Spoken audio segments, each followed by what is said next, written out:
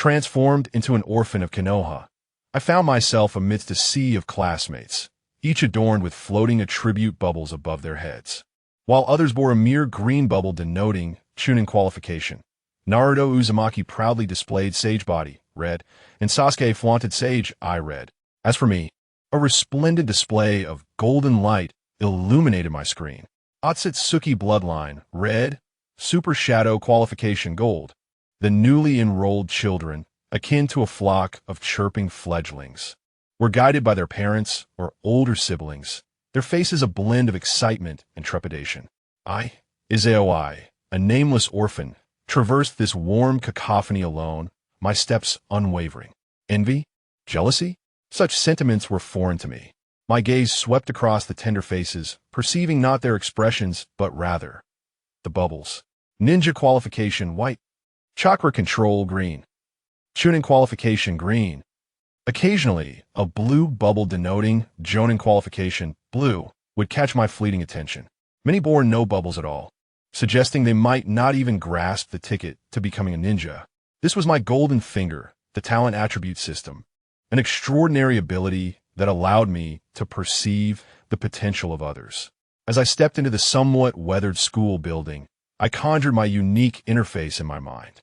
The cold text ignited a fervor within my veins. Host, Izaoi, talent attributes. Otsutsuki Bloodline, red, Super Shadow qualification, gold.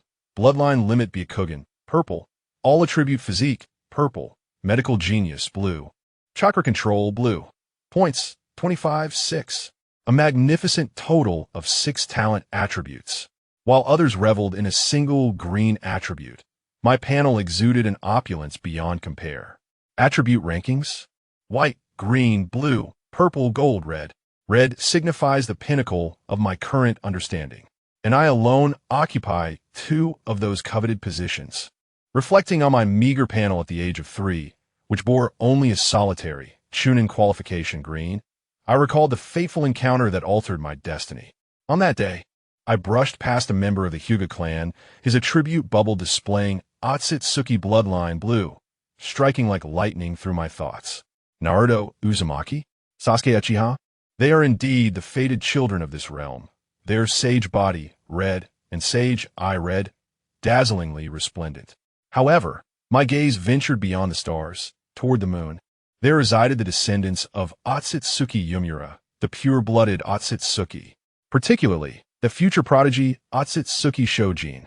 In the original tale, this individual could evolve the Byakugan into the Rinnegan within mere days, effortlessly cleaving the moon with silver and golden wheels of rebirth. His innate talent and chakra reserves far surpassed those of Naruto and Sasuke. Yet, I knew he had secretly visited Konoha on Hinata's 3rd birthday. I had to take a gamble. While I could still reap the benefits for Naruto and Sasuke, missing out on Shojin's pure-blooded talent would be a lost opportunity. For an entire year, I drifted like a specter around the edges of the Hyuga territory, employing my eyes to discern the talent attributes of every suspicious silhouette. Fortune favors the diligent. On the day of Hinata's 3rd birthday celebration, amidst the bustling crowd, I pinpointed my target, a little boy, led by an adult, devoid of eyes and unencumbered by any trivial attributes, radiated a singular, resplendent bubble of crimson light. Otsutsuki Bloodline, red. It was he, Otsutsuki Shurin. Without a moment's hesitation, I utilized the sole replication opportunity granted by the novice package of the system. Target, Otsutsuki Bloodline, red. Replication successful. From that instant, the gears of fate began to whirl with frenetic intensity. As I extracted chakra for the first time, the torrent of power coursing through me was astonishing. The originally green attribute of Nin qualification seemed to be infused with divinity, its brilliance surging until it crystallized into the resplendent Super Shadow qualification, gold. This signified that as long as I remain alive, my future was destined to rival the likes of Senju Hashirama and Uchiha Madara. Months later, another purple bubble illuminated my panel. All attribute physique, purple. Wind, lightning, water, fire, earth, yin-yang. All chakra affinities maximized. Comparable to the 3rd Hokage, Sarutobi Hiruzen. At the age of 5, an even greater surprise, or perhaps shock, awaited me. During a focused training session, I distinctly sensed the meridians around my eyes expanding. My vision pierced through walls, revealing the scenes of the neighboring yard. A complete 360-degree view. Keki Jinkai, Byakugan, purple. It had awakened. Not in the permanent form typical of the Hyuga clan, but akin to Uzumaki Himawari, normal in appearance, yet when activated, the veins bulged and the pupils turned white. This revelation brought me immense relief. At least I wouldn't have to wear sunglasses every day. With such a luxurious array of talents, cultivation became as effortless as drinking water. Chakra control? With the assistance of Byakugan to perceive the meridians, I easily achieved chakra control blue, enabling me to climb trees with my feet and walk on water as if on solid ground before even entering school. Shadow Clone Technique? A mere trifle. The B-rank ninjutsu shadow clone technique, left by my parents, along with several basic elemental techniques, were already mastered. It is no exaggeration to say that by the time I stepped through the school gates, my strength was already sufficient for graduation. First place in the entrance exam? Without a doubt. I approached the classroom of Grade 1, Class 1. As I pushed open the door, a cacophony of noise greeted me. My gaze swept the room and instantly fixated on a girl with white eyes, her head bowed and her small face tinged with a rosy hue. Nervously entwining her fingers, Hinata Hyuga. Surrounding her were 5 distinct bubbles. Princess of Byakugan red, Bloodline limit, Byakugan purple, Jonin qualifications blue, Otsutsuki bloodline blue, chakra control blue. Particularly captivating was the largest, most radiant red bubble. Princess of Byakugan red. This was the ultimate goal I had envisioned since that snowy night at Hayashi Hyuga's funeral, when I fortuitously encountered the lost, tearful little Hinata and garnered her affection. A faint smile graced my lips as I approached her. The seat beside her remained unoccupied. It seems we meet again, I remarked, settling into the chair with an air of ease. I turned my gaze toward her, noting the flush that enveloped her ears. Truly, she was the audacious young lady who dared to leave home, unfazed by the challenges of the entrance examination. Igriega Yukikun. Hinata's voice was delicate, barely above a whisper, and her head lowered even further, yet the joy radiated from her trembling fingertips. She indeed remembered the boy who had fortuitously encountered her on that snowy night 3 years prior, and escorted her home. We'll be desk partners from now on. I look forward to your guidance, Hyuga. I purposefully paused, observing her anxious inclination to turn her face slightly, before playfully unveiling the name. No, Hinata-san. Please take care of me. Yuki-kun, she stammered, casting a quick glance in my direction before promptly averting her gaze once more, her voice scarcely audible. As I beheld her bashful demeanor, the fervor in my eyes flickered momentarily. Only I could perceive the extraordinary bond that connected us. My Otsutsuki lineage, red, entwined with her Princess of Byakugan, red, just as the chakra of Ashura and Indra fused to awaken the Rinnegan, or the powers of Otsutsuki Shuren combined with Hinata's strength to give birth to the reincarnation eye. My pure Otsutsuki chakra might very well be the key to unlocking her potential as the Byakugan princess. Conversely, her red attributes could serve as my shortcut to the powers of the reincarnation eye. It was a perfect celestial complement. Naruto, Shuren, my apologies, but I have decisively intercepted this path with Hinata. I refrained from continuing my conversation with Hinata.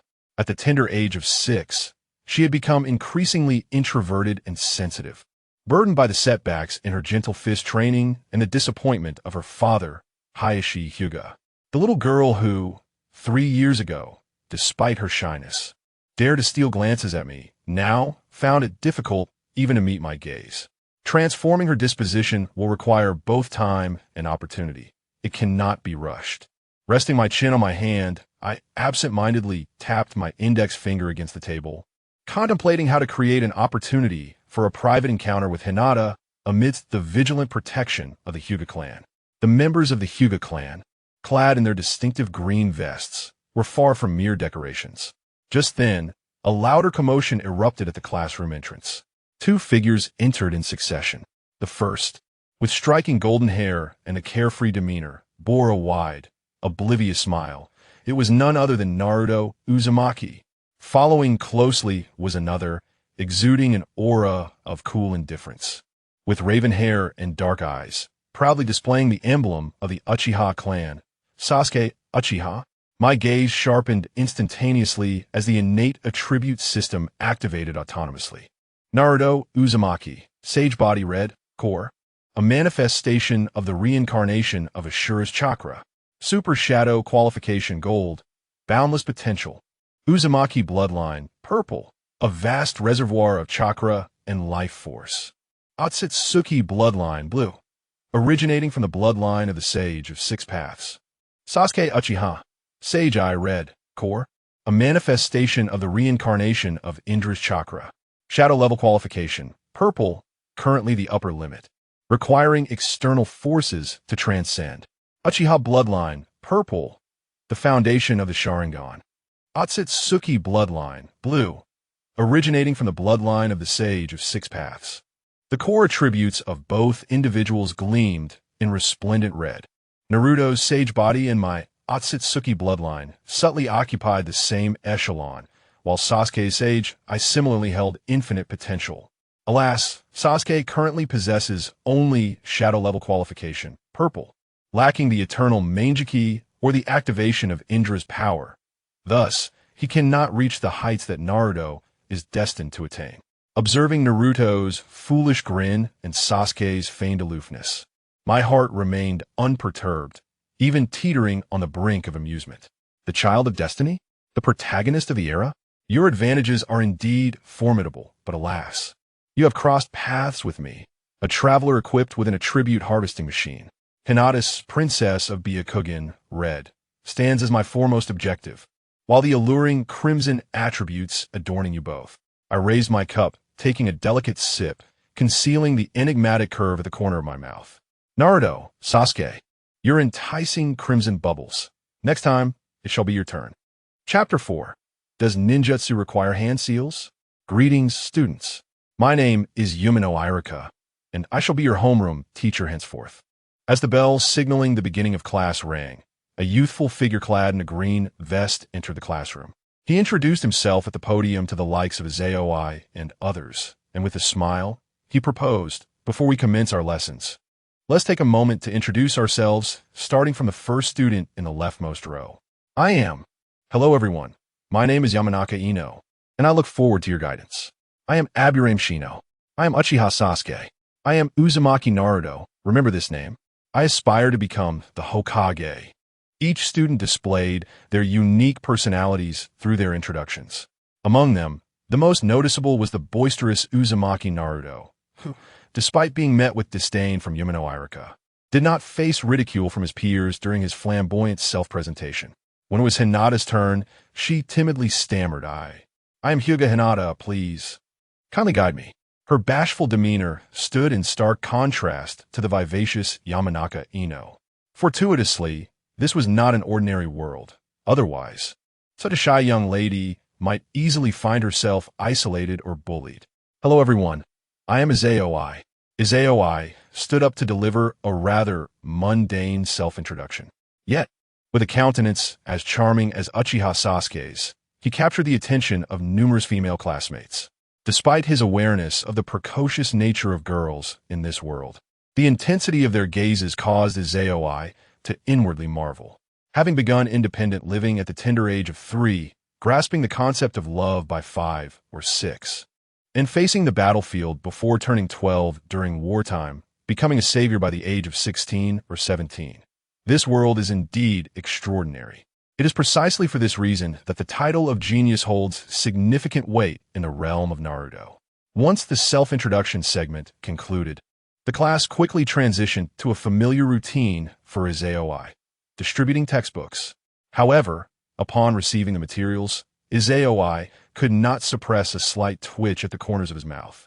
Language and mathematics were commonplace, but what was the purpose of biology, medicine, and chemistry? In that moment, Izayoi began to comprehend why children in this world matured so swiftly. It seemed that such precociousness was quite ordinary. Besides these textbooks, Yumino Irika also issued each student a scroll. Within this scroll was recorded the methodology for extracting chakra. Chakra is a special energy formed by the fusion of physical and spiritual energy extracted from the body's 130 trillion cells, and it is crucial for becoming a ninja. Yumino Irika elucidated. The entrance examination serves to filter students who meet the standards for both spiritual and physical energy, indicating a substantial likelihood of becoming ninjas. Knowledge and physical exercise can enhance these two forms of energy, so those who have yet to manifest chakra must diligently study. Otherwise, at the conclusion of the observation period, you may find yourselves advised to withdraw. Upon hearing these words, some students hailing from ordinary families, who have yet to awaken their chakra, suddenly appeared anxious. It is likely that for a considerable period thereafter, they will become the exemplary students favored by Irika Yumino. Without a word of caution from his AOI, they remained oblivious to the reality. Although the school does not explicitly categorize students into classes of high achievers and low performers, those fortunate enough to be placed in class 1 of the first grade, aside from the offspring of ninja clans, are all of exceptional caliber. A mere glance from his AOI revealed that each student possessed a white entry-level qualification, with several having progressed to green entries signifying CH potential. This indicates that even if they do not pass the graduation assessment, they're destined to possess the strength of a genin in the future. Those with green entries, provided they do not meet an untimely demise, are likely to evolve into CH nin. Conversely, the offspring of ninja clans, such as Ino Yamanaka, all exhibit the qualifications of J-nin, blue. However, it was Sakura Haruno's ninja aptitude that particularly captured his AOI's attention. Her ninja qualification was a mere green-level CH nin aptitude. Yet, remarkably, her talent for chakra control reached the echelon of the Kekkei Genkai level, denoted by a purple entry. Possessing such an advanced talent for chakra control, yet being limited to CH nin achievements, is akin to Hinata Hyuga. Despite her red-level Byakugan, possesses only J-nin potential. Without the ability to defy fate, Sakura's limits are set as a CH nin. Should she succeed in altering her destiny, she could ascend to become one of the legendary Sannin of the new generation. After distributing the textbooks and scrolls, Irika Yumino provided no respite for his AOI and the others. Promptly commencing the lesson, the morning was devoted to academic subjects, while the afternoon focused on physical education. In addition to physical conditioning, students were also introduced to stone-throwing techniques. However, there were no teachings concerning techniques, such as the body flicker technique, stealth techniques, or the use of shurikens and kunai. Even hand-to-hand combat training was absent. Clearly, the first semester of the first grade is dedicated to establishing a solid foundation, enhancing both knowledge and physical abilities. Initially, Izaoi participated in the lessons, but upon realizing that no hand-to-hand combat would be taught at this stage, he ceased attending the ninja school. Having inherited the Tsutsuki lineage at the tender age of 3, Izaoi currently possesses an astonishing amount of chakra. Not only does he surpass Naruto Uzumaki, who is unable to extract chakra at this stage, but even Kakashi Hitaki, who could perform the multiple shadow clone technique at 5 or 6 years old in the original narrative, pales in comparison. His shadow clones far exceed those of Itachi Uchiha in terms of duration and resilience, allowing his shadow clones to attend school on his behalf. Izaoi utilized the transformation technique to assume the guise of a young boy, venturing to an abandoned training ground in the wilderness to practice ninjutsu. Wind release, gale palm. In the open space, Izaoi pretended to perform the hand seals, compressing chakra into his palm to create a cyclone, which he then unleashed, transforming into a violent gust of wind that stirred up copious amounts of dust. Indeed, it was a mere pretense of hand seals, for Izaoi was capable of executing the technique without them. To be precise, apart from auxiliary ninjutsu, such as the body flicker technique and shadow clone technique, Shizuki can invoke the other elemental techniques without the need for hand seals. Undoubtedly, there exists a disparity among the red attributes. The red attribute associated with the Tsutsuki lineage is of a higher caliber than that of the Sage Body, Sage Eyes, and even the Byakugan Princess. Not only is the chakra astonishing, but the innate talent for ninjutsu is remarkably exaggerated, akin to members of the Tsutsuki clan prior to Indra's invention of hand seals, who could perform elemental techniques without any seals. Even Hashirama Senju must clap his hands and utter incantations, whereas Shizuki does not require such actions.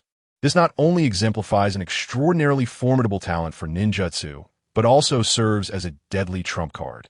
When foes believe Shizuki is merely performing hand seals, his sudden execution of ninjutsu will undoubtedly catch them off guard. Chapter 5. The invitation of Izaoi. As the summer vacation approached, the first semester was drawing to a close. Throughout this term, the first-year students had only engaged in academic and physical education classes. Each day was a blend of study and exercise, followed by chakra extraction. Aside from Class 1, other classes had seen students being advised to withdraw. The path of a ninja is indeed a rare one. The entrance examination is arduous, and the graduation assessments are equally challenging. Graduation does not signify true completion. Without the acknowledgement of a jonin, one must return to school for remedial training, with an extraordinarily high dropout rate. This, however, merely pertains to the ascension from a trainee ninja to a genin. Beyond the genin, there exist the chunin and special jonin, as well as the versatile jonin. Nevertheless, these matters bore no relevance to Izaoi and the 9 formidable talents. Aside from the initial 2 weeks, Izaoi had not attended school in his corporeal form. He would only appear prior to the physical confrontations. After all, Izaoi's primary motivation for enrolling in the Ninja Academy was to keep an eye on Hinata and Naruto. To be precise, he had set his sights on their red entries. Before graduation from the Ninja Academy, Izaoi must extract at least 1 or 2 of their red entries. Otherwise, the difficulty of doing so post-graduation would multiply significantly. This was not merely a matter of strength disparity, but rather the opportunity for encounters and engagements would diminish considerably. According to the original narrative, the 9 formidable talents would reunite only during the Chunin exams. Graduation occurred at the end of March, while the Chunin exams took place on July 1st, marking significant annual milestones, separated by a season. Ding, ding, ding. With the ringing of the dismissal bell, another day concluded. The students, invigorated after an afternoon of physical education, were still brimming with energy. Izaoi-kun, would you like to join us for a game of ninja? Izaoi, shall we walk home together? Some students departed the school to return home, while others lingered, inviting classmates to form small groups. Izaoi received numerous invitations, for he was a highly popular figure within the class. Although it was merely his shadow clone attending school, with his sole focus on Hinata and Naruto, Izaoi greeted others with a warm smile rather than a cold demeanor. Even his refusals were articulated with great tact. Today was no different. In response to the invitations from his classmates, Izaoi's shadow clone joined his hands in a gesture of apology, smiling shyly. I am sorry. I have already made plans with someone else. Let us do this next time, I promise. Oh, has he been invited away again? Izaoi-kun is truly popular. Then let us play together next time, everyone. His classmates wore expressions of disappointment, but did not press the matter further. Once Izaoi's shadow clone departed the school, it slipped into a narrow alley and automatically dispelled. All memories and fatigue returned to his original self. As he digested the day's memories and concluded his training, resting at home while awaiting the fatigue to set in, Izaoi murmured, in just a few days, the vacation will arrive. It is time to set my plans into motion. On July 20th, after the morning classes concluded, it was time for lunch. Some students, living near their homes, opted to return for a meal, while others brought bento boxes to school. They either dined in the classroom or ventured outside to enjoy their meals. Usually, Shizuki traveled to school using shadow clones and would return home for lunch. However, today was a rare occasion where his true self came to school, accompanied by a bento. He shared his meal with Hinata in the classroom. Over the past 3 months, Shizuki and Hinata had forged a friendship. Although they were not yet completely open with one another, they had begun to understand each other's interests and share a few secrets. For instance, Hinata's passion was for pressing. Moreover, she discovered that her deskmate was merely a shadow clone. When she first learned this, her mouth fell slightly agape, her beautiful eyes widened in astonishment, and her admiration for Shizuki deepened. It was truly remarkable that he had mastered the shadow clone technique without any formal instruction on the three-body technique at school. As they enjoyed their bentos together, Shizuki suddenly spoke up. Hinata, tomorrow marks the beginning of the holiday. How do you intend to spend it? I suppose I'll train at home, Hinata replied softly. Would you like to train with me? Shizuki extended an invitation. Can I?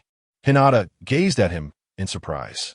Before Shizuki could respond, she shook her head despondently.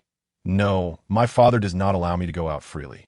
Since the kidnapping incident, Hinata was required to have a guard accompany her whenever she wished to leave home. Additionally, she was not permitted to venture out frequently, as she had entered the ninja academy, where there was a member of the Uchiha clan.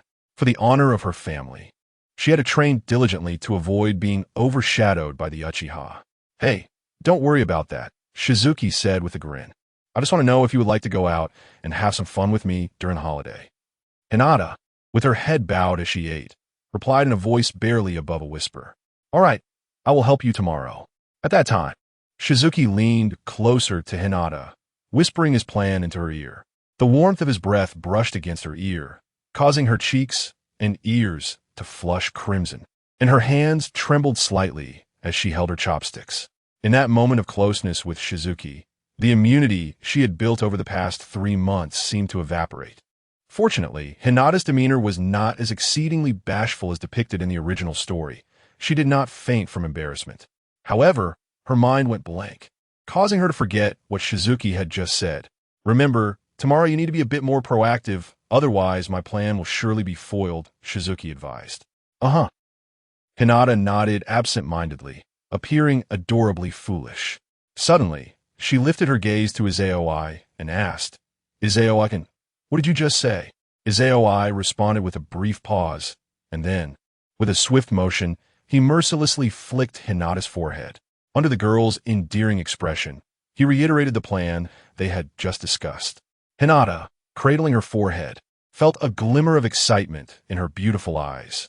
The following day, the Ninja Academy commenced a 40-day summer vacation. Izaoi stepped out of his home and wandered into a narrow alley.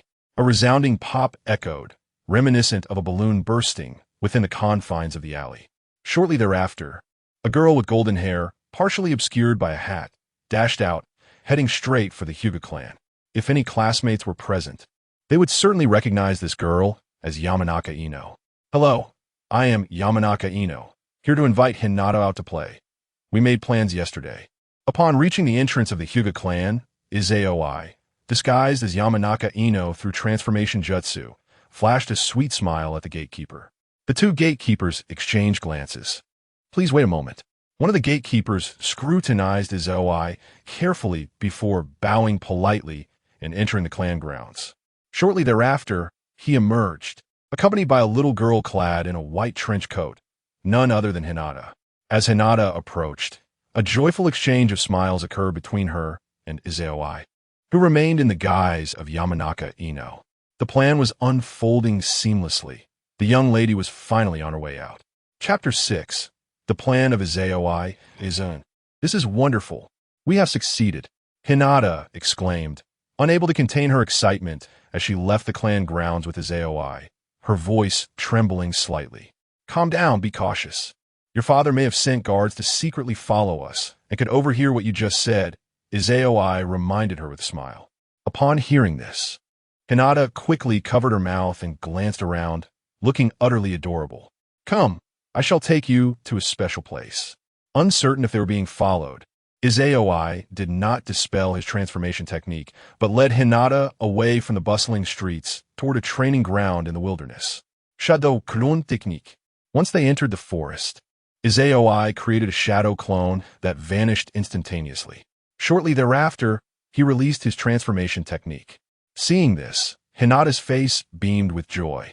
Izaoi-kun, does that mean no one is following us? Yes, it has been confirmed. We are unaccompanied. Izaoi nodded, grinning as he added, in a moment, I will teach you a technique.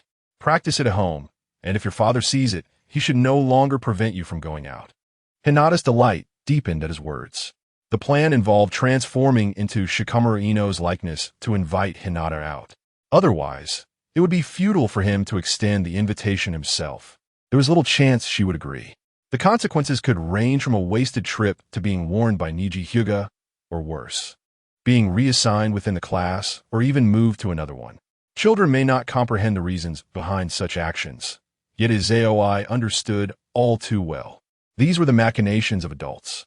In a world rife with feudal lords and nobility, the class distinctions were even more pronounced than in his previous life. Hinata was the heiress of a prestigious clan, while Izayoi was merely a nameless orphan of humble origins. A chasm lay between them. Had he been a girl, there might have been a chance for friendship with Hinata. However, as a boy, he had to avoid any possibility of her developing feelings for him, as well as prevent any leakage of bloodline secrets, whether it be Hayashi Hyuga or the elders of the main family. They would not permit Izayoi and Hinata to grow too close unless Izayoi possessed immense value. If he were a prodigious commoner worthy of recruitment, he could be considered for marriage into the clan. Only if he were to become a hero of Konoha, akin to Naruto Uzumaki, could he aspire to wed the heiress of the main family. Until he could prove his worth, Izayoi would have to resort to subtle tactics.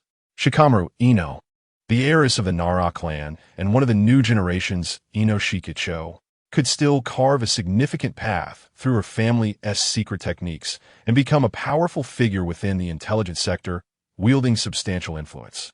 Among the top 9, if there were anyone deemed worthy to befriend Hinata, it would undoubtedly be Shikamaru Ino. Only by adopting her appearance could Izayoi invite Hinata out while significantly minimizing the likelihood of being followed by guards. Had it not been for the concern that his strength was continuously growing, widening the gap between him and Hinata, and the increasing difficulty of achieving crimson entries, Shizuki would genuinely prefer to avoid such risks. However, once the first major examination arrives and he secures the title of the top student, he will feel a semblance of confidence. Nevertheless, compared to Naruto and Sasuke's crimson entries, Shizuki yearned more to achieve Hinata's crimson entry. Once he awakens the rebirth, he would hold nothing back. Thus, he was determined not to squander this holiday. Arriving at the desolate training ground, Shizuki gazed at Hinata and inquired, "Hinata, have you mastered the body flicker technique?" "Not yet," Hinata replied, shaking her head. "My father insists that I concentrate on practicing the gentle fist. I can only practice other techniques during my spare time once the school teaches them." "In that case, I shan't teach you the body flicker technique," Shizuki smiled and suggested. "Instead, I will impart a technique that will enhance your chakra control. Whether it pertains to honing your family's gentle fist or learning the shadow clone technique, it will yield remarkable results." Hinata's eyes widened in astonishment as she exclaimed, "Shizuki Kunyu, you wish to teach me the shadow clone technique?" "Indeed," Shizuki affirmed with a nod. "In the future, my physical form will rarely attend school, so you can come here anytime to find me or practice the shadow clone technique. Just like me, you can secretly send your clones to class while your true self trains with me." Upon hearing this, Hinata was quite tempted. Knowing that Shizuki utilized shadow clones to attend school ignited her desire to learn the technique. Not for any other reason, but simply to avoid falling too far behind Shizuki. However, as she had mentioned, Hyuga Hayashi only permitted her to focus on the gentle fist, forbidding her from studying anything else. Not to mention the shadow clone technique. She didn't even know the body flicker technique. Now, with the prospect of learning the shadow clone technique and secretly training with Shizuki every day, she found herself immensely captivated by the idea of sharing both friendship and the cherished freedom of pursuing her aspirations. Noticing her expression, Shizuki understood her thoughts. "Come here. I shall teach you how to enhance your chakra control," he said with a smile, leading her to a tree large enough for several people to embrace. He formed a hand seal and instructed Hinata, "Concentrate the chakra beneath your feet through the seal and overcome your inner fears, just as I will demonstrate." With Hinata's astonished gaze fixed upon him, Shizuki lifted his right foot and placed it upon the tree trunk. As soon as his right foot made contact, he swiftly raised his left foot to join it. With both feet now off the ground, his body stood upright before Hinata's eyes. Step by step, as though walking on flat ground, Shizuki ascended from the base of the tree to its very top. Turning to face Hinata below, he positioned his body at a right angle on the tree and exclaimed with a smile, "Climbing trees with your feet, This is the technique I impart to you. How? How impressive. Gazing at the gravity-defying Izoi, Hinata was utterly astounded. As she descended from the tree, Izoi chuckled, proclaiming that climbing with one's feet was merely the first phase. The next challenge lay in walking upon the water. Mastering these two techniques would render the complexities of the body flicker technique and shadow clone jutsu, as well as the substitution technique, a trivial matter for her. Can I truly learn this? Hinata questioned, her confidence wavering. Do not underestimate yourself. You are the esteemed heiress of the Hyuga clan, Izoi encouraged, giving Hinata a reassuring pat on the shoulder. Go and give it a try. Do not fear falling, for I shall catch you.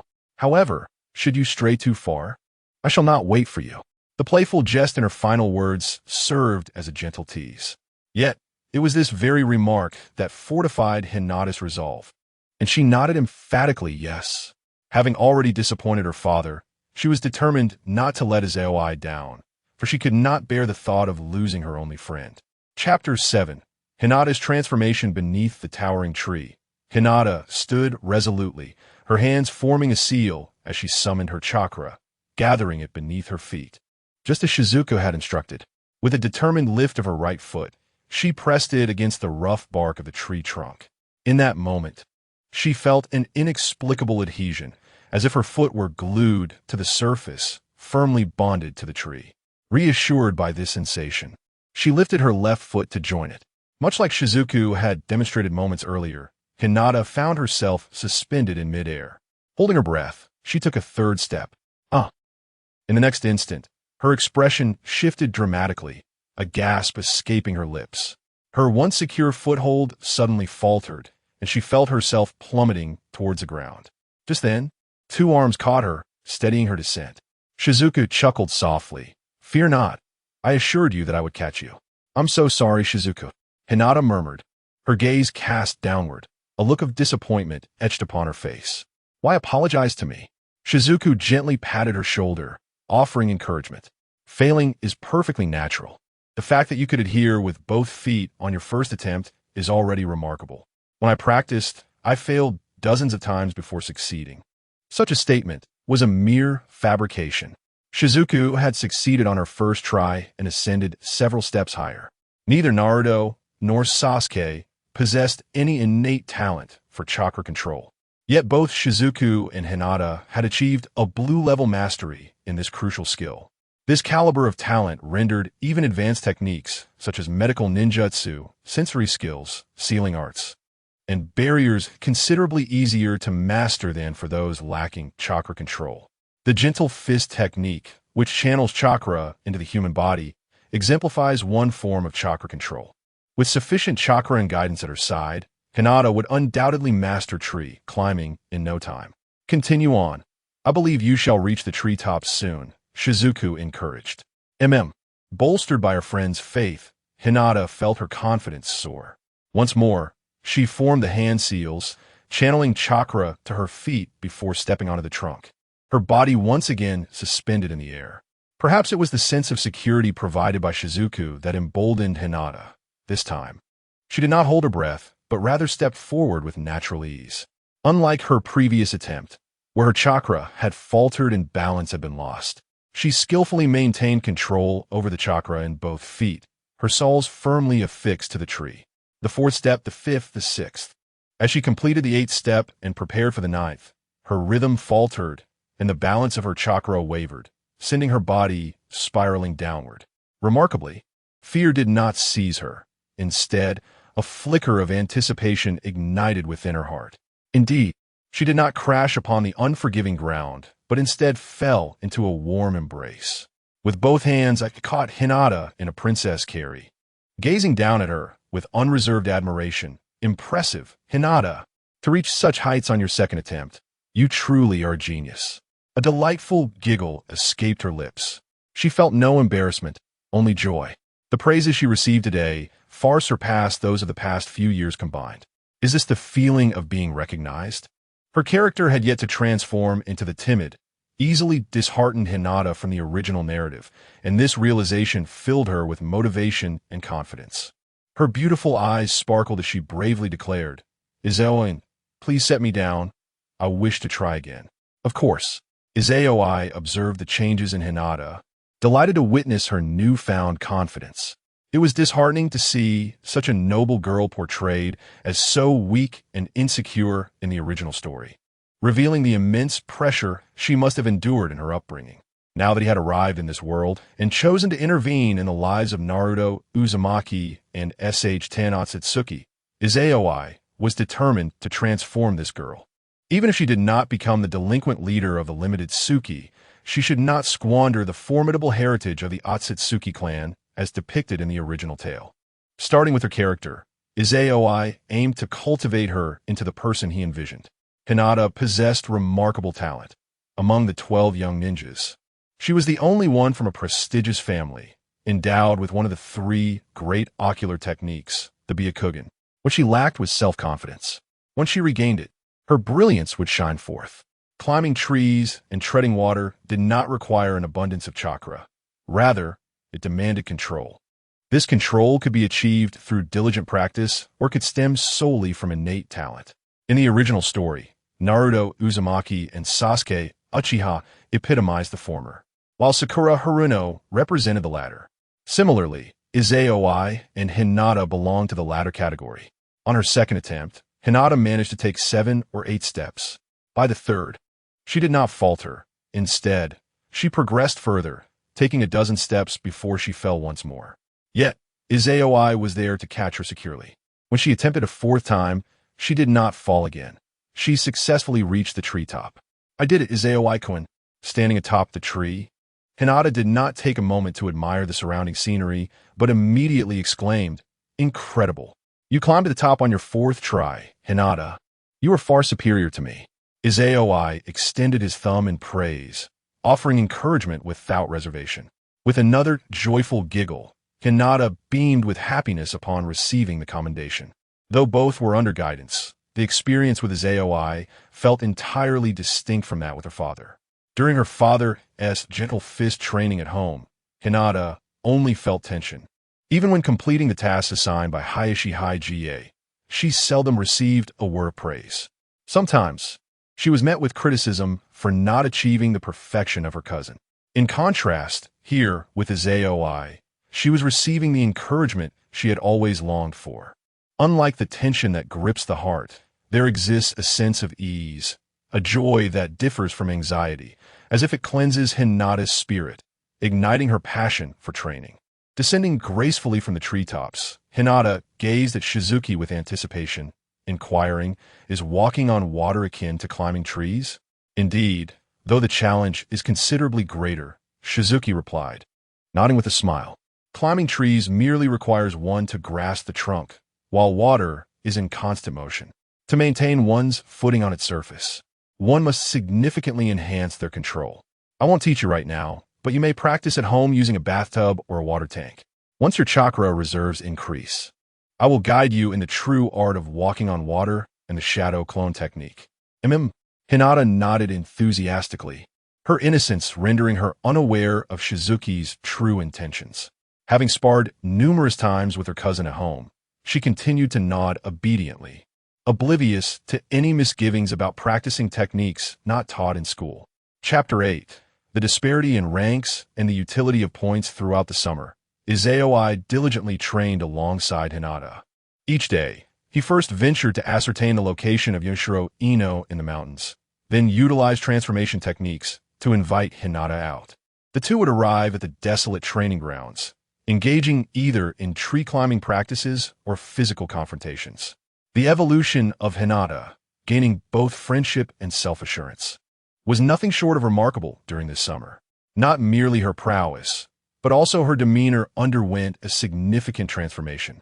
Hinata's father, Hayashi Hyuga, was the first to notice the changes in his eldest daughter. Upon learning that Hinata was practicing water walking, he realized that her excursions were not merely for socializing and recreation. Izayoi, too, became aware that someone was covertly observing him and Hinata. Rather than conceal himself, he opted to test Hayashi's disposition. On one particular day, Izayoi concocted a reason for Hinata to witness his water walking technique. Furthermore, He demonstrated the shadow clone technique and a basic wind release, thoroughly outclassing Hinata in their physical sparring. The following day, Izayoi transformed back into Mishiro Ino to invite Hinata out once more. The moment he beheld her emergence, he discerned Hayashi's stance. The patriarch of the esteemed clan tacitly approved of Hinata's training alongside him. Izayoi's identity held no secrets among the ninja clans. As a civilian orphan hailing from a ninja family, he had mastered tree climbing and water walking, skills not even taught at the Ninja Academy, within less than 3 semesters of his first year. His innate talent and chakra capacity undoubtedly marked him as a civilian prodigy of this era. Training alongside such a gifted individual provided Hinata with greater motivation, a fact evident in her dedicated practice of water walking at home and the evolution of her character and demeanor. Though Hayashi felt a tinge of disappointment regarding his eldest daughter's performance, he had not yet discovered her latent fire affinity and had not abandoned the thought of cultivating his second daughter. Witnessing such significant changes merely from Hinata forming a friendship brought him joy. He held no intention of thwarting their bond. Their ages were too tender for anything beyond innocent camaraderie, and in his eyes, a union between Izayoi and Hinata was implausible. The Byakugan of the Hyuga clan would never be diluted. To Hayashi, Izayoi served merely as a catalyst for Hinata's transformation. He would vigilantly monitor the relationship between Izayoi and Hinata, prepared to intervene should either party exhibit a change, reminding them of the harsh realities of their situation. Unless Izayoi proved extraordinarily exceptional, akin to the 4th Hokage, Minato Namikaze, there would be no future for either of them. Unbeknownst to both Izayoi and Hinata, they were oblivious to Hayashi's thoughts. As Hayashi showed no intention of forbidding their companionship, Izayoi felt a profound sense of relief. He continued to impart the techniques of the 3-body technique and chakra control to Hinata while attempting to elicit her hidden talents through physical sparring. This summer proved to be a time of abundant growth for both Izayoi and Hinata. Hinata has already mastered the art of climbing trees and walking on water, and she has also learned the body replacement technique. However, due to a possible deficiency in her chakra, she has yet to acquire the shadow clone technique. Additionally, her acupuncture skills have seen remarkable enhancement. In the talent attributes of Shizuka, there exists the term medical genius. His mother, a medical ninja, bequeathed him a scroll containing fundamental medical ninjutsu, which Shizuka has already mastered. To unveil the coveted red attribute of the Byakugan princess, Shizuka, after allowing Hinata a brief adjustment period, has been relentless in his training, administering rigorous and unyielding beatings to her. Following each session, he would then provide her with medical treatment. In contrast to their sparring, Niji Hyuga, despite harboring animosity towards Hinata, refrained from inflicting harm upon her, with Hinata Hizashi observing nearby. Shizuka, however, displayed no mercy, treating her with sheer brutality. Regardless of the situation, he would always comfort her after the training. This relentless training has significantly accelerated Hinata's practical experience, making her increasingly decisive in combat. As she ruthlessly channeled her chakra into Shizuka's body, having grown accustomed to this regimen, Hinata would no longer be as compassionate as she was in the original story. Refraining from injuring her younger sister, which had previously led to her defeat by someone 5 years her junior. Such a palpable transformation has led Hizashi to tacitly approve of the clandestine meetings between Shizuka and Hinata. Throughout this summer, although Shizuka did not attain the red attribute of the Byakugan princess, his improvements were equally conspicuous. Through his physical confrontations with Hinata, Shizuka has covertly learned the acupuncture techniques of the Hyuga clan. After testing Hizashi's capabilities, Shizuka, under the guise of guidance, had Hinata discreetly bring back a human acupoint diagram along with the scroll for the acupuncture techniques. He has mastered both the acupoints and the method of channeling chakra into the body. Despite his lack of interest in the 8 trigrams palm, he remains intrigued by the technique of sealing an opponent's chakra flow through acupuncture, as it may yield unexpected advantages in battle. Although he did not unlock the red attribute, Shizuka did obtain 2 new attributes from Hinata during this summer. One of these was the blue attribute chakra control, which he also possessed. At that moment, a notification resonated in Shizuka's mind. Ding! You have acquired the talent attribute, Chakra Control, Blue, which overlaps with your existing talent attribute. Choose to merge or decompose. Shizuka opted for merging. After the fusion, the Chakra Control attribute remained blue, yet he felt a noticeable enhancement in his abilities. In that instant, Shizuka finally comprehended why Sakura Haruno could surpass Hinata, who had practiced gentle fist techniques since childhood, and Ino, who had trained under Tsunade from a young age. All within a mere 3 years. It was akin to the Otsutsuki lineage, despite their shared heritage. The Hyuga clan could not compare to that of the lineage from Moon. While both possessed chakra control, the difference between blue and purple was indeed vast. Even if two blue chakra controls were to merge, they would never attain the purple level. Yet, the purple chakra control enabled Haruno Sakura to master profound medical ninjutsu. The explosive chakra of the Senju clan, as well as S-rank techniques, such as the In Sealing and the Baiken no Jutsu, all within a mere 3 years. Aside from chakra control, Shizuki also manifested a purple attribute, which was the bloodline limit Byakugan.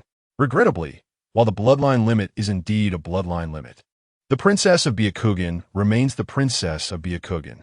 Were Shizuki devoid of the bloodline limit Byakugan, this attribute would merely grant him a pair of Byakugan eyes, rather than bestowing him the purity of both Byakugan and Hinata's lineage. Shizuki opted to decompose this attribute. By merging the Byakugan, Shizuki would undoubtedly enhance the purity of his Byakugan. However, the awakening of the Rinnegan would be an unattainable feat, much like the fusion of two chakra controls, blue, that would never lead to a purple attribute. The Otsutsuki clan sacrificed the entirety of the branch family's Byakugan to achieve the fusion of the Rinnegan. The ultimate form of the colossal Rinnegan may very well have integrated the main family's Byakugan as well. Given the purity of the Otsutsuki bloodline, their Byakugan purity undoubtedly surpasses that of the Hyuga clan. Shizuki pondered how many attributes would need to be fused to evolve into the Rinnegan, as merging merely two attributes would be a futile endeavor. Shizuki lacked any deficiency in purity. After decomposing the bloodline limit Byakugan, purple, Shizuki acquired over 1,000 points, and his status panel underwent a transformation. Host, Shizuki, talent attributes. Otsutsuki bloodline red, super shadow talent gold, bloodline limit Byakugan, purple, all attribute physique, purple, medical genius, blue. Chakra control, blue. Points, 1791. The presence of a plus sign after medical genius and chakra control indicates their potential for upgrade. This illustrates the purpose of points. Chapter 9. The rejected Izoi points can only be acquired through the disintegration of word entries, a fact that Izoi had grasped since he was merely 3 years old. At that tender age, he endeavored to establish a presence near the Hyuga clan, forming bonds with a group of young companions and engaging in playful ninja games.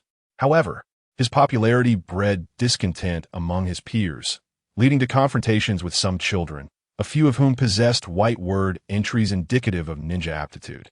Upon the revelation of these entries, the system's notification echoed with the options of fusion or disintegration.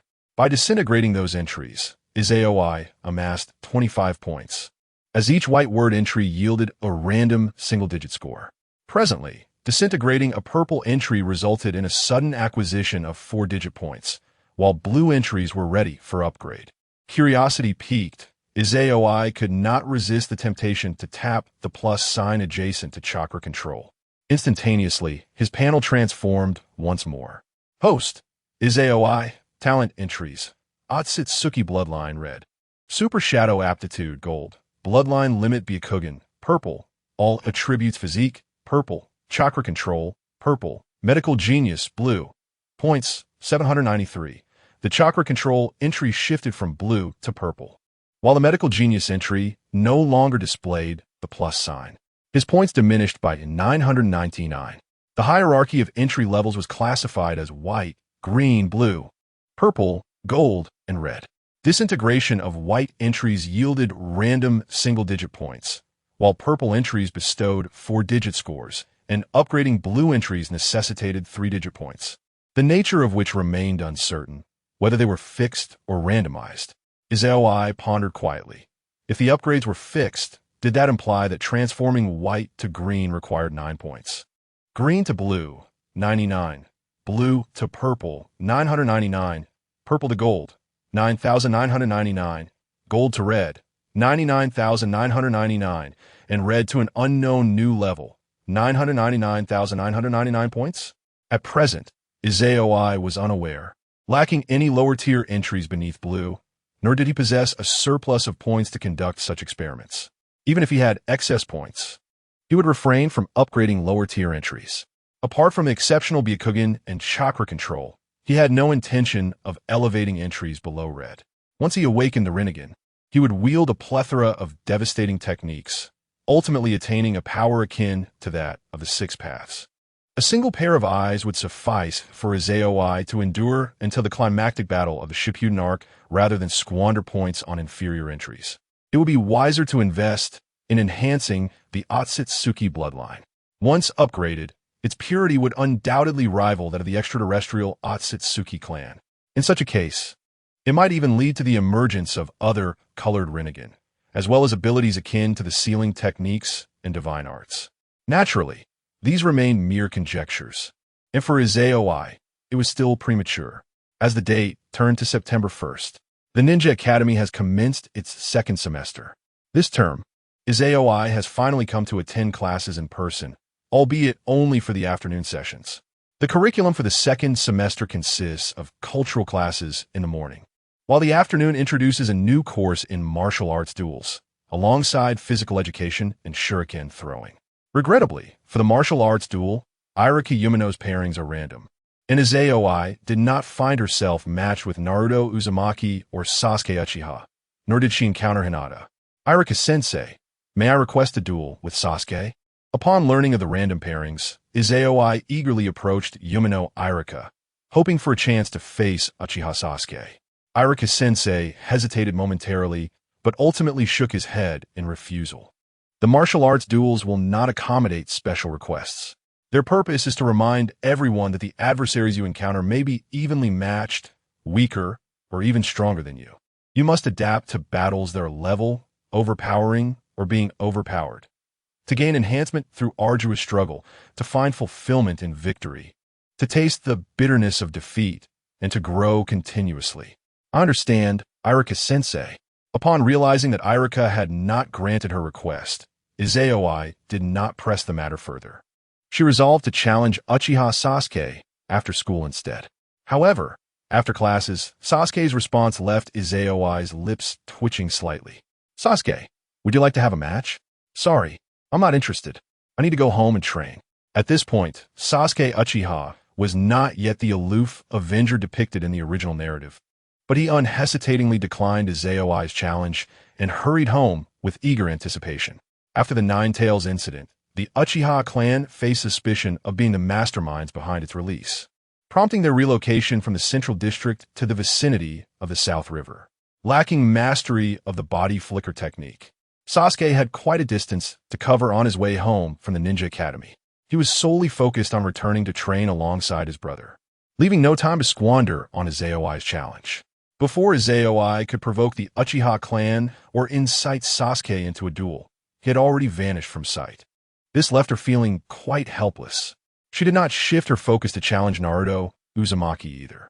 Although the annual examination to determine the top student had yet to occur, Naruto's overall performance in the first semester had placed him at the bottom of his class.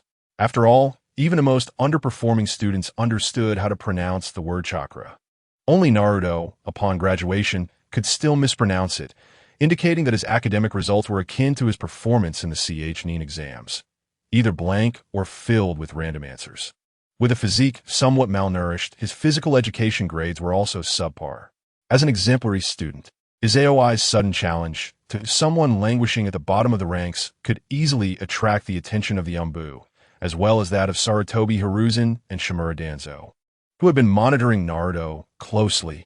The former is acceptable, yet the latter may very well harbor suspicions that Izaoi possesses some knowledge, or might presume that Izaoi is merely a pawn sent by someone to get close to Naruto.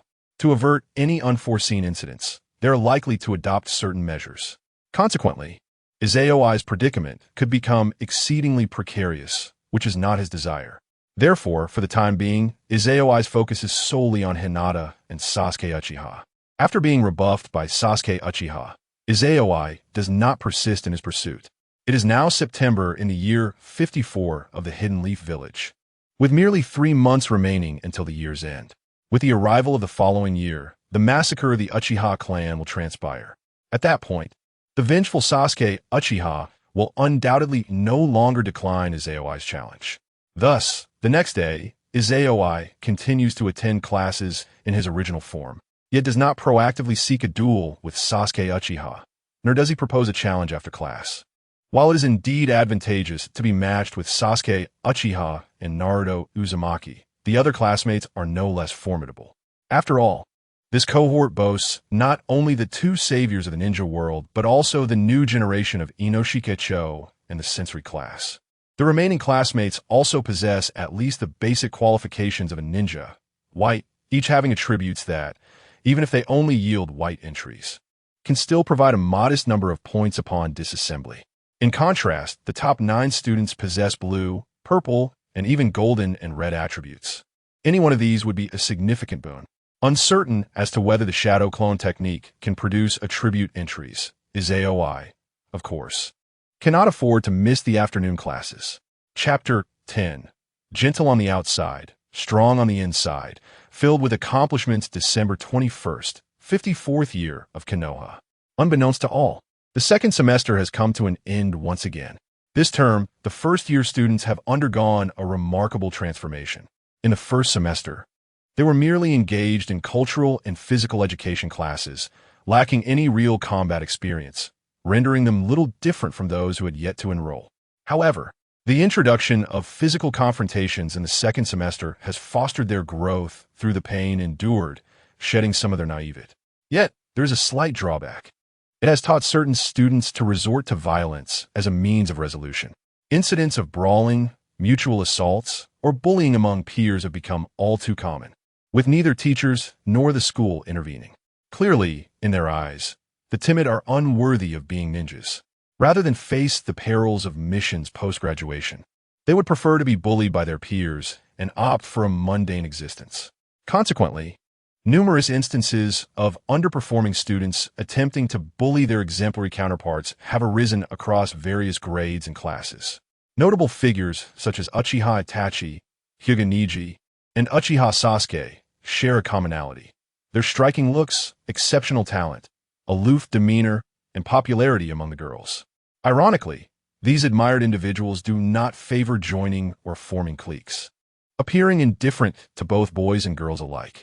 This solitary demeanor incites resentment among many boys who yearn to teach them a harsh lesson. Regrettably, these bullying attempts invariably end in failure, often resulting in a severe beating instead. Such defeat is inconsequential.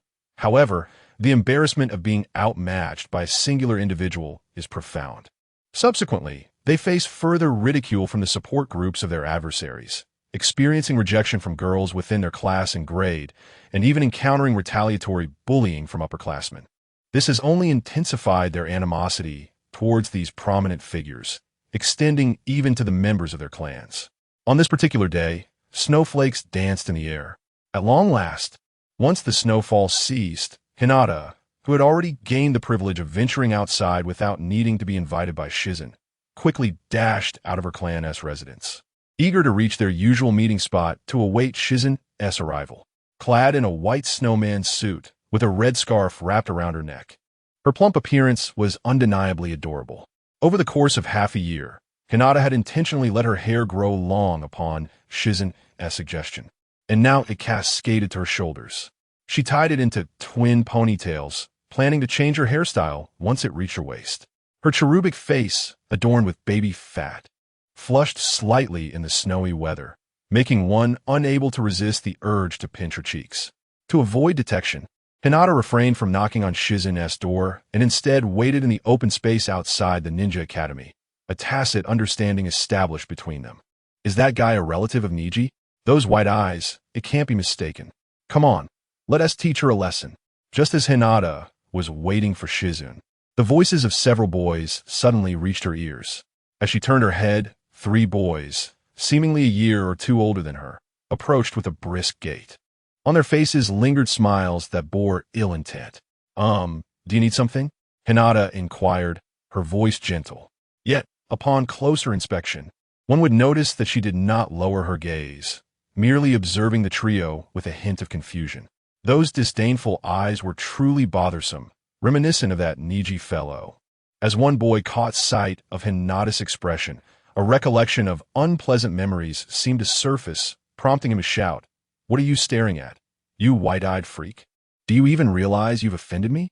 Kneel and apologize at once." Hinata tilted her head, somewhat perplexed. However, upon hearing her cousin's name, she inquired curiously, "Are you friends with Niji and II? Who is this Niji guy's friend?" Another boy retorted loudly, "We are his enemies. Kneel quickly, shout out an apology, and make amends for that Niji fellow, or else we shall beat you." The last boy reached out, attempting to grasp Hinata's shoulder, intent on forcing the Hyuga clan member to kneel and subjecting her to humiliation. As he extended his hand, Hinata's expression shifted dramatically. With her gloved hand, she swiftly extended her index and middle fingers, piercing the boy's chest with astonishing speed. Ah! Despite the barrier of the glove, her fingers penetrated the thick winter attire like silver needles, eliciting a cry from the boy as he collapsed to the ground. In rapid succession, Hinata targeted the other 2 boys, who also cried out in pain and sank to the floor. That hurts, wow." They rubbed their chests incessantly, yet the internal agony offered no reprieve. Gazing at Hinata before them, they perceived her as a reflection of Niji Hyuga, equally formidable and condescending. Consequently, they were overwhelmed with fear, bursting into tears and scrambling away. Hinata, having instinctively retaliated, once again tilted her head in confusion. She and T even channeled chakra into her strikes. How could they be crying? Were they truly Niji and II's adversaries? At that moment, the sound of applause reached her ears. Following the source of the sound, a smile blossomed on Hinata's face. "Ikazuki-kun, you're here. Hinata, you were so cool just now."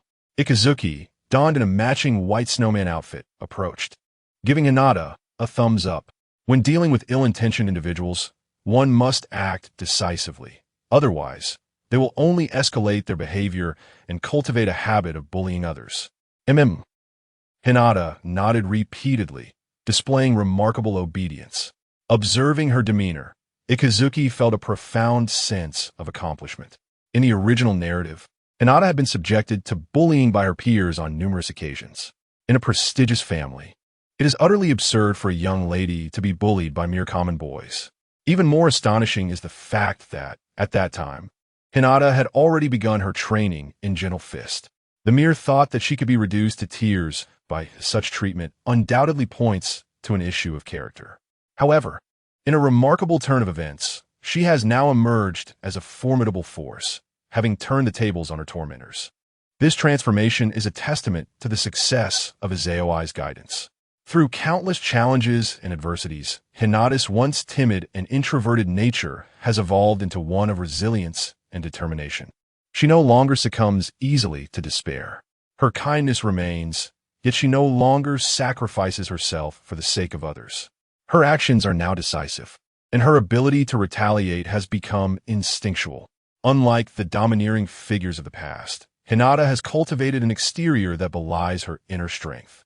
In just 6 months, Izaoi has achieved this remarkable metamorphosis, and understandably, she feels a profound sense of accomplishment. Fortunately, this transformation began early. Had it been delayed until Hinata's spirit was further diminished by the likes of Hyuga, Hayashi, and Hyuga Niji, altering her disposition would have proven to be an arduous task. Hyuga Hayashi must be immensely grateful to Izaoi. The privilege that Hinata enjoys in freely venturing outside serves as the finest reward. Let us proceed to our training. Indeed, the 2 children, clad in snowman costumes, set forth towards the abandoned training grounds. Chapter 11, The True White-Eyed Princess in a Snowy Expanse Within the Forest. A rapid succession of striking sounds echoed. 2 diminutive figures clad in snowman costumes stood atop the thick blanket of snow, their feet remarkably stable as they engaged in a vigorous exchange of blows. The girl, with her black hair and white eyes, wielded gloved hands that entwined with azure flames, thrusting towards the boy with a piercing whoosh. The boy, possessing black hair and blue eyes, seemed to anticipate her every move, deftly parrying her strikes with the back of his hand just before her fingers could pierce the fabric of his snowman attire. Following each evasion, he seized the opportunity to retaliate with palm strikes, jabs, or kicks, sending the girl sprawling into the snowy depths. Each time she was struck, muffled grunts escaped her lips. Her small face contorted in discomfort and pain. Yet, undeterred by her injuries, she swiftly rose from the snow and charged at him again. Her resolve unyielding even as blood trickled from her mouth and her body ached from the relentless blows. These spirited children were none other than Izayoi and Hinata. "All right, let us conclude this," Izayoi finally declared, having lost track of time amidst their spirited battle. At his words, Hinata sank into the snow, panting heavily, her face glistening with perspiration, and her tattered snowman costume stained crimson, revealing the ordinary attire beneath. Opposite her, Izayoi's own snowman outfit lay in tatters, exposing his regular clothing as well. The purpose of these snowman costumes was not merely for decoration. They served as a means for Hinata to practice the technique of striking from a distance, enhancing her ability to channel chakra into a person's body and amplifying its potency. The fact that she could inflict significant damage to Izayoi, even through the snowman's suit, indicated her remarkable finger strength and mastery over chakra control. Thus, after every few times he sent her flying, Izayoi would deliberately leave an opening for Hinata to strike him, for he understood that enduring a one-sided beating, while it might create an image of invincibility, could also diminish her confidence. To foster Hinata's self-assurance, she needed to experience the taste of success. After shedding the torn snowman costume, Izayoi approached Hinata and squatted down to administer basic medical treatment. He was uncertain whether his rudimentary healing skills could address any hidden ailments, nor could he ascertain whether Hinata bore any internal injuries. However, he was confident that his vigorous sparring had not gone unnoticed by Hyuga Hayashi, who would likely find other reasons to ensure Hinata underwent a medical examination. The Hyuga clan surely possessed skilled medical ninjas who would ascertain and treat any latent conditions Hinata might have. Even if Hayashi remained unaware of her need for a checkup, it mattered little. The resilience of youth could withstand many afflictions. Once Izayoi awakened the reincarnation eye, he would automatically acquire the powers of yin and yang release, rendering such concerns moot. At that time, Shizuku could similarly employ yin-yang escape to assist Hinata in regulating her health. This was precisely why Shizuku acted without reservation. After treating Hinata, Shizuku cheerfully suggested, "Let us go ice fishing afterwards. Today we shall feast on grilled fish." Hinata's eyes sparkled with delight as she nodded in agreement. Shizuku's understanding of the Naruto universe was solely derived from television animations. He had neither read the manga nor played the games, and his scanned information was acquired through short videos. He was unaware if the manga contained any references to Hinata being a glutton. However, the anime featured a scene where Hinata triumphed in a ramen-eating contest, a moment that solidified her reputation as a glutton across various forums, with countless netizens deeming it a squandered talent. In the realm of the second dimension, being a glutton was indeed a formidable gift. This chapter is not yet complete. Click the next page to continue reading. Yet, this talent, akin to those found in various life professions, was not explicitly mentioned in any entries. Shizuku remained oblivious to whether Hinata possessed such an attribute. One day, Shizuku deliberately took Hinata fishing for grilling, secretly observing her appetite. He soon discovered that Hinata had an impressive capacity for food, consuming 2 to 3 times what he did. This revelation brought immense joy to Shizuku. A substantial appetite signified robust digestive capabilities, which in turn indicated greater nutrient absorption, thus enhancing the energy within her cells, both physical and mental. This meant that Hinata's chakra reserves in the future would vastly surpass those of her peers. The stronger Hinata became, the greater the likelihood of her manifesting a crimson entry. Knowing Hinata possessed the gluttonous trait, Shizuku was determined to ensure she did not squander this gift. Therefore, after each training session, he would take her fishing or hunting, allowing her to indulge to her heart's content. Today was no exception. Initially, Hinata felt restrained in Shizuku's presence, striving to maintain her ladylike demeanor. However, as time passed, she realized that Shizuku consistently prepared an abundance of food, clearly aware of her secret, and seemingly anxious that she might not be satiated, prompting her to abandon her self-restraint. Concurrently, Hinata grew increasingly eager to train alongside Shizuku, as her secret appetite remained unknown even to her family. Little did she realize that at home, they had gradually abandoned the practice of shared meals, and the daily portions had significantly increased. She attributed this change to the arrival of her younger sister. Shizuku was unaware of these developments. Otherwise, he would have smiled in contentment. Indeed, Hinata's fate in this life had undoubtedly shifted. With his support and the silent care from Hayashi Hyuga, her strength and character would surely diverge from the original narrative. Once her foundation was solidified, and combined with Shizuku's chakra, she might even awaken the Tensegan in the future. At that point, Hinata would truly become the princess of the Byakugan. During school, time seemed to stretch endlessly, while holidays passed in the blink of an eye. This was a universal truth among students. With the winter break concluded, time ventured into the chapter of the 55th year of Kanehagakure. As the third semester commences for the first graders, the sixth graders also find themselves amidst their graduation season. After 2 semesters of rigorous training, the newcomers have undergone a remarkable transformation. Those who remain at the school have acquired their chakra and have adapted to the demanding nature of both academic and practical courses. Thus, in the 3rd semester, the Ninja Academy officially begins to instruct them in the art of the 3-body technique, as well as the Leaf Village body flicker technique and the stealth technique. The practical classes have also introduced survival drills. These drills primarily aim to enhance the students' intelligence gathering skills, as well as their application of the 3-body technique, the body flicker technique, and the stealth technique, among others. Aside from the 3-body technique, the remaining fundamentals are rather straightforward. In the original narrative, when Naruto Uzumaki first appeared, he struggled with the shadow clone technique, but was able to utilize the body flicker technique and the stealth technique to outwit a few nin clad in green vests. However, none of this poses any challenge to his AOI. Observing the practical classes, which still consist solely of taijutsu duels, there are neither shuriken clashes nor any unrestricted confrontations. Except for the afternoons dedicated to taijutsu duels, Izayoi continues to refrain from attending school in her physical form. Chapter 12. The resilient Izayoi finally matches with the Child of Destiny as time progressed into March. The 3rd semester drew to a close. From this month onward, the presence of Izayoi in class increased significantly. Not only was he attending afternoon sessions, but he also participated in morning cultural lessons. March marked not only the graduation month for 6th graders, but also the examination month for students of all grades. Before the end of the semester, a crucial academic examination loomed. The results of this examination, along with various assessments conducted over the 3 semesters, would contribute to the comprehensive evaluation of each student.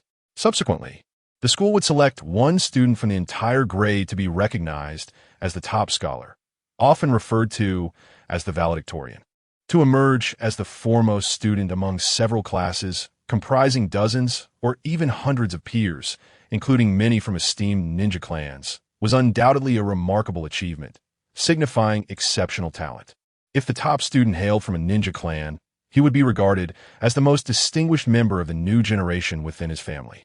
Conversely, if he was from an ordinary background, he would be celebrated as a civilian prodigy, surpassing his ninja counterparts.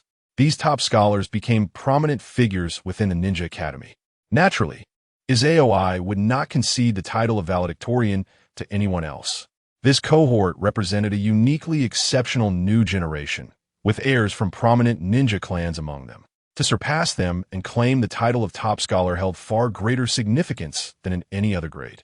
Securing this title would validate Izayoi's innate abilities, thus making his pursuit of Hinata even less encumbered. With Izayoi's current prowess, achieving the title of top scholar posed no challenge whatsoever. Even in the absence of his true self, his shadow clones could effortlessly outmatch others. However, Izayoi chose to attend in person, for he was acutely aware that the currents within Konoha had begun to shift ominously. In the year 55 of Konoha, the 9 great powers were merely 7 years old. Simultaneously, a monumental event transpired, shocking the entire ninja world. Following the fall of the Senju clan, the Uchiha clan, having ascended to the pinnacle of Konoha's elite and even the foremost clan in the ninja realm, would soon face annihilation at the hands of a mere 13-year-old boy. This boy was none other than Itachi Uchiha, the younger brother of Sasuke, the current clan leader. With such an astonishing feat, Itachi became the youngest S-rank rogue ninja in the history of the ninja world. Yet, only a select few were privy to the fact that the Uchiha clan's downfall was not solely the work of Itachi.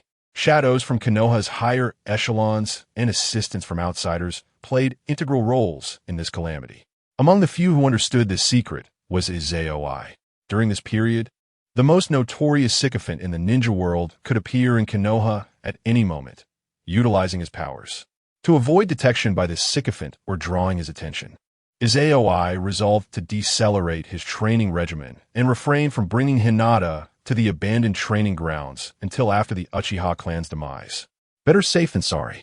Hinata, as the heiress of the main family, was a rare treasure in the black market, her Byakugan being an invaluable asset. After all, even a single-eye prodigy had risen to the rank of elite J-nin in the Mist Village and found a place on Konoha's most wanted list. Who knows if Uchiha Bido or the hidden figures of black and white Zetsu will suddenly set their sights on Hinata's Byakugan. The butterfly effect triggered by Izayoi will not gamble on the villain's goodwill. On March 20th, students from the 1st to the 5th grade, eager to surpass the 6th graders before their graduation assessments, faced their annual examinations. On this day, Izayoi arrived early at the ninja school. However, Hinata had arrived even earlier to the classroom. After confirming the secret code and realizing Izayoi was indeed the real deal, Hinata smiled gently and said, "Izayoi, let's do our best. Yes, let's strive together." Izayoi beamed back, softly encouraging, "Let us aim for 1st and 2nd place." In her mind, Hinata envisioned the scene of their names displayed at the top of the results board, with Izayoi in 1st and herself in 2nd, nodding eagerly with hope. In the past, she had no ambitions regarding rankings. Yet now, she did not wish to fall behind anyone other than Izayoi. She possessed the strength to vie for 2nd place. Soon, the examination time arrived. The morning assessment consisted of academic subjects. Although the curriculum had covered the 3-body technique this semester, the school did not include it in the assessments. After all, not all 6th graders could perform the 3-body technique. In fact, some graduation assessments only randomly selected one of the 3-body techniques. A recently graduated genin capable of executing a C-rank ninjutsu would astonish even seasoned J-nin with their chakra. Thus, it was evident that over 90% of 1st grade students had yet to master the chakra needed for the 3-body technique. Consequently, Uchiha Itachi, despite possessing only 1st grade cultural knowledge, was perceived by his teacher as having nothing left to learn after attending classes with shadow clones, prompting a special request to the 3rd Hokage for early graduation. In this world, cultural knowledge was secondary. Strength was paramount. Naruto Uzumaki was the finest example of this principle. The morning examination posed no challenge for either Izayoi or Hinata. The afternoon assessments involved shuriken throwing, physical combat, and a new survival exercise. The first 2 presented no difficulties. As long as Hinata was not matched against Izayoi in physical combat, she could achieve full marks even if she faced Sasuke Uchiha. In terms of physical prowess, Hinata was unmatched in the 1st grade. Her decisive strikes made her a nightmare for her peers. However, should she be matched against Izayoi, her chances of securing 2nd place would vanish. As for why she could not aspire to be the top student, the reason was simple. Throughout these 3 semesters, Hinata had faced Izayoi and suffered defeat, resulting in her overall scores falling short of his. Even if she miraculously achieved full marks in the annual examination, the title of top student would elude her. Similarly, even if Izayoi carelessly made an error in the cultural exam and inadvertently lost to Sakura Haruno, She too could not claim the title of top student due to her overall performance. In the first year, the only individuals who have yet to experience defeat in practical combat are Shizuku and Uchiha Sasuke, along with Aburame Shino. However, in the academic examinations, both Uchiha Sasuke and Aburame Shino fall short of Shizuku's overall score, and likewise, they do not surpass Hinata. Even if they were to achieve perfect scores in the year-end assessments, they could not claim the title of top student. As long as Hinata secures full marks in practical combat, she is assured of second place, unless someone from another class achieves a better overall score than hers, which is evidently an implausible scenario. In shuriken throwing, Shizuku effortlessly attained a perfect score. When it came time for the taijutsu match, however, Shizuku found herself facing an unexpected opponent. The next bout was set, Shizuku versus Uzumaki Naruto. The students of Class 1 formed a circle in the open space, with Irika standing at the center, holding a clipboard, and calling out loudly. Upon hearing the name of his opponent, Uzumaki Naruto instinctively clasped his hands over his head, despair evident on his face as he exclaimed, "How could my opponent be Shizuku? This is the end for me." For Naruto, both academics and shuriken throwing were akin to nightmares. The only realm where he held a glimmer of hope was in taijutsu, yet that hope now seemed extinguished. After all, Shizuku was a formidable presence, even surpassing Hinata, the formidable master of taijutsu. In stark contrast to the despondent Naruto, Shizuku's eyes sparkled with excitement. At last, she had encountered this destined prodigy. Chapter 13. Overwhelming Naruto, the Uzumaki bloodline indeed. This marked the first occasion for Izayoi to be matched against Naruto Uzumaki. Between Naruto Uzumaki and Sasuke Uchiha, it seemed as if some force of causality was at play. In 10 bouts of taijutsu, they were matched together nearly half the time. Izayoi, however, could not seem to find a way to match against Naruto Uzumaki at all. Fortunately, the Otsutsuki lineage, akin to the sage body, possessed an extraordinarily vast reservoir of chakra. Otherwise, Izayoi would have been at a loss for methods to unleash Naruto's sage body. Now that he had finally matched with Naruto Uzumaki, Izayoi's spirits soared with excitement. This signified that his luck today was exceptionally favorable. Given such fortune, could he perhaps uncover a rare entry? Suppressing his exhilaration, Izayoi rose and walked to the right side of Irika Yumino.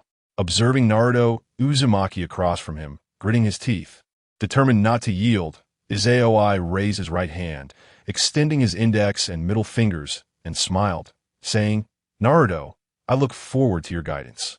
At these words, Naruto paused for a moment, his previously tense demeanor transforming into one of ease. As he gazed at Izayoi, a warm current surged within him. This was different. The gaze of this individual was unlike that of others. It bore no disdain from adults, nor rejection from peers, only a sincere goodwill. Aside from Irika Yumino, who had acknowledged him the previous semester, Izayoi stood as the second person to treat him so uniquely. Contemplating this, Naruto felt a sudden impulse to cry. Yet, he restrained that emotion, nodding vigorously and breaking into a grin, exclaiming, "Yes, I look forward to your guidance." With that, Naruto also raised his index and middle fingers. The azure of his eyes, mirroring Izayoi's, now shimmered with resolve. Witnessing this scene, Irika Yumino could not help but smile with satisfaction. He then stepped back a few paces and announced loudly, "The 7th round of the match begins." No sooner had the words left his mouth than Izayoi and Naruto charged towards each other.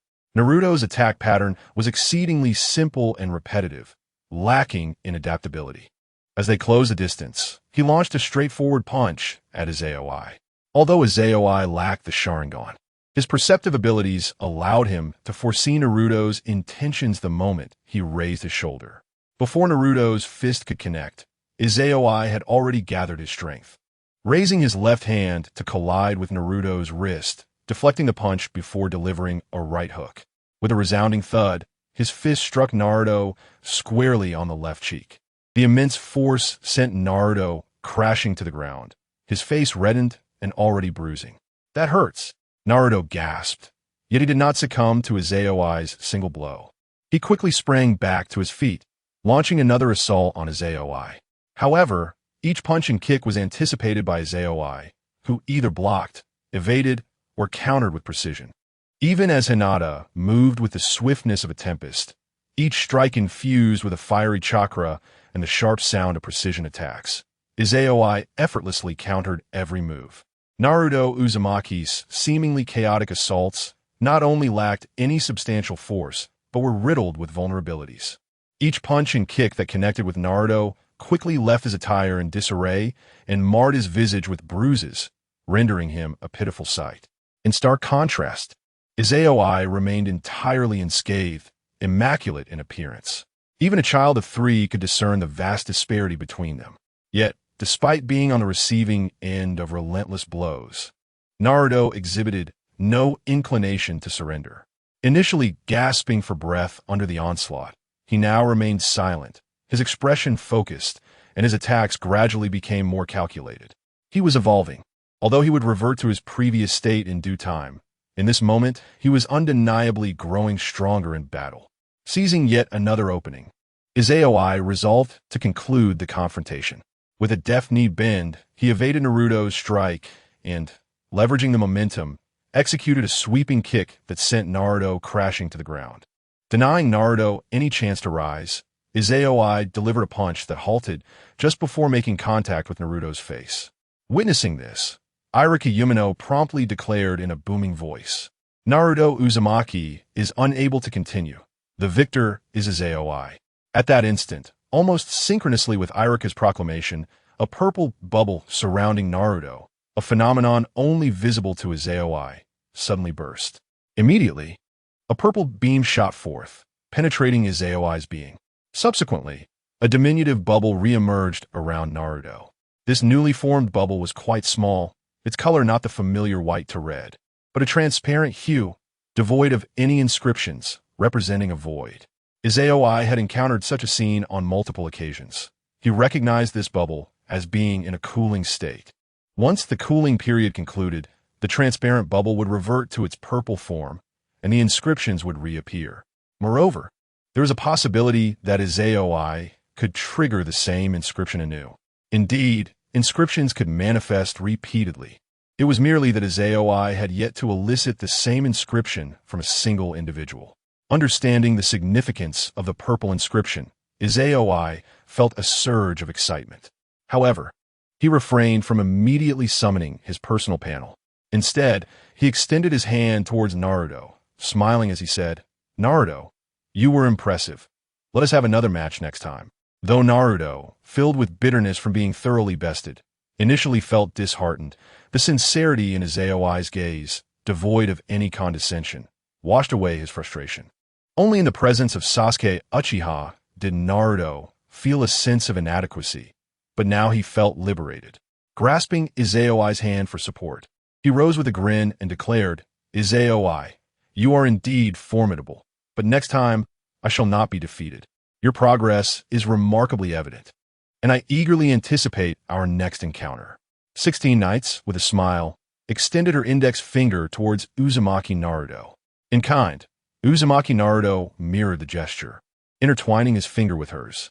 This act symbolized the seal of reconciliation, a counterpart to the seal of confrontation that precedes a battle, signifying that even amidst profound divides, ninjas can find common ground. In the original narrative, Uzumaki Naruto and Uchiha Sasuke concluded the millennia-long fate of conflict between Ashura and Indra through this very seal of reconciliation. Were the reincarnations of Ashura and Indra unable to reconcile, their chakra would perpetually cycle through time. The ancient feud has rendered Uzumaki Naruto and Uchiha Sasuke unable to tolerate one another, despite the absence of any discord or the influence of Haruno Sakura.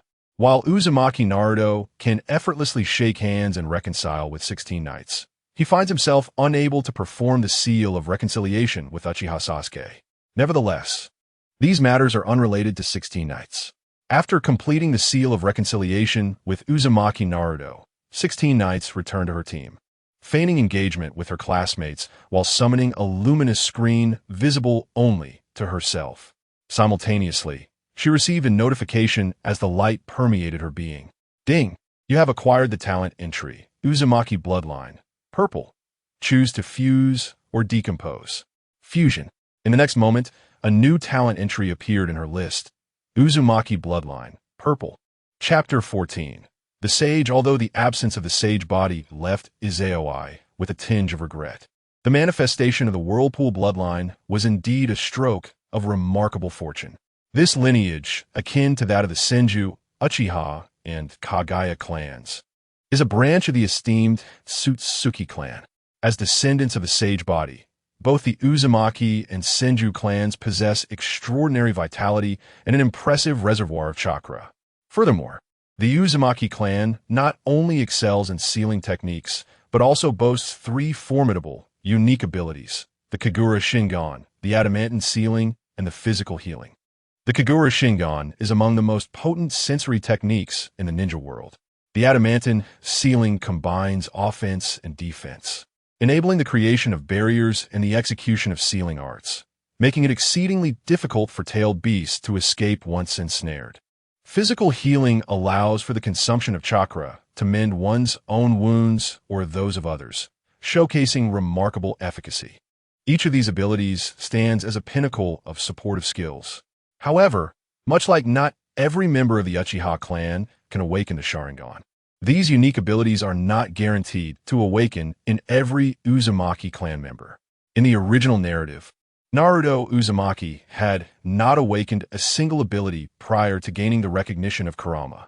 Following that acknowledgement, he did acquire a sense of morality akin to that of Uzumaki Mido, yet he did not unlock the other abilities.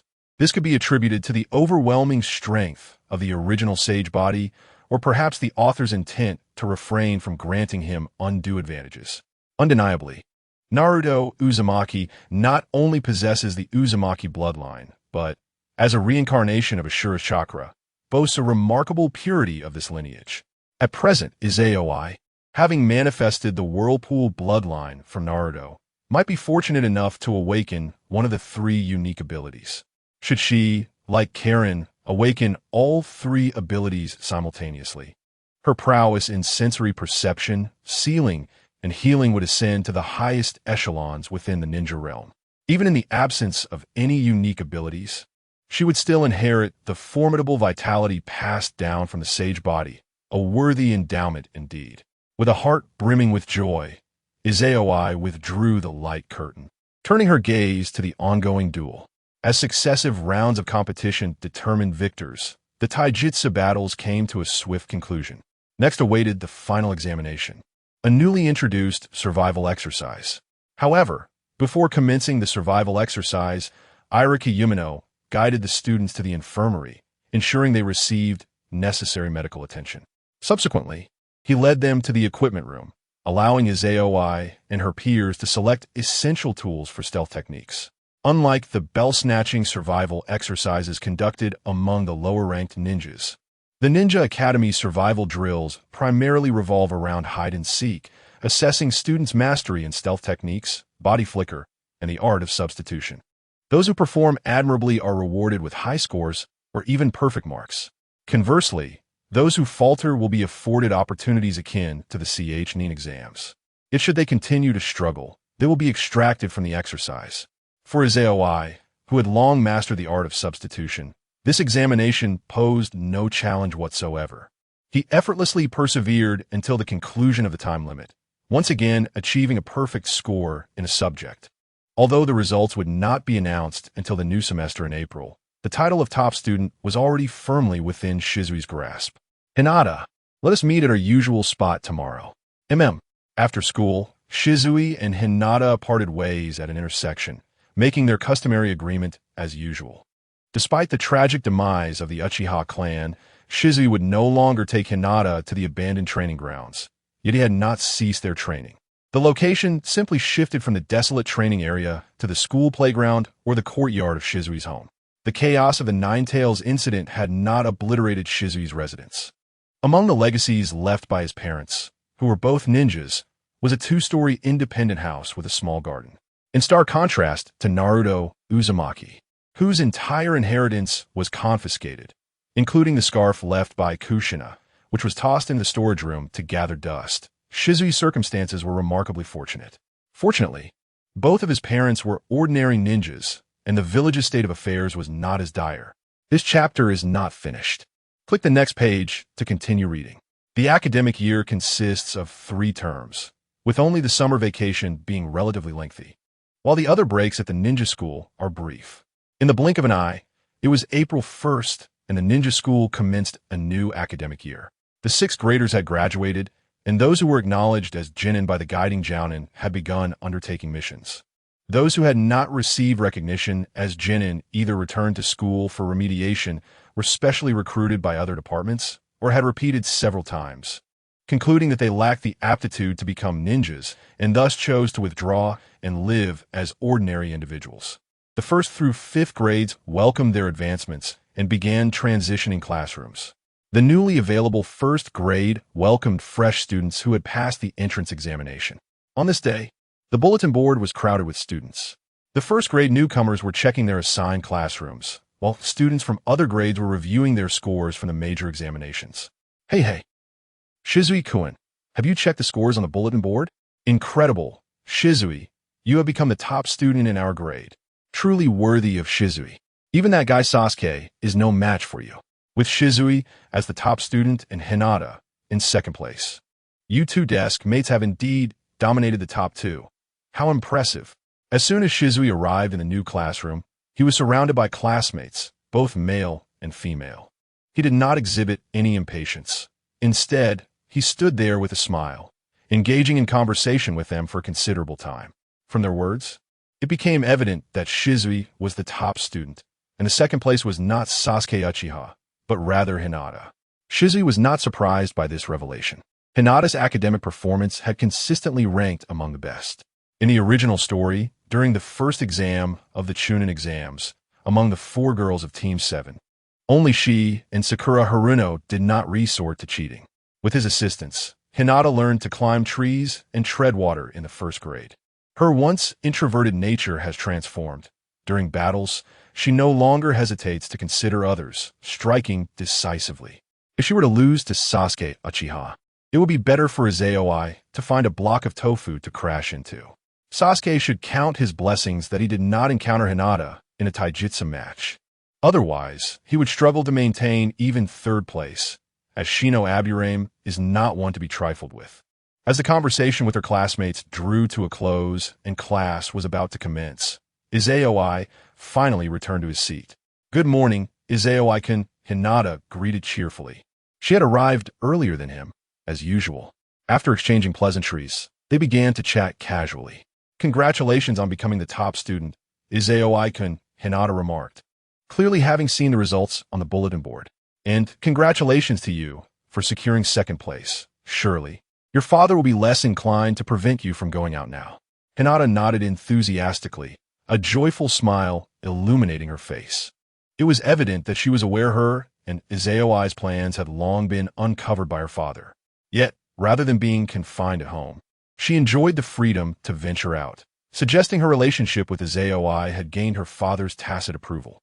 Reflecting on her practice of treading water at home, where she was frequently discovered yet never questioned, Hinata felt this was likely connected to her progress. Now, having achieved 2nd place in her grade, with Izayoi as the top student guiding her, she could only imagine how much her father would appreciate Izayoi if he were to find out. The thought filled Hinata with uncontainable joy. Chapter 15, Super Typhoon Sphere. The Uchiha clan's annihilation, the academic curriculum in the 2nd year bears little difference from that of the 1st.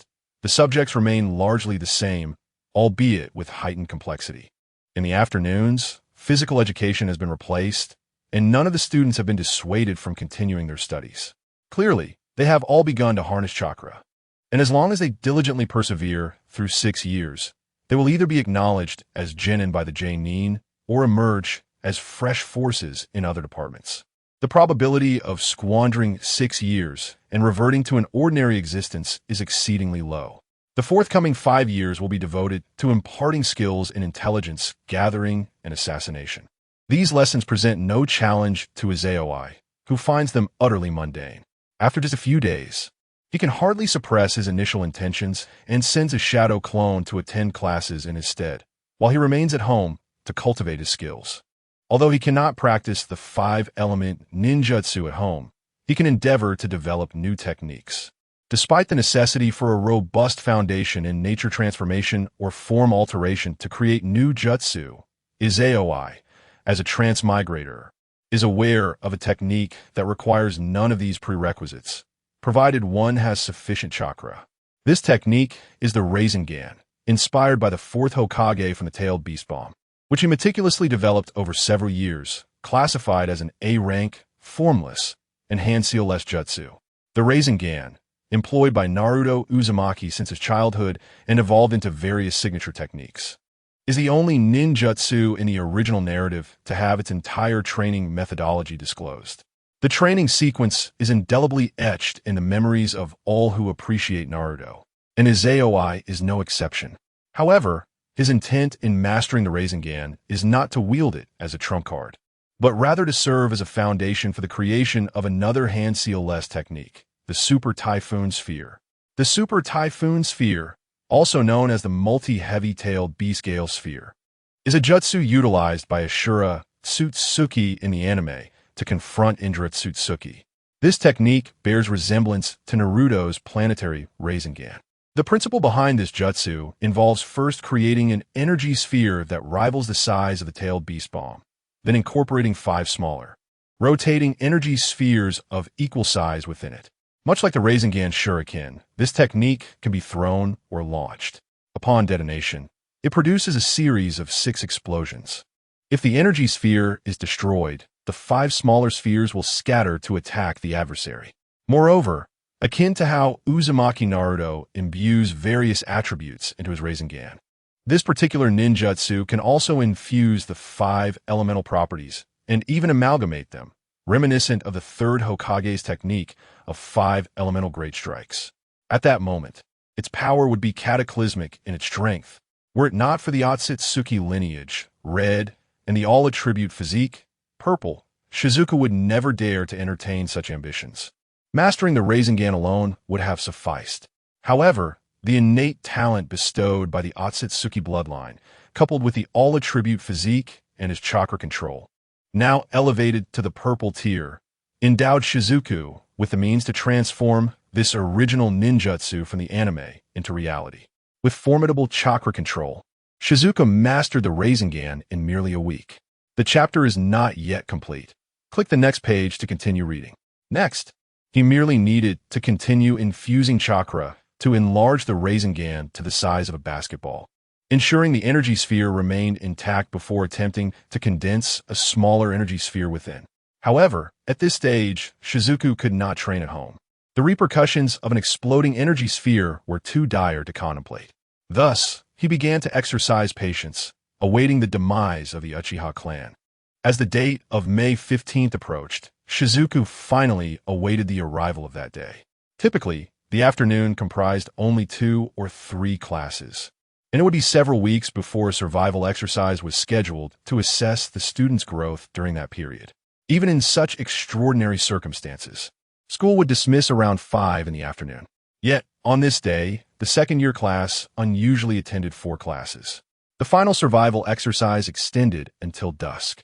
The Uchiha clan's territory, located near the Southie River, bore little distinction from the outskirts. Without the need for the body flicker technique, by the time Uchiha Sasuke returned to the clan's grounds, night had already fallen. At that moment, the sky was graced by a full moon, appearing somewhat crimson against the backdrop of the evening glow. Shizuku's shadow clone glanced at Uchiha Sasuke, who had just exited the school gate and was jogging home. He understood that after today, this Sasuke, who was neither particularly aloof nor overly concerned with grades, would vanish entirely. In his stead, a Sasuke exuding an aura of coldness, fiercely devoted to academic excellence and family honor, whose emotions could be easily provoked by the slightest verbal stimulus, would soon confront Shizuku. Although the latter's fate was grim, Shizuku remained eagerly anticipatory for that moment, having waited an entire year for it. The following day, a piece of news reverberated throughout Konoha, swiftly propagating beyond its borders, disseminated through the communications of spies, and soon echoed across the entire ninja world. Following the fall of the Senju clan, the Uchiha clan, now the foremost prestigious family in Konoha, and indeed the most formidable clan in the ninja world, renowned for their unparalleled bloodline limit, including the invincible Sharingan and the Jinjutsu Ai, had tragically met its demise. The perpetrator responsible for the demise of this clan is neither the renowned Hyuga clan, nor the higher echelons of Konoha or other shinobi villages, but rather the contemporary head of the Uchiha clan's firstborn, Uchiha Itachi, who is merely 13 years old this year. The name Uchiha Itachi swiftly permeated the entire shinobi world in the ensuing days, marking him as the youngest S-rank rogue ninja in the history of both Konoha and the shinobi realm. Today, as Azeoi stepped outside, she encountered villagers engrossed in discussions about this monumental event. Its magnitude is comparable to the tumult of the Nine-Tails incident that rocked Konoha 48 years ago.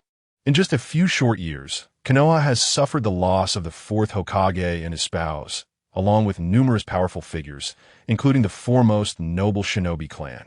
Undoubtedly, Konoha has entered the weakest period since its inception.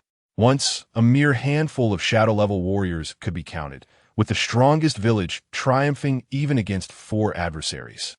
Now, only the aged third Hokage remains as the sole shadow-level powerhouse.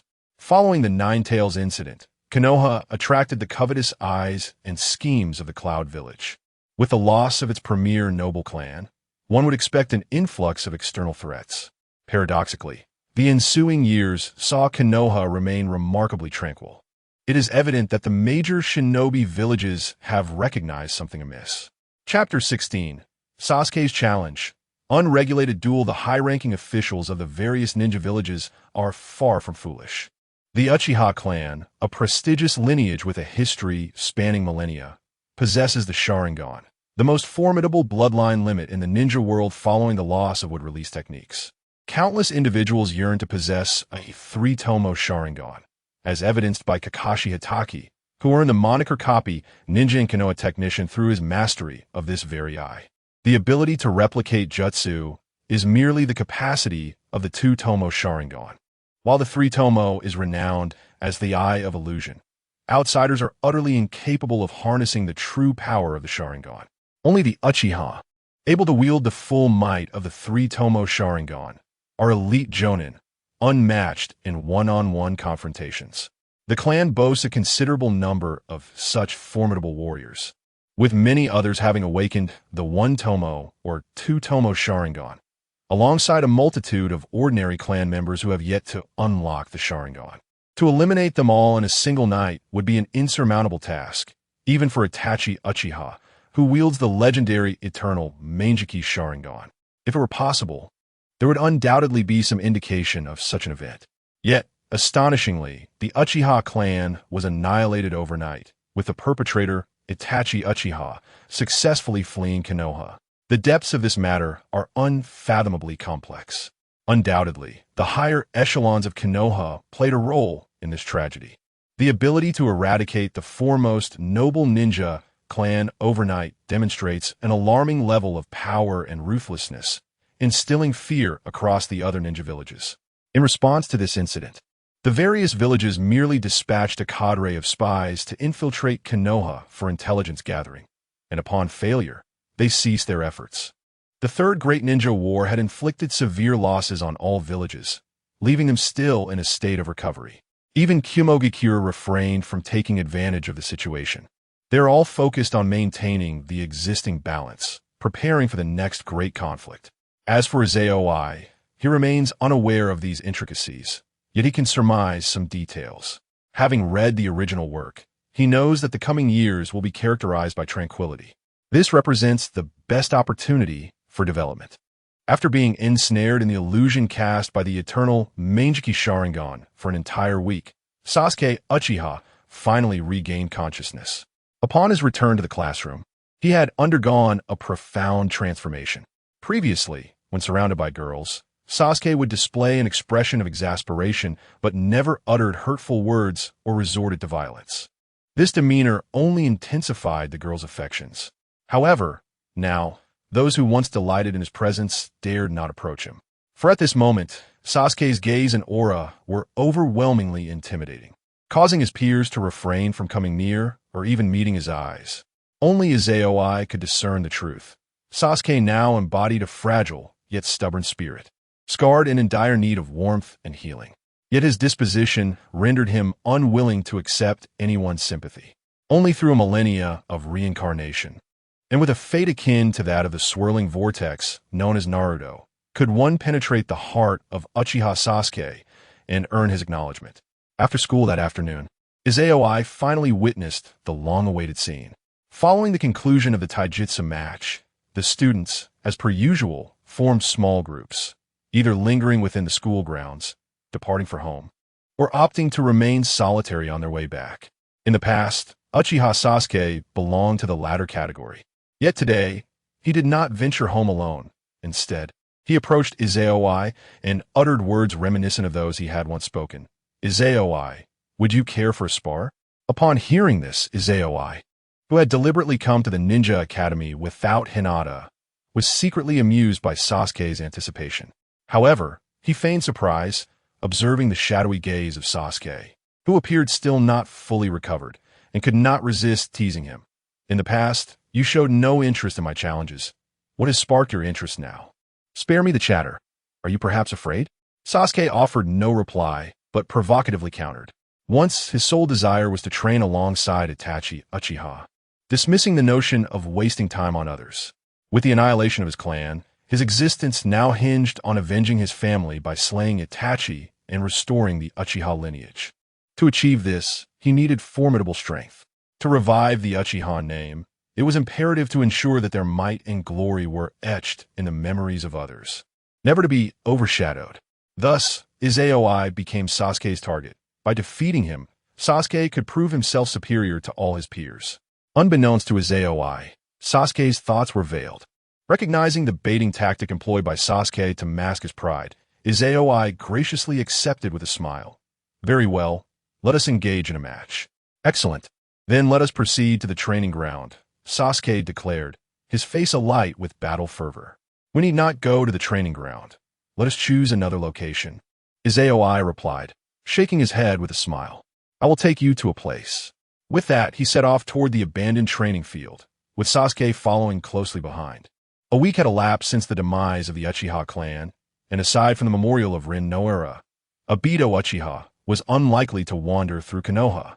Izayoi had made a note at the cemetery regarding Rin's memorial, intending to avoid the outdoors during this time each year. Thus, several days prior, he resumed his training in the wild. Soon, they arrived at the training ground where Izayoi and Hinata often practiced. The ground and trees bore the marks of strikes and jutsu scattered throughout. Upon witnessing these traces, Sasuke's pupils constricted, stirring a tempest within his heart. If these marks were indeed left by Izayoi, does this imply that this individual possesses the same mastery of the 5 elements ninjutsu as I do? If my memory serves me right, he appears to be an orphan. I have the advantage of a father's guidance, while Shizuki has had to learn everything on his own. Uchiha Sasuke felt a moment of clarity, finally comprehending why this opponent could overshadow him. It was not mere fortune. Rather, it was the relentless effort of his adversary that surpassed his own. Contemplating this, Uchiha Sasuke's resolve for battle intensified. Engaging with such a formidable opponent would undoubtedly forge his strength. Defeating such a rival would serve as a testament to his own power. "How shall we proceed?" Sasuke inquired, gazing at his opponent. "Shall it be a contest of physical techniques, or an unrestricted match?" The latter, an unrestricted match, permits the use of any and all methods. Techniques such as body flicker, concealment, and even the 5 elements ninjutsu, which is not taught in the Ninja Academy, may be employed without reservation. Such unrestricted battles are fraught with peril. The Academy does offer this type of match, but it is reserved for 6th-year students. Moreover, during an unrestricted match, a medical ninja must be present alongside the supervising teacher to mitigate the risk of unforeseen circumstances. After all, such encounters can easily lead to accidents where students might face life-threatening situations. If Irika Yumino were here to overhear Shizuki's words, his expression would surely shift to one of alarm, prompting him to intervene and reprimand. However, Uchiha Sasuke did not hesitate and declared with conviction, an unrestricted match. Chapter 17 Chapter 17, How Bold.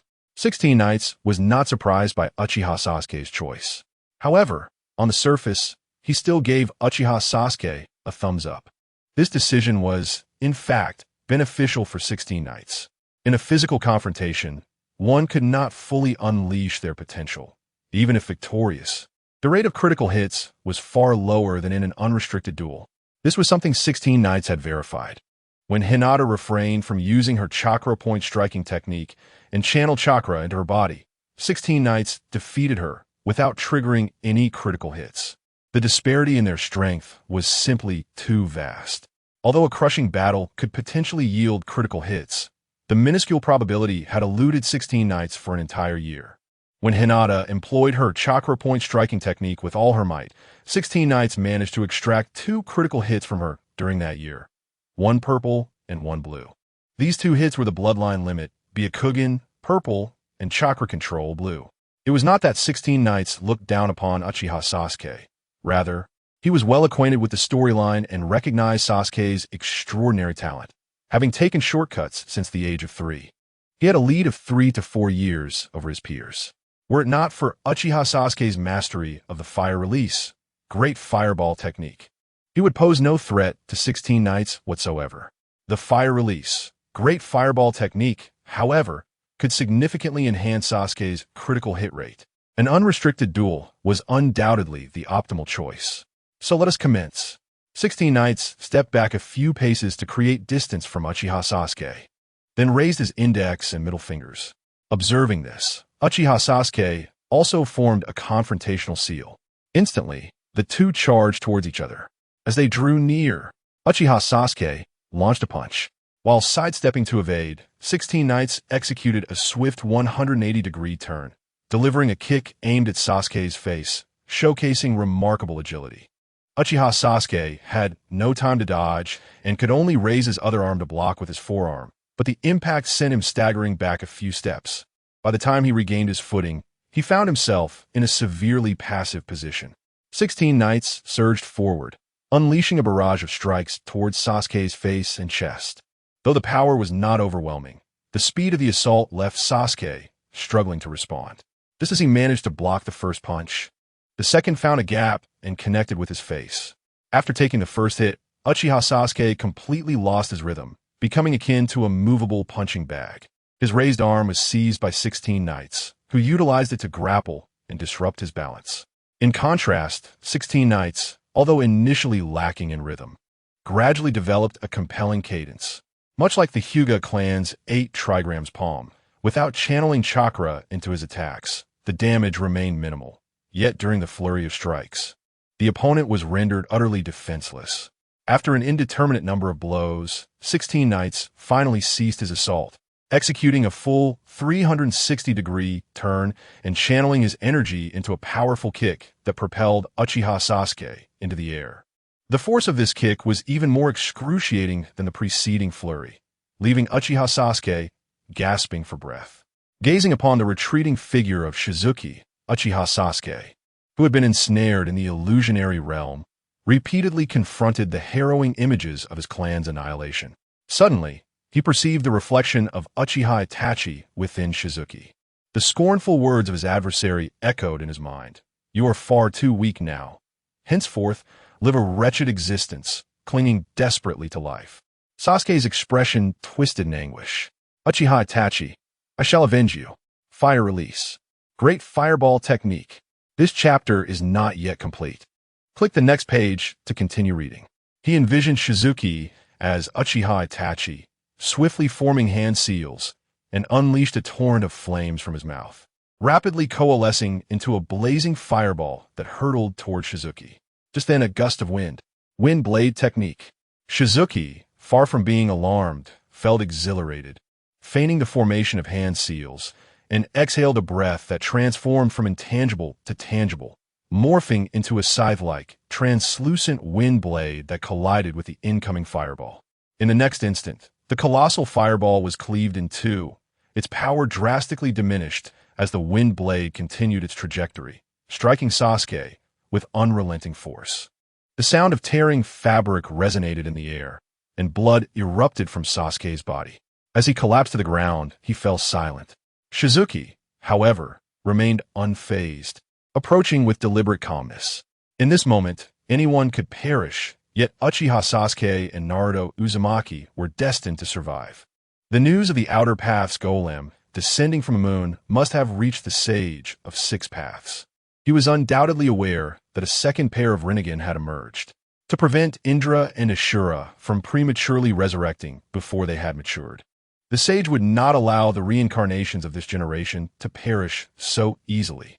Moreover, if Sasuke were to be slain by a diminished C-rank Windblade, he would not deserve to be a secondary protagonist. Upon nearing Sasuke, Shizuki discerned that he still possessed a faint breath.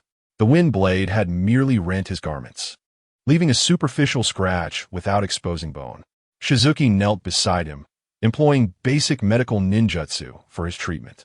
Just then, an unexpectedly crisp sound, akin to a balloon bursting, reached Shizuki's ears. Following the sound, his expression sharpened with focus. Only Shizuki could perceive the bubbles that floated around Sasuke. He fortuitously glimpsed a bubble that had just burst, accompanied by an approaching red beam. As he beheld the rapidly enlarging red beam before him, Shizuki exhibited a rare expression of astonishment. Red.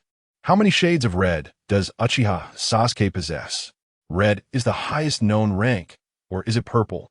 Yet, the alert chime resonating in his mind revealed to Shizuki that he lacked the necessary perception. He had struck a fortuitous jackpot. Ding! You have acquired the talent Attribute Sage's Eye Red. Fuse or decompose. Fuse, as his AOI hurriedly called out in her heart. She could hardly suppress the urge to lift the corners of her mouth in excitement. Yet, uncertain if anyone was secretly observing her, she restrained the impulse, causing her lips to twitch slightly in a comically awkward manner. At that moment, her emotions were beyond the realm of words. With Hinata as a prime example, Izayoi had initially believed that eliciting Uchiha Sasuke's crimson entry would require an extensive duration. She had prepared herself for the future 5 years, intending to seek out Uchiha Sasuke for a duel whenever she found the time. Should she fail to provoke the crimson entry during her time at the Ninja Academy, she would slow her growth, aligning her strength to match that of Uchiha Sasuke and Hinata. To her astonishment, however, in her very first unrestricted duel, she unexpectedly triggered Uchiha Sasuke's Sage Eye Red. The minuscule probability had, against all odds, manifested in her experience. In that instant, Izayoi finally grasped the sentiments of those fortunate ones. Chapter 18. The second Otsutsuki Indra on this fateful night. Shizuki did not hasten to embrace the changes brought forth by the sage's eye. Instead, he took a moment to clear his thoughts, focusing intently on treating Uchiha Sasuke. Observing the dark circles under Sasuke's eyes, it was evident that he had endured great hardships. Shizuki felt a pang of compassion for him. In the world of Hokage, there is no shortage of orphans with tragic destinies. However, among those who once enjoyed the warmth of a happy family only to lose everything, Shizuki could recall only two, Nagato and Uchiha Sasuke. Yet, compared to Nagato, who had the support of Yahiko, Konan, and Jiraiya, Sasuke's plight, engineered by Itachi, was undeniably more harrowing. From the beginning to the end, he was either on a path of vengeance or, upon discovering the truth, was swiftly suppressed by his only recognized companion as he began to entertain revolutionary ideas. Subsequently, in an effort to atone, he tirelessly gathered intelligence on the Otsutsuki clan, neglecting to return home for years. If Shizuki did not alter Sasuke's fate, the latter would find himself in a more dire situation than depicted in the original narrative. After all, prior to graduation in the original story, Sasuke was the most esteemed student in the school. Now, however, Shizuki claimed the top spot, with Hinata in second, leaving Sasuke to vie for third place. Following graduation, he would continually be overshadowed, witnessing the rapid ascent of Naruto Uzumaki, who was once at the bottom of the class. Should I lend him a hand? Shizuki mused quietly to himself. At that moment, the unconscious Uchiha Sasuke began to awaken. Gazing at his bloodshot eyes, Shizuki resolved, "Your condition is far from satisfactory. It would be wise for you to recuperate for a while and return to me only when you have fully recovered." Sasuke remained silent, rising to sit upright, inspecting his healed wounds, though a small scar remained on his chest. His mind involuntarily drifted back to the recent battle. In terms of both physical combat and ninjutsu, he was utterly outmatched by Shizuki. The fluidity of Shizuki's attacks and the strength underpinning his speed were on an entirely different level. Moreover, that scar, along with the green light he saw when he opened his eyes, indicated that Shizuki had also mastered medical ninjutsu. Contemplating these revelations, Sasuke was engulfed by a wave of defeat. "I have lost." Yet, Sasuke was not one to shy away from defeat. Much like Naruto, he bore no ill will toward Shizuki. Although the match was unregulated, his sudden use of ninjutsu was a perilous gamble. Thus, Sasuke straightforwardly acknowledged his defeat. "I merely won by chance." Shizuki patted Sasuke's shoulder and genuinely praised him. "You are quite formidable. I had thought I was the only one in our class proficient in the 5 elemental techniques, but it seems you are too. Truly, you are a genius of the Uchiha clan." After speaking, Shizuki stood and extended his hand to Sasuke, saying, "Today, I have had the advantage. Let us have another match next time." Gazing upon the unassuming yet self-admiring Shizuki, a gentle warmth suddenly swelled within Uchiha Sasuke's heart. Acknowledged for the first time, he unveiled a nascent smile, grasping Shizuki's hand and proclaiming, "Next time, I shall not be defeated." As Shizuki helped him to his feet, she playfully extended her fingers, saying, "Then you must diligently train. I am quite formidable. Just wait and see." Filled with determination, Uchiha Sasuke forged a reconciliation seal with Shizuki. This scene was also reflected in a transparent crystal orb. Witnessing this moment, Sarutobi Hiruzen, pipe in hand and exhaling smoke, could not help but smile with satisfaction, remarking, "The new leaves begin to sprout." At this juncture, Uchiha Sasuke found himself in a vulnerable state.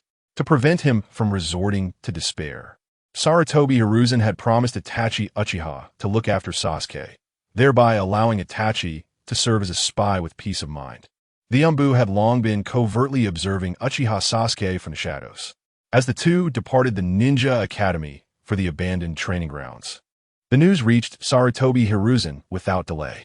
Fortunately, Shizuki had not spoken to herself nor behaved in an exaggerated manner while she was taken aback, thus avoiding the scrutiny of the Yamanaka clan's mind-reading techniques. Sarutobi Hiruzen was no stranger to Shizuki. This generation of newcomers was quite extraordinary, with the Nine-Tails Jinchuriki alongside the heirs of various prominent ninja clans in the same class. Shizuki, who possessed the prowess to outshine them all, had long captured Sarutobi Hiruzen's attention. Through a year of observation, he noted that Shizuki had already mastered the Shadow Clone technique and basic wind release, frequently training in the abandoned grounds alongside the Hyuga clan's esteemed heiress. Every era produces remarkable talents among the common folk, such as Orochimaru, Minato Namikaze, and the lesser-known Kabuto Yakushi. Even Kakashi Hitaki could be considered a common genius, given his lack of bloodline limit. In comparison to these prodigies, Shizuki did not stand out, nor could she be deemed the foremost. However, such talent was still worthy of focused cultivation. With proper guidance, she could certainly evolve into a versatile jonin. Should she master a forbidden technique, she might even ascend to the ranks of elite jonin, renowned for her combat prowess. Thus, Shizuki had long been on Sarutobi Hiruzen's watch list. After parting ways with Uchiha Sasuke, Shizuki made her way home, conjuring a shimmering veil visible only to her. At that moment, the entry at the top of her status bar, the Tsutsuki bloodline, read, was no longer accompanied by the golden super shadow talent, but instead by the sage's I read. The emergence of this entry had yet to bring any overt changes to Shizuki. Nonetheless, she was certain that an unknown transformation was occurring within her. The Eye of the Sage, distinct from the true Eye of the Sage, the Rinnegan, is an exclusive attribute of Tsutsuki Indra. It is inherited from the In-released chakra and spiritual energy of the Sage of Six Paths, symbolizing the pinnacle of In power. Furthermore, this attribute does not stem from Indra's chakra. implying that the ultimate Yin power obtained by Shizuki is devoid of Indra's will and is instead a pure manifestation of Yin energy derived from Tsutsuki Kagaya. The reincarnated being must earn recognition or gradually unveil this power through growth and talent. However, Shizuki stands apart. Akin to Tsutsuki Indra, his strength will swiftly escalate. In the coming years, Shizuki's spiritual energy and Yin release chakra will surge exponentially. I suppose I can now be regarded as the second Tsutsuki Indra, Shizuki mused internally. Should he have the opportunity to observe the talent attribute of Tsutsuki Indra, he is certain that his attribute will not bear the Uchiha bloodline, but rather a superior Tsutsuki lineage. It is this lineage that grants him the unique constitution to possess infinite ocular power without the need for eye exchange.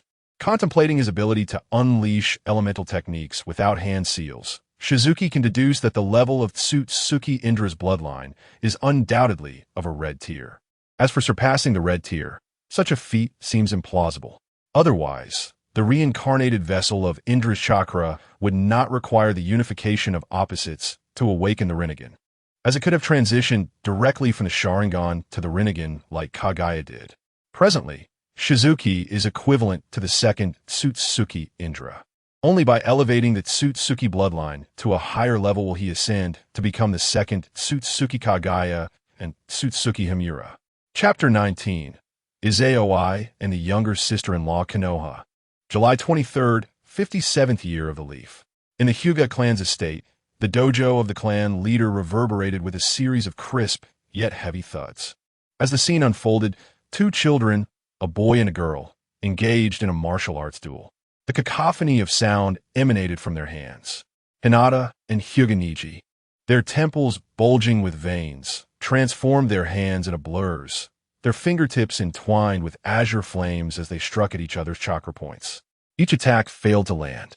Before making contact, they were met with blocks or discovered weaknesses, forcing them to shift from offense to defense.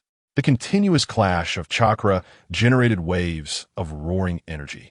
Such a rhythm tested one's resolve. A moment's distraction could lead to a devastating loss. Indeed, after dozens of exchanges, a sharp jab concluded the battle. With wide eyes filled with astonishment, Niji watched as Hinata, her expression serious, pointed her finger at him, mercilessly channeling chakra into his body. In an instant, Niji's chakra vanished. Subsequently, a relentless onslaught of attacks rained down upon him, each strike embedding chakra within him, sealing his chakra flow while inflicting excruciating pain. However, Niji gritted his teeth, suppressing any cries of agony. As the flurry of strikes subsided, Hinata withdrew her hands, the tension in her temples easing.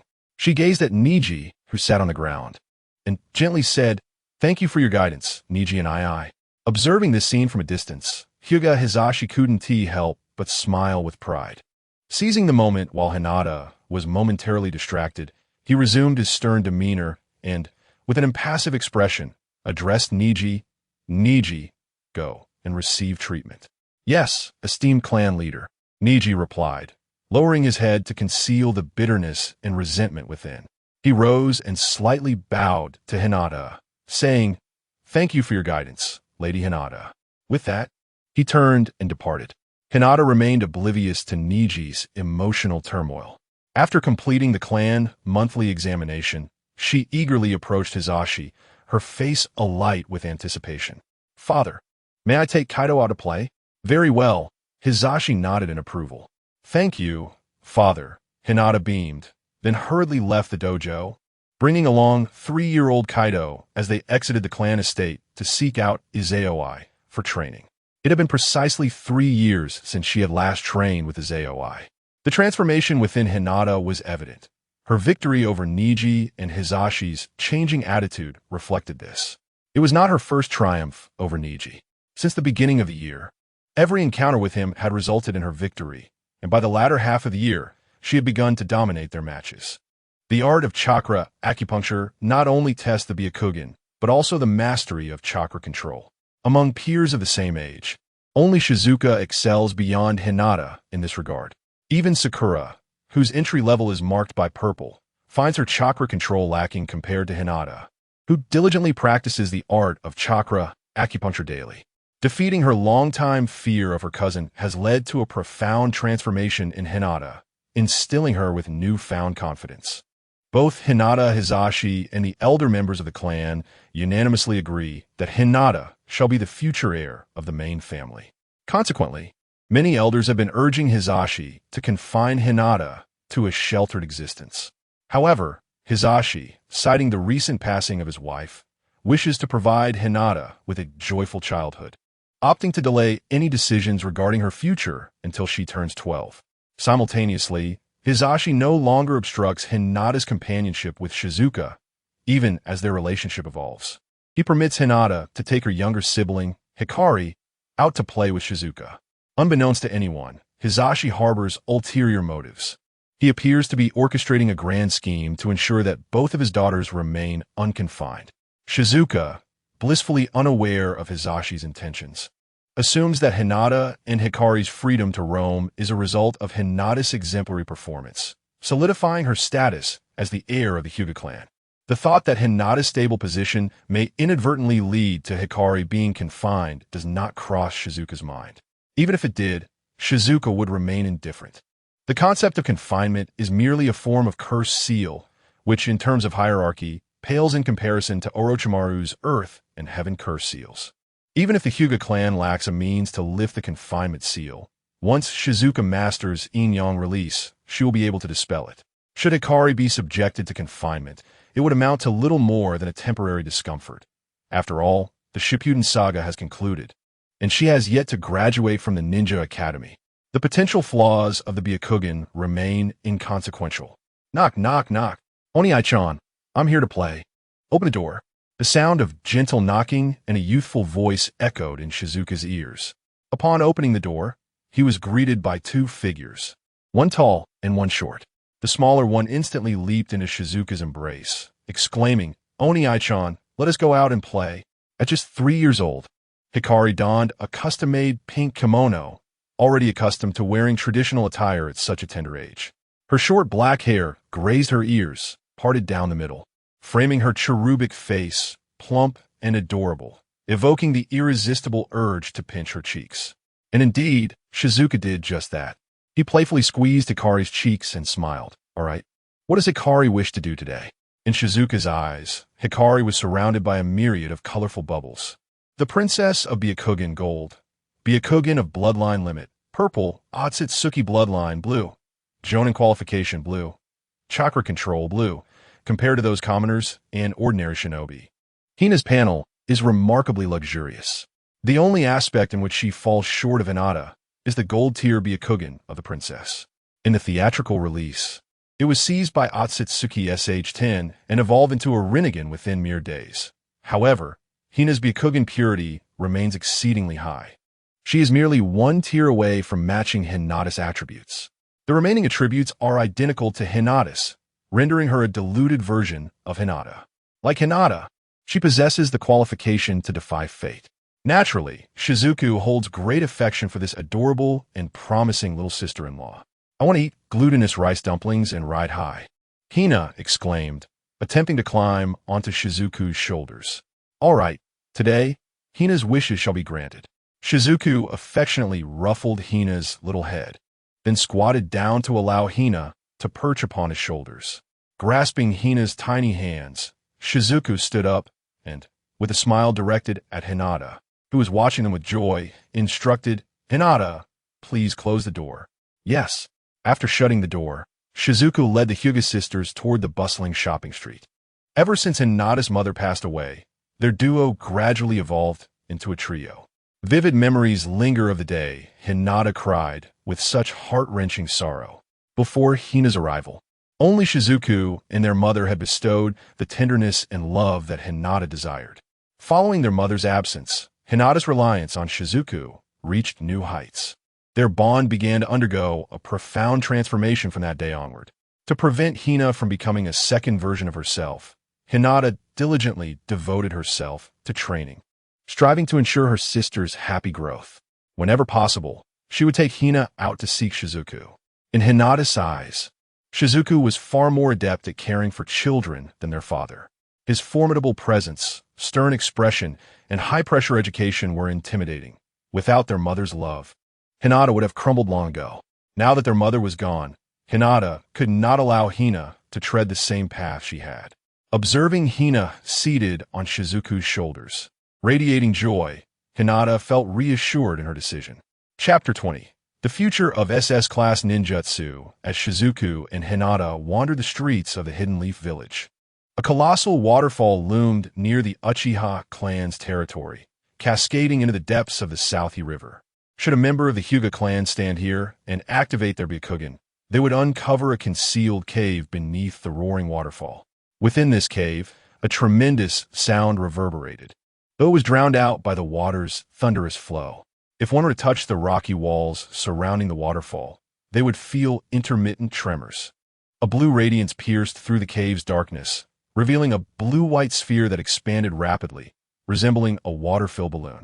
This energy orb, comparable in size to a basketball, surged into the abyss of shadows. With a deafening explosion, shockwaves erupted, sending debris scattering. The dust and mist did not escape the cave, but were instead swept away by the gusts of wind. Once tranquility returned, yet another energy sphere manifested, hurtling deeper into the dark, igniting another violent explosion. The cave itself had been forged through such powerful energy detonations. The core had been successfully formed, allowing for the subsequent creation of smaller spheres within. Shizuku's shadow clone appeared at the illuminated entrance of the cave, meticulously organizing the day's findings. Having mastered the foundational techniques of the original TV anime's Super Hurricane Sphere, Shizuku had transformed the Rasengan into a form just shy of the size of the Otama Rasengan, a feat that took him 2 arduous years to achieve. At last, Shizuku comprehended why Naruto Uzumaki required 3 years of training and the aid of shadow clones to execute the Otama Rasengan. For one who could not even perform a single-handed Rasengan, transforming it into such a massive orb while maintaining balance and preventing chakra from erupting was an insurmountable challenge. Even Shizuku needed a full 2 years to elevate his chakra control to this remarkable level, while gathering chakra into such a vast entity posed little difficulty. The true challenge lay in the necessity to amalgamate such an immense amount of chakra and induce it to spin at extraordinary speeds. This was nothing short of a hellish trial. After all, the Rasengan represented the pinnacle of form transformation, its learning curve rated at an A level. The Otama Rasengan undoubtedly hovered between A and S levels. It was no wonder that S-class ninjutsu was regarded as techniques so elusive that, despite immense effort and talent, mastery remained uncertain. The mere act of forming such a substantial energy sphere was already fraught with difficulty. To create 5 smaller orbs within it would be a challenge on par with Naruto's refinement of the wind release, Rasen Shuriken. Furthermore, infusing each of the 5 spheres with 5 distinct elemental transformations would elevate the complexity to a staggering degree, enough to induce a headache merely by contemplation. Should one succeed, the resulting power would be formidable, and the learning difficulty would undoubtedly surpass S-class, reaching an SS classification. This was a feat even the mighty Ashura Otsutsuki could not accomplish. Yet, it had become Shizuku's aspiration. His potential now eclipsed that of Ashura, who sought power from Kagaya Otsutsuki. The control over the purple-level chakra was insufficient. Thus, he elevated the talent attribute of chakra control to the golden level.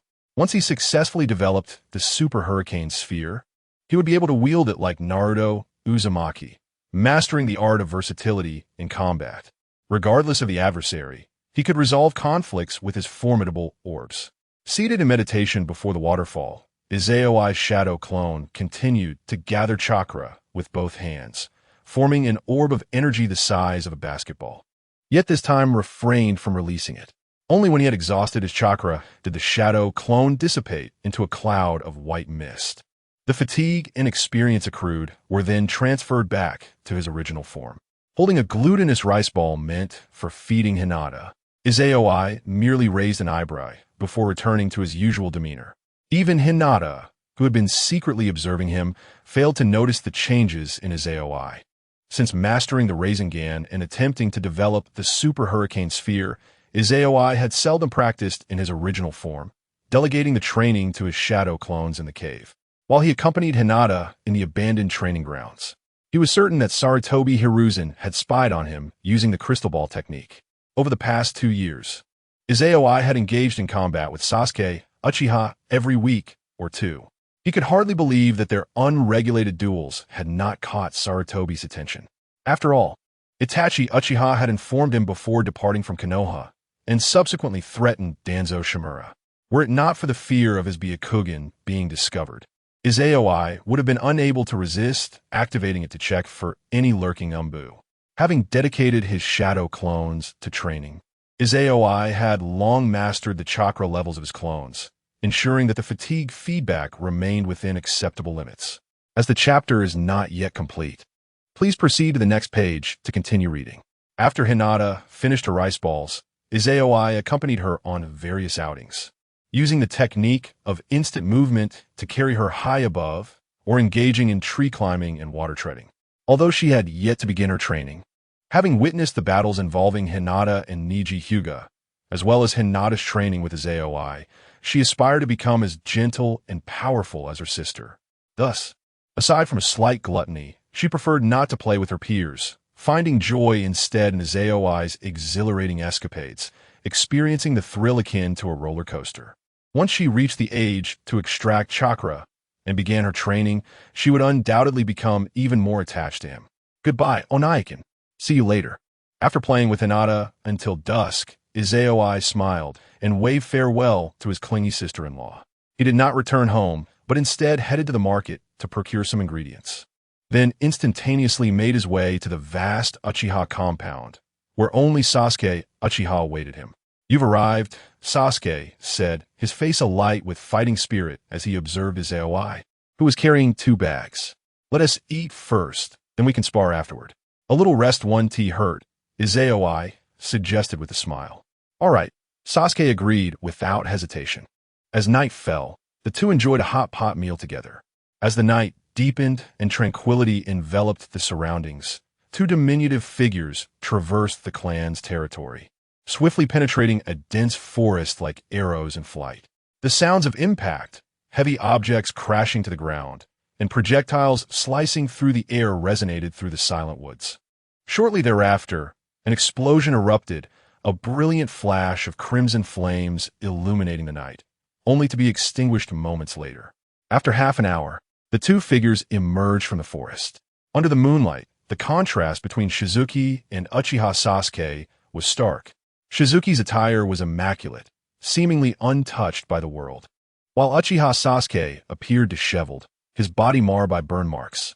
The exposed skin bore faint scars, yet the weary youth's eyes sparkled with a glint of triumph, indicative of significant gains.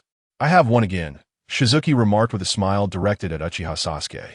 As per our agreement, I would like to examine the ninjutsu library at your home. Feel free, there's nothing of great value there, Uchiha Sasuke replied nonchalantly.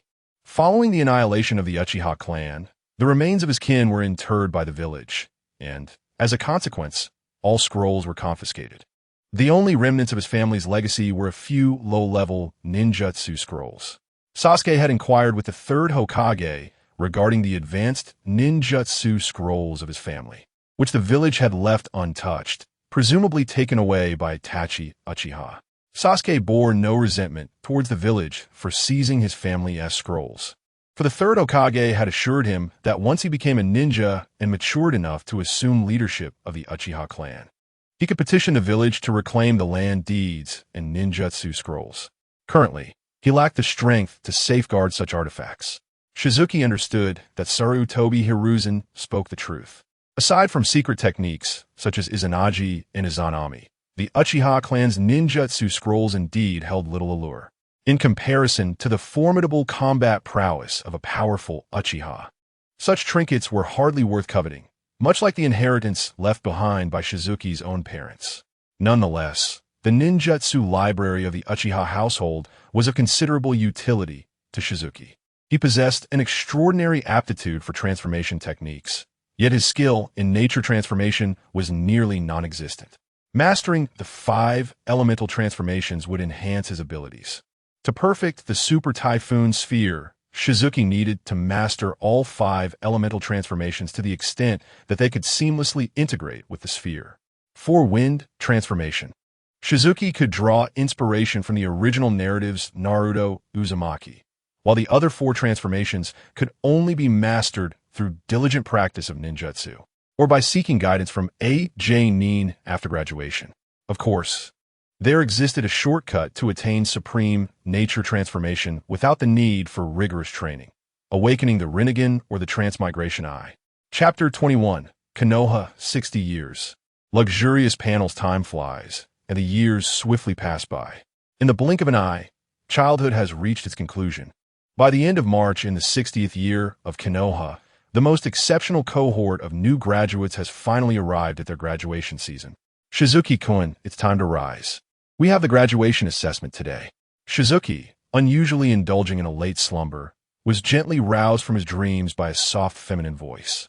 The owner of that voice was beside him, yet she did not startle him awake, indicating the profound trust Shizuki had in her, completely devoid of any sense of alarm. As he opened his eyes, the hazy outlines gradually sharpened to reveal the silhouette of a girl. Her face, having shed its childish roundness, was now strikingly beautiful and exquisite.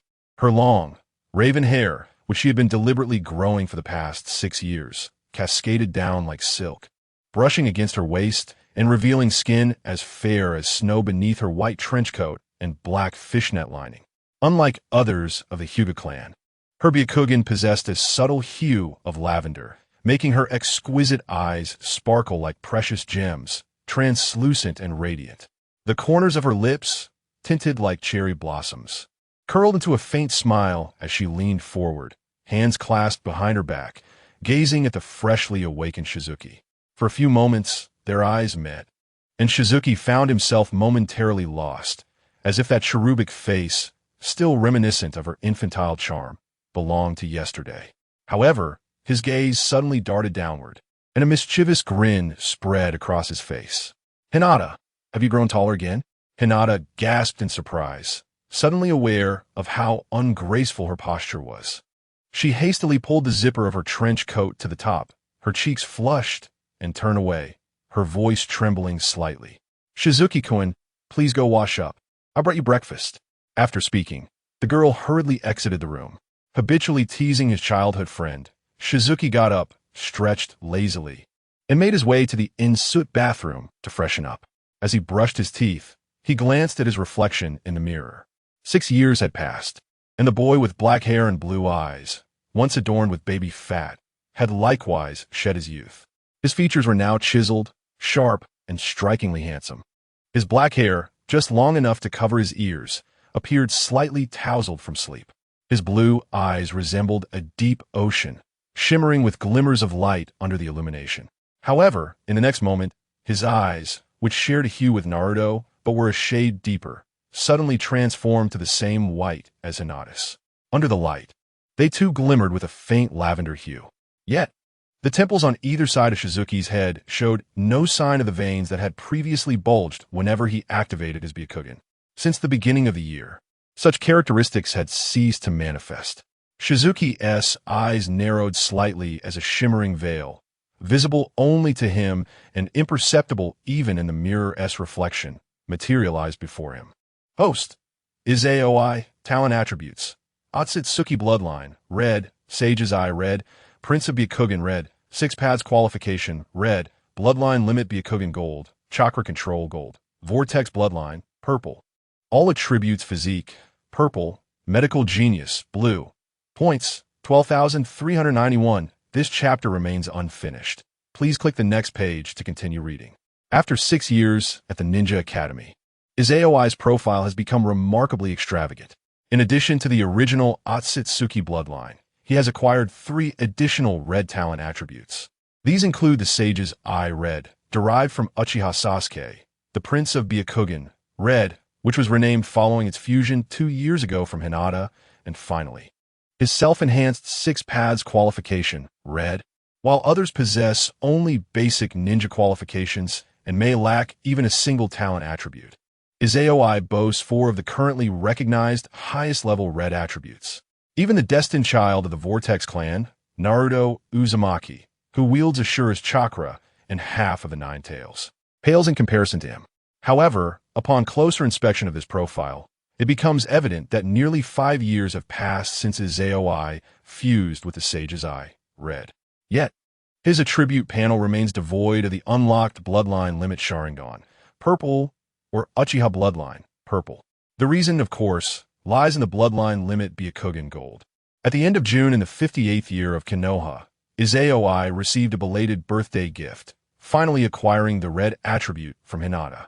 Following the fusion, the name of the attribute transformed, and in the subsequent 2 years, the chakra within Izayoi's body has undergone significant changes nearly every month. He is uncertain of the astonishing chakra quantity of a sage's body, yet Izayoi is confident that if Naruto Uzumaki lacked half of the 9 tails and was not malnourished, his chakra quantity, solely relying on his sage's body, would surely be far inferior to his own. The vast reservoir of chakra naturally encompasses in-release chakra. If one were to quantify Izayoi's in-release chakra, it would have long reached the level required to awaken the Sharingan, and even evolve into the Mangekyou Sharingan. However, he has yet to awaken the Sharingan. The in-release chakra secreted from his brain has been entirely absorbed by the Byakugan, rendering it impossible to converge within the eyes to give rise to new ocular techniques. Nevertheless, the Byakugan absorbing this in-release chakra quietly transitioned from purple to gold in the 59th year of Konoha. Since merging with the Prince of Byakugan, red, Izayoi's Byakugan's long-distance vision has also undergone significant changes over time. Currently, his Byakugan's range of long-distance vision has astonishingly reached 80 kilometers. Furthermore, it encompasses a complete 360-degree scope of vision and insight, surpassing even the terrifying capabilities of the Uchiha clan's Kagaya's Hard Eye. Undoubtedly, Izayoi's perception techniques have attained the pinnacle of strength in this era. Nearly a year has passed since his Byakugan was due for an upgrade. Soon, Izayoi rinsed her mouth and spat out the foamy water. After wiping her lips with a handkerchief, she instinctively lifted her hand to touch the corner of her right eye. Gazing into the mirror at her eye, which bore a hint of pale violet, she murmured, "I have a premonition. The first flutter of life will soon arrive." At this moment, Izayoi's capabilities undoubtedly surpassed those of Otsutsuki Shin. By the age of 19, Shin's potential had already been realized, with the Otsutsuki bloodline having developed to an exceptionally high level akin to that of the sage's body. It was precisely for this reason that he had awakened the ultimate dojutsu, the Rinnegan, in just a matter of days. However, currently, neither Izayoi nor Otsutsuki Shin had fully tapped into their potential. Even if they were to transplant Hinata's or Naruto's Byakugan, they could not achieve the swift evolution into the Rinnegan as depicted in the films. Yet, should they simultaneously transplant the Byakugan, Izayoi's awakening of the Rinnegan would undoubtedly surpass that of Otsutsuki Shin. The Sage's Eye Red is the foundation of Izayoi's confidence. As the prince who possesses both the Sage's Eye and the Byakugan, Izayoi effectively operates with 2 acceleration enhancements. At the tender age of 12, the possibility of awakening the ultimate dojutsu looms ahead, a feat even more astonishing than Uchiha Itachi's awakening of the Mangekyou Sharingan at the age of 11. Chapter 22. Graduation Assessment. Didn't we discuss this yesterday? There is no need for you to bring me lunch today. The exam won't take long. Shizuku closed her eyes and stepped out of her room. Upon glancing around, she noticed Hinata already seated at the dining table, several bento boxes arranged before her. Though Shizuku had voiced her reluctance, she unceremoniously took a seat and began to enjoy the breakfast that Hinata had meticulously prepared. I initially did not intend to make anything, but I forgot to remind Hai yesterday. Hinata placed her hands on the table and smiled as she explained, "I woke up even earlier than I did today, specifically to prepare your exam bento." "Ah, I see. How considerate of Hai." Shizuku felt a twinge of appreciation, and her appetite surged upon spotting the exam-themed rice balls, artfully crafted with shredded radish to resemble success. "These past few years, my dear sister-in-law has not been neglected. You should eat as well. I cannot finish all of this alone." Shizuku gestured while continuing to eat. No, I've already had breakfast at home. Hinata shook her head and then walked over to the refrigerator. Opening it, she retrieved a bottle of milk and poured a glass for both Shizuku and herself. From waking Shizuku to now pouring the milk, Hinata appeared entirely at ease, without a hint of awkwardness, as if this were her own home. In truth, it indeed was. Shizuku and Hinata had not visited their old meeting place in several years, although Shizuku had never set foot in the Hyuga clan-s residence. Hinata and Hai had already come to regard Shizuku's home as their second home. Both Hinata and Hai possessed a key to Shizuku's house. Whenever they had free time, they would visit and spend time at Shizuku's abode. The milk and ingredients in the refrigerator were purchased by Hinata and Hai, and household chores were either handled by Hinata or jointly tackled by the three of them. Both Shizuku and Hinata had grown accustomed to this harmonious coexistence. After finishing breakfast and cleaning the dishes, Shizuku and Hinata stepped out of the house together, heading towards the Ninja Academy. The striking pair attracted numerous gazes along the way. 6 years had passed, and aside from becoming a handsome young man, Shizuku had also grown to a height of 163 meters. In a village filled with individuals of diverse ethnicities, this stature might seem unremarkable. However, in Konoha, where the average height of peers was around 150 meters, Shizuku's 163 meters made him a standout presence in both his class and year. Hinata was similarly impressive. Shizuku had long forgotten Hinata's height in the original narrative, but it was certain that the Hinata of the original series, in both height and figure, could not compare to the current Hinata. With an insatiable appetite and a childhood rich in nutrition, coupled with remarkable physical activity, Hinata had reached a height of 155 meters, surpassing her peers by 6 to 7 centimeters. Just a few more centimeters, and she would match the height of her original counterpart from the Shippuden series at 12 years old, a stature that had significantly enhanced her presence. Even clad in a loose-fitting white trench coat, it is impossible to conceal her remarkable figure.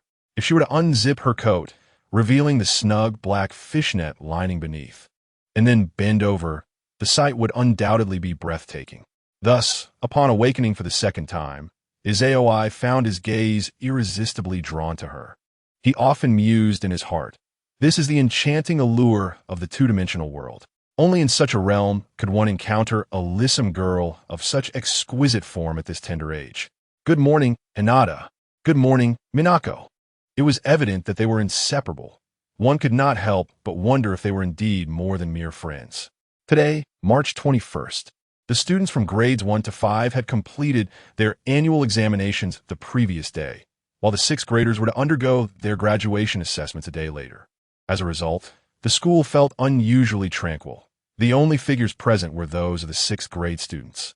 At the entrance, a number of parents stood, an uncommon sight as they accompanied their children to school, anxiously awaiting the results.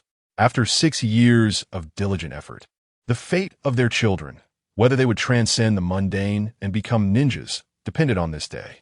Naturally, the parents waiting at the entrance were mostly ordinary citizens or civilian ninjas. The heirs of ninja clans, however, did not have their parents present. They merely attended as a formality. The ninja headbands were already in their possession, and even if they failed their graduation assessments, their familial secret techniques would allow them to leverage their privileges to join specific divisions, becoming special ninjas. On their way to the classroom, Izaoi and Hinata encountered several classmates, both male and female, who greeted them warmly. Those with whom they shared a closer bond even teased Izaoi and Hinata about their relationship. To this, Izaoi simply smiled in silence, while Hinata lowered her gaze, her cheeks slightly flushed. As a prominent figure in the school, the esteemed Izaoi's popularity and reception paled in comparison to that of Uchiha Sasuke, primarily due to Hinata's presence by his side. Since 1st grade, they had been desk partners, inseparable companions. Initially, some girls had been oblivious to the nature of their relationship, often surrounding Izaoi. However, each invitation he declined, coupled with the noticeable difference in his demeanor towards Hinata compared to them, gradually led them to cease their pursuits. Of course, had Hinata been merely an ordinary girl, those girls would undoubtedly have felt jealousy, even contemplating bullying her. Yet, Hinata was not just the daughter of a prestigious ninja clan. Her academic performance consistently ranked among the top 3. With her mastery of pressure points, she had become a formidable opponent in physical confrontations. Classmates feared not the strikes of fists and feet, but rather the prospect of having a pressure point struck, resulting in excruciating pain or paralysis coursing through their bodies, a sensation far worse than a mere punch. Most students in the class had experienced the consequences of her pressure point techniques, and thus, the girls naturally refrained from provoking Hinata. In addition to Izayoi, the class also has Sasuke Uchiha, providing them with a secondary option. Gradually, the atmosphere around Izayoi became serene, with Hinata acting as a shield. There was no need for her to concoct excuses daily to decline her classmates' invitations. She could occasionally spare a moment to engage with them. Upon entering the classroom, many students had already arrived. Some were engaged in hushed whispers, oblivious to the subjects of their discussions. Others sat at their desks, their faces taut and fists clenched, clearly revealing their inner tension. Even Naruto Uzumaki, who had been doodling on the Hokage rock yesterday, leading the entire class to face an impromptu transformation test, sat unusually quietly today. After Izayoi and Hinata settled into their seats, they began to exchange whispers, observing this carefree interaction between the top student and the second best. A girl sitting beside Hinata was filled with envy.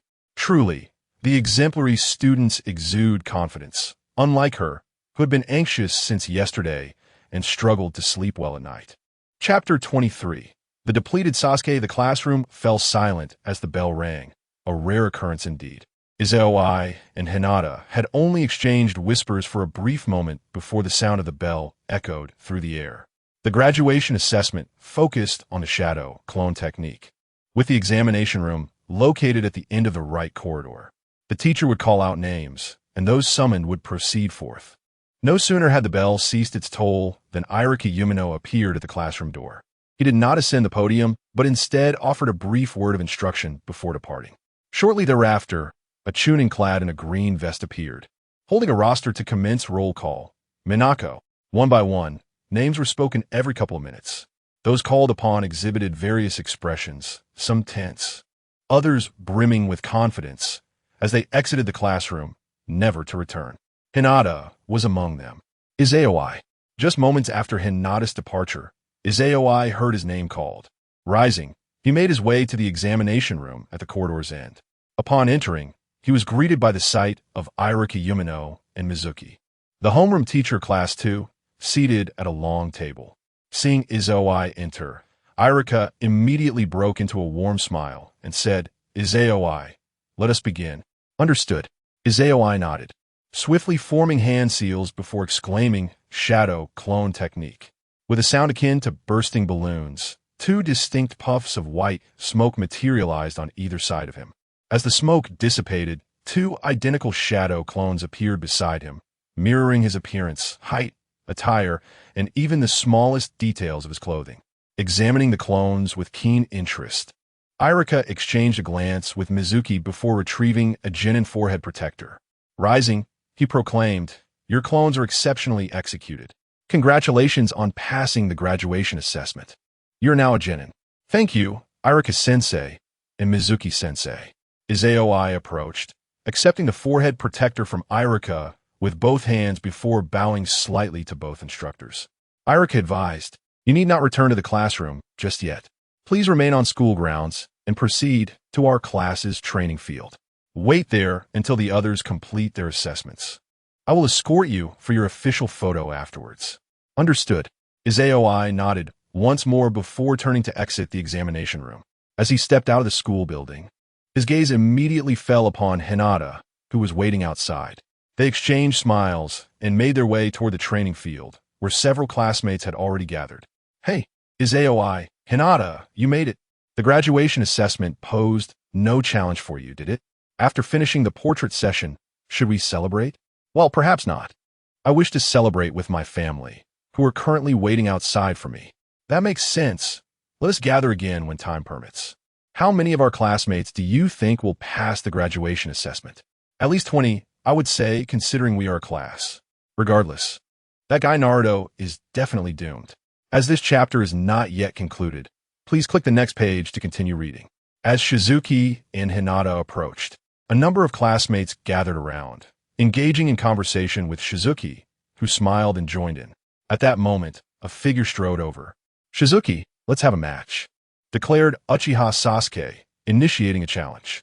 Upon seeing the third-ranked student, who occasionally snatched the second rank, the other classmates tactfully dispersed, observing the fierce determination in Sasuke's expression. Shizuki chuckled and shook her head, saying, "Not for now. Based on the intelligence I have gathered, lower ninjas will form teams of 3, creating a class, and then train alongside their respective guiding jonin. We both understand our strengths.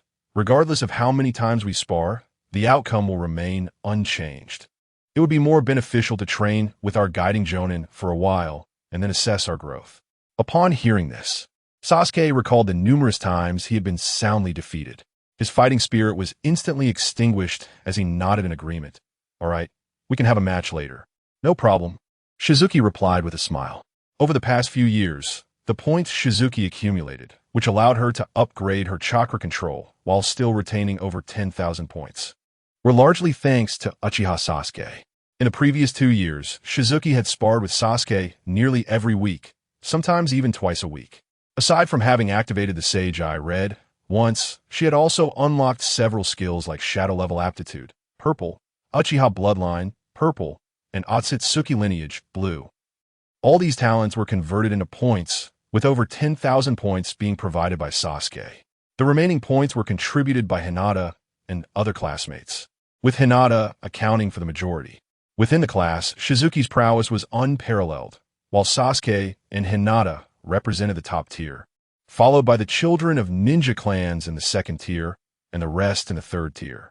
Since the third grade, apart from Sasuke and Hinata, it had become increasingly difficult for students like Yamanaka Ino and others from ninja clans, as well as other classmates, to unlock new skills. Even when they occasionally did, they were mostly of lower grade. Thankfully, the measure of strength is not solely based on the quantity of chakra. Otherwise, throughout the entire class and even the school, only Naruto Uzumaki would have been capable of unlocking advanced skills. Over the years, Shizuki had fully capitalized on Uchiha Sasuke's abilities. Whether it was regarding the skills he possessed or the ninjutsu scrolls from his home, she had certainly taken advantage multiple times. Moreover, during these years, Shizuki and Sasuke had also forged a friendship. Every so often, they would engage in a battle, which had become their unspoken agreement. After years of sparring with Shizuke's, Uchiha Sasuke's prowess had undoubtedly surpassed that depicted in the original narrative. Surrounding him were ethereal bubbles, one of which had undergone a significant transformation. This was the Uchiha bloodline, now evolved into the Kekkei Genkai Sharingan. In essence, Uchiha Sasuke had awakened the Sharingan, and more precisely, he possessed the ability to activate it at will. The true awakening of his Sharingan occurred on the fateful night of the massacre. With the Sharingan awakened, Uchiha Sasuke exhibited an overwhelming sense of superiority. Aside from Shizuke's, the only individual who could potentially rival him for the second position was Hinata. Despite her remarkable skills, was no match for him in a taijutsu contest. In an unrestricted duel, with the Sharingan activated and chakra surging, alongside the mastery of additional jutsu learned from Shizuke's, Uchiha Sasuke regarded Hinata with indifference. Should Shizuke's Uchiha Sasuke and Hinata find themselves in the same class, they would undoubtedly form the most formidable team among the lower ninjas. Neither the new generation of Inoshikicho nor the Sand Village's Gaara and his siblings could contend with their strength. However, such an arrangement was evidently implausible. The intertwined destinies of Uchiha Sasuke and Uzumaki Naruto, along with their respective identities, destined them to be placed in the same team. Within the entirety of Konoha, none were more suited than Kakashi Hitaki to serve as their guiding Genin. Chapter 24. The unspoken understanding between his AOI and his father-in-law, as his AOI had conveyed to Hinata. The graduation assessment requires but a brief span of time. After a few moments of idle chatter, the other students who had successfully passed the assessment gradually arrived at the playground. Before long, Irika Yumino made his appearance, signifying that those familiar faces absent from the gathering had unfortunately failed the graduation test. Upon closer inspection, it became evident that the only familiar face missing was Naruto Uzumaki. "My apologies for the wait, everyone," Irika Yumino announced, holding a clipboard. "Please put on your headbands. I shall now escort you to have your official photographs taken." "Where should we wear the headbands, Irika-sensei?" a student inquired, raising a hand. "Anywhere on your upper body will suffice," Irika replied. Thus, the students adorned their headbands on their foreheads, tied them around their arms, hung them around their necks, or fashioned them as hairbands, with Hinata opting for the latter. Izaoi chose to tie his around his left arm.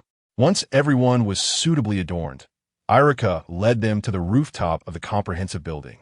The photographer awaited there, equipped with a standing camera, having been there for quite some time. After queuing for their photographs, the students eagerly exited the comprehensive building, some leisurely strolling while others hurried towards the school gates. At the entrance stood a throng of parents. Some consoled their disappointed children, while others gazed expectantly towards the school. They were all aware that those yet to emerge had successfully passed the graduation assessment and were now lower-ranking ninjas. As the students appeared, the school gates became a hub of activity. However, this lively scene was a painful reminder for some orphans who either gazed enviously at the spectacle or fled the school, unable to bear the sight. Sasuke Uchiha embodied both sentiments, casting a fleeting envious glance before vanishing like a wisp of smoke. Izaoi, however, did not belong to either group. "Onaikin, One-san, over here." A girl's voice rang out brightly at the school gates. Dressed in a brownish-yellow kimono adorned with flame patterns of the hem, Kaki waved her small hands towards Izaoi and Hinata. Witnessing this, a subtle smile graced Izaoi's lips, mirrored by a gentle smile from Hinata. Before reaching the school gates, Izaoi knelt down, embracing the rushing Kaki as she leapt into his arms. "Onaikin, One-san, I've come to fetch you," Kaki exclaimed, wrapping her arms around Izaoi's neck. She immediately noticed the headband on his arm and curiously asked, "Onaikin, is this the lower ninja headband?" "Indeed, you may play with it," Izaoi replied, nodding as he removed the headband and handed it to Kaki. He then lifted her up, exchanging a knowing smile with Hinata. Together, the three departed from school. Years passed, and Kaki, now 7, had undergone considerable changes. In the original narrative, she had shoulder-length hair at this age. Upon seeing her sister with long hair, she too decided to grow her locks. Now, her hair cascades down to her waist, reminiscent of her appearance in the theatrical version, with 2 strands of bangs intricately braided. During battles and training, she either wears her hair sleek and straight or ties it into a single ponytail. Coupled with her resolute gaze and serious expression, she exudes an aura akin to the valiant figures in Boruto. Perhaps due to precocious development, Hua has matured significantly faster than Hinata, destined to reach a height of 1.7 meters in the future. She currently stands at 1.32 meters, merely a head taller than Shizuku. At this age, Hinata still bears the cherubic fullness of childhood, while Hua's petite face has lost much of its baby fat, taking on the form of an oval visage. Mimicking Hinata, Hua drapes her ch-nin forehead protector around her neck and beams at Shizuku, exclaiming, "Oni-chan," to celebrate Yorin's sister's promotion to ch-nin. "Let's indulge in hot pot today." Clearly, it was Hua's own desire for the meal. Hinata, with her delicate, jade-like finger, gently tapped Hua's forehead. Hua, feeling a tad bashful, stuck out her tongue and replied, "But father forbids us from eating such things. Still, I simply crave hot pot today." Shizuku was utterly charmed by Hua's adorable demeanor and readily agreed. "Very well. Let's enjoy hot pot today." "Yay!" Hua cheered exuberantly, then cheekily added, "Oni-chan, I want to ride high." "That won't do," Hinata pouted, admonishing, "You are already quite tall. You cannot do such things anymore." "I'm only 7. What is the harm?" Hua retorted, making a playful face at Hinata before turning to Shizuku with a pout. "Oni-chan, please."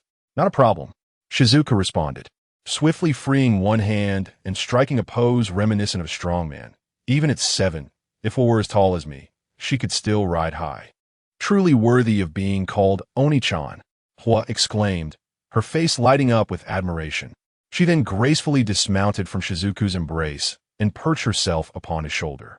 With a sigh of resignation, Hinata observed Shizuku, who was now being directed by Hoa towards the market, and after a moment, she followed with a fond smile. Suddenly, a figure appeared out of thin air where they had just been. Upon closer inspection, it was a member of the Hyuga clan, donned in a green vest and possessing eyes akin to those of Hinata and Hoa. This individual was Hoa's bodyguard, while Hinata always had a guard accompanying her. It was not surprising that Hoa had one as well. However, for reasons unknown, the guard chose to protect her from the shadows rather than being in close proximity. While Hoa remained oblivious to this presence, both Shizuku and Hinata were aware of the bodyguard's existence. Over the 6 years, although Shizuku had yet to meet Hinata's father, he felt a certain unspoken understanding with his future father-in-law. The former is responsible for the gentle nurturing of Hinata and Hina, allowing the bereaved Hinata, who has lost her mother, to grow amidst his affection and indulgence. Conversely, the latter adopts a stern approach, imposing upon them the weight of their prestigious lineage. Living under the pressures of their household, Hinata and Hina naturally depend on Shizuka.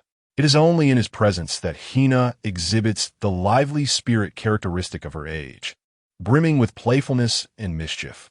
In front of Hyuga Hizashi, she, much like in the original narrative, appears as an exceedingly precocious young adult. The same applies to Hinata.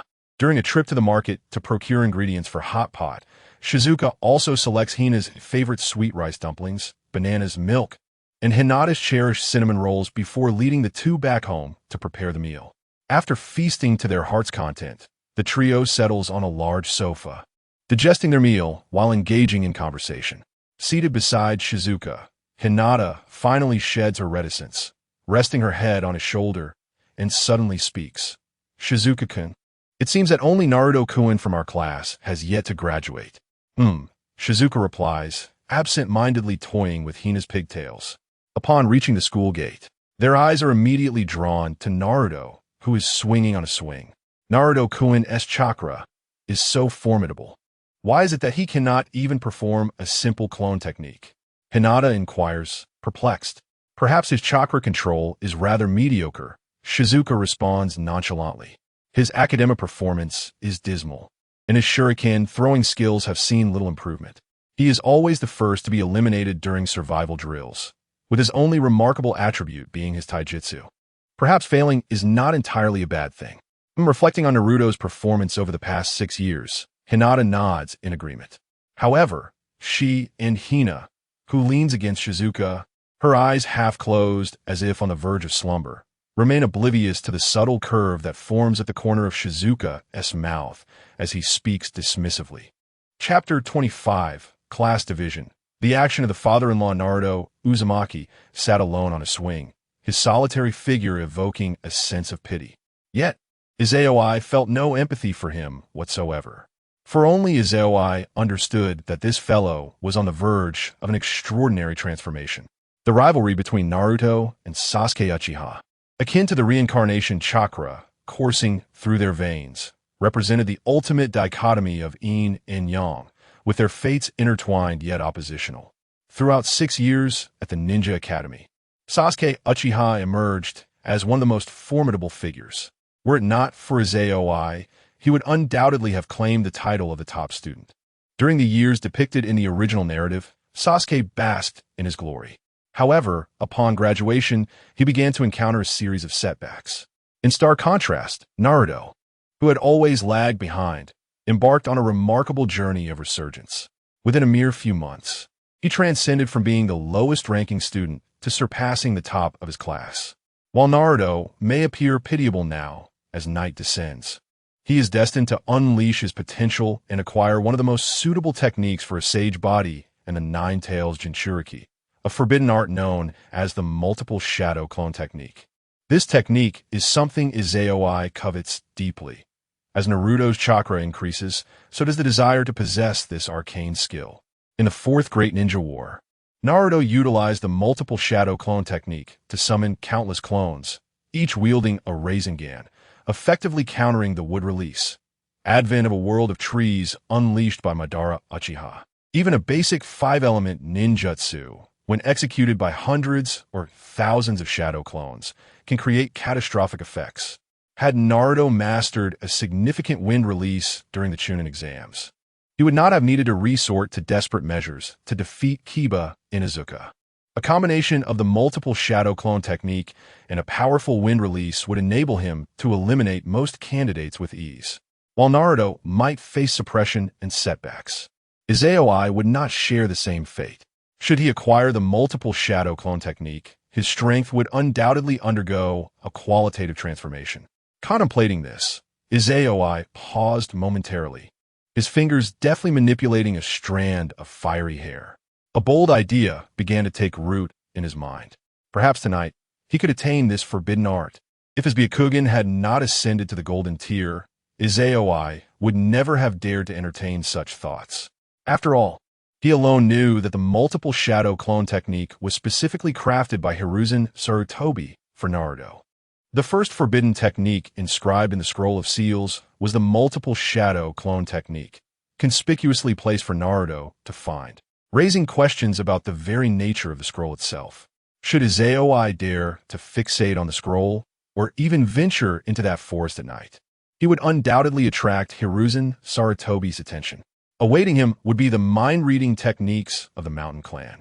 However, Izayoi need not approach Naruto nor appear in that forest to acquire the ability to master the multiple shadow clone technique. His Byakugan's long-range vision extends to a radius of 80 kilometers, encompassing the entirety of Konoha. With proper preparation, he could easily transcribe the method of practicing the multiple shadow clone technique the moment Naruto opens the scroll. Resolving this in his mind, Izayoi promptly made his decision. Dear Izayoi, do you think we will be placed in the same team the day after tomorrow? Time had slipped away for over half an hour. The fire had fallen asleep in Izayoi's embrace. Gently, he carried the fire to the bed in the room and returned to the sofa. The chapter was not yet finished. Click to continue reading on the next page. He then reached out to wrap his arm around Hinata's fragrant shoulder. Leaning against Izayoi, Hinata gazed at him with hopeful eyes and inquired. The chances were slim, yet not entirely impossible. Izayoi toyed with Hinata's silky hair and spoke slowly.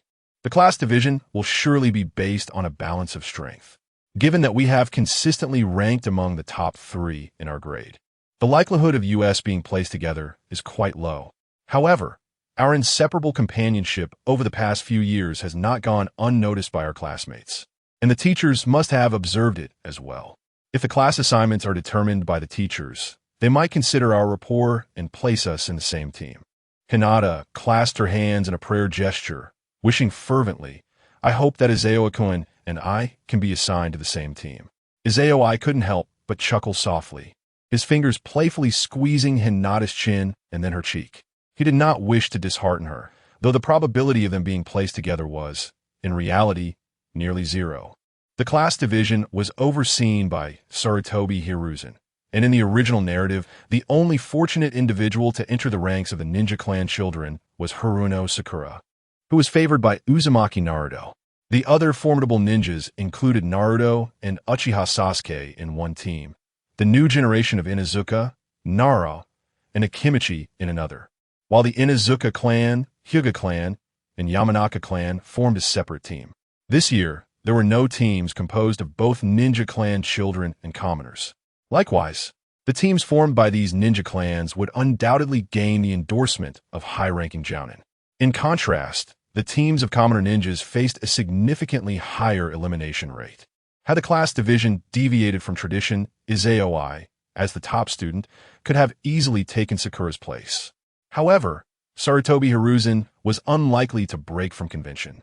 And considering that Izayoi and Uchiha Sasuke were friends, what would happen if they isolated Naruto?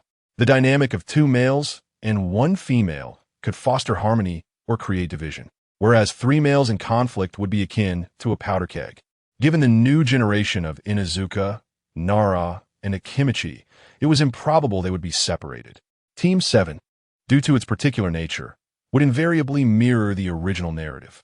The only team Izayoi could potentially infiltrate would be Team 8. Should he manage to do so, It would amount to Sarutobi Hiruzen offending either the Yamanaka clan or the Inazuka clan. If Inazuka Kiba and Yamanaka Shino were merely ordinary members, it might not pose a significant issue, as Izayoi, being the top student, had proven his worth. Yet, both of them were the sons of clan leaders, heirs to their respective ninja clans. The heir of the Uzumaki clan was assigned to an ordinary squad, instructed by commonplace jonin. One must ponder the predicament should they encounter peril during a mission. The Inazuka clan, renowned for their sensory and combat prowess, not only provides numerous ninjas with Ninkin as their summoning beasts, but the Aburame clan is equally formidable, known throughout the ninja world for their infamous mastery of insects that instill fear in the hearts of many. Izayoi harbored doubts about Sarutobi Hiruzen's resolve in this matter. Thus, the likelihood of such an occurrence seemed minuscule. Yet, unbeknownst to Izayoi, it was not merely Hinata who wished to be placed in the same squad. Even Hyuga Hizashi hoped for the same arrangement for his daughter. The future father-in-law had already set his plans into motion. As dusk fell, Sarutobi Hiruzen placed a specially crafted sealing book upon the desk in the Hokage's office before returning home.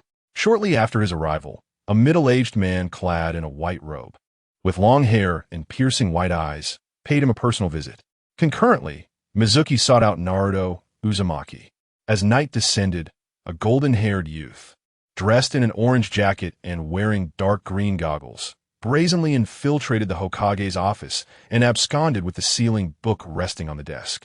Before long, numerous figures clad in green vests were seen darting across the rooftops of the central street. Chapter 26. The art of multiple shadow clones acquired the sound of slicing through the air echoed continuously above the central street. As figures darted past, both ninjas and civilians realized that something significant was unfolding that night. However, the alarm did not sound, and those fleeting silhouettes did not organize an evacuation to the shelters, allowing the villagers to feel at ease. The events were of no concern to them, and there was no imminent danger.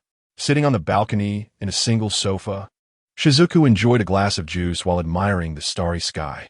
The figures soaring over his rooftop failed to capture his attention. Time passed, and as the acrobatics above ceased and the foot traffic on the street dwindled, Shizuku, seemingly bored, finally rose to return indoors. Shortly thereafter, the lights in the living room extinguished. Emerging from the bathroom in his pajamas, Shizuku wore a faint smile on his handsome face. The art of multiple shadow clones had been acquired, unbeknownst to him. Within an artificial cave behind a waterfall, several figures of varying appearances melded into the rock face using a concealment technique. Employing a far-reaching vision ability that extended up to 80 kilometers, fixated on the orange-clad Naruto Uzumaki. From the moment he exited the Hokage building, every movement was scrutinized by these vigilant observers. With their formidable long-range and X-ray vision abilities, neither the Nine Tails within Naruto nor Sarutobi Hiruzen, who had been watching Naruto through a crystal-clear lens, sensed anything amiss. As Naruto opened the sealing book, these figures unfurled blank scrolls and, working in concert, transcribed the training methods for the multiple shadow clone technique. These figures were indeed the shadow clones created by Shizuku using his transformation technique. After recording the training methods and concealing them, the shadow clones erased all traces and sense, dissipating into thin air. Receiving feedback, Shizuku did not rush to retrieve the scroll containing the training methods of the multiple shadow clone technique. The knowledge was secured, and there was no hurry. Lying in bed, curiosity about the class assignments for the following day crept into his mind. Once again, he was certain that both he and Hinata's training, along with his battles against Sasuke Uchiha, had been observed by Sarutobi Hiruzen. Even before graduation, he had mastered tree climbing and water walking, skills not taught in the Ninja Academy, along with low-level wind and fire techniques and a B-rank shadow clone technique. In both physical confrontations and unregulated battles, he had overwhelmed the esteemed heiress of the Hyuga clan and the Uchiha heir who had awakened the Sharingan. Such a civilian prodigy, while not rivaling Jiraiya's 12-year-old disciple, Minato Namikaze, who had defeated the Cloud Ninja, or Kakashi Hitaki, who had become Ape J Nin and developed the A-rank lightning technique, Chidori.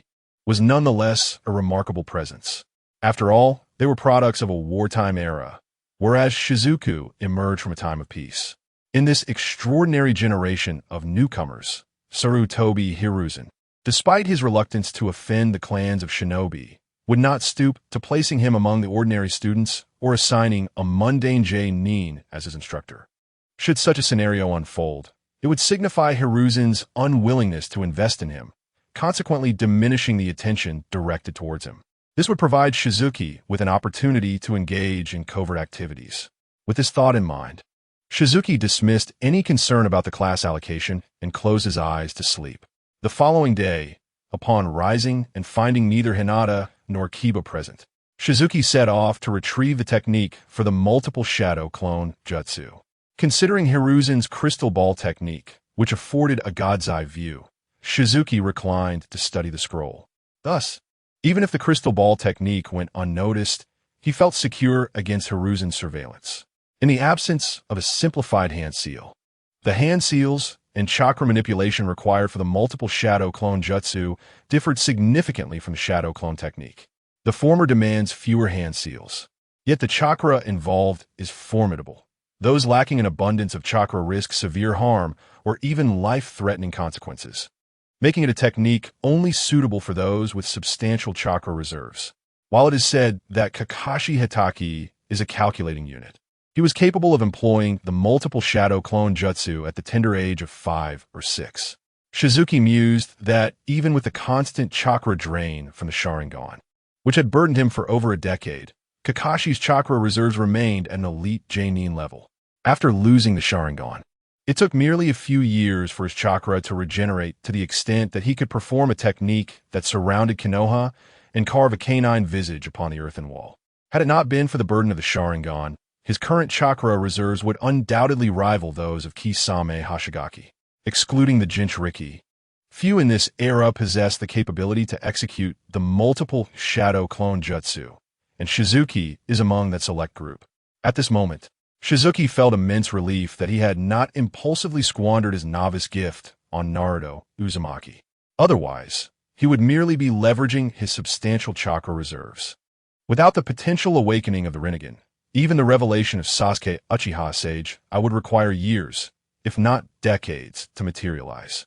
In contrast, the Otsutsuki bloodline, Red, combined with the Sage Eye, Red, and the Byakugan Prince, Red, suggests the impending onset of a significant transformation. In less than 5 minutes, Shizuki had mastered the multiple shadow clone jutsu. Without the need for experimentation, given his current chakra level, he could effortlessly produce hundreds or thousands of shadow clones by following the chakra flow outlined in the scroll. To prevent the risk of Konoha's fire accidentally discovering the scroll and experimenting with it, Shizuki chose not to hide it, but to destroy it instead. He had indeed mastered the multiple shadow clone jutsu. If necessary, he could easily write it down or provide hands-on instruction. As noon approached, 16 nights, noticing that Hinata and Hina had yet to arrive, presumed they might not come today. She stepped outside to procure some ninja tools for before undertaking their mission. There lay a genuine assessment ahead. On her way, she encountered Naruto Uzumaki, ensnared by Konohamaru, with the special Jonin Ebisu stealthily trailing them from behind. The dark green goggles resting on Naruto's forehead had been replaced by a Genin forehead protector, evidently having just completed his photo for the official records. Engaged in conversation with Konohamaru, Naruto remained oblivious to 16 Knight's presence, who merely cast a fleeting glance before withdrawing her gaze and continuing to the ninja equipment store. Upon returning home, 16 Knights was surprised to find 2 pairs of shoes at the entrance. From a room on the first floor, transformed into a dojo, emanated a series of sounds reminiscent of applause, mingled with the echo of something colliding, crisp yet laden with weight. Approaching the door, she beheld Hinata and Hina, now clad in white training uniforms and activating their Byakugan, vigorously sparring with one another. Their hands blurred into mere shadows, enveloped in azure flames. Each collision of their afterimages generating significant gusts of wind. A closer inspection revealed that Hinata was not fighting earnestly. She was merely providing Hina with opportunities to strike. Had she been serious, Hina would undoubtedly have been bruised and battered by now. In the eyes of 16 knights and Hinata, Hina's current technique, limited to the gentle fist, was all too predictable, and her stance left much to be desired, full of openings. Contemplating this, 16 knights mused that it might be an opportune time to teach Hina tree climbing and water walking in advance. After all, apart from a slight deficiency in Byakugan purity compared to Hinata, Hina was not lacking in any other aspect and could certainly follow in Hinata's footsteps, mastering advanced chakra control early on. Onaiken, take this. Just as 16 Knights was lost in thought, Hina's spirited voice abruptly snapped her back to reality. Hina, in her training attire, was charging towards her. The sight of her bulging veins and fingertips entwined with blue flames was quite formidable among her peers. However, 16 Knights merely raised an eyebrow, her lips curling into a faint smile, and without dropping the bag in her hand, she transformed into an afterimage, appearing beside Hina as if teleporting. Her bare foot connected with Hina's abdomen, and the gentle yet powerful force sent Hina soaring towards Hinata. Hinata extended her arms to catch her flying sister. Come on, let us take him on together. 16 Knights tossed the bag of tools into a corner, beckoning to the two girls with an inviting gesture, a clear challenge on her face. The Hinata sisters exchanged a serious glance, nodding solemnly before charging at 16 Knights. Onaiken, you are far too arrogant. You will regret this. Hina shouted with fervor. Hinata, silent yet resolute, unleashed her slender fingers, which contained astonishing precision and chakra, slicing through the air like arrows. Immediately following, an even louder clash resonated throughout the first floor of 16 Knights' home. Occasionally, the air was pierced by cries of pain and distress. Had it not been for the commendable soundproofing, passers-by might have misconstrued the situation. However, after more than half an hour, the sounds of battle were supplanted by playful bickering. Wah! It hurts so much as, Oni-chan, I detest you.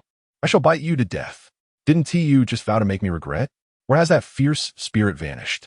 Stop biting. Your wounds have healed. Yet your sister still requires treatment. I shall bite. Sister, you take the other side. Let us gnaw at Oni-chan together. Ha ha! Soon the bite marks will fade on their own. Do not lick them. It's so itchy. Hee hee, just lick. We must exact our revenge on Oni-chan. Chapter 27. A memorable scene. Shizuki-kun, it is time to rise. Class division is imminent. The following day, Shizuki awoke once more to Hinata's gentle summons. Unbeknownst to him, he had developed a penchant for lingering in bed, relishing the princess-like wake-up service she provided each morning. Hinata, accustomed to her early routines, would bring breakfast to rouse Shizuki, and both found joy in the shared ritual. I am utterly drained of chakra from yesterday's escapades. I cannot possibly get up, Shizuki playfully protested, extending his arms towards Hinata and feigning a sulky demeanor. Such a fib. It is clear that our chakra consumption does not surpass your recovery rate, Hinata chided lightly. Yet she reached out to assist him. However, as her small hand grasped the back of Shizuki's hand, he deftly flipped her wrist and pulled her towards him. Hinata found herself tumbling onto Shizuki, but her remarkable physique effortlessly absorbed the impact, leaving her unharmed atop him. Ah! Despite being unscathed, the sudden turn of events elicited a startled gasp from Hinata. Shizuki, savoring the sensation before him, swiftly shifted their positions, pinning her beneath him. His hands framing her head as he gazed down at the girl, transformed into a flustered vision of steam. Shizuki-kun, after years of building her resilience, Hinata now seemed utterly vulnerable, her gaze evasive and unable to meet his. Witnessing this rare display of cuteness from Hinata stirred an inexplicable impulse within Shizuki. However, mindful of their ages and the delicate nature of their relationship, he suppressed the urge. As he prepared to rise, his eyes inadvertently drifted over the black fishnet lining, triggering a nostalgic recollection that compelled him to express his desire in his native dialect. Hinata, I wish to hold that. Confused by his words, Hinata cutely tilted her head. Yet, in the next moment, her complexion flushed a deep crimson, and her pale lavender eyes transformed into the swirling patterns of the Rinnegan. Her emotions surged, nearing a climactic peak. Shizuki hastily leapt from the bed and dashed into the en-suite bathroom. Meanwhile, Hinata gasped for breath, as if she had been holding her breath for an eternity, attempting to steady her racing heart and quell the slight discomfort. When Shizuki emerged from the bathroom, he found the room empty. He did not immediately leave, but instead opened the wardrobe to retrieve the combat attire he had custom-ordered at the beginning of the year, which had remained unworn until now. This ensemble, a white robe reminiscent of that worn by Otsutsuki Indra, differed only in that Shizuki's lacked the broad collar and the black magatama embellishments. Draped in a white robe and fastening a black belt around his waist, Shizuki then took out the 2 white armbands he had purchased the day before, which possessed the ability to store items. Izaoi concealed shurikens and kunai within her attire, adorning her wrists with them. The sleeves of her white robe were notably voluminous, rendering her hand movements undetectable to any adversary lacking the ability to see through illusions. Once prepared, Izaoi stepped out of her chamber. Hinata, already seated at the dining table with an open bento box, her eyes brightened at the sight of Izaoi, and her heart, which had just settled, began to race once more. It was unavoidable. The current Izaoi exuded an undeniable aura of lethality. With her black hair and blue eyes, striking features, and tall stature, she donned a white, form-fitting robe that added an air of nobility to her presence. To any observer, she appeared to be a refined nobleman, rather than an orphan raised without parental guidance or lessons in etiquette. In that moment, Hinata regretted her choice of a plain white trench coat and trousers, realizing she ought to have worn a custom-tailored kimono like her sister. Such an attire would have made her and Izaoi an even more harmonious pair. Resolving her thoughts, Hinata decided to consult her sister upon her return home. Unbeknownst to her, Izaoi remained entirely oblivious to Hinata's musings. After enjoying breakfast, the two departed for the Ninja Academy. Ah, Izaoi, Hinata, good morning. How delightful it is to see you two inseparable. I hope you remain in the same class. Greeted a few classmates they encountered on their way to school, who were also headed in pairs. The duo, often seen together, could not escape the light-hearted teasing. Izaoi merely smiled in silence, while Hinata shyly lowered her gaze, recalling their recent intimate moments. Upon entering the classroom, most students were already present. Initially, only Naruto Uzumaki had not graduated, but with the successful completion of the graduation assessment, the entire 6th grade class had passed. As for how many teams earned the acknowledgement of a guiding Jainin, that remained uncertain. Having graduated, the students did not occupy their designated seats, but instead gathered with their closest friends to chat. Izaoi and Hinata casually found a spot to sit. Before they could engage in whispered conversation, a well-known figure took a seat beside Izaoi. Glancing at him, Izaoi greeted him with a smile. "Good morning, Sasuke." "Morning," replied Uchiha Sasuke, nodding, his expression showing a hint of eagerness. "I hope we can be placed in the same team after the class division." Excluding Naruto, who occasionally resonated with him, only Izaoi and Hinata captured Sasuke's attention within their grade. Being in the same team would allow him to challenge them frequently, enhancing his own abilities. In response, Izaoi smiled and shook her head gently. "I too wish to be in a team with you and Hinata, but as you know, it is improbable for the top 3 of the class to be grouped together. Otherwise, other teams would have no need to participate in the CHNIN exams." "That is indeed a valid point." Uchiha Sasuke felt a tinge of regret, finding truth in the words of 16 Knights.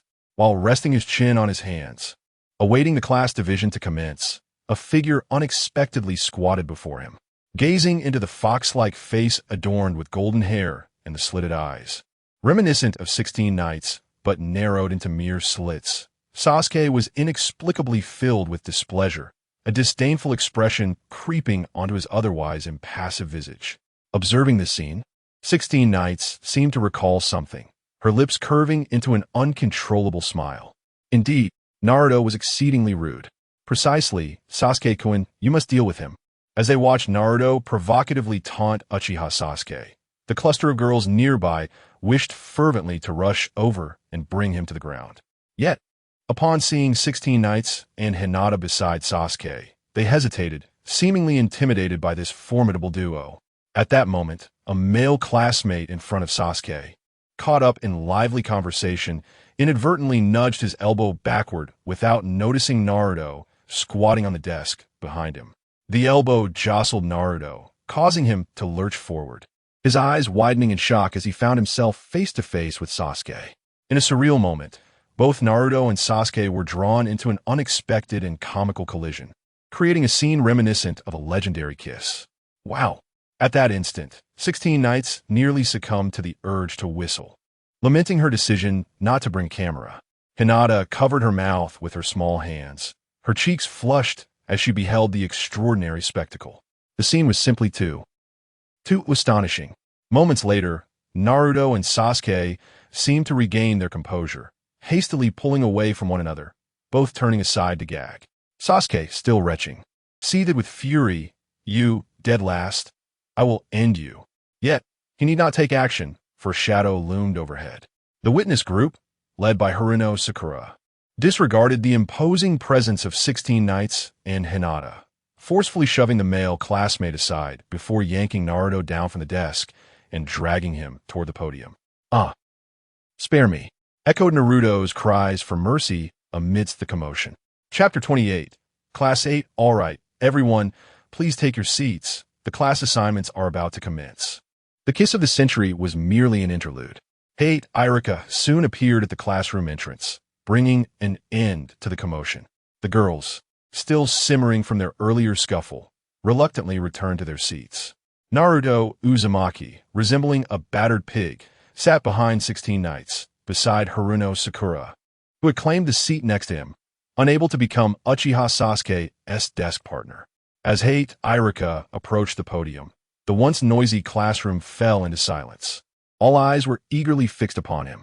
Glancing around the room and seeing that none of his students from the past 6 years had been eliminated, a smile of relief spread across Irika's face. He then composed himself and spoke with a warm smile. "Congratulations on your successful graduation. From this moment forward, you are all true ninjas." With that, he raised the clipboard in his hand and continued, "However, you are merely probationary ninjas for now, still novices among the ranks. Before you can operate independently, you will need to form teams of 3 and train alongside experienced jonin." The class assignments were about to begin.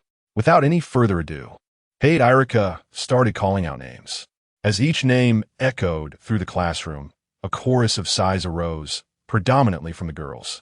Although 16 Knights had already been claimed by Hinata, who ranked among the top 3 in the class, many girls still harbored secret affections for him, hoping to be placed in the same team.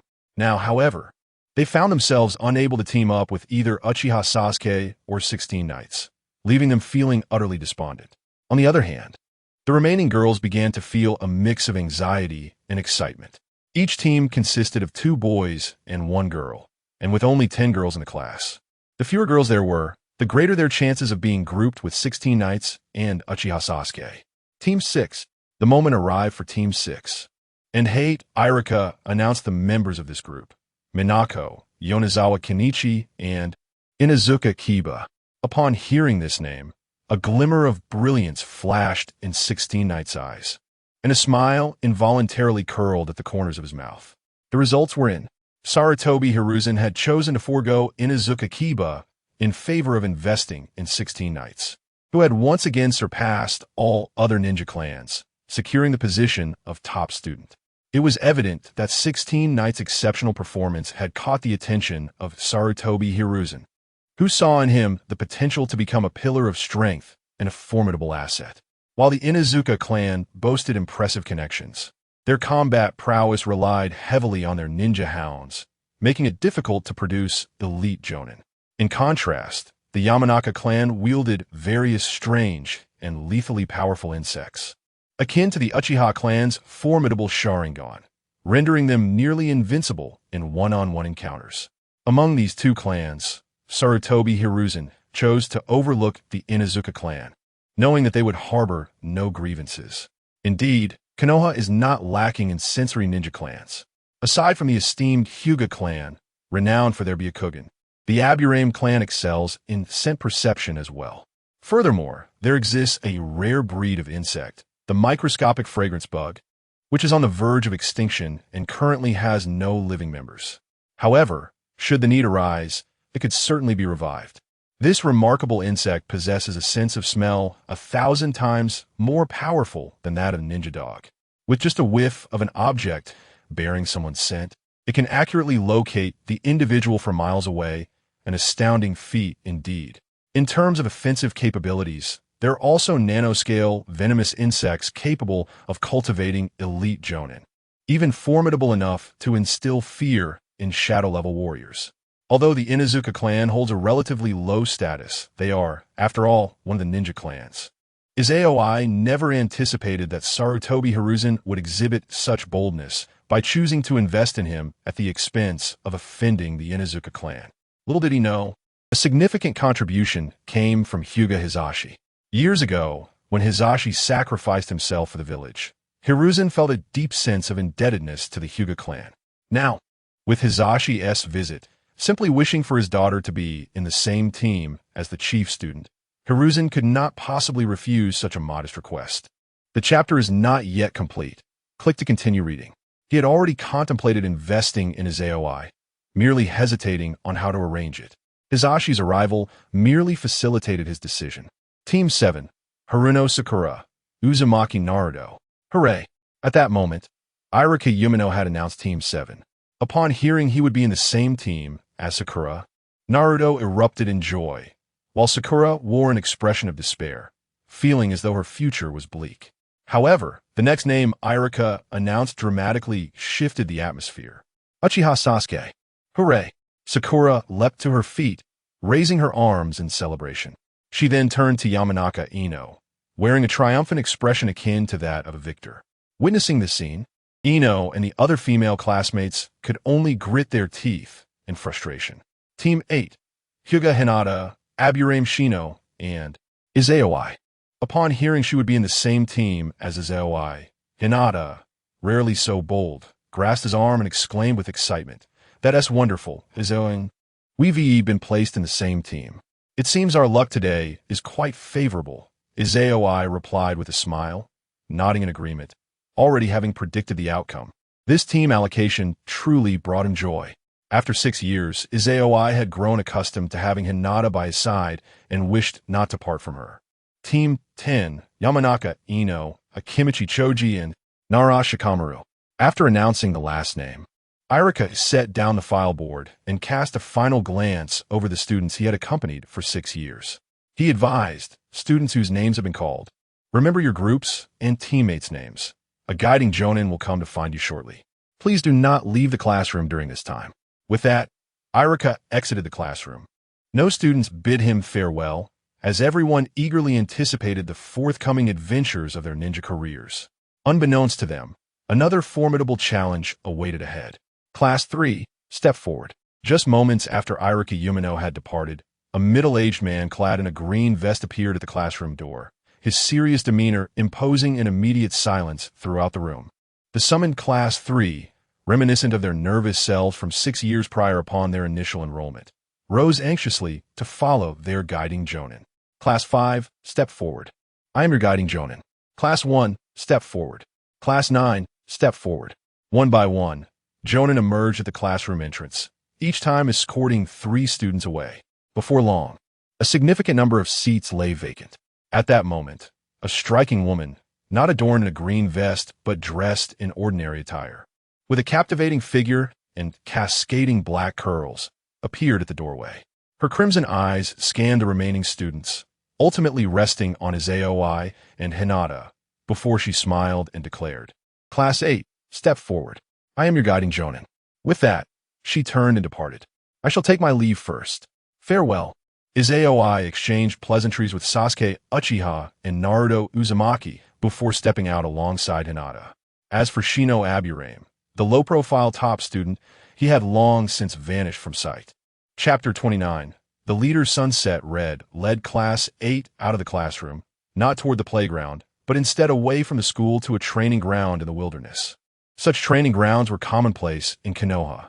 Upon reaching a tree stump, Sunset Red turned to face the trio of Izaoi and smiled, saying, "Before any of you are promoted to the position of CH Nin team leader, I shall be the one to guide you in your missions for the foreseeable future. So, let us begin with self-introductions to get to know one another. Allow me to demonstrate. With one hand resting on her hip and a smile gracing her lips. Sunset Red introduced herself. I am Sunset Red, with the surname Sunset. You may call me Teacher Red. My specialty lies in Jinjutsu, and I excel in various forms of illusion techniques. I have many fond preferences, particularly in food, such as wasabi octopus, as well as shochu and vodka. My aspiration is to become a kunoichi akin to Lady Tsunade. It is now your turn, she said, her gaze sweeping across the faces of the trio before settling on Izaoi.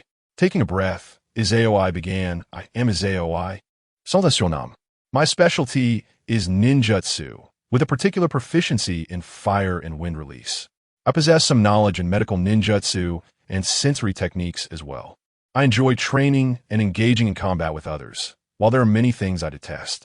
My dream is to become an exceptional ninja. Sunset Red nodded, forming an initial assessment of Izaoi's abilities and character. She then turned her attention to Hinata, who stood beside Izaoi. I am Hinata Hyuga, she spoke softly. My strengths lie in sensory techniques and the gentle fist of my clan. I enjoy training alongside Izaoi-kun and my younger sister. My favorite foods include red bean paste and cinnamon rolls, while I dislike shrimp and crab. My dream is also to become an outstanding ninja. After hearing Hinata's introduction, Sunset Red scrutinized Izaoi once more, her gaze flitting between the two until she noticed Hinata's cheeks flush slightly, prompting her to lower her head.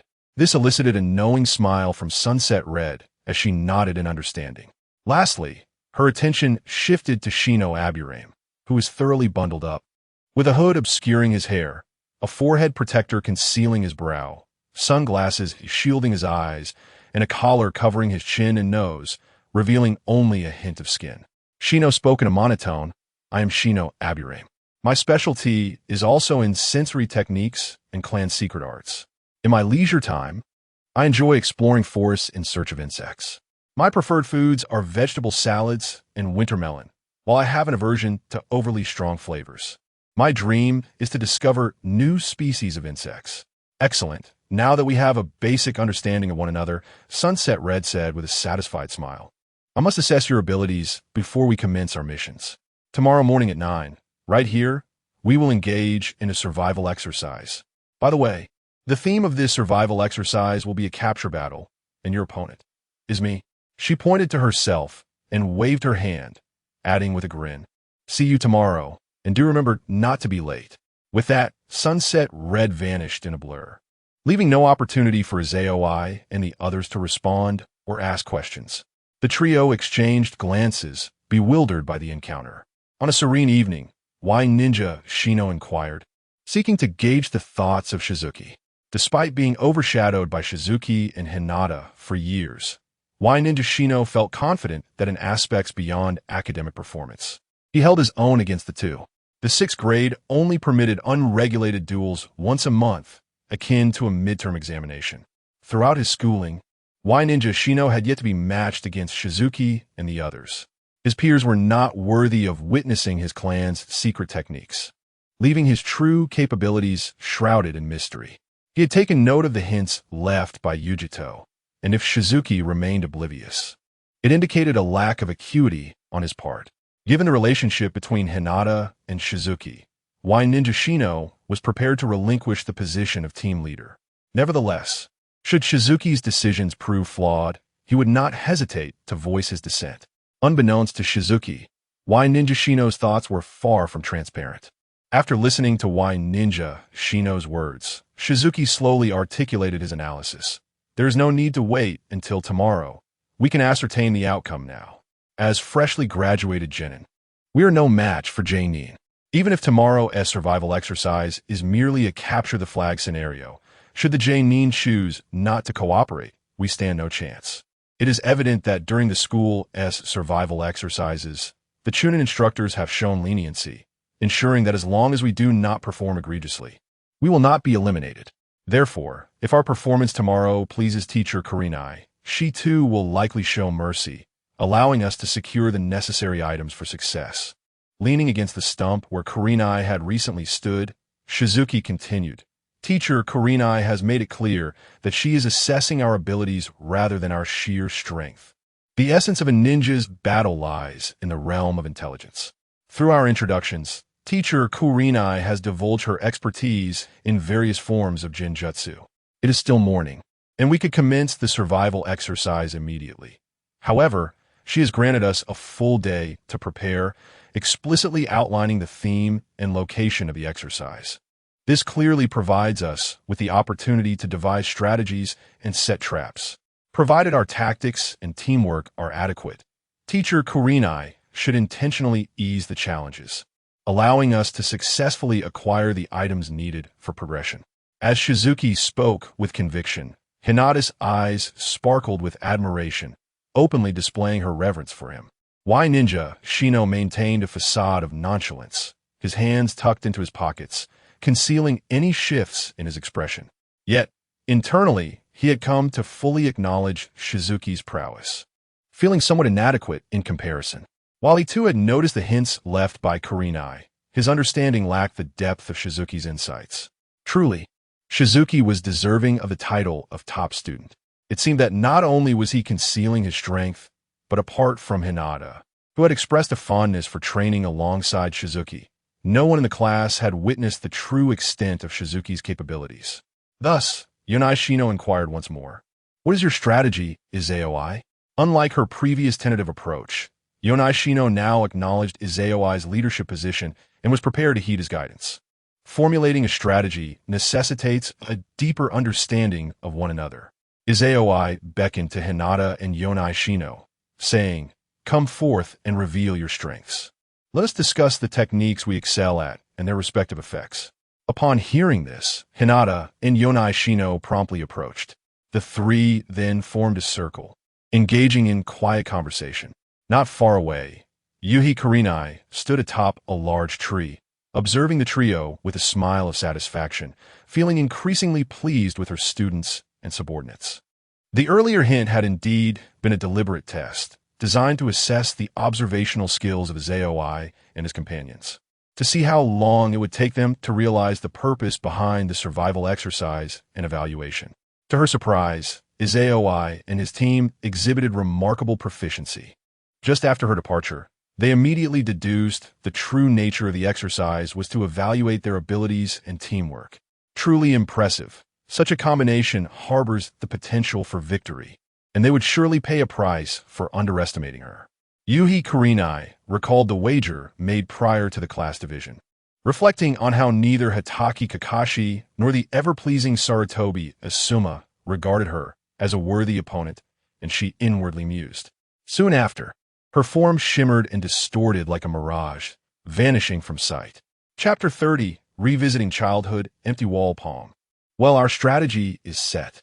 Half an hour later, Shizuki gazed at Hinata and Shino before him, smiling as he said, "I will rely on you both tomorrow, Hinata, Shino." "Yes, I will do my best," Hinata replied, nodding vigorously. Rest assured, Shino also nodded slightly, though internally he was far from calm. A storm was brewing within him. Within his transformed body, a colony of insects was relaying information. Shizuki's chakra was astonishing. Among his peers, only the likes of Naruto Uzumaki could compare. It was no wonder he possessed such a vast array of jutsu and even developed powerful techniques on his own. This nameless individual might not solely descend from common ninja lineage. Perhaps in a bygone era, he was a formidable presence. Otherwise, his chakra volume could not be so exaggerated. "In that case, let's head back," Shizuki said, satisfied as both Hinata and Shino concurred with the strategy and accepted his arrangements. Just as he was about to dismiss them, Shino spoke up. "Aren't we setting traps?" "There is no need for that," Shizuki replied, shaking his head. "Ordinary traps are ineffective against elite ninjas. Powerful traps require costly and lethal tools, and they may not even be effective against higher-ranked ninjas. They could potentially harm our own. If my analysis is correct, this strategy should suffice for us to pass the test."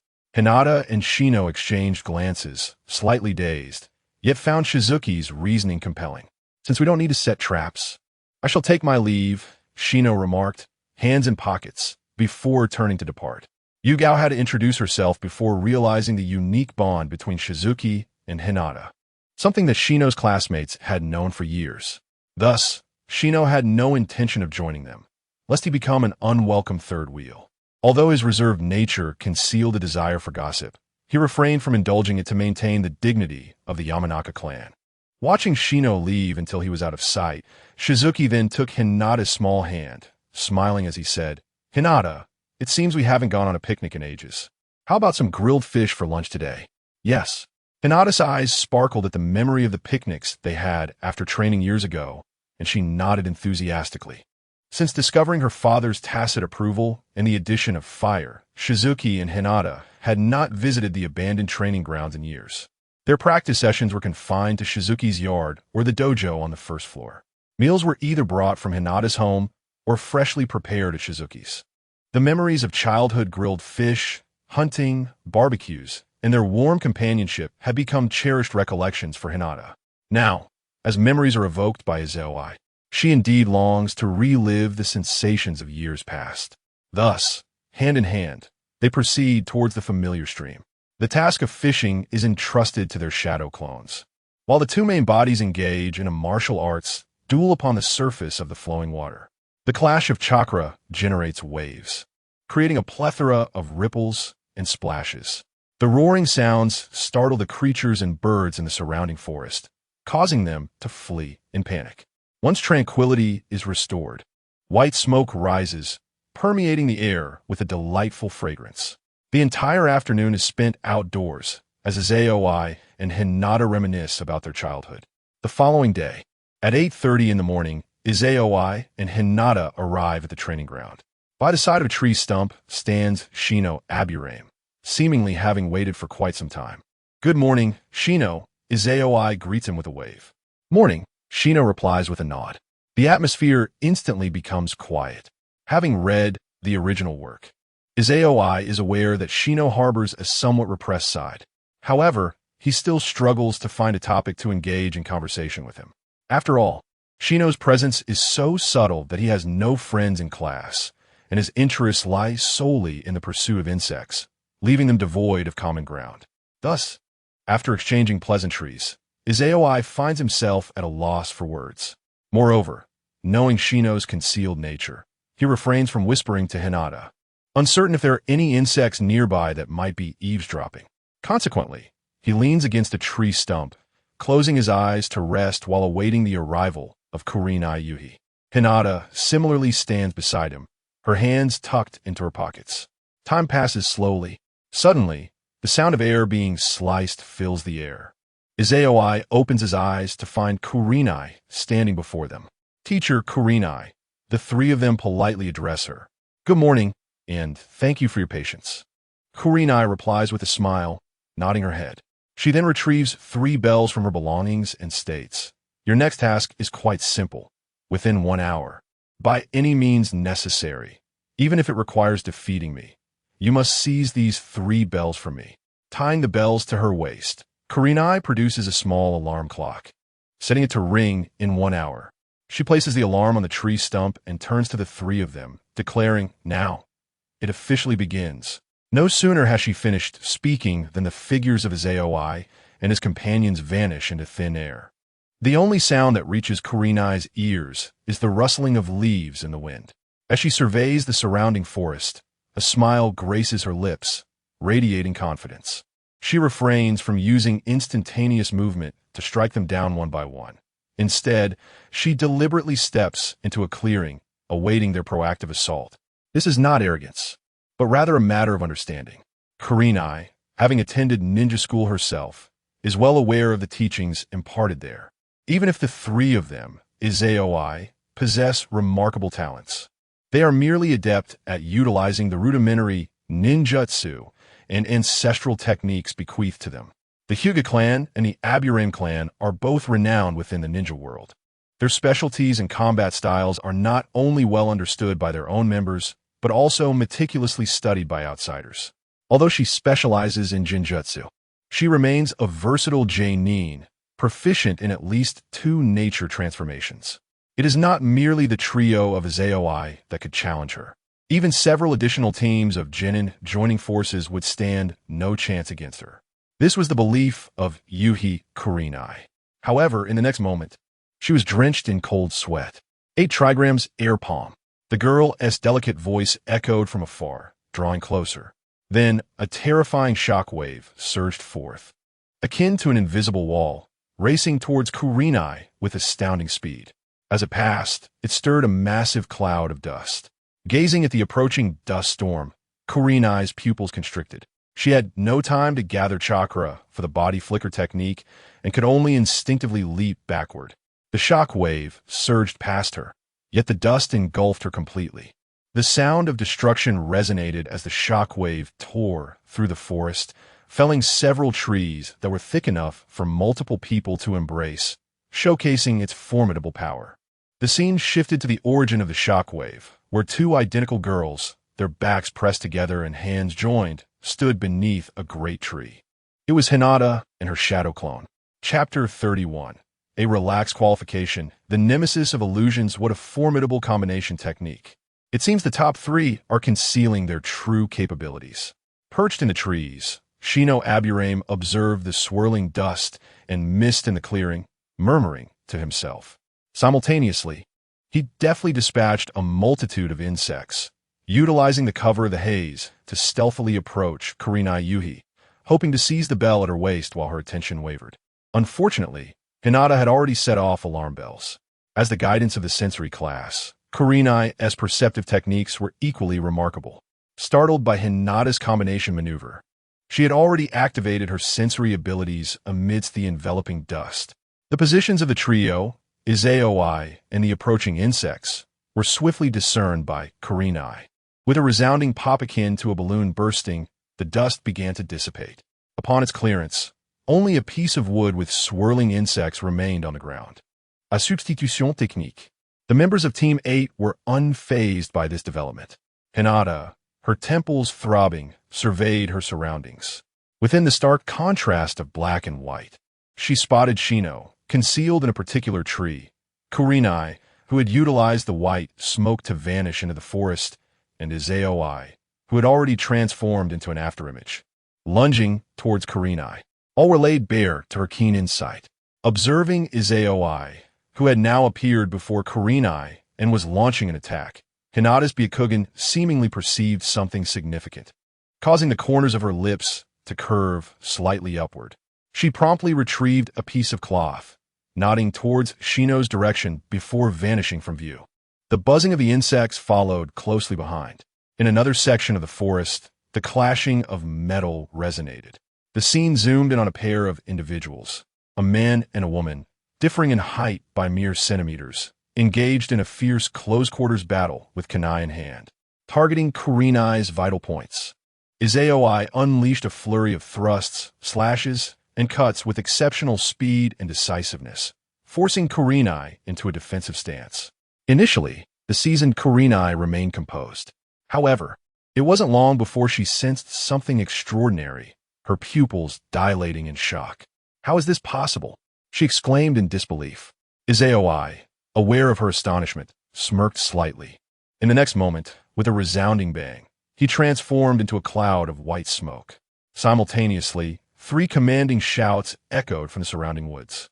Fire style, Great Dragon Fire technique.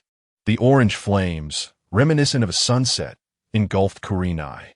3 fire dragons, each approximately 4 meters long, roared towards her in a triangular formation. Kurenai had no time to evade with her body flicker, and illusions proved ineffective. She could only hastily form hand seals, exclaiming, "Water style, water barrier technique." A torrent of water erupted from her mouth, spiraling as her body turned, colliding with the oncoming fire dragons. With a series of explosions and hissing sounds, a remarkable mist began to spread and envelop the area. Ahem! The expanse of the mist was astonishing, even encroaching upon the open ground. The figure of Akatsuki emerged from the fog, letting out a cough. Suddenly, as if struck by a revelation, Akatsuki froze in place. The chapter is not yet complete. Click to continue reading on the next page. In the next moment, a familiar sound reached her ears. The melodious chime of bells rang out, growing closer. A gust of wind dispersed the mist, and the figures of Team 8 emerged from the forest. In the center stood Izayoi, gently swaying the bell in hand, smiling at Akatsuki as he spoke. "Teacher Akatsuki, we must have qualified, right?" "Impressive. Despite my precautions, you managed to seize the bell," Akatsuki remarked, a hint of embarrassment creeping in as she glanced at the pristine Team 8 and then at her own disheveled state. Yet, the joy within her outweighed her awkwardness. With a radiant smile, she generously praised, "Your strength is formidable, and your tactics are excellent. I concede defeat." "Nay, the battle of ninjas is a battle of information." Izayoi shook his head, smiling as he continued. "The reason we acquired the bell so effortlessly is that you, Teacher Akatsuki, revealed your expertise, and we were not sufficiently informed about your strategies. In a life-and-death struggle, it would not have been so simple. We merely took advantage of your intentional leniency."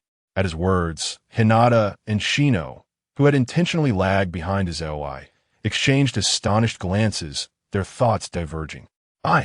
Ecstatic, you speak so eloquently. Is it possible to express it this way? Is this flattery?" Akatsuki was momentarily taken aback, but her smile blossomed even brighter. Her gaze toward Izayoi filled with affection. "You truly know how to speak." The tension dissipated, and Akatsuki immediately regained her composure, stepping forward to pat Izayoi on the shoulder, then wrapping her arm around Hinata's shoulder with a grin. "Come, let us celebrate the formation of Team 8. I shall treat you to a grand feast." As they walked along the forest path towards the central street, Akatsuki curiously inquired of Izayoi, "Izayoi, how did your shadow clone manage to unravel my Jinjutsu during the battle?" Dispelling Jinjutsu is taught in ninja schools. One merely needs to disrupt the flow of chakra within, Izayoi explained. It sounds simple, yet it is exceedingly difficult to accomplish in the heat of battle. After all, to disrupt one's chakra requires careful manipulation, which necessitates hand signs. Akatsuki's astonishment stemmed not merely from the fact that it was Izayoi's shadow clone that battled her, nor from the ambush of his true self and shadow clone surrounding her, but rather from the realization that Izayoi's shadow clone had completely disregarded her Jinjutsu. "This is a closely guarded secret, Teacher Akatsuki," Izayoi said, placing his index finger to his lips with a playful smile. "The essence of a ninja's battle lies in information. Secrets render a man more alluring." As he spoke, he cast a wink at Hinata, causing the young girl to shyly lower her head. "You are not yet a man, merely a child," Yuhi Kurinai remarked, rolling her eyes. "Perhaps when you reach 20 and can share a drink with your teacher, you may utter such words." Despite her jest, she refrained from further inquiry. However, her assessment of Izayoi surpassed that of Hinata and Shino, the two scions of the ninja clans. His immense chakra reserve, formidable fire release techniques, precocious demeanor, and commendable ninja qualities. In that moment, Kurinai truly comprehended why Izayoi was able to outshine his peers from various clans and maintain his position as the top student. In response to Kurinai's teasing, Izayoi merely smiled in silence. He certainly would not divulge to her that his ability to disregard her Jinjutsu stemmed not only from his formidable In release chakra, but also from his capacity to perform jutsu without hand seals. While others required hand signs to manipulate chakra, Izayoi was entirely unencumbered. He was the nemesis of illusion techniques. Chapter 32. The first fetal movement as it was still early. After enjoying a sumptuous dinner prepared by Yuhi Kurinai, Team 8 did not disband, but proceeded to the Hokage Tower to officially commence their mission. The initial undertaking for Team 8 was, of course, a D-rank task. At first, Hinata and Shino were quite intrigued by the assignment. However, their enthusiasm waned drastically when they followed Kurinai to a foul-smelling ditch and were instructed to devise a method to clear the debris from the water surface. For Hinata and Shizuka, who were accustomed to wading through water, this task presented no challenge whatsoever. The same could be said for Shino, who had mastered climbing trees and traversing water during his third year. Such skills, not taught in the Ninja Academy, were essential basics mandated by the various ninja clans for their descendants to master. Even if Shizuka had not taught Hinata how to climb trees and walk on water. She would eventually learn these skills from Hyuga Hizashi once her chakra control reached a certain level. After all, this involved the dual-purpose control of chakra. Mastering this stage of chakra control would not only enhance the potency of her acupuncture techniques, but also facilitate her learning of the gentle fist. Seeing that Shizuka and the others had already grasped the chakra control that the Ninja Academy did not teach, Kurenai was somewhat surprised. Yet, considering Hinata and Shino's backgrounds, along with Shizuka's prowess and her relationship with Hinata, Kurenai soon found herself in a state of realization. Indeed, such techniques posed no challenge for them. Before long, Kurenai found herself troubled again. Initially, she had hoped to use this task as an opportunity to teach Shizuka more advanced chakra control techniques. Now that Shizuka had already acquired these skills, she pondered what she should instruct them in next. Unbeknownst to Shizuka, Kurenai's thoughts and worries were entirely outside her purview. Otherwise, she would undoubtedly hold Kurenai in high regard. Though referred to as a teacher, a guiding Geinin was not merely an instructor. The relationship between a guiding Geinin and their lower-ranking ninjas encompassed not only a teacher-student dynamic, but also one of superior and subordinate. The role of a guiding Geinin was primarily to mentor recently graduated genin on how to undertake missions and become competent lower-ranking ninjas. If a subordinate showed promise, the teacher-student bond could deepen, allowing the Geinin to impart their skills to the protege. Conversely, if there was a lack of rapport, the guiding Geinin would become somewhat disengaged once a member of the team was promoted to a Geinin team leader, only reconvening when the village assigned them advanced missions. Thus, it was not imperative for a guiding Geinin to teach their subordinates ninjutsu. Lower-ranking ninjas also had other avenues to learn ninjutsu, such as through completing missions to earn merits, which they could then exchange with the village. Naturally, the ninjutsu available for exchange, particularly the elemental techniques, were of a lower caliber and had already become commonplace in the ninja world. Only those advanced ninjas who had mastered form transformation and nature transformation could exchange for higher-level ninjutsu. Having met for only a day, Kurenai was already contemplating teaching Shizuka and the others her skills. Such a dedicated instructor was truly remarkable. Team 7 would undoubtedly be moved to tears.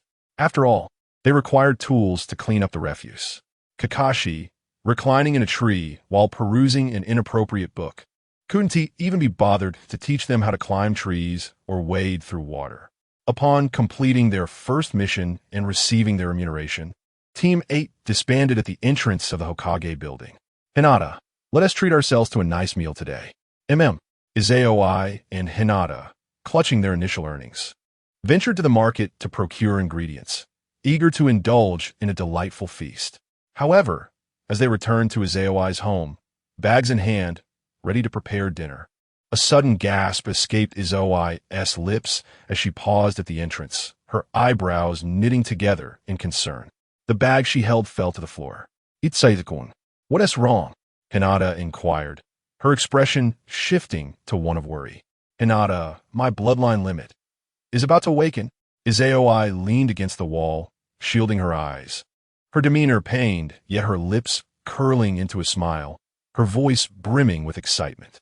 Upon hearing this, Hinata, who had rushed to support her, gasped in astonishment. "Really, Izaoi-kun? You also possess a bloodline limit?" "Yes, this is a secret known only to you." Izaoi placed her hand on Hinata's shoulder and smiled. "Hinata, help me upstairs. There is something I need your assistance with." "Of course." Hinata nodded solemnly, disregarding the ingredients, and aided Izaoi up the stairs. Once in the room, Izaoi lay down on the bed, eyes closed, and instructed, "Hinata, please fetch a roll of bandages." "Understood." Hinata exited the room, retrieved a medical kit, and extracted a roll of bandages, placing it into Izaoi's hands. Izaoi secured the bandages over her eyes and continued, "Open the drawer by my bedside and hand me a mask." "Yes." Hinata nodded again, opened the drawer, and handed Izaoi a black eye mask. After donning the mask, Izaoi formed a series of hand seals, her remarkable perception enveloping the entirety of Konoha South Central Street. Moments later, she lowered her hands, her expression grave as she cautioned, "Hinata, remember, Do not disclose my awakening of the bloodline limit to anyone, not even to the current Hokage. I understand, Izaoiken, Hinata replied, her demeanor serious. Without needing reminders, she would never reveal such information. After all, Izaoiken was merely an unnamed commoner, now alone. Should news of her bloodline limit surface, it could attract unwanted attention. If her bloodline limit were from the Land of Fire, and the shinobi clans still existed, there might be a chance for recognition. However, if it were foreign, it would imply that Izaoi's ancestors migrated from elsewhere to the Land of Fire. Even if Konoha had not yet been established, and her lineage presented no issues, Izaoi would still struggle to gain the village's trust, effectively stunting her future. Their prospects together would be bleak. Thus, this secret must remain undisclosed to anyone, including the still youthful Fire. I sense that my bloodline limit requires a few days to fully awaken. Izaoi continued to advise. During this time, if Team 8 has a mission, you must transform into my likeness using the shadow clone technique.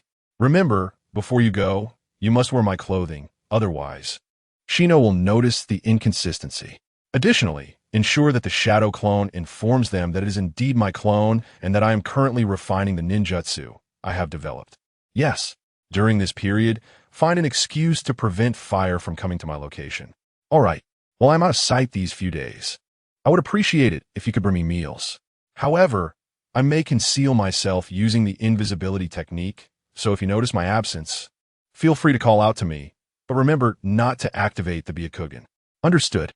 Hinata diligently took note of everything. Thus, for the coming days, I shall rely on you, Hinata. Izaoi smiled. Yes, yes. Hinata nodded repeatedly, her face flushed with excitement. Throughout her life, Izaoi had always cared for her, and now, it was finally her turn to look after Izaoi. Hinata suddenly felt a surge of anticipation for the days ahead, even wishing to return home to prepare a daily routine. Chapter 33. The reincarnation remains uncertain whether it is due to untapped potential or insufficient chakra. But the initial movements of Shizui lasted not merely a few days, but an entire fortnight. During these 2 weeks, he lived in a world devoid of light, akin to a blind man, while others could not perceive his plight, leading to feelings of profound despair and agitation. Shizui, in contrast, experienced a profound sense of happiness. This was largely due to Hinata's exceptional nurturing nature, which mirrored the essence of a devoted wife and mother. Each day, she either brought meals from home or procured fresh ingredients to prepare for Shizui. Concerned that he might grow weary from lying in bed, she frequently assisted him in moving about the house, patiently attending to his needs for bathing, even offering him a back rub and washing his hair. When Team 8 had missions, she skillfully assumed both roles, stepping in for Shizui. On days devoid of tasks, she either left a shadow clone at home, while her original self attended to other matters, or dispatched a clone to keep him company, fearing he might feel lonely. Shizui needed only to open his mouth for food and extend his hands for clothing, embracing his role as a dependent, while Hinata found joy in this arrangement.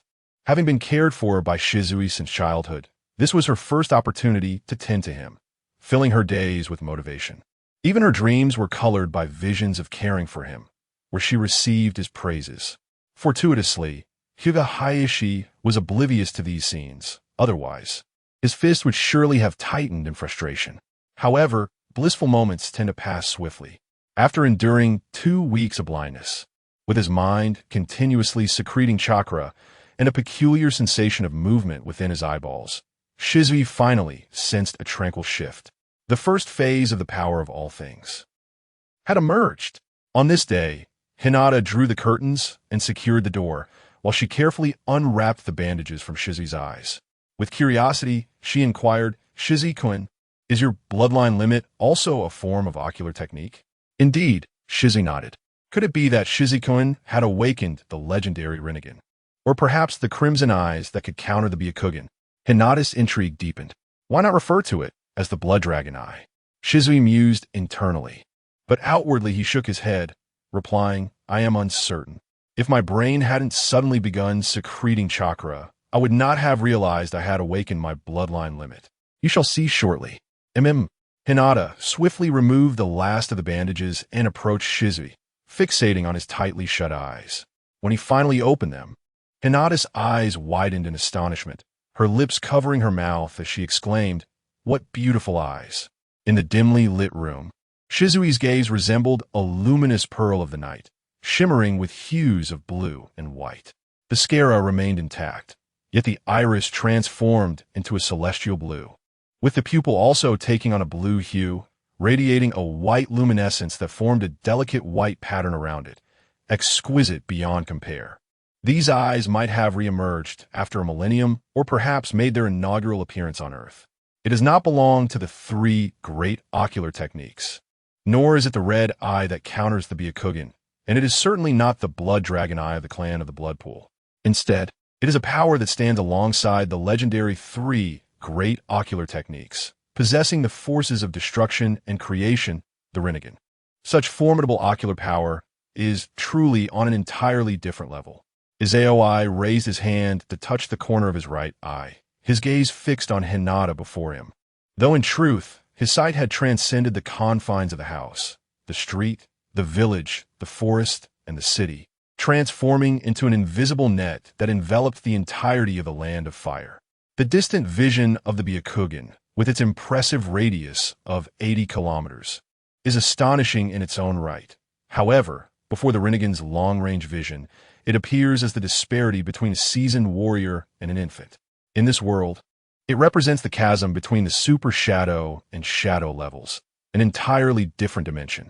Merely upon the first stirrings of life, Izaoi could perceive the entirety of a land of fire. What then would be the extent of his vision upon the completion of the second stirrings and final evolution? At that time, what extraordinary degree of distant sight would he possess? Retracting his gaze, Izaoi looked at the bent-over Hinata before him, focusing on the intricately shaped black lantern, wrapped in a black fishnet lining which had not been fastened. His lips twitched slightly. What a remarkable sight. Indeed, a natural green and healthy harmony system. Just moments ago, Izaoi had tested the Rinnegan's X-ray capabilities. After evolving from the Byakugan to the Rinnegan, the images he beheld were finally no longer mere monochrome shades. With astonishing long-range vision and the ability to effortlessly penetrate all objects and structures, Izaoi endeavored to do what any man gifted with X-ray vision would wish to do. However, when he peered into the human form, he did not witness the scenes he had anticipated. Instead, he saw vividly colored bones, internal organs, veins, and chakra. This chapter is not yet complete. Click the next page to continue reading. Utterly disappointing, Izaoi mused in his heart. Yet, upon recalling the existence of another Rinnegan on the moon, his spirits lifted instantly. Perhaps it was for the best that he could not see. Observing the change in Izaoi's expression, Hinata curiously inquired, "Izaoi-kun, are you exploring the abilities of the bloodline limit?" "Indeed," Izaoi replied with a smile, nodding affirmatively.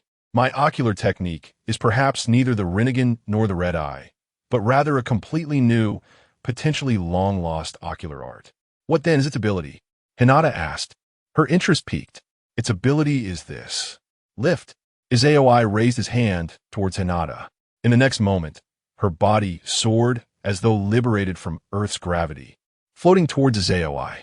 Then, a dramatic scene unfolded. Perhaps due to it being his first use of gravity manipulation, Izaoi exerted too much force, failing to notice the proximity between them. Hinata, who was already 8 centimeters shorter than Izaoi, soared above him slightly after being lifted. Her approaching form, a testament to her remarkable stature among her peers, collided perfectly with Izaoi's outstretched palm. Suddenly, Hinata exclaimed, her neck and delicate face flushing a vibrant red at an astonishing speed, steam seemingly rising from her head. Ahem! What a blunder! Shizuki instinctively practiced his finger strength, quickly setting Hinata down, clearing his throat to divert the conversation. This is my ability. Fortunately, it was not his first experience as a grip trainer, and with an immunity far superior to that of the original narrative. Hinata merely lowered her head in shyness for a moment before looking up and asking, "Is this wind release?"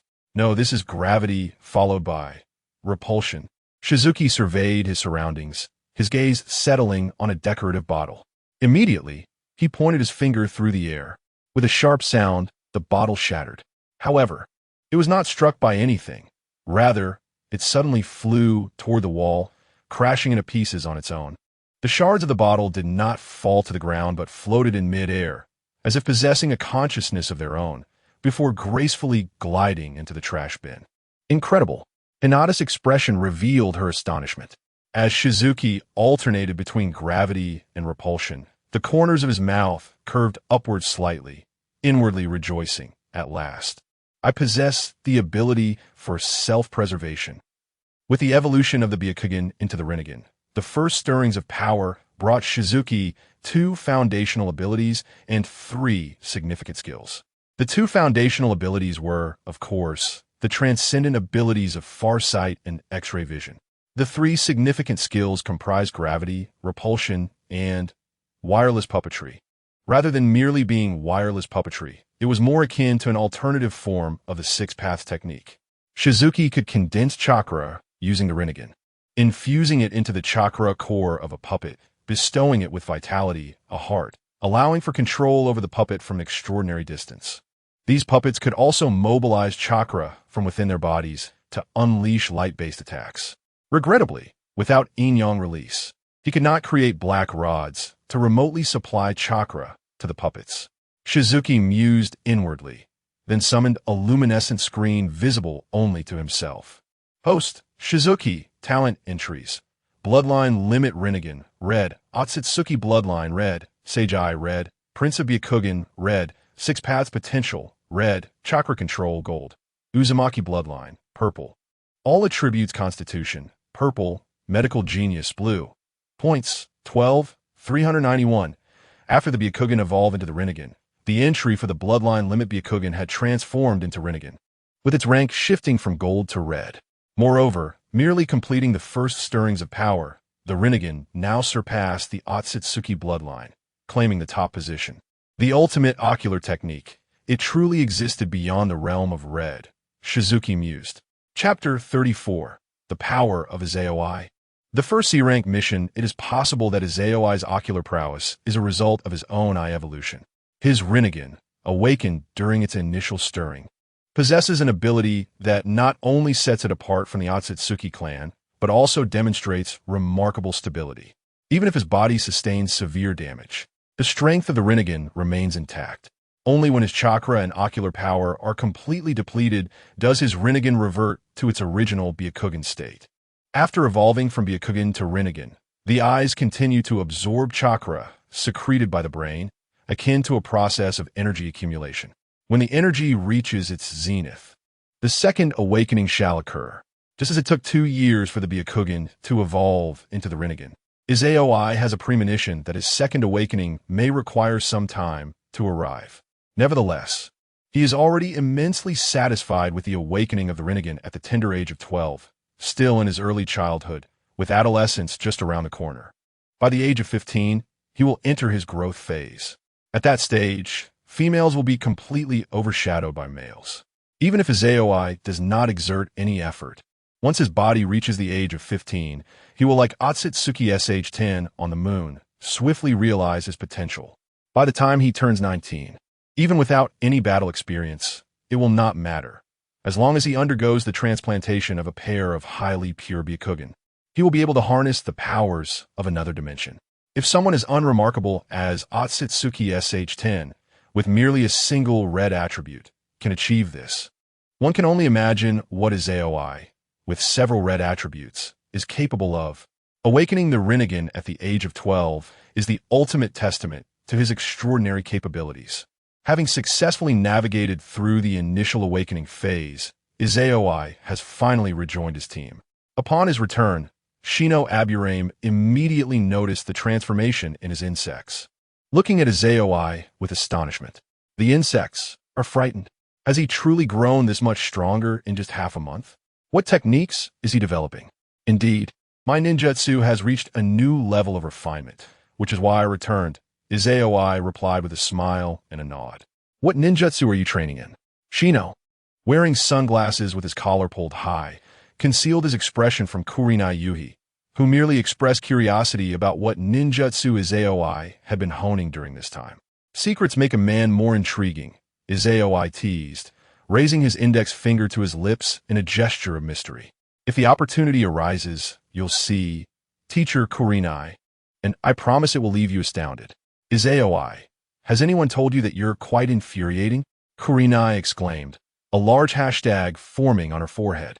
Turning to Hinata, Izayoi inquired, Hinata, do you think I'm infuriating? Not at all, Hinata replied honestly, shaking her head. You too. Are you really not a couple? Kurinai quipped, mimicking the banter of their classmates at the Ninja Academy. Izayoi chuckled silently, while Hinata's cheeks flushed with embarrassment. After this brief interlude, Team 8 continued their execution of D-rank missions. Some days they undertook one mission, on others 2 or 3, and occasionally they enjoyed a few days of respite before embarking on their next assignment. Regardless of whether it involves cleaning up debris, assisting villagers in caring for their children, or managing agricultural tasks, Team 8 has performed admirably, garnering unanimous praise from their patrons. During this period, Yuhi Kurinai expressed a desire to impart her illusionary techniques to Team 8. However, her offer was met with refusal from Hinata and Shino, who were solely focused on honing their clan's secret arts. Similarly, Izayoi declined her proposal. Had he not yet experienced his first fetal movement, Izayoi would have been willing to accept her favor, despite possessing a lavish skill set with several impressive red entries. The truth remained that Izayoi had yet to awaken the Rinnegan, and his advancements over the years had primarily enhanced his perception and healing abilities. The red entries did not significantly elevate his combat prowess. Without the use of his developing ultimate technique and the powerful wind release techniques passed down from his father, his offensive capabilities were limited to basic wind release and a few fire release jutsu from the Uchiha clan. With the shadow clone technique and these jutsu at his disposal, Izayoi felt undaunted by any Genin. Once he mastered that ultimate technique, he would be akin to Kakashi Hitaki, capable of posing a threat to elite Genin. His previous strength was comparable to that of Genin. Now, having awakened the Rinnegan and possessing the dual abilities of attraction and repulsion, he stood as a formidable force, akin to Pain from the Akatsuki, targeting the level of Kaga-level warriors. The chapter is not yet complete. Click the next page to continue reading. He was no longer lacking in offensive and defensive capabilities, nor in support skills. Thus, there was no necessity to accept Kurinai's favor. Therefore, like in the original narrative, Kurinai assumed the role of a guide, teaching Team 8 how to become competent ninjas. Thus, the date arrived at May 1st. On that morning, Team 8 gathered at their usual location. Last month, your performance was commendable, with not a single negative review on your tasks. As Kurinai arrived, she brought forth delightful news for Team 8. As a reward, today they would embark on a higher-level mission. Upon hearing this, Hinata's expression brightened with joy. If she were to remove her sunglasses, one would see Shino's eyes glimmer slightly, and the corners of his mouth curve upwards. Is it a C-rank mission? Izayoi asked, feigning ignorance. Indeed, Kurinai nodded in affirmation. Typically, genin are only permitted to undertake D-rank missions. Only seasoned genin, or those under the guidance of an experienced genin, can attempt C-rank missions. Unlike D-rank tasks, which are primarily menial, C-rank missions often require leaving the village and may involve unknown adversaries, posing a risk to your lives. Logically speaking, having only graduated a little over a month ago, you would qualify for a C-rank mission. However, considering your commendable performance during this period, I've decided to reward you. Now, let us proceed to the Hokage building. Accompanied by the eager Team 8, Kurinai made her way to the Hokage's office. Here to receive a C-rank mission, Sarutobi Hiruzen, pipe in hand, surveyed the tall and confident Izayoi and Hinata, momentarily lost in thought as he exhaled a plume of smoke. Those two chubby children from years past have grown so much. Haven't they? Reflecting on the scene where Izayoi confronted Uchiha Sasuke, even though the latter had activated his Sharingan, he was utterly suppressed. Sarutobi Hiruzen nodded and remarked, very well. Although your Team 8 has only been established for a little over a month, you have received commendations from every client for your tasks. Since even the guiding Jonin considers you competent, I shall assign you a C-rank mission. After speaking, Sarutobi Hiruzen opened a scroll on the table, his fingers gliding gently across its surface before coming to a halt. Your perception is commendable. There's a task that suits you well. Exhaling a plume of smoke, he continued, recently, a mining team has come to Konoha for trade. They are apprehensive about being robbed by bandits and rogue ninjas on their return journey. Thus they have entrusted us to escort them back to the land of rivers. This mission will be entrusted to you. Is that acceptable? He looked towards Yuhi Kurenai. Yes. Kurenai replied respectfully with a nod. Izaoi and the others remained silent. Sarutobi Hiruzen infused his fingers with chakra and pressed them onto the scroll. With a puff of smoke, a small scroll appeared in his hand. He tossed the scroll to Kurenai, saying, "This contains the information of the client. You may negotiate with them." Understood, Hokage-sama. Kurenai responded with renewed respect. She then led Team 8 out of the Hokage's office. Throughout the encounter, Sarutobi Hiruzen had not exchanged a word with Team 8, nor had anyone behaved as impulsively as Naruto Uzumaki. Upon exiting the Hokage Tower, Kurenai unfurled the scroll and guided Team 8 to a tavern's exterior. "Wait for me here. I will speak with the client." With that, she approached a carriage parked outside the tavern and began conversing with the individual overseeing it. Before long, the person led Kurenai into the tavern. A closer inspection would reveal a flag on the carriage emblazoned with the character for iron. Their destination is the land of rivers, and it is certain that this iron has no connection to the land of iron. The mining team must pertain to iron mining, one would presume. The texts mention that the geography of the land of rivers is intricate, characterized by dense mountains and forests. With the populace residing either atop the mountains or at their foothills, their villages referred to as mountain villages. Izaoi and his companions pondered this in their minds. Chapter 35. The startled Sunset Red and Oil Girl Shino. After several minutes, Sunset Red finally emerged from the inn.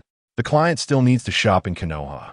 Please be punctual at the village entrance tomorrow morning at 8, she instructed.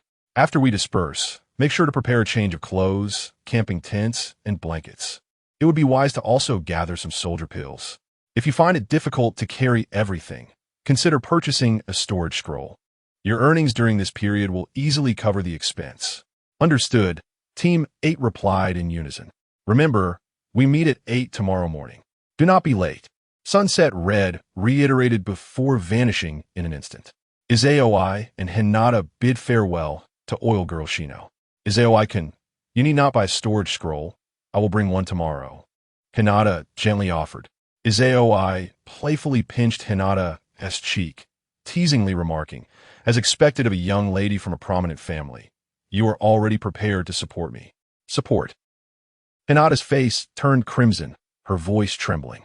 "I'm just joking," Izaoi said, affectionately ruffling Hinata's hair. "There's no need for a storage scroll. I'll just bring a backpack. If we need to camp out, I will keep watch to protect you." Hearing this, Hinata's face flushed deeper, and she instinctively lowered her gaze at their interlocked fingers, a gentle smile gracing her lips, her heart swelling with sweet contentment. Although their relationship had yet to fully blossom, their interactions were indistinguishable from those of a couple. Had it not been for the consideration of publicizing their relationship, which could attract the scrutiny of the clan elders, Hinata would have already confessed her feelings to Izaoi. Once they both attained the rank of Jonin or became elite shinobi capable of leading their clan, they would be free to be together. Not even her father or the clan elders would be able to hinder them. That day would surely come, and it would not be far off. Hinata suddenly tightened her grip on Izaoi's hand, silently affirming her resolve. Unbeknownst to Izaoi, had he been aware of her thoughts, he would have beamed with pride at her growth. The transformed Hinata had already become remarkably exceptional. With her newfound aspirations, she was destined to shine even brighter. With guidance, the princess of the Byakugan would undoubtedly radiate dazzling brilliance. The next day, at 7:50 in the morning, Izaoi and Hinata arrived at the village entrance, each carrying a backpack. Their Oil Girl Shino, who also bore a backpack, had been waiting for some time. "Good morning," Izaoi greeted. "Morning," Shino replied. "Aren't you bringing a tent? I have it packed in my storage scroll. If you need soldier pills, just ask me." "Thank you. but Hinata has already prepared some for me. After exchanging pleasantries as usual, Izayoi and oil girl Shino engaged in small talk. However, this time, it was Izayoi himself who stifled the conversation, rather than the typically aloof Shino. Unexpectedly confronted with an overwhelming sense of melancholy, oil girl Shino appeared outwardly unchanged. Yet her spirits were decidedly low. However, given her disposition, she refrained from exhibiting any sardonic behavior, choosing instead to maintain a respectful silence.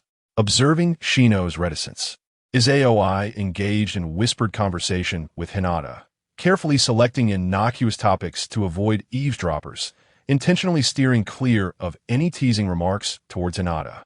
Their wait was soon interrupted by the voice of Yuhi Kurenai, redirecting the trio's attention towards an approaching convoy of 10 or so individuals. Leading the procession was Kurenai herself, accompanied by an unassuming middle-aged man. This gentleman surveyed the three with a warm smile, his delight evident through the windows of his soul. Notably, the trio discerned that his gaze lingered longest upon Hinata, not due to her striking physique, but rather because of her captivating eyes. Izayoi extended his perception, detecting no malice emanating from the man. It appeared that his interest in Hinata was not personal, but rather due to the presence of Byakugan within the escort party. The Byakugan, renowned throughout the ninja world as the most formidable sensory eyes, possessed the ability to see in all directions and pierce through inferior concealment techniques. Even the Earth-style techniques that melded one into the ground would be futile against the gaze of the Hyuga clan. The presence of Byakugan within the team ensured early detection of danger, allowing for timely escape, an invaluable asset for a C-rank mission, making the involvement of a Hyuga clan member a remarkable boon. Understanding this, Izayoi felt a sense of relief. "Allow me to introduce our client, whom you may refer to as Mr. Nishimura," Kurenai announced, presenting the middle-aged man. The 8th squad greeted Mr. Nishimura with polite nods. "Greetings, and I appreciate your assistance in advance," he replied, exhibiting no airs, instead adopting a humble demeanor. Witnessing the amiable nature of their client, the 8th squad, who had previously encountered eccentric clients during D-rank missions, breathed a sigh of relief. "Let us proceed," Kurenai said, as she and Mr. Nishimura handed over the prearranged village exit documents to the gatekeeper. Thus, for the first time in 12 years, Izayoi and his companions stepped beyond the confines of their village. Initially, both Hinata and oil girl Shino were filled with anticipation regarding the world outside. However, their enthusiasm waned after passing through the first small town, which fell short of their expectations. While the Land of Fire boasted several bustling commercial towns akin to Tanmatsu Street, the majority consisted of ordinary hamlets and villages, their infrastructure unimpressive compared to the military stronghold of Kanehagakure. Moreover, the current mode of travel for the nobility primarily involved human-borne palanquins or horse-drawn carriages, with high-tech innovations such as trains still many years away from realization. In less than a day, Hinata and Shino Aburame had relinquished their expectations and focused solely on their mission. The mobility of ninjas is remarkably swift. If they were to travel at full speed, they could traverse the distance from the hidden leaf village in the Land of Fire to the hidden sand village in the Land of Wind in approximately 3 days. In a little over a week, they could reach the most remote corners of the ninja world. However, this is contingent upon the presence of ninjas. Should ordinary individuals accompany them, the pace would depend on their speed. With a mining team consisting of a dozen members and 2 carts, the return journey, devoid of cargo, was indeed swifter than on foot. Nevertheless, the group took their time, and it took them 8 days to finally exit the territory of the Land of Fire. "How is the situation around us?" As they transitioned from forested paths to mountainous trails, Kurenai Yuhi inquired of Hinata, whose Byakugan was activated, her temples bulging with tension. "Within a 20-kilometer radius, there are no signs of danger," Hinata reported confidently. Yet her seemingly secure assessment nearly caused Kurenai and Shino to drop their jaws in astonishment. They were undeniably taken aback by the data Hinata had presented. Chapter 36, Hinata's Growth. The ready-made puppet, it is well known that the Byakugan of the Hyuga clan enables its wielder to perceive objects within a radius of 1 kilometer. This range is not a limit. Rather, it is a capability that can be achieved simply by activating the Byakugan, and further development can enhance its range. However, no matter how much one strives, the Byakugan can only perceive objects within a few kilometers to a dozen kilometers at most. This information has been compiled by various factions during the Third Great Ninja War. If this statement had come from Hyuga Hayashi, Waihai Kurenai would not have been surprised. As the clan leader, it is not unusual for him to surpass the limits of intelligence. Yet, Hinata is merely a child, having just graduated a little over a month ago, and her Byakugan can already see objects within a 20-kilometer radius. What a marvel! She has surpassed the boundaries of the Hyuga clan. Observing the changes in their expressions, Shizuka could not help but smile inwardly. Not only were they taken aback, but even Hyuga Hayashi himself was astonished by Hinata's progress. Shizuka, possessing the Tsutsuki bloodline, and Hinata, the princess with the Byakugan, are indeed a match made in heaven. When Shizuka revealed Hinata's potential, it was akin to transplanting her eyes. With the aid of the Sage's eye, this initial awakening had already commenced. Hinata, whose bloodline had not yet reached the highest tier, merely needed to absorb Shizuka's chakra to unlock her latent potential and elevate her limits. Since the year 58 of the Hidden Leaf, Hinata and Shizuka began to defy fate. That year marked the awakening of Shizuka's unique ability from the Uzumaki bloodline, physical healing. After training each day, regardless of any injuries, Shizuka would allow Hinata and Shizuka to bite him, absorbing his chakra. The chakra siphon not only healed Hinata and Shizuka's wounds, but also ignited their potential. Hinata, possessing the purest Byakugan, demonstrated the most significant changes. At the tender age of 12, her long-range vision surpassed that of Hyuga Hayashi. If this trajectory continues by the time the Shippuden arc begins, Hinata's bloodline limit may evolve from purple to gold. What's wrong? Hinata, tilting her head adorably, was unaware of why Waihai Kurenai and Aburame Shino were so astonished. Kurenai, regaining her composure, solemnly advised, Hinata, do not disclose your range of vision in the future. Otherwise, many will set their sights on you. A member of the main family with a Byakugan that can see objects within a 20-kilometer radius possesses immense value and poses a significant threat. If this information reaches other ninja villages, Hinata will undoubtedly find herself on the black market and on the assassination lists of various villages. Though Hinata did not comprehend the reason behind Kurenai's warning, she solemnly nodded in agreement. This range of vision is exceedingly reassuring. I entrust you with the journey ahead. Kurenai smiled as she gently patted Hinata's head. Aburame Shino quietly retracted the insects he had dispatched. In the face of such far-reaching vision and insight, the scent detection of the insects was utterly insignificant. As the journey continued, Hinata periodically activated her Byakugan to observe the surroundings within a 20-kilometer radius. Thus, 2 days passed. During this time, Team 8 eradicated 2 bandit groups and frightened off another. Due to the steep mountain paths, changing routes proved challenging. The bandits and rogue ninjas, familiar with the terrain, would lie in wait at critical junctures, leaving the team with the options of either circumventing the area or eliminating them altogether. Generally, bandits and rogue ninjas would refrain from provoking a convoy escorted by ninjas. However, there were always those who, either foolish or unwise, dared to take the risk. The 2 bandit groups that had been vanquished belonged to the latter category. Team 8, unyielding in their resolve, dealt with these fools without mercy. Although it was their first act of killing, they felt a slight discomfort that quickly dissipated. The academy had instructed them on how to dispel genjutsu, and their teacher had subjected the entire class to illusions, exposing them to gruesome sights. While many may still find it difficult to cope, the 3 top students, Shizuku, naturally, had long since conquered such fears.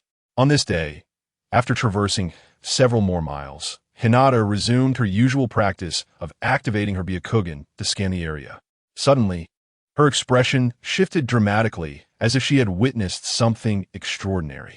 Instinctively, she exclaimed, "Everyone stop!"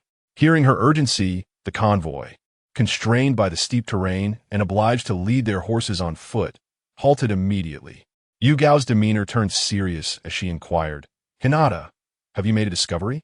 "Yes," Hinata replied hastily, her expression tinged with panic and disbelief. Approximately 17 kilometers ahead, there are two mysterious individuals with formidable chakra, even more potent than yours, Yugao-sensei. Much more. Struggling to find the right words to convey the threat's magnitude, Hinata resorted to downplaying Yugao's strength. Yugao, undeterred, pressed on with her inquiries. Were their distinguishing features? They were long cloaks and conical hats. One resembles a scorpion, while the other hovers above on a bird, seemingly searching for something, Hinata explained. Yugao's expression shifted sharply as she addressed Mr. Nishimura and the others. Turned back immediately. We must change our route.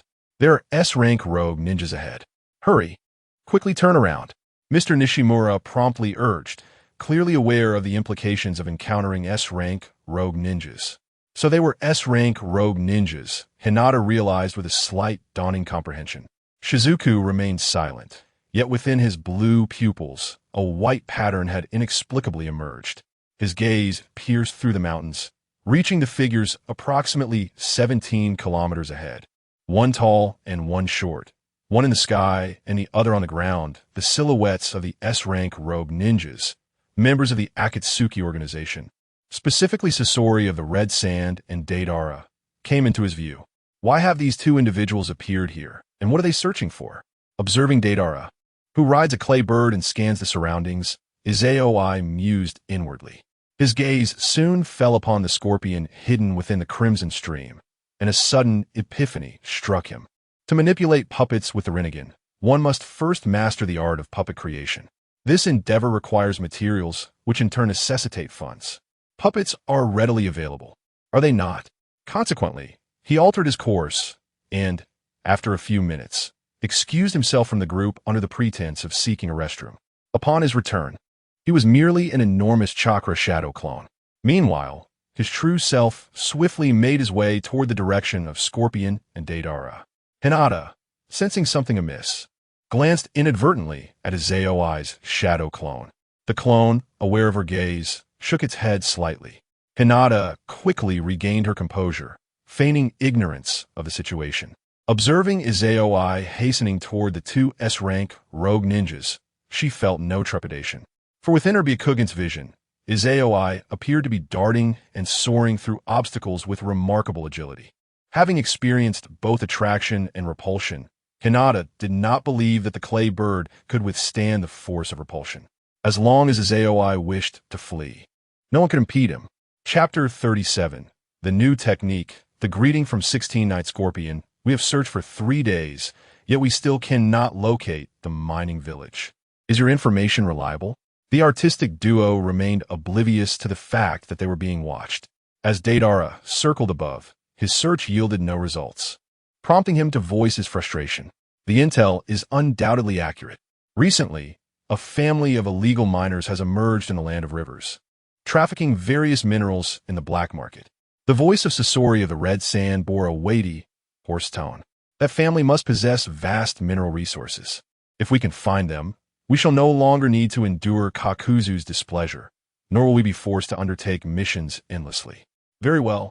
I shall accompany you in the search for a few more days, Deidara replied with a hint of resignation.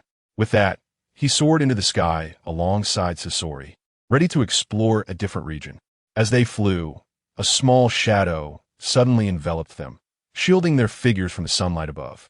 Looking up, they beheld a silhouette radiating a dazzling golden light, rendering its features indistinguishable. A flying ninja, Deidara exclaimed in surprise. Could it be that the old man has sent someone to retrieve me?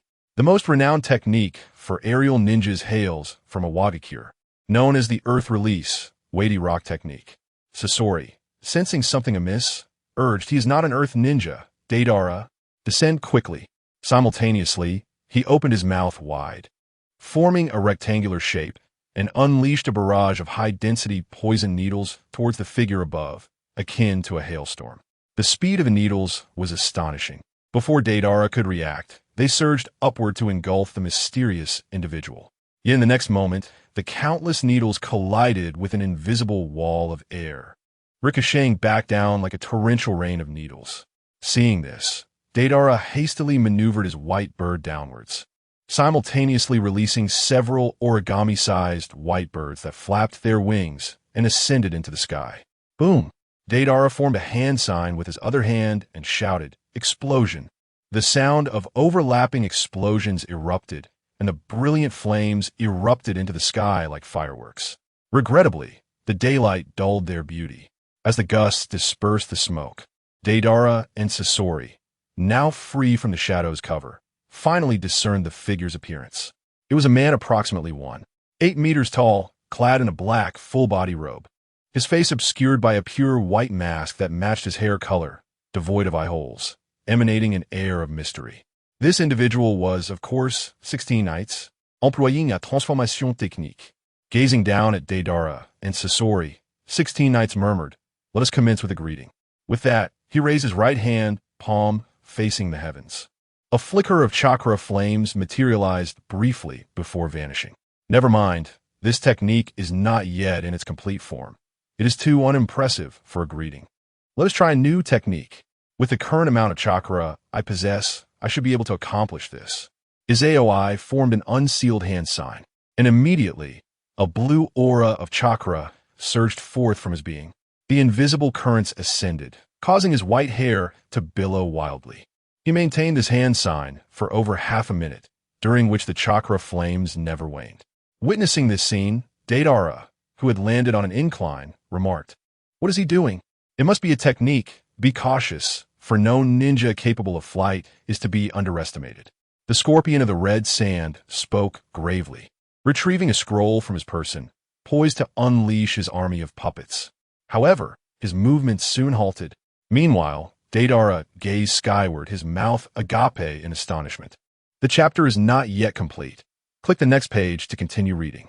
There, in the heavens, Izaoi waved at them, beckoning from afar, "If you survive, let's be friends." With that, he soared away. It was now midday, the sun hanging high in the sky like a colossal fireball.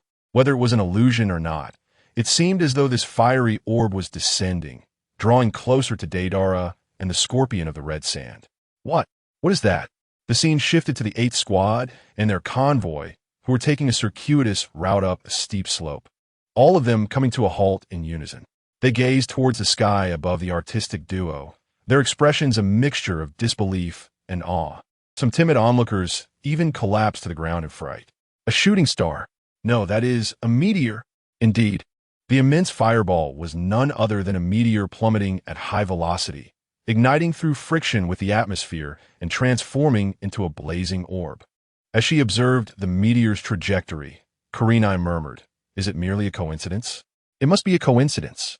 After all, how could there possibly exist a technique to summon meteors?" Yet, she remained oblivious to Hinata behind her, who gazed at the meteor with adoration in her eyes. Deidara, run!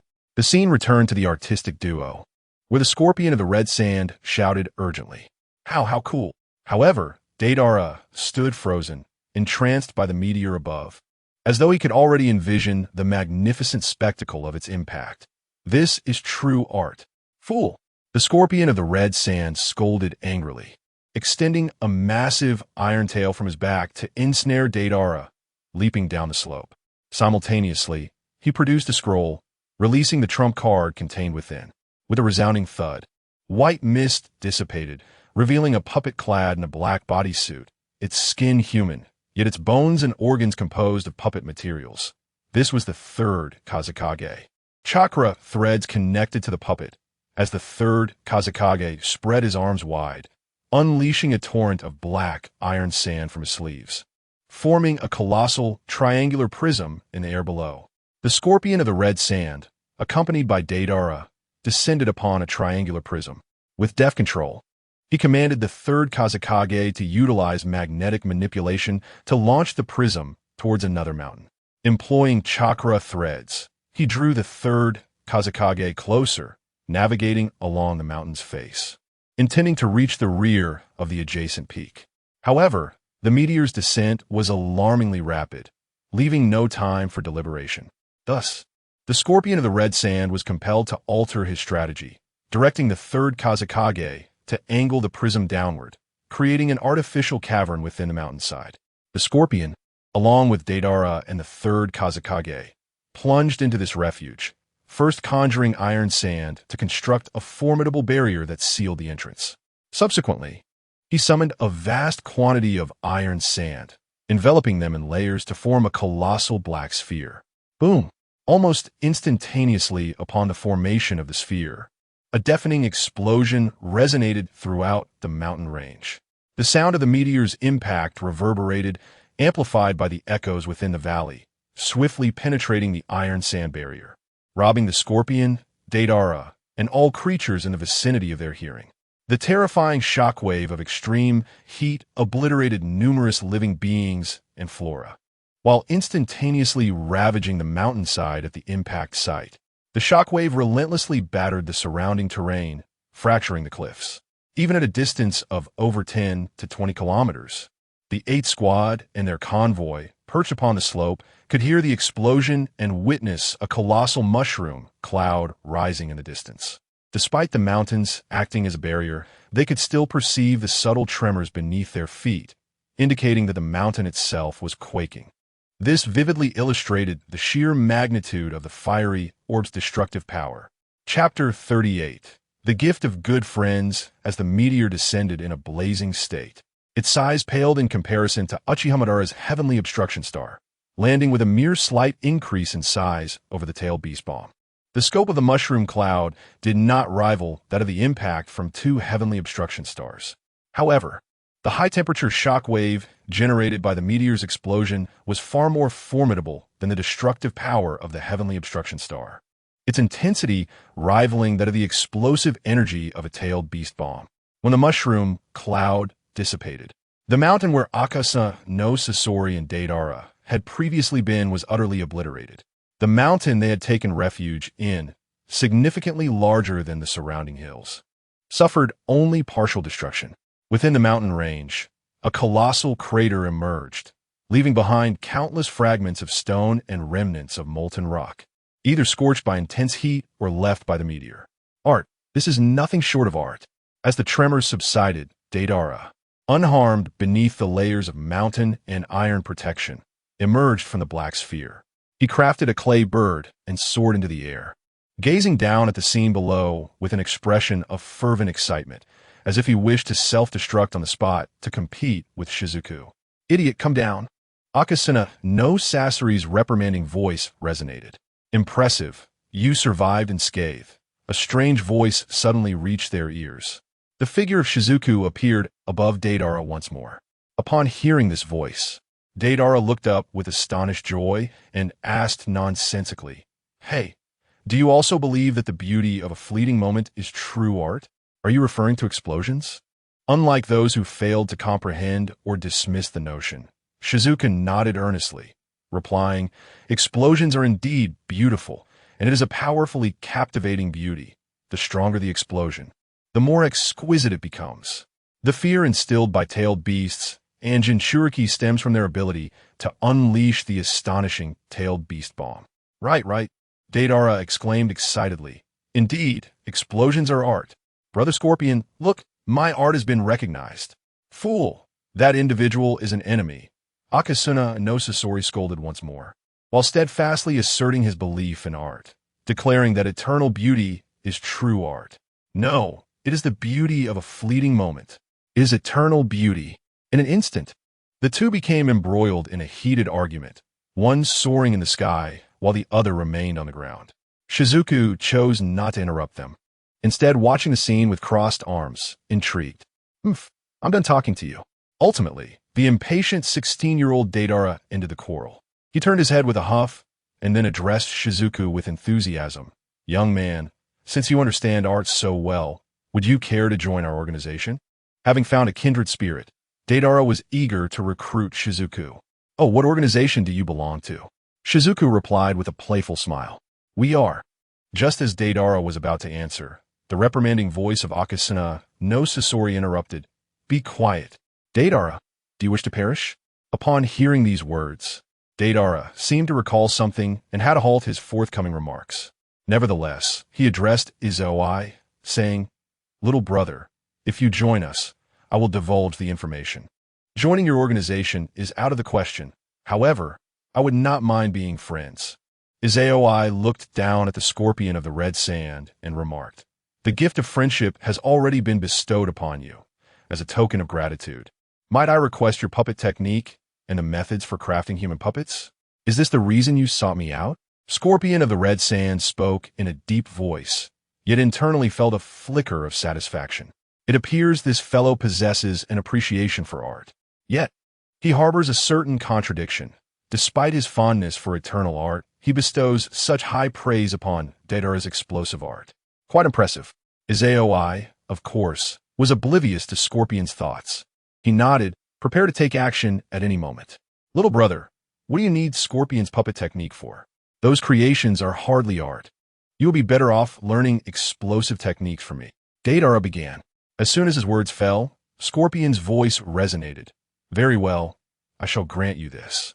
A question mark materialized on Izaoi's forehead beneath his mask. So effortlessly, he had anticipated resistance and was prepared for a battle. Suddenly, Izaoi recalled something and felt a slight realization. He almost forgot that Scorpion's true form had also been transformed into a human puppet. "Then I thank you." In this chapter, the ease with which he obtained what he desired was indeed gratifying. Originally, Izaoi's intention was to eliminate Scorpion and seize his legacy, perhaps even convert him into a member of an endless puppet army. However, while appreciating the explosions, he had also glanced at Scorpion's attributes, which led him to abandon that notion. Master of Puppets, purple. Shadow level aptitude, purple. Chakra control, purple. In a world where one cannot hope to surpass the shadow level without connections to the Otsutsuki clan, and even if one were to attain powers beyond the shadow level, it would come at the cost of life. The purple attributes represent the pinnacle of what only the most gifted can possess. The purple attribute corresponds directly to the shadow level. The number of shadow level powerhouses in this era is exceedingly scarce. Individuals like Scorpion of the Red Sand, boasting 3 purple attributes, are even rarer.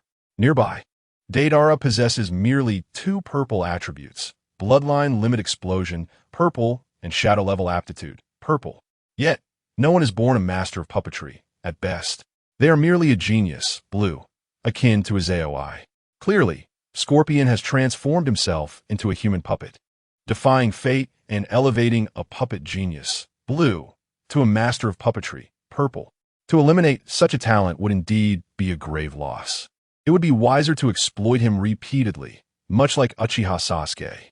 As the final evolution of Shizuki's reincarnation was approaching completion, he realized that to advance further, he needed to enhance the Tsutsuki bloodline, which required an immense accumulation of points. A purple item, when disassembled, yielded a random 4-digit score. Having survived the earlier encounter, Shizuki had no qualms about granting them a reprieve. Although pressed, the threats posed by Deidara's C4 Garuda and C0 self-detonation were noteworthy. Their capabilities, however, did not reach the level of a Kage. Those who did not attain the Kage tier still operated within the realm where a ninja's battle is a battle of intelligence. As a traveler from another world, Shizuki was exceedingly well acquainted with their information, while the two remained utterly oblivious to him. Perhaps this lack of knowledge was precisely why Sasori of the Red Sand was so readily agreeable. After all, if a mere passerby approached him, demanding the secrets of puppet techniques and puppet creation, Sasori, if in a good mood, might reward him by turning him into a member of the puppet army.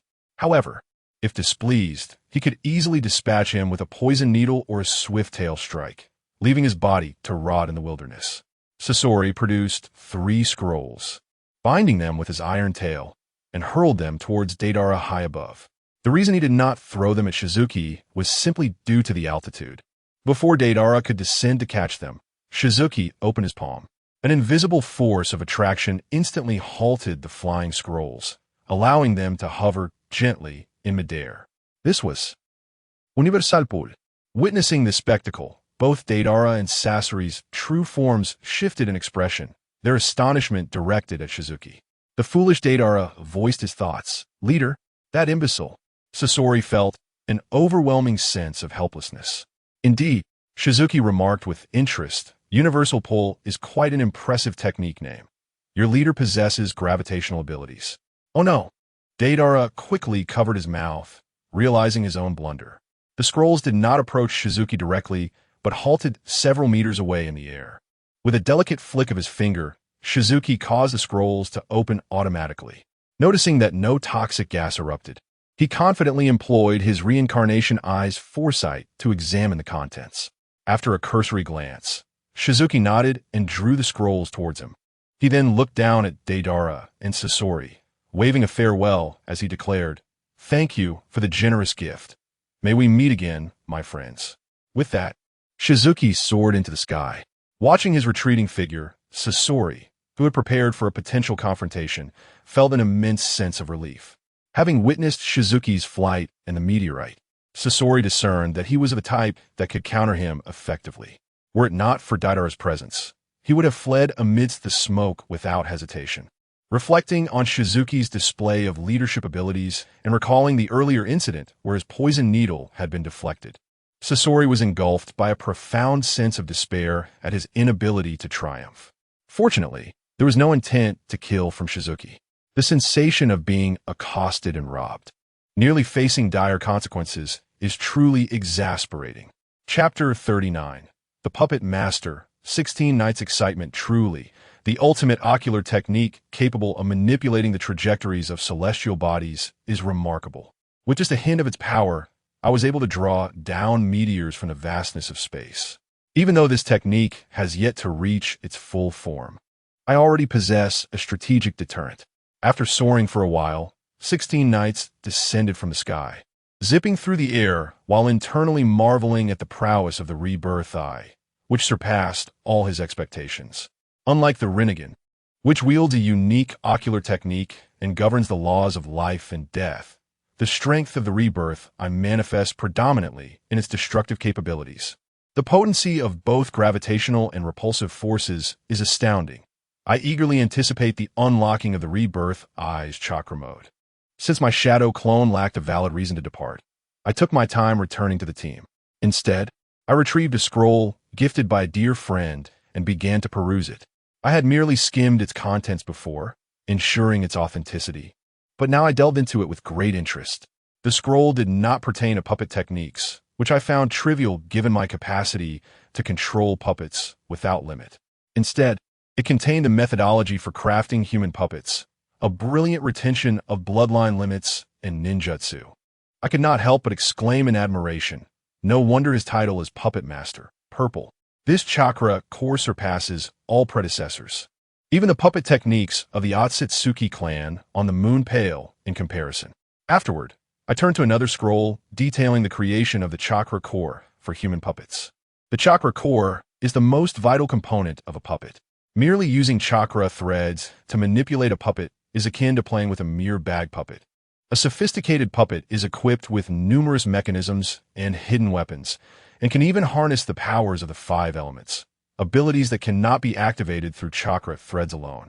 One must install a chakra core within the puppet, allowing chakra to be infused through the threads, enabling the use of diverse capabilities at will. The puppet's effectiveness is entirely contingent upon the ingenuity of its creator and the components embedded within it. The renowned Sasori of the Red Sand carved his own path. Rather than constructing puppets from materials, he infused those materials into human bodies, transforming corpses into puppets. He then modified the heart of the puppet, or chakra core, enabling these human puppets to wield the bloodline limits and ninjutsu of their former selves. This truly represents a new faction of puppetry. As the progenitor of this innovation, Sasori indeed embodies the system's evaluation. Puppet Master, Purple. In my eyes, Sasori's human puppets are even more suited to me than those of the Otsutsuki clan on the moon. Suddenly, an epiphany struck, and I felt a surge of excitement. Perhaps I could further upgrade the human puppets. Sasori's creations bear a striking resemblance to Nagato's 6 Paths of Pain. In the original narrative of the Fourth Great Ninja War, Uchiha Obito transformed the Jinchuriki into manifestations of the 6 paths, each capable of wielding the chakra of the tailed beasts and their abilities from life. This implies that the 6 paths manifestations, akin to human puppets, can retain the powers of the original puppets. The sole distinction lies in the fact that human puppets necessitate chakra strings for control. while the 6 paths of pain cannot stray too far from the outer path, lest they lose their signal. However, these 2 shortcomings can be remedied by the Rinnegan. With the Rinnegan's wireless puppetry, as long as the puppet remains within visual range and has chakra within its core, it can be manipulated at will. Even within the spatial conduit connecting the moon and the earth, the puppet remains capable of receiving signals. Should such a puppet also possess the ability to utilize bloodline limits and ninjutsu, and be able to replenish chakra from afar, it would equate to an indomitable army of the reanimated corpses or a legion of Pain's forces. The more Shizuki contemplated this, the more plausible it seemed. However, he had yet to unlock yin-yang release, preventing him from merging the 3 elements. Nevertheless, he could first create a multitude of puppets, and once he unlocked yin-yang release, he could directly insert the black rod to effectuate an upgrade. That evening, Shizuki successfully returned to the team. Aside from Hinata, neither Team 8 nor the convoy had any inkling that the colossal meteorite was, in fact, summoned by Shizuki. The chapter is not yet complete. Turn to the next page to continue reading. They took a detour to avoid the artistic duo, adding 3 more days to their journey before finally reaching their destination. During this time, they also circumvented a mountain village, which similarly harbored chakra, even more potent than that of Kurenai Yui. The residence of Mr. Nishimura was located in a remote mountain village, a sight not uncommon in the land of rivers. However, villages that discover mineral resources and possess the knowledge to extract and trade them are exceedingly rare in the land of rivers, highlighting the value of Mr. Nishimura's expertise. Due to the village's dire conditions, coupled with their arrival at noon, Kurenai Yui declined Mr. Nishimura's hospitality, retrieving the mission scroll to obtain a signature and favorable review before leading Team 8 back. Unlike their journey to the village, Team 8 returned via instantaneous leaps, covering distances of several meters, even exceeding 10 meters in a single bound. At this pace, they would reach Kanahegakure in no more than 2 days. This exemplifies the disparity between ninjas and ordinary people. In this abstract world of technology, ninjas serve as versatile tools and the most reliable assets. Having undertaken their first C-rank mission, Kurenai inquired about their experiences. It was exhausting, Shizuki candidly replied. Initially, there was a sense of novelty, but it quickly devolved into a trial of both body and spirit. Hinata and Shino Akimichi nodded in agreement. Escort missions are indeed like this, monotonous, time-consuming, and the remuneration is pitifully scant. As the setting sun painted the sky in hues of crimson, Yui Kurenai remarked with a smile, "However, our mission is rather unique. The land of rivers is inherently dense with forests and steep terrains, and we narrowly avoided encounters with an S-rank rogue ninja and a mysterious formidable foe. It is indeed rare for a C-rank mission to be as ill-fated as ours. Fortunately, thanks to Hinata's Byakugan, our situation could have turned dire." As she spoke, Kurenai affectionately ruffled Hinata's hair. Hinata responded softly, "It's what I ought to do. Such a good girl, making it easy for that guy," Shizuku, Kurenai thought, deciding to lend Hinata a hand. Unbeknownst to her, both Hinata and Shizuku harbored their own intentions. The two merely exchanged smiles, disregarding Kurenai's assistance. 2 afternoons later, Team 8 finally returned to Konoha, having completed their C-rank mission in precisely half a month. The arduous journey had rewarded each member with an impressive remuneration of 23,000 ryo.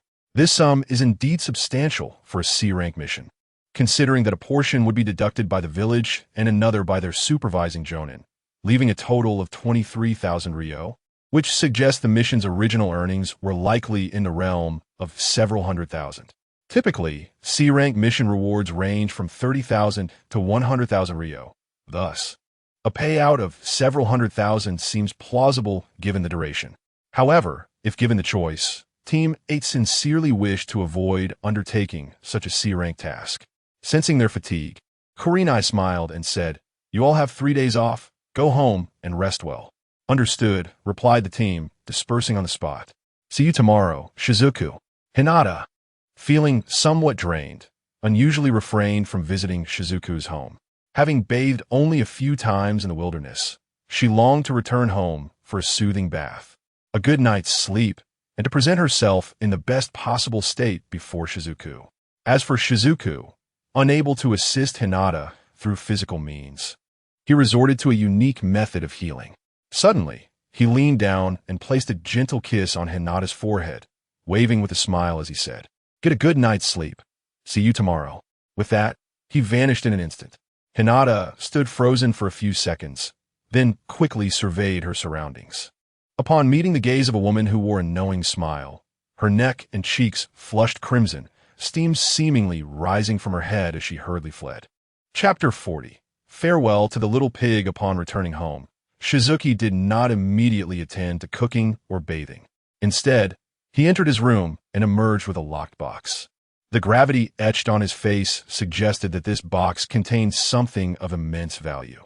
Even the key to the lock was concealed within a hidden compartment in the living room. Upon opening the box, however, he was met not with scrolls or weapons, but with a red ceramic piggy bank.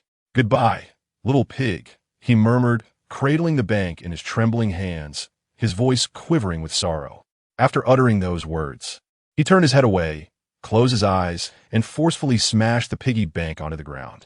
The ceramic shattered instantly, scattering coins across the floor. Kneeling down, Shizuki began to gather the coins and bills, just as he had done throughout his life, stuffing them into the piggy bank.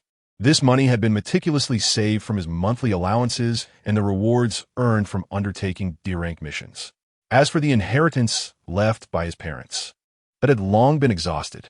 After all, he was not only supporting himself, but also a gluttonous companion.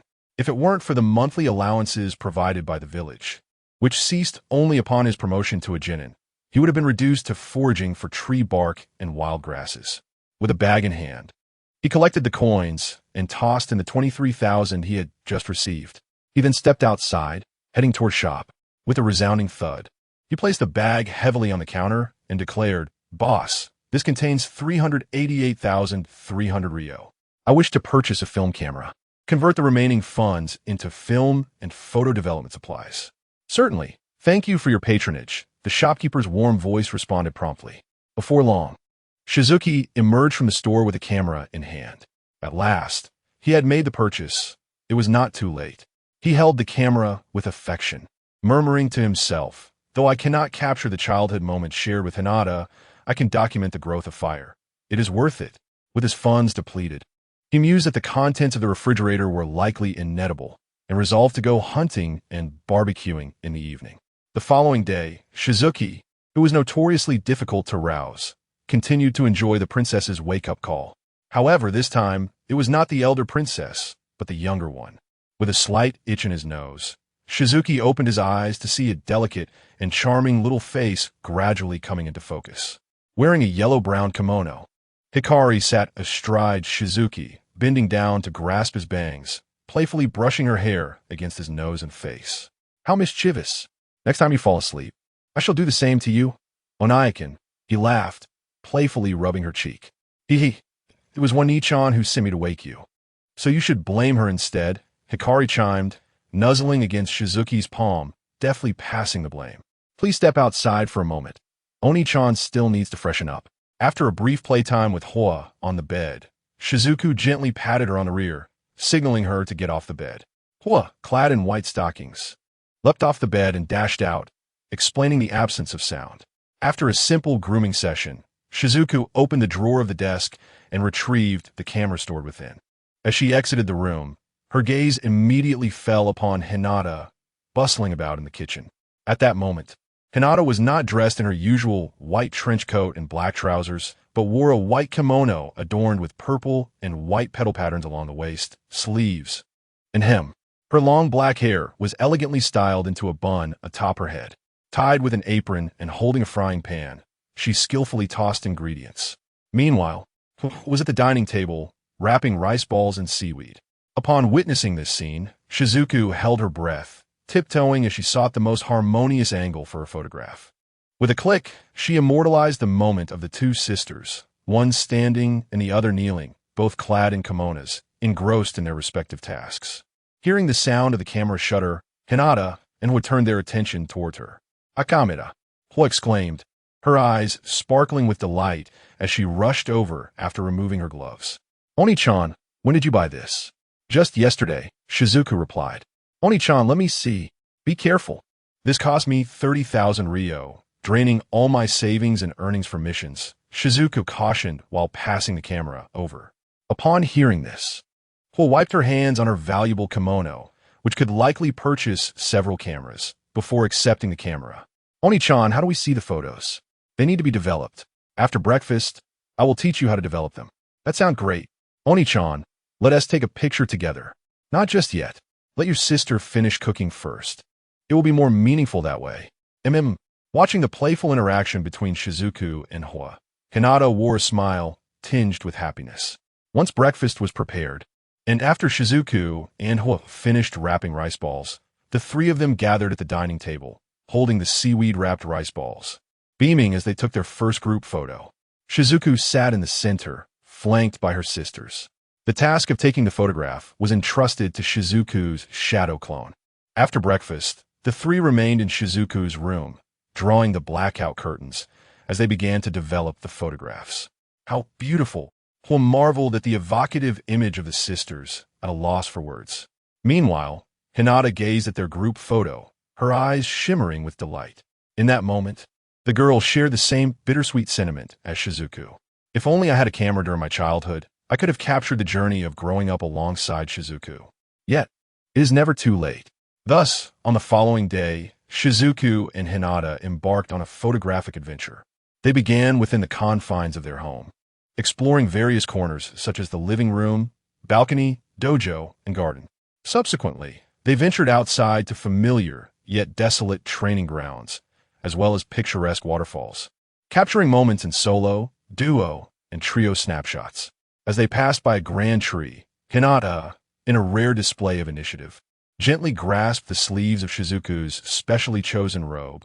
Her cheeks flushed as she shyly requested, "Shizuku-kun, could you please use the transformation technique?" Taken aback for a moment, Shizuku followed Hinata's gaze to the majestic tree, and with a smile, nodded in agreement. "Of course, let's do it together." Hinata beamed in response. Once Shizuku performed the shadow clone technique, the two stood facing each other, forming hand seals in unison. Transformation technique. As the white smoke dissipated, two cherubic children clad in ordinary attire stood beneath the tree, exchanging smiles. They then turned to Shizuku's shadow clone, both revealing radiant grins. With a click, that moment was forever immortalized. Chapter 41. The concerns of the Akatsuki organization and the speculations of Black Zetsu, as Cheyenne and her sisters captured beautiful moments. A torrential downpour enveloped the rain village. Within a steel edifice, a solitary figure engaged in discourse with a vibrantly colored entity of longing. "Scorpion, is there something you wish to discuss?" "Leader, have you ever ventured into the land of rivers? Or, aside from the other 5 pain, do you possess any additional avatars? Why do you inquire?" Tian Dao Pain responded with an impassive countenance. "Answer me." "No." "Very well, I accept your word." Akatsuki's Scorpion nodded solemnly and remarked, "Deidara and I encountered an individual in the land of rivers. This person possesses the ability to summon meteors and wields a force akin to your repulsion and attraction." At this revelation, Tian Dao Pain's expression shifted slightly. "Who is he?" "I do not know," Scorpion replied, shaking his head. He donned a long black robe, with flowing white hair and a featureless white mask devoid of eye holes, exhibiting an extraordinary level of perception. He approached us unexpectedly, first summoning meteors to intimidate us, and then demanding I relinquish the secrets of my puppet technique and the methods for creating human puppets, though he showed no intent to kill us. "So, you suspect it is my doing?" Tian Dao Pain stated coolly. "I do not rule out that possibility." Scorpion fixed his gaze upon Tian Dao Pain's Rinnegan, suddenly letting out a low, mirthless chuckle. "Such rule-like abilities I have only witnessed in you thus far.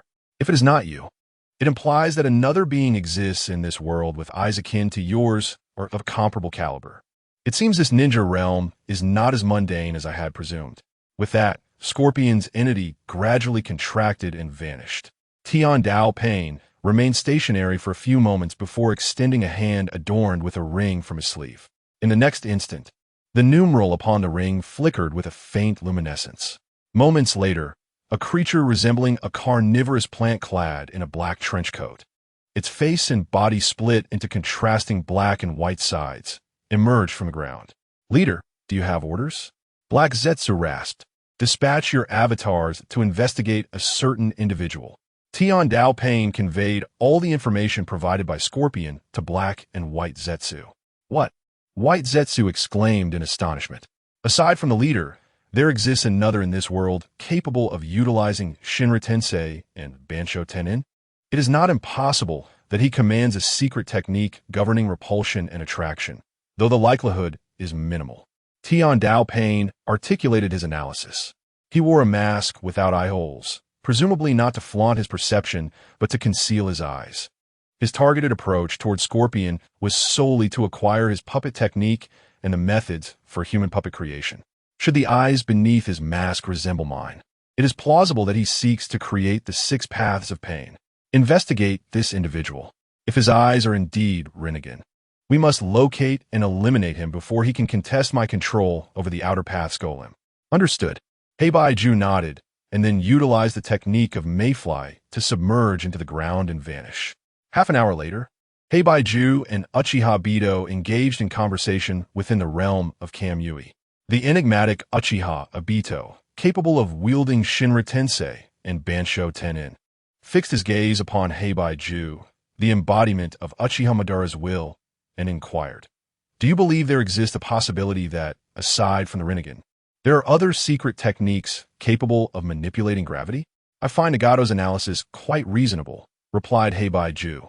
"This implies that a fortunate individual acquired the Rinnegan and 6 Paths techniques, which were birthed in a bygone era, and inherited them after their predecessor's demise." Uchiha Obito instantly grasped Heibai-Ju's meaning. The expression concealed beneath his mask was inscrutable. Heibai-Ju remained silent, yet his heart was laden with gravity. He did not believe that anyone other than Nagato possessed the Rinnegan. After all, the emergence of the second pair of Rinnegan had consumed Heibai-Ju a millennium, during which he subtly influenced Otsutsuki Indra and the successive reincarnations of Indra. He was also certain that Otsutsuki Kagaya did not pass down her Rinnegan. Had she done so, it would be impossible that no one had inherited and wielded the power of the Rinnegan throughout these 1,000 years. If anyone had accessed the abilities of the Rinnegan, Heibai-Ju would not have had to wait for Uchiha Madara and Senju Hashirama's generation. However, the powers of repulsion and attraction are not mere secret techniques that can be easily manipulated. The moon above, a creation of gravitational force, held profound significance. The white-haired figure, donning a mask devoid of eye sockets, possessed a strength that could surpass the perception granted by eyes. Heibai-Ju's mind began to formulate a hypothesis. If all went as expected, that mysterious entity hails from the moon. Could it be that that individual from the moon possesses similar abilities? Heibai-Ju pondered inwardly. His arrival in this world was belated, coinciding with his mother's sealing. In this peaceful ninja realm, only when Otsutsuki Kagaya embarked on her journey of atonement did she make her presence known, while Otsutsuki Himura pursued marriage and family expansion. Fearful of them, Heibai-Ju dared not draw too near. He only knew that after Otsutsuki Kagaya ceased to be the Ten Tails Jinchuriki, Otsutsuki Himura relocated a portion of their clan to the moon. Initially, these two lineages maintained contact. This also revealed to Heibai-Ju that within a certain region of the ninja world, there existed a spatial passage connecting Earth and the moon. This passage was not created by Otsutsuki Kagaya, but rather by Otsutsuki Himura. The latter's Byakugan could also evolve, albeit not into the Rinnegan. Aside from facilitating this spatial passage, Heibai-Ju remained unaware of the capabilities of this unknown ocular technique. The thought of the lunar lineage preparing to establish contact with Earth, coupled with the emergence of a formidable individual capable of manipulating repulsion and attraction to summon meteorites, compelled Heibai-Ju to silently curse within his heart. "Damn you, Kagaya and Himura. It has been a millennium. You two unfilial offspring, aside from the reincarnations of Ashura and Indra, still possess unknown contingencies. The puppets of the Scorpion can retain the bloodline limits and ninjutsu from their former lives. If that individual possesses the Rinnegan and seeks to create the six paths of pain, he would likely hunt down those endowed with formidable bloodline limits. After mentally cursing his two older brothers, Kuro spoke to Uchiha Obito, saying, I will instruct White Zetsu to keep a watchful eye on the powerful figures within the ninja world. As soon as their whereabouts are discovered, I will promptly inform you in Nagato. Very well, Obito nodded in agreement. Beyond this, they had no alternative course of action. After all, that enigmatic individual was exceedingly cautious. It is precisely for this reason that they must eliminate him swiftly. The ability to fly, manipulate repulsion and attraction, and summon meteors, even without the Rinnegan. That mysterious figure poses a significant threat. Such a perilous existence, if not harnessed for their own advantage, must be dealt with preemptively. Otherwise, it could very well become a substantial obstacle to their plans. Chapter 42, The Grip Strengthener. Counterattack. 3 days slipped by swiftly. In the blink of an eye, the holiday granted to Team 8 by Yuhi Kurenai had come to an end. During these 3 days, Shizuka, Hinata, and the sisters had explored nearly all the renowned attractions of Konoha. Each of them prepared an album, already brimming with a plethora of photographs. Observing the radiant smiles on the faces of the two girls, Shizuka felt a sense of satisfaction, convinced that purchasing the camera had been a wise decision. As the holiday concluded, Shizuka commenced her diligent endeavors, brimming with motivation for work, much to the astonishment of Yuhi Kurenai and Oil Girl Shino. Hinata, however, recalled something that stirred a twinge of guilt within her. Shizuka-kun, here is your payment. After Team 8 disbanded, Hinata handed Shizuka an envelope filled with cash. No need for that. I won't starve. Shizuka returned the envelope, playfully pinching Hinata's cheek as he chuckled. Come find me to support my meals when I can no longer afford food, my lady. This time, Hinata did not shy away or lower her gaze, for her thoughts were elsewhere. Upon witnessing Shizuka's refusal, she did not press the matter further, instead resolving to utilize the entirety of her payment to purchase ingredients. It dawned on Hinata that Shizuka had always desired a camera, but his financial constraints had held him back. The reason being his substantial appetite. Ever since she brought Fire along to search for Shizuka, they had rarely ventured out for picnics. It had always been Shizuka procuring the ingredients, living a life of comfort. Hinata had been oblivious to this reality. Now, she realized that Shizuka's circumstances were incomparable to her own. With this thought, her eyes glistened with unshed tears, filled with emotion. She resolved to work hard in the future to alleviate Shizuka's burdens. Unbeknownst to Shizuka, he remained unaware of Hinata's intentions and did not notice her transformation, for his attention was captivated by an individual nearby. The person was not a handsome youth or a striking beauty, but rather an elderly man with weathered, dark skin. Beside him sat a wooden crate, and in his hand he held a bottle of liquor, savoring but a sip each time. He sat upon a long bench, seemingly awaiting someone or perhaps unable to afford lodging. This was a man easily recognized as a foreigner. Such outsiders frequented Konoha daily, perhaps locals from a land of fire or foreign visitors from distant lands. Throughout his life, Shizuka had encountered countless such foreigners, yet none had managed to draw his gaze as this elderly gentleman did. Upon seeing him, memories long buried in the recesses of Shizuka's mind began to resurface, becoming increasingly vivid, even though it was his first encounter with the man. Nonetheless, Shizuka found himself able to recall the man's name. Dasna, the bridge builder from the Land of Waves, the client for Team 7's first C-rank mission. Significant characters and memorable scenes from the first chapter flickered through Shizuka's mind like a slideshow. Ichiraka-kun, what are you looking at? At that moment, Hinata's voice brought Ichiraka back to reality. He smiled and shook his head, saying, nothing much, just daydreaming and recalling something. What is it? In a little over a month, the village will hold the Chunin exams. Do you think we should participate? Of course, Hinata replied earnestly, nodding vigorously. I want to become a Jonin as soon as possible. Oh, why? Ichiraku was suddenly captivated, gazing at Hinata with curiosity. He had merely intended to change the subject, but he was surprised to discover that Hinata, who had always lacked ambition, harbored such a goal. It's a secret. Hinata suddenly mimicked Ichiraku's demeanor, placing her index finger against her lips. Ichiraku blinked in surprise. Hee hee. Seeing Ichiraku's stunned expression, Hinata burst into laughter. Wow, you've learned to tease. Ichiraku, recovering quickly, playfully rubbed Hinata's cheeks and pretended to be fierce, saying, "Do you believe I will punish you by making you a hand grip trainer?" What is a hand grip trainer? Hinata's words were muffled as he continued to rub her cheeks. "I'll tell you when we get home," Ichiraku said with a mischievous grin, ready to take Hinata home for some workout. At that moment, a voice called out from a distance. "Hey, Ichiraku, Hinata, long time no see." Following the voice, a tall and short figure quickly came into view before Ichiraku and Hinata.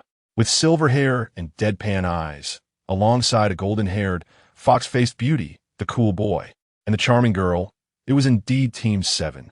As Naruto waved at them, Ichiraku raised his hand in response. Smiling, "Naruto, Sasuke, Sakura, it's been a while." 2 months had flown by since graduation, and for Ichiraku and his companions, it truly felt like an eternity. After all, the Ninja Academy had 3 terms a year, with only the summer break being slightly longer. "You two are on a date?" Sasuke's first words upon approaching made Hinata's cheeks flush crimson. Sakura looked at Hinata with envy. They were all on the same team as the prominent figures in class, and she wondered when her relationship with Sasuke would be as close as Hinata's with Ichiraku. Ichiraku did not respond, but instead asked, "Are you here to undertake a mission?" "We're preparing to take on a task," Naruto said, pointing at Kakashi, who was casually reading an adult magazine while walking in the street. "He is Kakashi-sensei, our guiding Jonin." Jonin Kakashi, Ichiraku, and Hinata politely greeted. "Hey there." Upon hearing his name, Kakashi set aside his magazine and waved at Ichiraku and Hinata. After assessing the height and physique of the 2 individuals who effortlessly surpassed Naruto Uzumaki and Sakura Haruno, Kakashi Itachi could discern their chakra levels even without raising his forehead protector. They undoubtedly eclipsed both Uchiha Sasuke and Haruno Sakura. Thus, he turned to his AOI, who was provocatively stoking the flames, and remarked, "Is this esteemed individual the top student?" "Quite impressive indeed. Clearly, they are in a league far beyond our class as prodigies and stragglers." Kakashi had anticipated that Naruto and Sasuke would display displeasure, yet to his surprise, they remained utterly unfazed. Even Sakura and Hinata concurred with Kakashi's assessment. Observing this, Kakashi mentally bestowed a high commendation upon his AOI. Even Uchiha Sasuke, who had awakened his Sharingan and progressed to the second Tomo, effortlessly wielding techniques like Phoenix Fire and Great Fireball, deemed it only natural to concede to him. It appeared that this generation also harbored remarkable talents among the common folk. "You're too generous, Kakashi-sensei. Naruto and Sasuke are exceptionally skilled ninjas, and Sakura consistently ranks among the top students in academic subjects. I merely enjoy a slight advantage in overall scores." His AOI initially responded with a modest smile, then continued to flatter Kakashi-sensei, renowned throughout the ninja world as the copy ninja, has replicated thousands of jutsu, and is the direct disciple of the 4th Hokage. With Sasuke and the others training under your guidance, it won't be long before they master a plethora of techniques and completely surpass me. At that moment, Kakashi's lethargic gaze sharpened, and beads of sweat began to form upon his brow. Indeed, he found himself the object of the 7th Squad's wide-eyed scrutiny, a sudden sense of dread washing over him. "Kakashi-sensei, you're incredible," Naruto exclaimed, pointing at Kakashi and raising his voice. "You're actually the disciple of the 4th Hokage and have mastered thousands of jutsu, yet you refuse to teach us any techniques? Kakashi-sensei, that is quite unfair." Sakura echoed his sentiments in reproach. Sasuke remained silent, but his gaze toward Kakashi was imbued with fervor, mingled with a trace of disdain. Kakashi realized that he could no longer afford to be complacent. Meanwhile, the instigator, Izaoi, had already taken Hinata and discreetly slipped away. Chapter 43. Robbing the rich to aid the poor. Yet the one who suffers is oneself. As night fell, the bathroom was enveloped in steam. 16 knights reclined in the bathtub, hands cradling the back of his head, gazing at the vapor-laden ceiling. Upon closer inspection, one would notice that his azure eyes had transformed, their usual depth replaced by a lighter, sky blue hue. The black pupils had melded into the blue, emanating a soft, white luminescence that formed an exquisite, seemingly animated white petal around him. Further scrutiny would reveal that 16 Nights was lost in thought. His gaze did not rest on the ceiling, but pierced through the walls. As if possessing a divine perspective, surveying the entirety of Konoha. From his vantage point, Konoha was encircled by a circular wall, approximately 20 meters high, encompassing the urban area, outskirts and forests alike.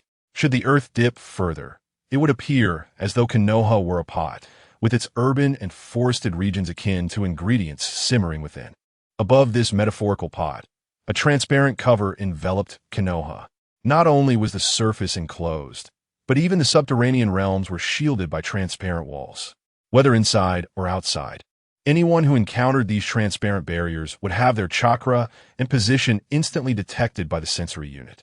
This was the sensory barrier of Konoha.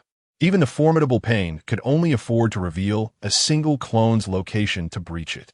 However, no ninjutsu is flawless in this world, and the sensory barrier was no exception. A considerable gap existed in the barrier, precisely at the village's entrance. Under normal circumstances, the barrier would not extend to the entrance unless in urgent or extraordinary situations, lest it burden the sensory unit unnecessarily. Nonetheless, the barrier did dissipate momentarily each day, coinciding with the shift change for sensory ninjas. Every 6 hours, the barrier would vanish, meaning it would disappear 4 times daily. 16 Nights smiled to himself, reflecting on this. Unbeknownst to him, he had transitioned from the bathtub back to his bed, the outside world now steeped in silence.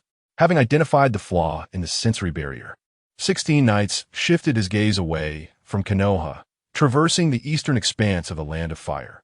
Before long, his attention landed on a remote area, where several tents had been erected and the occupants within were sound asleep. In the clearing, a fire burned, and a young boy kept watch. It was Uchiha Sasuke. Having covered this modest distance, time was ample. 16 Nights cast one last glance at Dasna, a playful smile gracing his lips as he mused, so unfortunate. Allow me to lend a hand.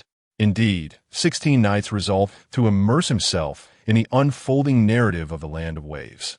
Crafting puppets and chakra cores necessitated materials, which could either be sourced personally or purchased. Having expended his funds on a camera, 16 Nights found himself destitute, engaging solely in D-rank missions. He pondered how long it would take to save enough to acquire the materials needed for puppet creation. His AOI was initially troubled by the dilemma of how to acquire wealth, whether to earn it through conventional tasks or to resort to the nefarious underbelly of society. Upon encountering Dazuna today, he was suddenly reminded of an individual and made a decisive resolution. Kato, an unparalleled tycoon of the world, was notorious for engaging in illicit activities.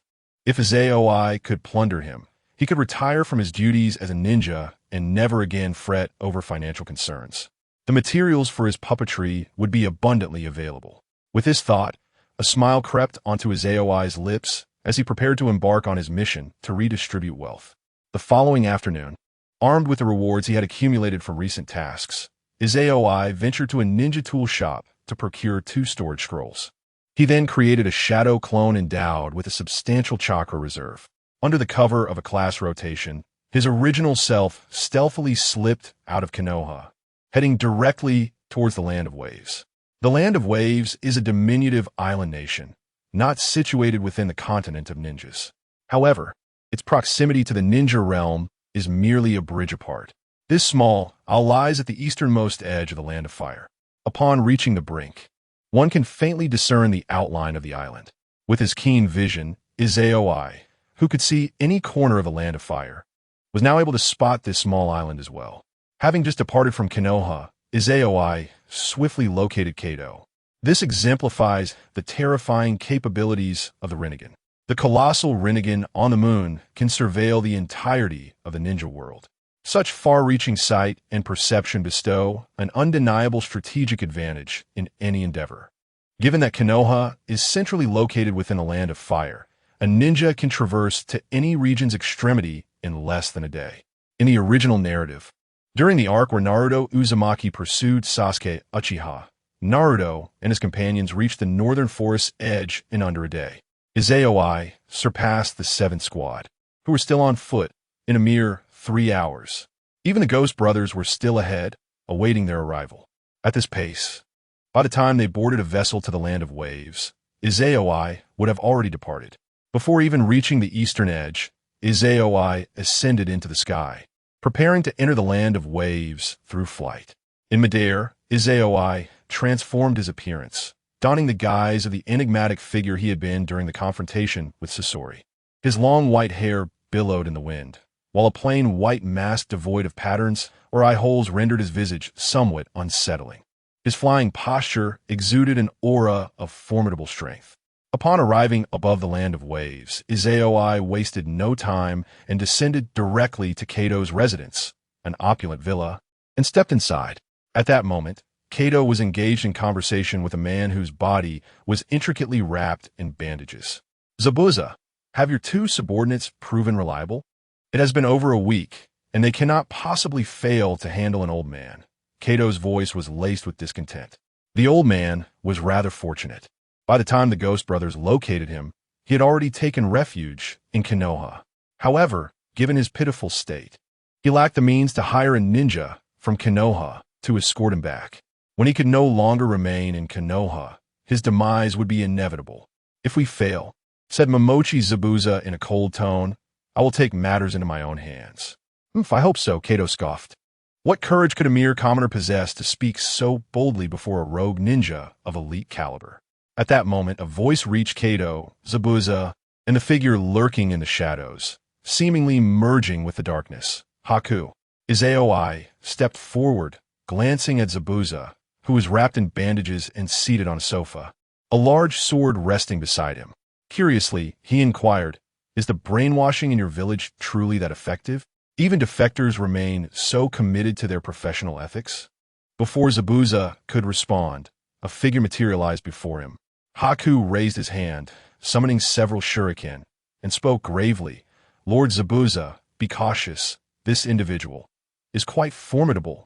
Zabuza stood, grasping his executioner's blade, a bloodthirsty grin creeping across his bandaged lips.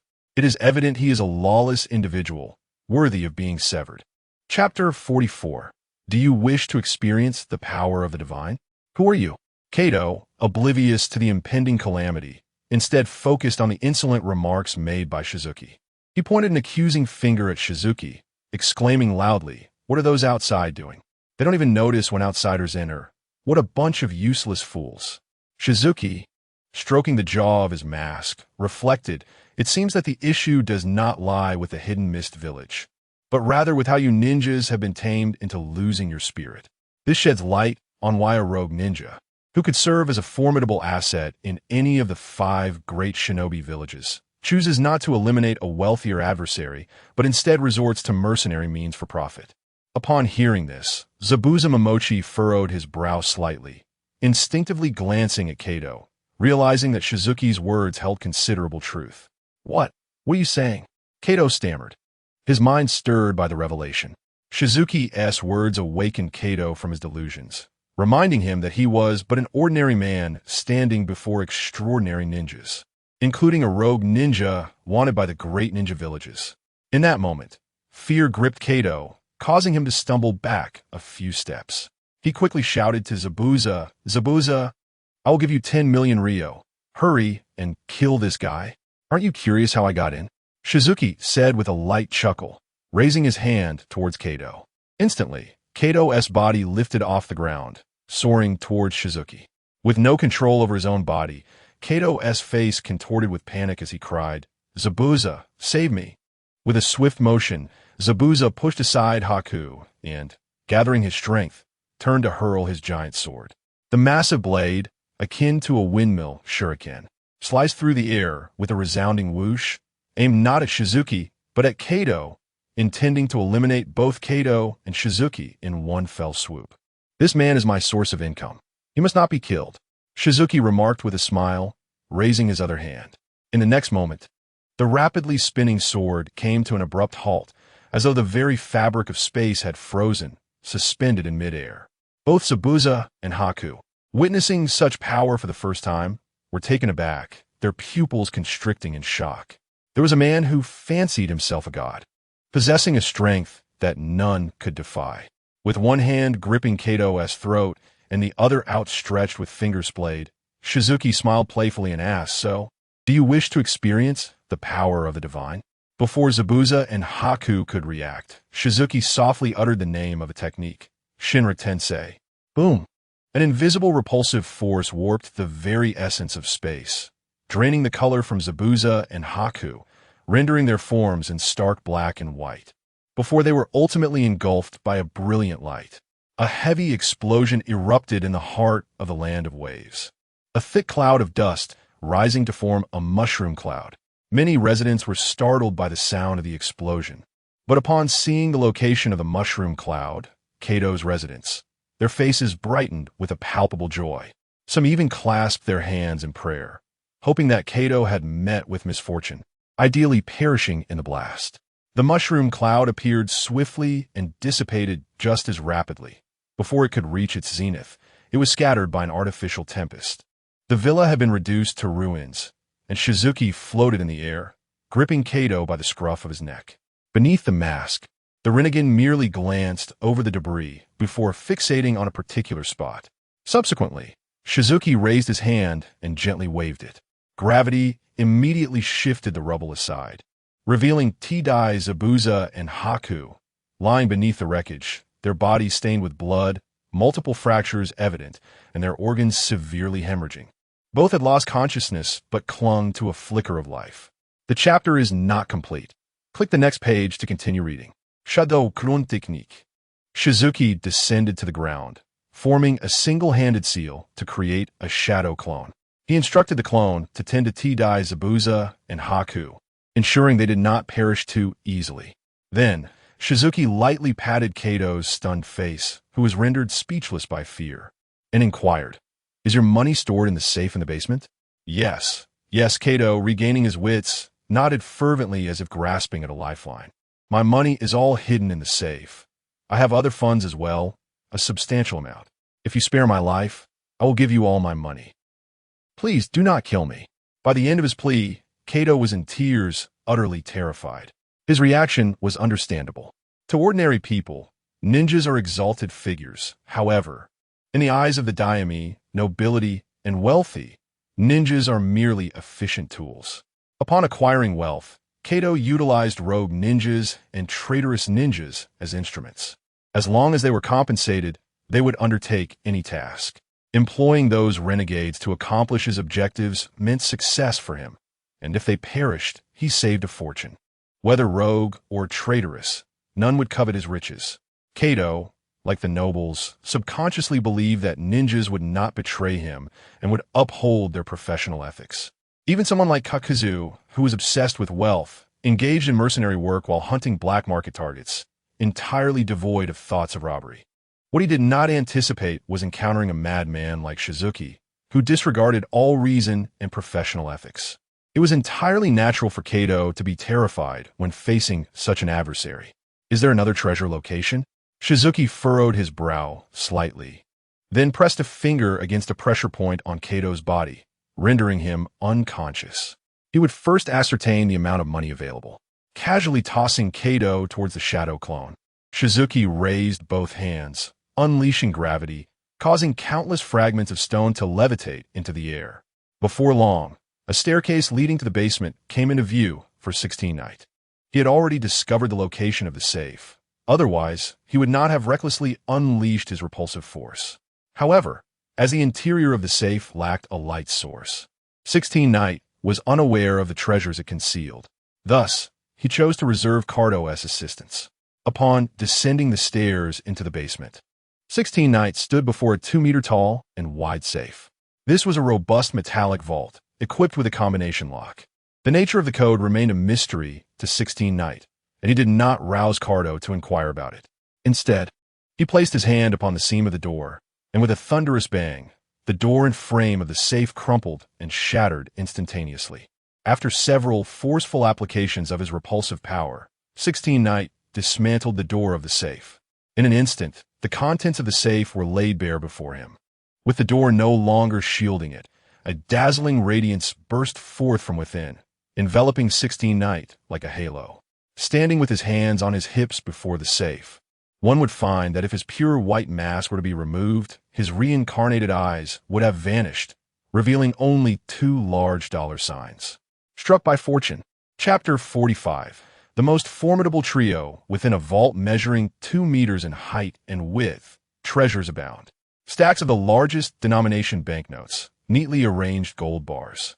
Bags brimming with sparkling gemstones, alongside jewelry and land deeds haphazardly placed in a compartment. In his 2 lives, Shizui had never encountered such wealth. He marveled at the sheer magnitude of riches possessed by the foremost magnate. If Cardo had not deceived him, this was merely one of his many treasure troves. Just how wealthy could this man be? No matter. It all belongs to me now, he chuckled. Shizui retrieved a pre-prepared storage scroll, meticulously packing the banknotes, gold bars, gemstones, jewelry, and land deeds into it. Unfortunately, the vault was too large, and the storage scroll was not of the oversized variety, preventing him from encapsulating the entire vault. Thankfully, Shizui had foreseen this and had purchased 2 storage scrolls. After securing all the treasures, he ascended from the basement to the surface, forming a hand seal with one hand, summoning a shadow clone imbued with a substantial amount of chakra. Turning to the shadow clone, Shizui remarked, "The subsequent matters are entrusted to you. Is that acceptable? Such words are unnecessary. Do you doubt me?" The shadow clone retorted, raising its hand to use gravitational force to ensnare Cardo, whisking him away from the land of waves. As he watched the shadow clone depart, Shizui, along with another shadow clone, took to the skies with Momochi Zabuza and Haku, leaving the land of waves behind. Upon returning to the ninja continent, Shizui and his shadow clone each took charge of one of their companions, teleporting to the nearest black market. With the Renegade's ability to survey the entirety of the Land of Fire, Shizui was well aware of the black market's location. After all, aside from the Umbu and Root organizations of Konoha, only the denizens of the black market reside underground. As for Kagaya's white Zetsu and its clones, despite Shizui's attempts to locate them with his Renegade, he found nothing. They were likely melded with the earth and vegetation due to the effects of their ephemeral technique. Though the white Zetsu lacked combat prowess, they possessed 3 formidable techniques: the Spore technique, the Disguise technique, and the Ephemeral technique. These 3 techniques could be considered the ultimate versions of body duplication, teleportation, and invisibility techniques. With these skills, even the likes of Kagaya Otsutsuki and Kagaya Otsutsuki could not discern their third brother. In less than half a day, Shizui and his shadow clone arrived outside the nearest black market, which was disguised as a public restroom.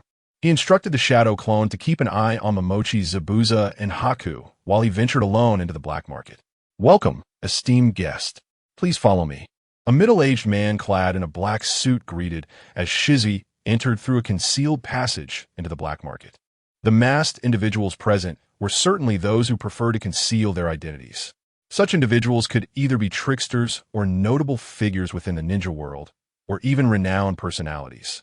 Observing his needs would reveal to which category he belonged, leading to the moment of decision regarding his attitude. Izaoi, being entirely unaware of the middle-aged man's thoughts, found himself in the black market for the first time.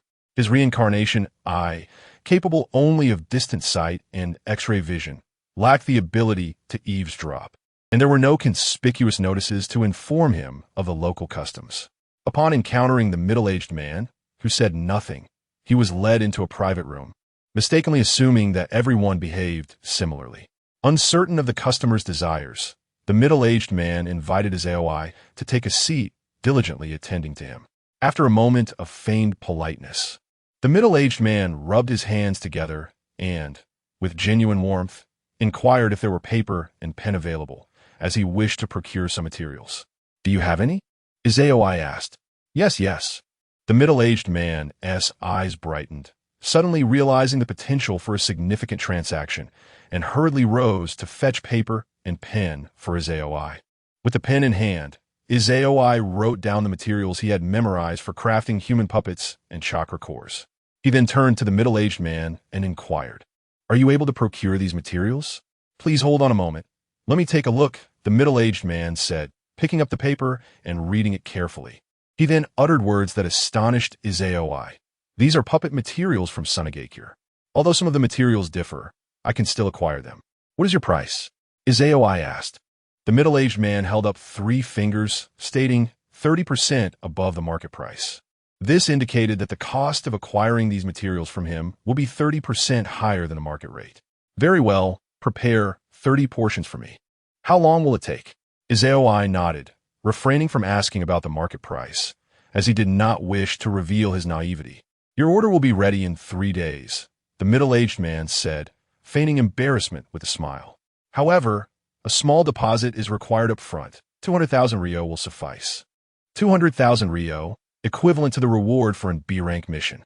Agreed, I will return in 3 days, Izaoi replied, extending his hand from the wide sleeve to place 20 banknotes of 10,000 Rio on the table, before rising to depart.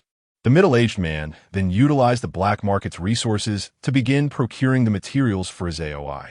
Within a day, this information was transmitted through special means to a certain individual's mind. We have located the mysterious person, Baiju chuckled. As you suspected, he has chosen to purchase the materials for crafting human puppets in the black market. While puppet materials could be sourced independently, it would require considerable time, and, presently, the only places capable of swiftly providing these materials were Sunagakure and the black market. Thus, it was only natural for him to opt for the latter. Heitaiju spoke in a grave tone. Relay this information to Madara-sama at once. We must eliminate this threat swiftly. Shortly thereafter, Uchiha Obito and Heitaiju convened with Nagato atop a steel structure. The mysterious individual has been found. Do you wish to take action personally? Is your injury still not healed? Nagato inquired, testing the waters. Not yet. Such wounds cannot be healed by time alone. After all, you are aware that man is a force that quells chaos, Uchiha Obito declared. If Nagato had encountered Uchiha Madara, he would have easily discerned that Uchiha Obito was an imposter. The temperament of that legendary figure of the shinobi world would never stoop to explaining himself to a younger generation. Even devoid of his ocular prowess, he would confront the Nine Tails with unwavering arrogance. Observing Uchiha Obito's continued air of mystery and his reluctance to engage, Pain of the Akatsuki remarked coolly, "Then I shall take the lead while you provide support from the shadows." Agreed, but I must bring someone along, Obito replied. Uchiha Itachi. Indeed, his ocular techniques are exceptionally effective. They may yield extraordinary results. Very well, when shall we commence? Now, following this brief exchange, Pain and Uchiha Obito sprang into action with remarkable decisiveness. Had Izaoi witnessed such a spectacle, she would undoubtedly have gasped in astonishment. The dual leaders of the Akatsuki, one shrouded in light and the other in darkness, alongside an undefeated prodigy, formed an unparalleled triumvirate in the shinobi realm. To confront him with such a formidable assembly was indeed excessive. Chapter 46. Preparedness a day prior. Upon emerging from the black market, Shizuki encountered the bound figures of Momochi, Zabuza, and Haku, who had already regained consciousness from their stupor. Impressive. You have awakened so swiftly. Truly. You are deserving of your title as one of the 7 ninja swordsmen of the mist, Shizuki commended. You did not kill us. Do you intend to hand me over to my village, Kirigakure? Zabuza inquired, his voice weak. Before Shizuki could respond, Haku interjected with urgency. Please, do not deliver Lord Zabuza to Kirigakure or the black market. I am willing to earn money for you to repay Lord Zabuza's bounty. You ninja possess such peculiar thought processes, Shizuki remarked. Having already dealt with Kadu, all his treasures are now rightfully mine. Do you truly believe I am in need of your trifling amount?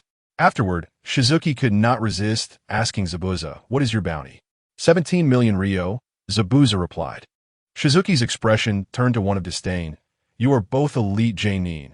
How is it that your bounty is more than double that of Asuma Sarutobi from Konoha? Zabuza found himself at a loss for words. How can one compare? Look at the difference in our statuses. Were it not for my executioner's blade, Kirigakure might not even be willing to offer 17 million Rio. I find you two fools rather likable. Had you not adhered to your professional ethics, Kadu's wealth would have been mine. Shizuki released the shadow clone and smiled. Thus, if you assist me with a task, I shall let you both go. Whatever it is, I am willing to do it, as long as you spare Lord Zabuza. Haku immediately replied. Feeling warmth spread within him at Haku's words, Zabuza looked at Shizuki and said, My specialty lies in assassination. You need not concern yourselves with killing, Shizuki stated, pointing at Haku knowingly. What is your name? Are you wanted? I am Haku, merely Lord Zabuza's tool, and I am not under any bounty. Haku insisted, enduring excruciating pain as he removed the undamaged mask, revealing a flawlessly exquisite visage. Excellent. I have a task for you. Shizuki approached Haku, retrieving a scroll from his person and tossing it onto the ground. You will journey to Sunagakure and procure these materials for me. In return, I shall grant you and Zabuza your freedom.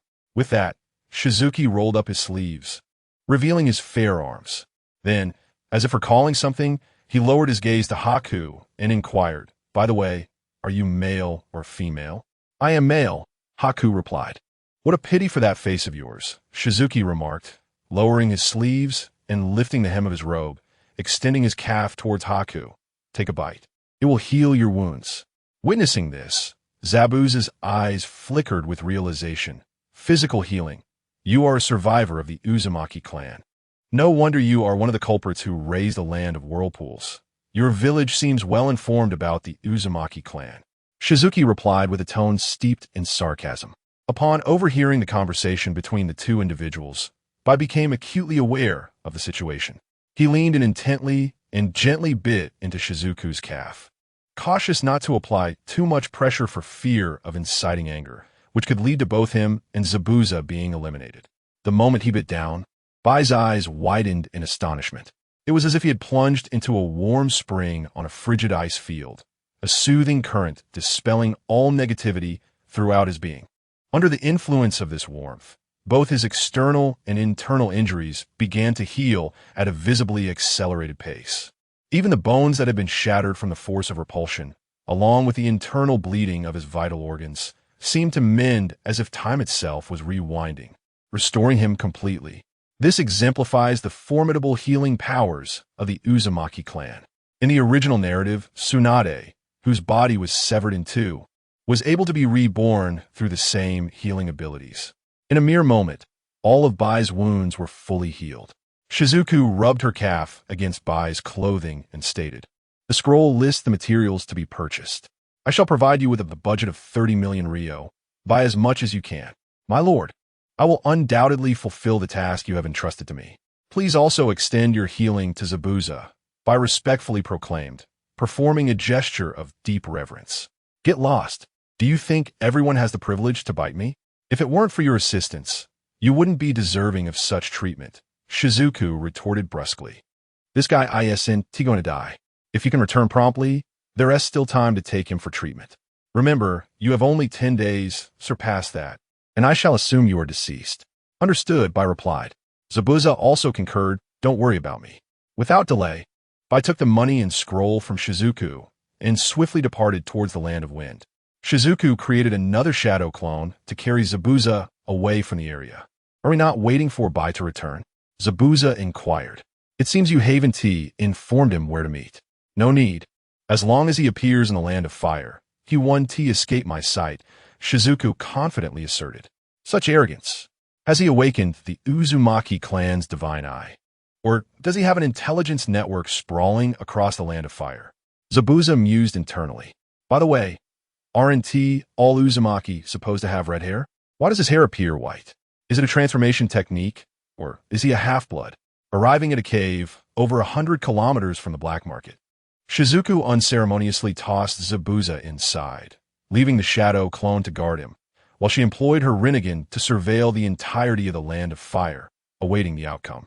Unbeknownst to Shizuku, the robbery of Sasori might lead to the information being relayed to Nagato. However, given the likelihood of her repulsion and attraction techniques being discovered, she surmised that Sasori would likely inform Nagato. If that were to occur, her disguise would inevitably come under the scrutiny of Nagato, as well as Uchiha Obito and Kagaya. After all, The forces of repulsion and attraction are not powers that just anyone can possess. In the original text, there exists no secret art capable of manipulating these two powers. This is one of the fundamental abilities of the ultimate eye technique. Aside from Nagato, another individual has emerged in the shinobi world, one who wields both repulsive and attractive forces, donning a pure white mask devoid of eyeholes. Whether Nagato and Uchiha Bito feel uneasy is uncertain, but Izayoi is well aware that Kurizetsu will undoubtedly experience trepidation. After all, he has toiled for a millennium to glimpse the hope of rescuing his mother in this era. The sudden appearance of an anomaly would compel him to search relentlessly for Izayoi, leaving no stone unturned. Considering Kuro and Shirazetsu's yin-yang release, spore technique, and disguise technique, along with their ability to move rapidly underground while severing all traces of their presence, melding seamlessly with the earth and flora through the mayfly technique. Even Otsutsuki Kagaya and Otsutsuki Kinshiki would struggle to detect them. Izayoi harbors doubts that his Rinnegan could uncover their whereabouts. With Shirazetsu's intelligence-gathering prowess reigning supreme in shinobi world, news of Izayoi procuring puppet materials from the black market may well reach him. To avert falling into a trap, Izayoi must prepare a contingency plan. This is the very reason he spared the lives of Haku and Momochi Zabuza. Chapter 47. This grudge is recorded.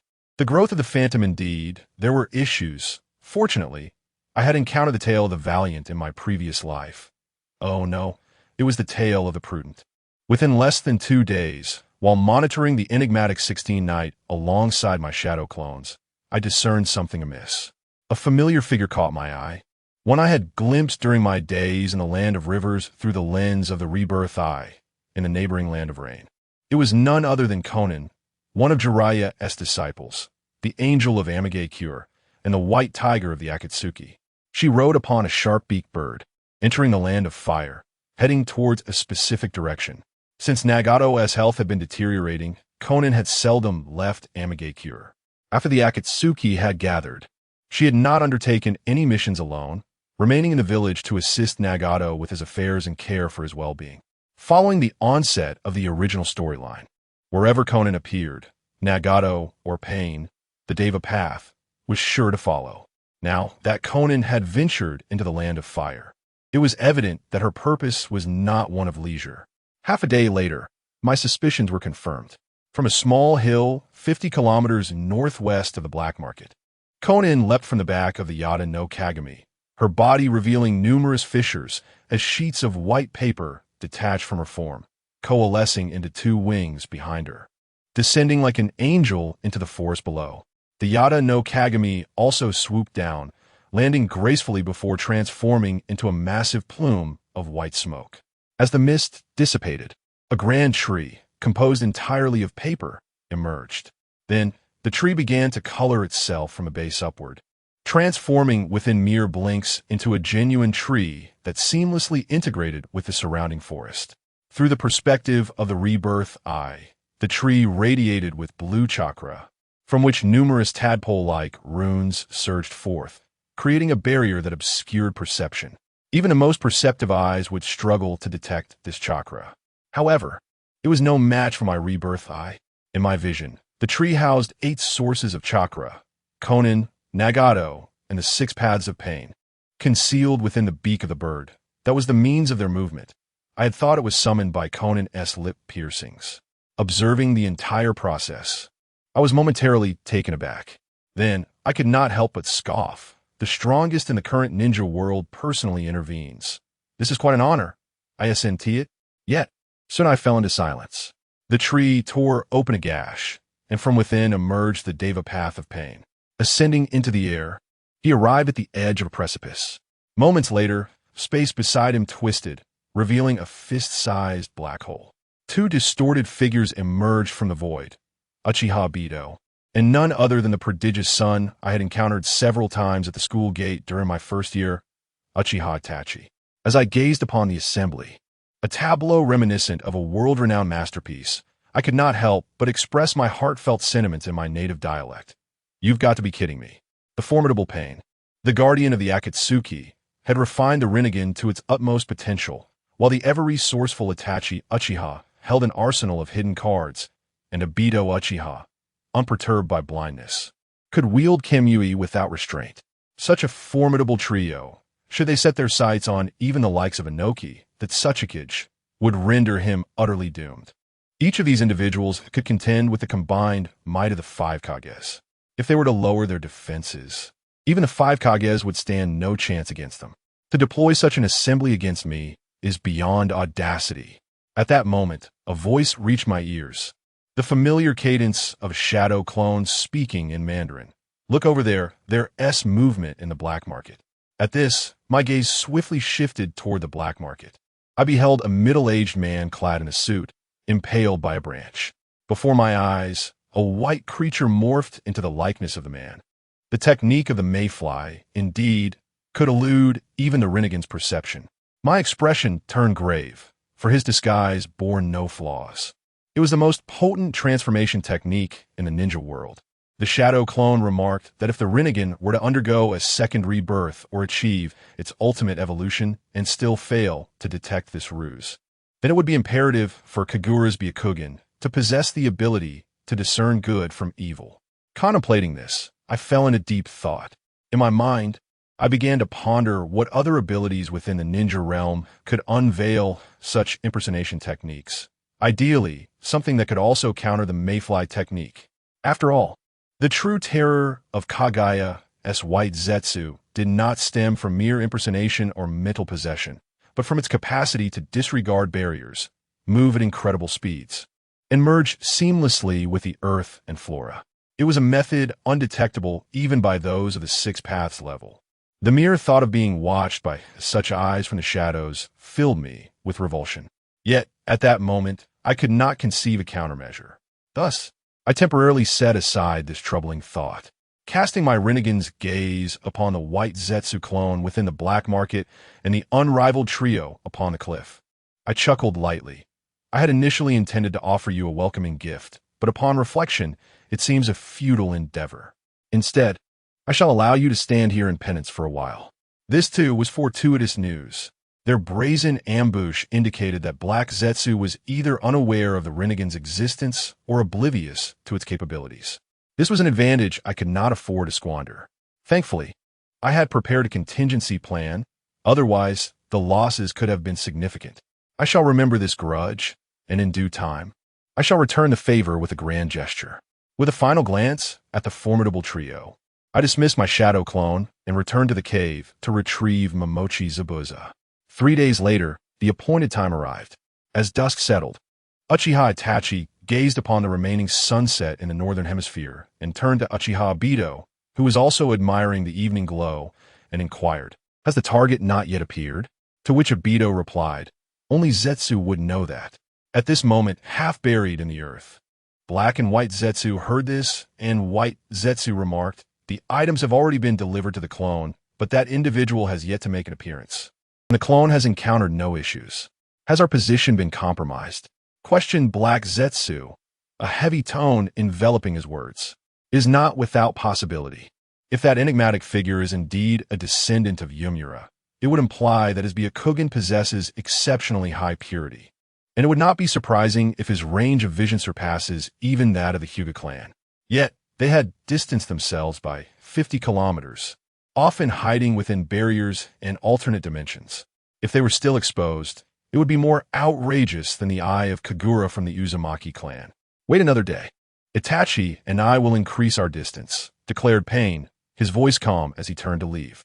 Uchiha Itachi promptly followed suit, while Uchiha Obito similarly concealed himself within the Kamui space.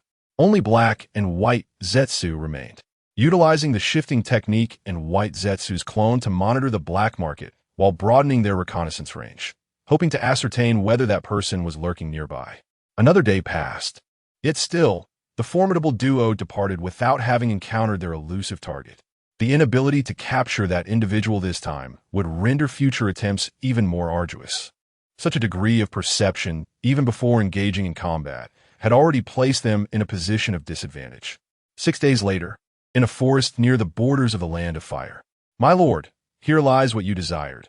A total of 29,780,000 Ryo.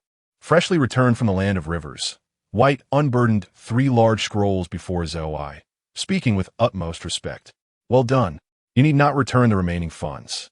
They are a reward for you," replied Izoi, accepting the scrolls with gravitational force before ascending into the sky and departing. Watching his receding figure, White and Momochi Zabuza felt a sigh of relief, concerned he might renege on his words. "Where shall we go next, Zabuza-sensei?" inquired White, assisting the recovering Momochi Zabuza, who was barely able to stand with the aid of a cane. "To the realm of the black market," Zabuza stated solemnly, his eyes sparkling with determination, as if a new world had opened before him. Having learned a lesson from his Izoi, the demon Gaki had indeed grown. Chapter 48. If not, one must endure the pain of the ninja world in this chapter. The protagonist, Shizuku, remains oblivious to the fact that his actions have inspired Momochi Zabuza to embark on a different path of defection. After acquiring the materials needed to create a puppet and a chakra core, Shizuku refrains from returning to Konoha immediately. During this interval, he crafts a shadow clone brimming with chakra every 3 days, swapping it with the impending expiration of another clone in the village. Apart from Hinata and Fire, no one in the village is aware that Shizuku is merely a shadow clone. Having already reported to the Hyuga sisters, Shizuku takes his time returning to the village. Instead, he adopts a different identity and meets with his clone, which has been collecting treasures from various locations to organize the spoils of their journey. To his astonishment, he finds it nearly impossible to quantify the wealth of Kato. Among Kato's possessions, the most valuable items are not cash, gold bars, or jewelry, but rather the land deeds. These deeds, hidden away by Kato, are certainly not trivial objects. They pertain to prime properties in prosperous areas across various nations. Selling just a few of these deeds would yield Shizuku a fortune, equivalent to several Asuma Sarutobi. Having attained immense wealth, Shizuku promptly identifies a villa that Kato purchased in the Land of Fire based on the deeds. Subsequently, he acquires a clothing store in the city where the villa is located, leaving a shadow clone behind to learn from the seamstresses and designers. Meanwhile, his true self does not return to Konoha. Instead, he departs the Land of Fire with 2 empty, large storage scrolls, making his way into the Land of River. Booming. Above a certain mountain village, dark clouds loom ominously, accompanied by the rumble of thunder. Soon, a light rain begins to fall. Despite the weather, villagers, bare-chested, continue to haul carts laden with minerals from a nearby mine, the sounds of excavation echoing through the air. Not far from the mine, a multitude of gravestones stand solemnly in a clearing. A few individuals clad in black raincoats gather around a freshly dug grave, mourning for the deceased within the coffin. Why must someone as kind as you perish? It truly pains my heart. The leader, dramatically expressing sorrow, gestures exaggeratedly. However, none of the onlookers share in the grief. Their eyes reflect only fear towards this capricious leader, who is known for his unpredictable temperament. A single misstep could prompt him to conduct a funeral for another. Rhea, possessing formidable chakra, approaches the scene. Just as the leader is engrossed in his performance, a youthful voice emerges from behind him, tinged with urgency. "Be careful. That person can fly." Upon hearing this, Rhea, who was previously weeping with his face concealed, lowers his hands and gazes intently at the sky. Through the curtain of rain, a dark figure descends. Lightning release, lightning ball. Before the figure could land and speak, Leia unsheathed his uniquely shaped twin blades, crossing them towards the sky. The chakra, altered by the nature of lightning, coalesced into a blue-white orb at the tips, which shot forth with tremendous speed. As the lightning orb approached, the figure merely extended a hand from the sleeve, finger splayed. The orb collided with an invisible wall of air, erupting with a thunderous blast akin to fireworks. Countless arcs of electricity shimmering and vanishing. "Indeed, I did not mistake you. Leia, and the wielder of the bloodline limit, the Crimson Eyes." 16 Knight smiled, having released the original. "Now, let you 2 impostors serve as my puppets. I am pressed for time.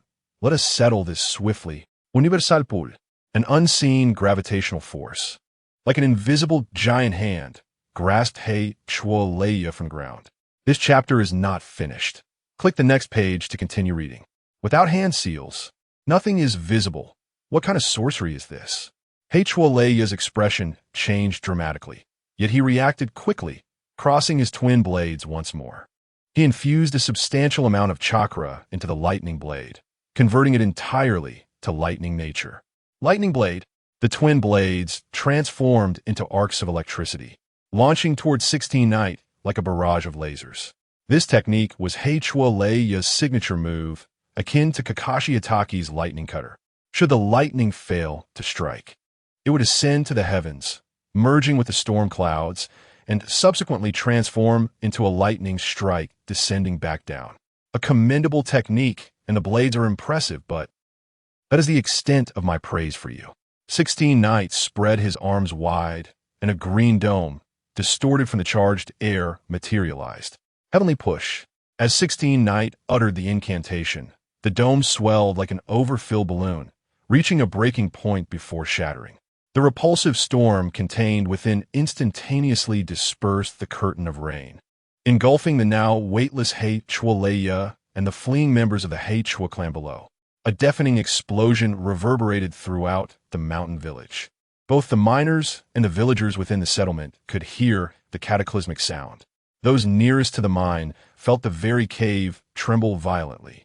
Thankfully, the cavern did not collapse. As the rain fell once more, and the gusts cleared the dust, a vast crater was left in place of the graveyard. The entire Hwa clan had perished.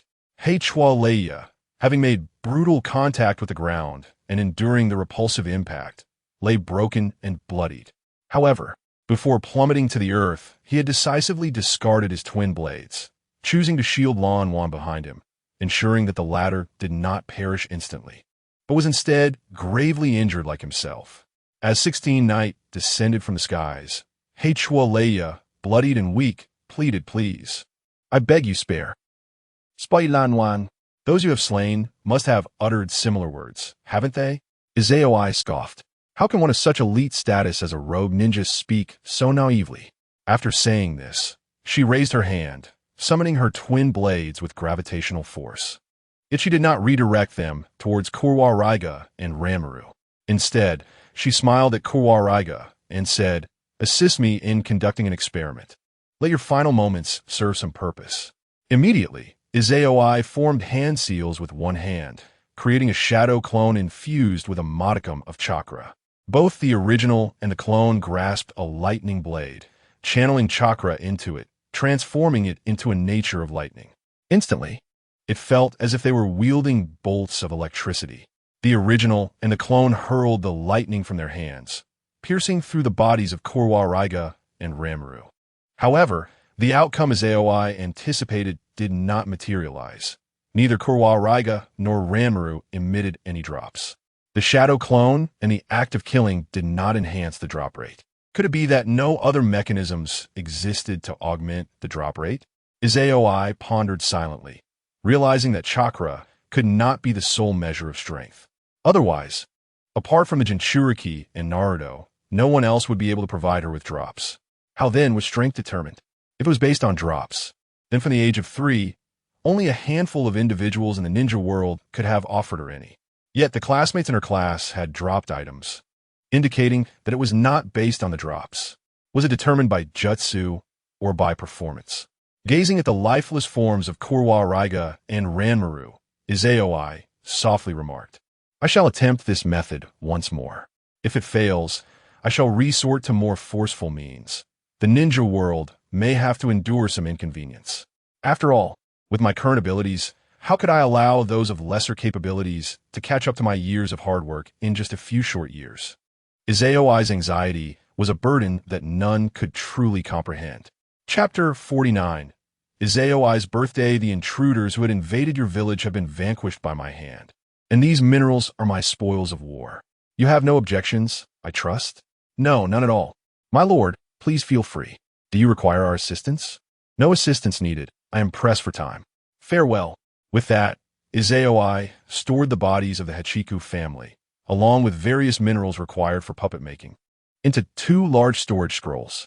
He then levitated into the air, alternating between flight and instantaneous movement, departing from the land of rivers at the swiftest pace. The following morning, Izaoi returned to the land of fire and, without a moment's respite, rushed to the tailor shop. He summoned a shadow clone, endowed with an immense amount of chakra, to whom he entrusted the scrolls containing the minerals and bodies. Meanwhile, his original self, without pausing even for a quarter of an hour, made a purchase at a certain shop and then hurried back to Konoha with gifts for Hinata and Hikari. Finally, just before 6 in the evening, Izaoi arrived back in Konoha. Taking advantage of a shift change, he entered the village from a different location, quickly making his way back to his home through the familiar streets. "I'm home," he announced loudly while removing his shoes at the entrance. He then ascended the stairs, carrying the gift box. However, he noticed that a curtain had been hung at the top of the staircase. Pulling it aside, he was greeted by a dimly lit room, obscured by blackout curtains. On the living room table, 12 candles flickered, illuminating an exquisitely crafted cake adorned with 3 adorable snowmen on each layer, representing Izaoi and the Hyuga sisters. "Happy birthday, Onaikin! Heti tirte Itsayukun." Hinata and Hikari had been eagerly waiting in the living room for Izaoi's return, while the shadow clone had met its untimely end at the hands of the 2 girls the previous day. Upon seeing Izaoi, Hinata and Hikari rushed over, offering their birthday wishes as they guided him to the cake, one on each side. Indeed, today was June 16th, Izaoi's birthday, which explained his haste to return. Since their trio had formed, Hinata and Hikari had celebrated his birthday every year. Especially after learning that the shadow clone had been destroyed, they were determined to surprise him. Izaoi, naturally, was eager to meet their expectations. As he was seated on the sofa, Hikari knelt beside the coffee table, resting her chin on her hands with a smile. "When I can, make a wish." Izaoi's wish was simple. He hoped that Hikari would grow tall, that each day would be as vibrant and colorful as a rainbow, as bright as the stars, and as beautiful as her sister. He clasped his hands in prayer, closing his eyes, and verbalized his wish. However, in his heart, he added a silent plea. "May everything proceed smoothly, freeing us from the bounds of mortality." Afterward, Izaoi extinguished all the candles. "Onaikin, I love you to bits, Yue." Upon hearing the wish of Izaoi, the flames surged forth, fiercely kissing her cheek. Izaoi rubbed the little face of the fire and smiled. "The wish has been granted. What about the birthday present for you, dear brother? My sister and I have prepared it long ago." The fire leaped off the sofa and, together with Hinata, entered the room, emerging with 3 exquisitely wrapped boxes.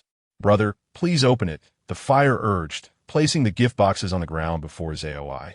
Hinata did not draw back the fully closed curtains, but instead turned on the lights in the living room. There were 3 boxes, 2 large and 1 small.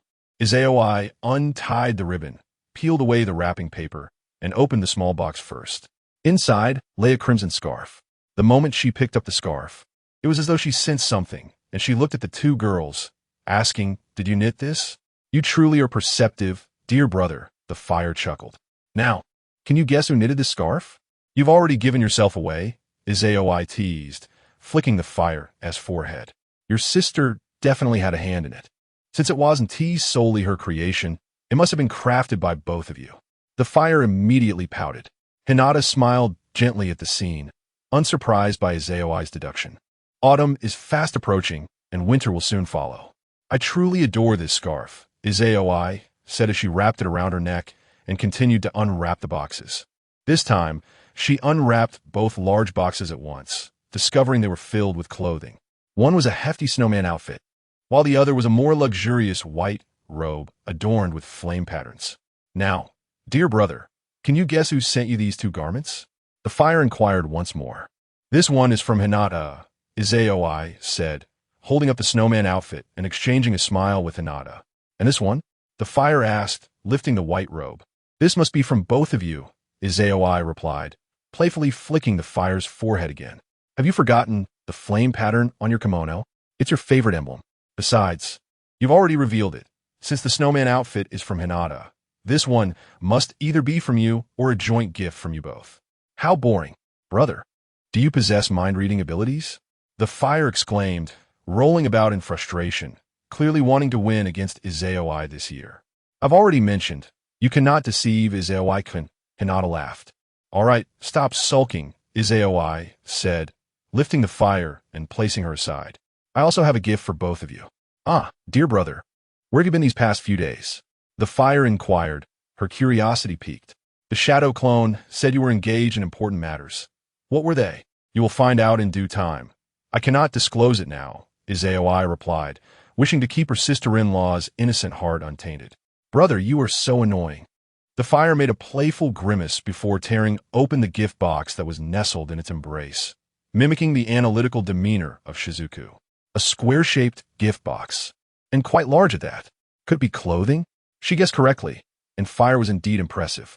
Overjoyed, Shizuku immediately offered emotional support to Fire, giggling with delight. Once she had successfully cheered up her sister-in-law, Shizuku pulled Hinata to her side, placing the gift box in her arms, and leaned closer to her ear with a smile, saying, I adore this gift. Let us revisit our childhood this winter. This is your present. Do open it quickly. Hinata, initially intending to wait for Fire to finish before unveiling her own gift, found herself captivated by Shizuku's eager expression, and her anticipation for the surprise grew. She swiftly unwrapped the box, and her beautiful eyes widened in astonishment.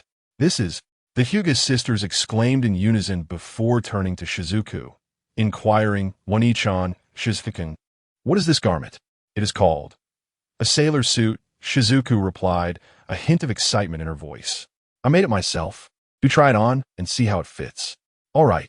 The Hyuga sisters, who had initially been filled with curiosity, brightened at the revelation that the clothing was crafted by Shizuku herself. They rose together and entered the room. Meanwhile, Shizuku activated her reincarnation eye, not to spy, but to locate Sarutobi Hisashi. Upon discovering that he had finished work and was dining with his grandson, Konohamaru, she refrained from using her crystal clairvoyance to invade anyone's privacy and withdrew her gaze.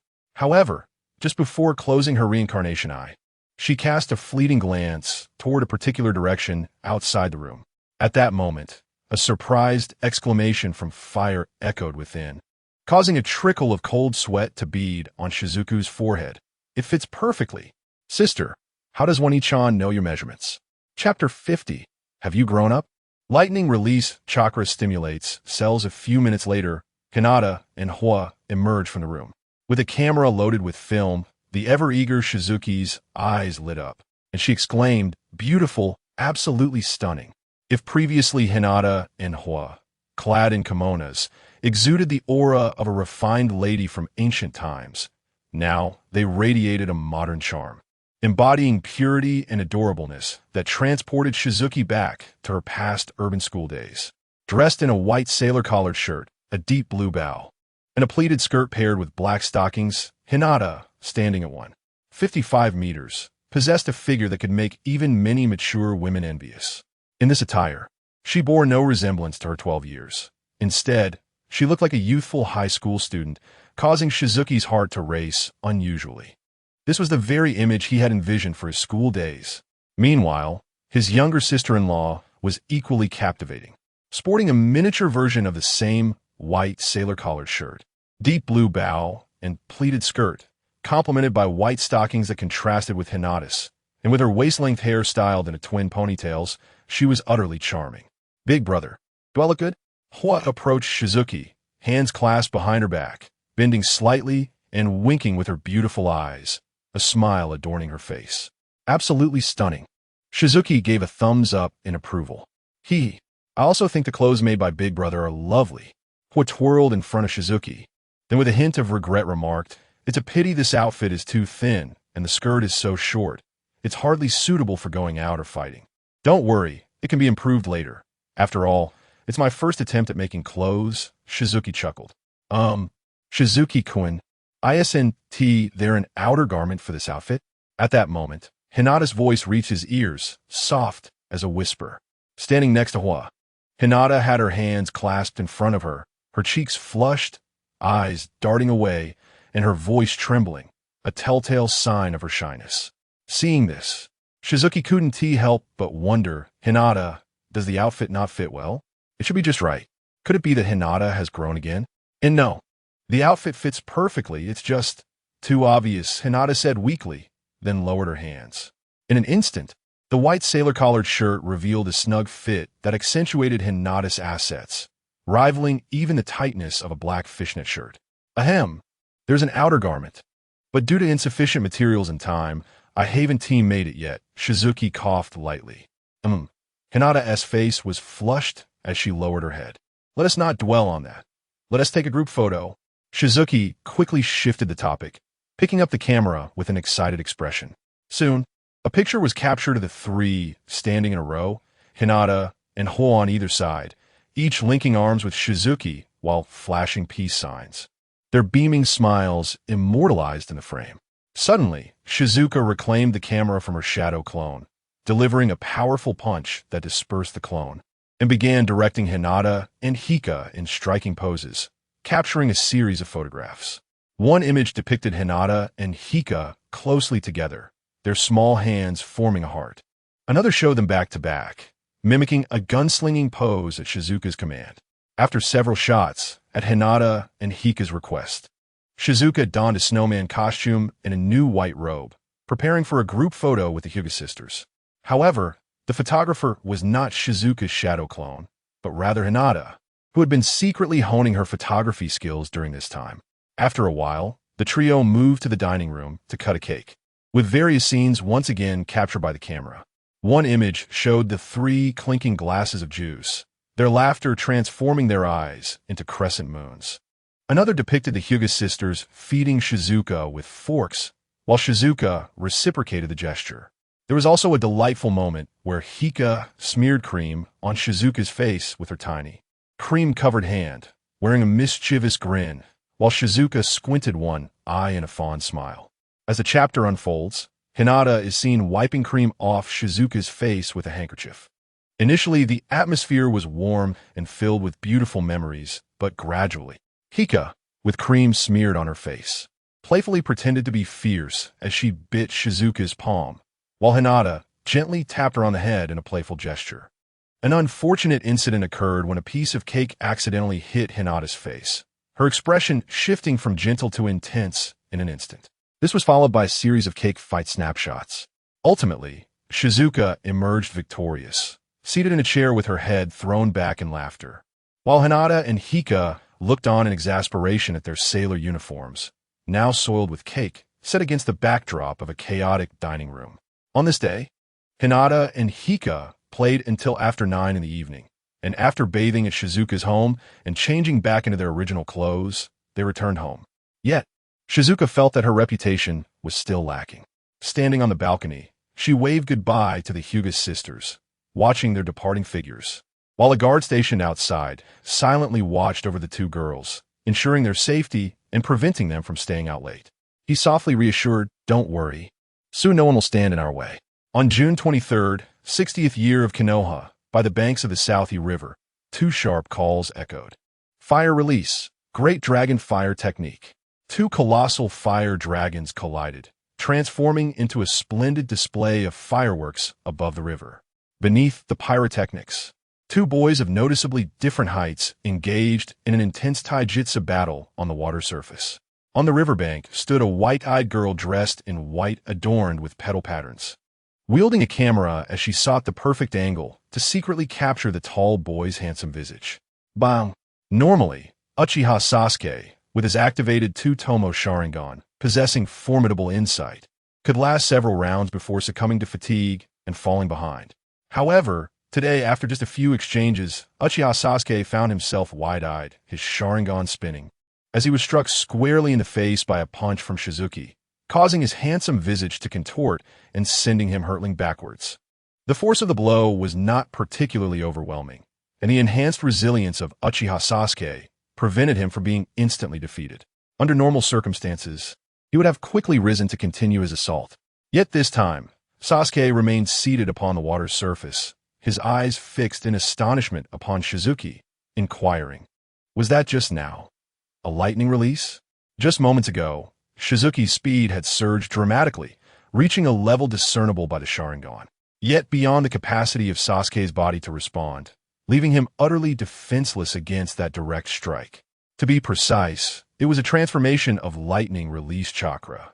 Shizuki, with unwavering composure, fabricated a tale, claiming to be refining a technique of his own invention, and had enlisted Hinata's assistance to procure a scroll on training lightning release transformations, inadvertently discovering that such chakra could stimulate cells, resulting in a remarkable acceleration of physical speed. In truth, it was Shizuki's shadow clone that had transformed the Black Hole Raiga into a puppet, observing Raiga's use of the lightning blade through the Rinnegan, and effortlessly deducing this technique based on human anatomy. Since awakening the Rinnegan, Shizuki had mastered at least 6 types of transformations. His ultimate techniques were nearing perfection. In comparison, the stimulation of cells by lightning release chakra was merely a rudimentary skill. Of course, Uchiha Sasuke was oblivious to these intricacies. His attention not focused on the lightning transformation, but rather in astonishment as he exclaimed, "You developed your own jutsu? Do you wish to learn it? The jutsu you created? Dream on." I was referring to the technique of stimulating cells with lightning release chakra, Shizuki retorted, rolling his eyes. Were it not for witnessing your ability to climb trees and walk on water, along with your affinity for lightning, I would never have considered teaching you such a perilous technique. If you wish to learn, teach me, Sasuke replied, rising and nodding eagerly, almost extending his hand like a chimpanzee, completely oblivious to the notion of politeness. Without any fateful entanglement with Shizuki, he had long been awed by Shizuki's prowess over these past few years. Whether it was the first or second Tomo, he found himself unable to prevail against his adversary. Both possessed remarkable chakra, yet the likes of Naruto Uzumaki, often seen as a straggler, was in an entirely different league compared to Shizuki. In Sasuke's heart, Shizuki had become his very first acknowledged friend. Chapter 51. Izaoi's speculation. You will succeed. Time flies swiftly, and before one realizes, the graduates of the 60th class from Konoha have already spent a season as genin. In just a few months, even teams composed of commoners have transitioned from novices to competent genin. The genin squads, distinguished by their exceptional potential and commendable performance, have, under the guidance of their genin mentors, ventured beyond Konoha to undertake C-rank missions, engaging in battles and experiencing the realities of combat, thus undergoing a significant transformation. As the end of June approaches, the genin, aware of impending significant events, have ceased to accept missions outside the village, allowing their subordinates to engage in menial tasks instead. The genin squads that were on missions have gradually returned to the village. A momentous occasion for the genin is on the horizon. On this day, Team 8 is, as usual, assisting the village by clearing debris. Suddenly, a piercing cry of a hawk resonates in the sky, echoing throughout Konoha. The genin, upon hearing the hawk's call, cast their gazes skyward, their eyes glinting as they observe the hawk soaring majestically above the village.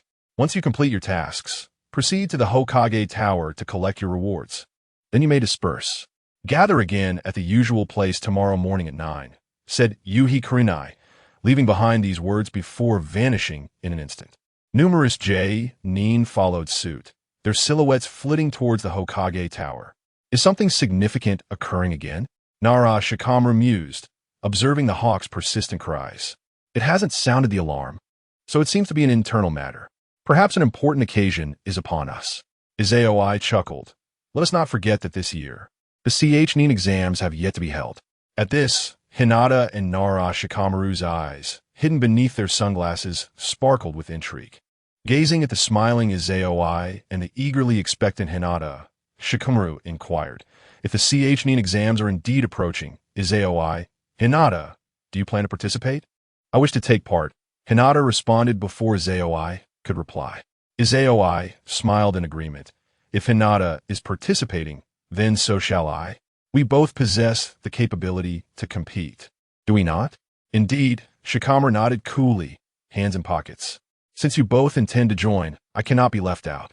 Then let us fight side by side and showcase the strength of Team 8 to the other genin, Izaoi declared, and the three exchanged confident smiles.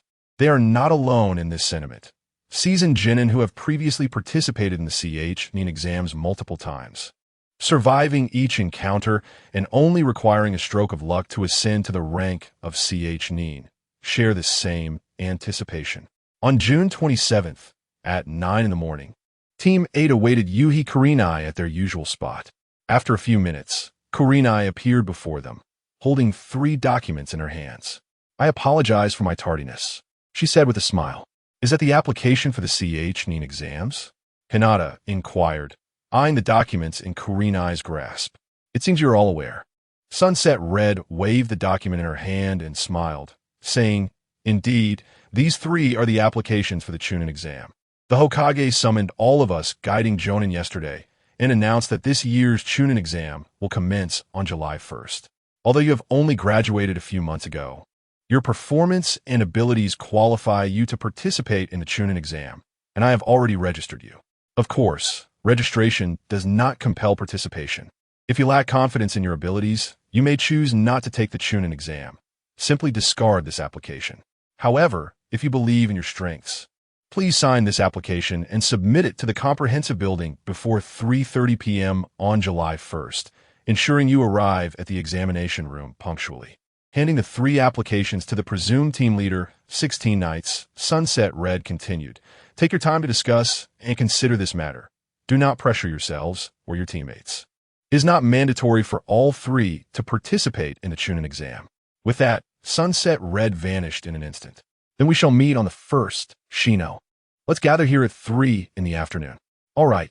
The chapter has not concluded. Click the next page to continue reading. 16 Knights handed an application to Yamanaka Shino and waved goodbye with Hinata. On their way back, 16 Knights gave both applications to Hinata, stating, "Sasuke has asked me to train with him. Would you like to join us in the coming days?" Hinata felt a flicker of excitement, but shook her head, replying, "No. I wish to consult my father about the gentle fist. I may not have the time to meet you, 16 Knights. Rest assured, I will help you become a Chunin." 16 Knights said, while ruffling Hinata's hair with a smile. Regarding the girl's ambition to become a Chunin, 16 Knights had his suspicions. This incarnation of Hinata was significantly more accomplished than her original counterpart. As the eldest daughter of the main branch, she was already the primary heir. With such an outstanding first heir, the clan elders must be pressuring her future father-in-law to keep her from being caged.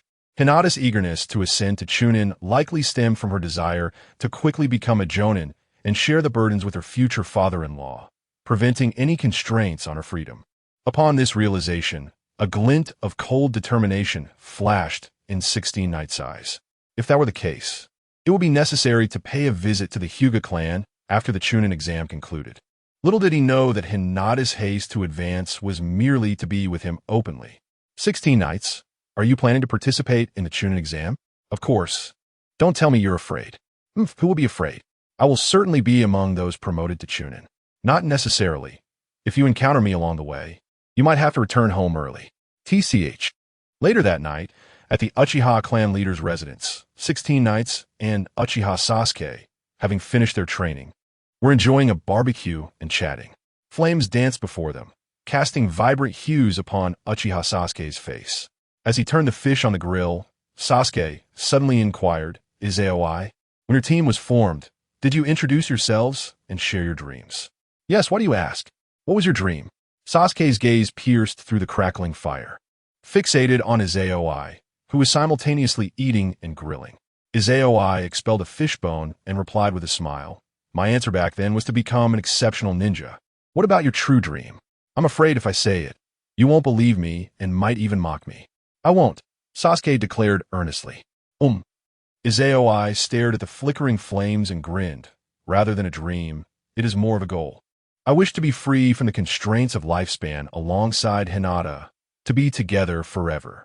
Upon hearing this, Sasuke's pupils slightly constricted. Such whimsical aspirations were indeed a goal rather than an unattainable dream. Could this truly be possible? Before Sasuke could continue, Izaoi asked knowingly, "And you? What is your dream?" "Like you, it is more of a goal than a dream," Sasuke replied, his eyes clouded with shadows, filled with an ominous energy. "I intend to kill that man, to avenge my parents and clan. I will do whatever it takes. Whatever it takes, even if it costs your life, surrendering your soul to the devil." Izaoi questioned. "Yes, Sasuke replied solemnly. After observing the resolute expression on Sasuke's face for a few moments, Izayoi suddenly smiled. Rest assured, you will succeed. And you won't need to relinquish your soul to the devil. After all, you're my greatest source of points. Chapter 52, Izayoi and the handsome Hinata. 3 fleeting days have passed. During this brief interlude, the streets of Konoha have been graced by a multitude of unfamiliar faces. While it is not uncommon to encounter strangers, these particular individuals are adorned with forehead protectors etched with various insignias, unmistakably signifying their origins from different ninja villages. The villagers of Konoha remain unfazed. Instead, they are filled with excitement. The sudden influx of ninja from other villages heralds the imminent arrival of this year's ecstatic exam, and soon they will once again witness thrilling battles among ninjas. Particularly, the shop owners have already begun to stockpile goods, eager to capitalize on the anticipated influx of customers. The ecstatic exam is indeed one of the most grandiose events, regardless of the hosting great ninja village. On July 1st, at 3 o'clock in the afternoon, Team 8 convenes at their designated meeting spot, armed with their application forms as they make their way to the Ninja Academy. Along the route, Shino Aburame remarks, as Konoha is the host, we find ourselves in a somewhat passive position. Many will likely be gathering intelligence on us, while we remain blissfully unaware. It matters not. Intelligence is ever-evolving, and what they have gathered will soon be outdated. Izayoi responds with a light chuckle. I trust that each of you has grown during this time. At his words, both Hinata and Shino share a confident smile. Before long, Team 8 arrives at the Ninja Academy. After several months, stepping back onto the campus evokes a sense of nostalgia for Izayoi and Hinata. As they traverse the familiar paths, their gazes seem to traverse time, catching glimpses of their past selves. From chubby-cheeked toddlers to slightly more mature children, they recall walking side by side, inseparable. As this memory washes over them, Izayoi and Hinata instinctively glance at one another, their eyes locking in mutual understanding, leading to a shared, knowing smile. Upon reaching the familiar general building, as Team 8 ascends the first flight of stairs, the expressions of Shino and Hinata subtly shift. This is an illusion, Shino declares, forming a hand seal to disrupt the flow of chakra within him. Hinata mirrors his actions. To be precise, it is an illusion barrier. It appears the ecstatic exam has commenced, Izayoi observes with a grin. Upon reaching the second floor, the trio finds the corridor teeming with a crowd. Some individuals exhibit dazed expressions, while others seem to sense something amiss, blocking the staircase leading to the third floor, only to be halted by 2 ch assigned to guard the entrance. Quickly dispel this illusion barrier. We must ascend to the third floor. They hear a familiar voice call out before they even reach the staircase. It's Sasuke-kun, Hinata softly exclaims, her gaze drifting toward a bystander in the crowd. And there's Niji and Ai-san. He has come to participate in the ecstatic exam as well. As if hearing Hinata's voice, Niji Hyuga, who was watching Team 7's performance, turned his gaze. Upon recognizing Hinata, he immediately approached, bowing expressionlessly and declaring, Lady Hinata. His manners were impeccable.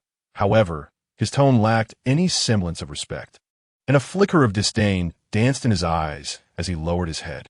Good luck in the exams, Niji and Hinata said softly. And to you as well, Lady Hinata. Niji swiftly composed himself, straightening and nodding. I hope to face you in the ecstatic exams. After speaking, Niji turned his attention to the figure next to Hinata, Izayoi, and remarked, You must be Izayoi, the top student from the previous session. Do you have any advice? Izayoi smiled in response. You are quite formidable. Niji assessed as he scrutinized Izayoi, before coldly adding, But you ought to possess some self-awareness. You stand no chance against the lady. For this is a matter of bloodline and destiny. Niji and please be quiet. Before Izayoi could respond, a sharp voice interjected. Hinata's gaze, once gentle, now bore a fierce intensity as she looked at Niji, filled with warning. Her entire demeanor had shifted dramatically. My apologies, Lady Hinata. Niji bowed in contrition and then turned to leave. Watching her cousin depart, Hinata resumed her ladylike composure and gently addressed Izayoi. Izayoi and Niji did not mean it. Please do not hold it against him. Resting a hand atop Hinata's head, Izayoi tousled her hair and praised, Hinata, you were quite impressive just now. It's a shame I couldn't get my camera out in time. Indeed, the aura she exuded was filled with an oppressive force. Shino Aburame nodded in agreement. Being among the top 3 in our grade, none of them are to be underestimated. Perhaps in this CH-NEEN exam, we shall witness the full strength of Izayoi, Hinata, and Sasuke Uchiha. Oh no, you flatter me, Hinata replied. Her cheeks flushed as she lowered her gaze, fidgeting with her fingers, revealing a stark contrast in her demeanor. One might mistakenly believe she possessed a dual personality, rather than being the gentle Haruno Sakura. Hey, Izayoi, Hinata, and whoever else, you all made it. At that moment, Naruto Uzumaki's voice rang out. The 7th team, having concluded their performance, was now approaching teammate Em Shino Aburame. Noticing that Naruto had failed to mention her name, Shino felt compelled to assert her presence. Oh, Shino, hello. However, as usual, Shino's efforts went unacknowledged. Naruto merely greeted her and then turned his attention to Izayoi, grinning widely. Izayoi, you all are indeed participating in the CH-NEEN exams. This time, I won't let you win. Ah, Izayoi has also taken an interest, remarking, look at your confident demeanor. Have you perhaps acquired ninjutsu from Kakashi-sensei? If that is the case, then the butterfly effect would indeed be monumental. The original narrative avoids an imbalance in the protagonist's power, yet it has led to Kakashi Hitaki being unjustly criticized. The copy ninja, who possesses mastery over 1,000 techniques, is unwilling to impart even a basic C-rank wind release to his teacher's son. This is particularly true considering that Naruto Uzumaki has already learned to climb trees. However, this predicament is unavoidable.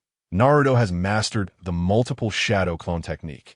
With his immense chakra reserves, even if he were to master a single C-rank wind release, he would rank among the strongest of the lower ninjas, thus hindering the continuation of the protagonist's inspiring journey. Hundreds of shadow clones employing the wind release. Great breakthrough would yield a power that surpasses even Uchiha Madara's great fire annihilation. Just wait and see. You and Sasuke. Naruto rubbed his nose, brimming with pride, exclaiming, when the time comes, I will surely leave you all in awe. Mysterious one, get out of Konoha, Izayoi retorted, drawing the peculiar gazes of Hinata, Shino Aburame, and Sasuke Uchiha. Their expressions seemed to convey a sentiment that implied, how can you, of all people, dare to speak of others? Chapter 53. The little brother of Izayoi, after a brief exchange in the corridor, Class 8 and Class 7 ascended to the 3rd floor together, where they submitted their applications and received their seating numbers in preparation for heading down to the teaching building. In the stairwell, Uchiha Sasuke turned to Izayoi and inquired, Izayoi, have you noticed those individuals lurking about recently? Yes, Izayoi nodded, aware that Sasuke was referring to the rogue ninjas from other villages surveilling them. As the top student of this cohort and a scion of the Uchiha clan, both he and Uchiha Sasuke were subjects of considerable scrutiny. Indeed, there had been numerous figures loitering outside Izayoi's residence over the past few days. However, since they had not overstepped their bounds, Izayoi paid them little mind. Have you encountered a fellow carrying a gourd? Sasuke pressed further. No, he is formidable. Ah, he is a strong adversary. As if recalling something, a slight smirk graced Sasuke's lips. This year's CH-NEEN exam is truly a gathering of monsters. I can hardly wait to engage them in battle. You may soon have your wish fulfilled, Izayoi remarked with a hint of discovery in his tone, just as they arrived at the lobby of the comprehensive building's rear entrance. A voice called out from behind, please wait a moment. Upon hearing this voice, Sakura Haruno from Class 7 froze momentarily. Now you again, thick eyebrows. What do you want? Naruto Uzumaki shouted, pointing at Rock Lee, who stood on the 2nd floor balcony. Lee leaped down gracefully, landing firmly, and assumed a martial arts stance. With a serious expression, he addressed Izayoi, I am Rock Lee, and I wish to challenge the top newcomer of this cohort. Let us engage in a duel, Izayoi. Class 7 was momentarily taken aback. He seems to be Niji's teammate, Hinata observed, her brow furrowing as her gaze sharpened, seemingly misunderstanding the situation. The insects inform me he carries a faint scent of blood, Shino Aburame remarked flatly. His strength is not to be underestimated. Izaoi was also somewhat surprised. He had not anticipated that Lee would challenge him rather than Uchiha Sasuke. Considering the 8 gates, a technique renowned alongside the Flying Thunder God technique and the Impure World reincarnation, Izaoi felt a flicker of intrigue. However, a glance in a certain direction quickly extinguished that interest. If it were an unrestricted battle, Izaoi would be eager to experience the true power of the 8 gates. Yet now he turned to Uchiha Sasuke and said, "Sasuke, you go." "Aye." Sasuke hesitated for a moment, then recalled the image of Lee blocking his kick against the gatekeeper Nin, igniting his fighting spirit. He nodded resolutely. "All right, I shall confront him." Seeing Sasuke step forward, Lee frowned and turned to Izaoi, asking, "What does this mean?" Before Izaoi could respond, Sasuke made a gesture indicating defeat, pointing his thumb towards himself as he declared, "Defeat me first, and then you may challenge Izaoi. If even I cannot prevail, there is no need to humiliate myself further." Lee Rock realized with a slight shock. "So, you are a subordinate of Izaoi. Who is his subordinate?" Uchiha Sasuke bellowed, his eyes transforming into the crimson double Tomo Sharingan as he coldly declared, "Enough with the chatter, let us begin." The very gaze. Upon locking eyes with Uchiha Sasuke, Lee Rock momentarily faltered, yet his fighting spirit surged as he proclaimed, "So, you are the descendant of the Uchiha clan. Very well. Allow me to experience the prowess of your esteemed lineage's Sharingan." This chapter is not yet complete. Click the next page to continue reading. With that, Lee Rock, his demeanor serious, introduced himself. "I am Lee Rock. I look forward to your guidance. Enough idle talk. Let us settle this swiftly." Uchiha Sasuke charged directly at Lee Rock. Meanwhile, teams 7 and 8 leaned against the pillars of the hall, observing the unfolding battle. As Lee Rock watched the approaching figure magnify in his sight, his body tensed. The moment Uchiha Sasuke threw a punch, Lee Rock's form suddenly vanished. This is not the body flicker technique. It is something different. Uchiha Sasuke, taken aback by the empty space where his punch had landed, quickly activated his sensory perception. The next instant, as if sensing something, Uchiha Sasuke turned his head to the side, raising his right arm just in time to block a kick aimed at his leg. However, the expression on Uchiha Sasuke's face contorted in shock. Such formidable power could this individual be? In those fleeting 2 seconds of distraction, Lee Rock had already retracted his leg, executing an astonishingly flexible somersault to land before Uchiha Sasuke. Like a street dancer, he supported himself with his hands and performed a Thomas full spin, delivering an upward kick towards Sasuke's face. Uchiha Sasuke attempted to block with both hands, but was still sent flying into the air by the force of the kick. Upon landing, his hands tingled slightly. Observing Lee Rock, who had regained his stance, Uchiha Sasuke remarked, "What you displayed just now was high-speed movement, and you possess such strength. You are a taijutsu ninja." "Indeed, I am a taijutsu ninja," Lee Rock replied earnestly, nodding in acknowledgement. He continued, "It is said that the Sharingan can see through all ninjutsu, jinjutsu, and taijutsu. It truly lives up to its reputation. However, what surprised me even more is that you could discern my movements while barely managing to cope with my speed. You are worthy of being from a genius clan." "Barely, you say?" Uchiha Sasuke's Sharingan spun with a hint of disdain as he retorted, "I shall return that remark to you."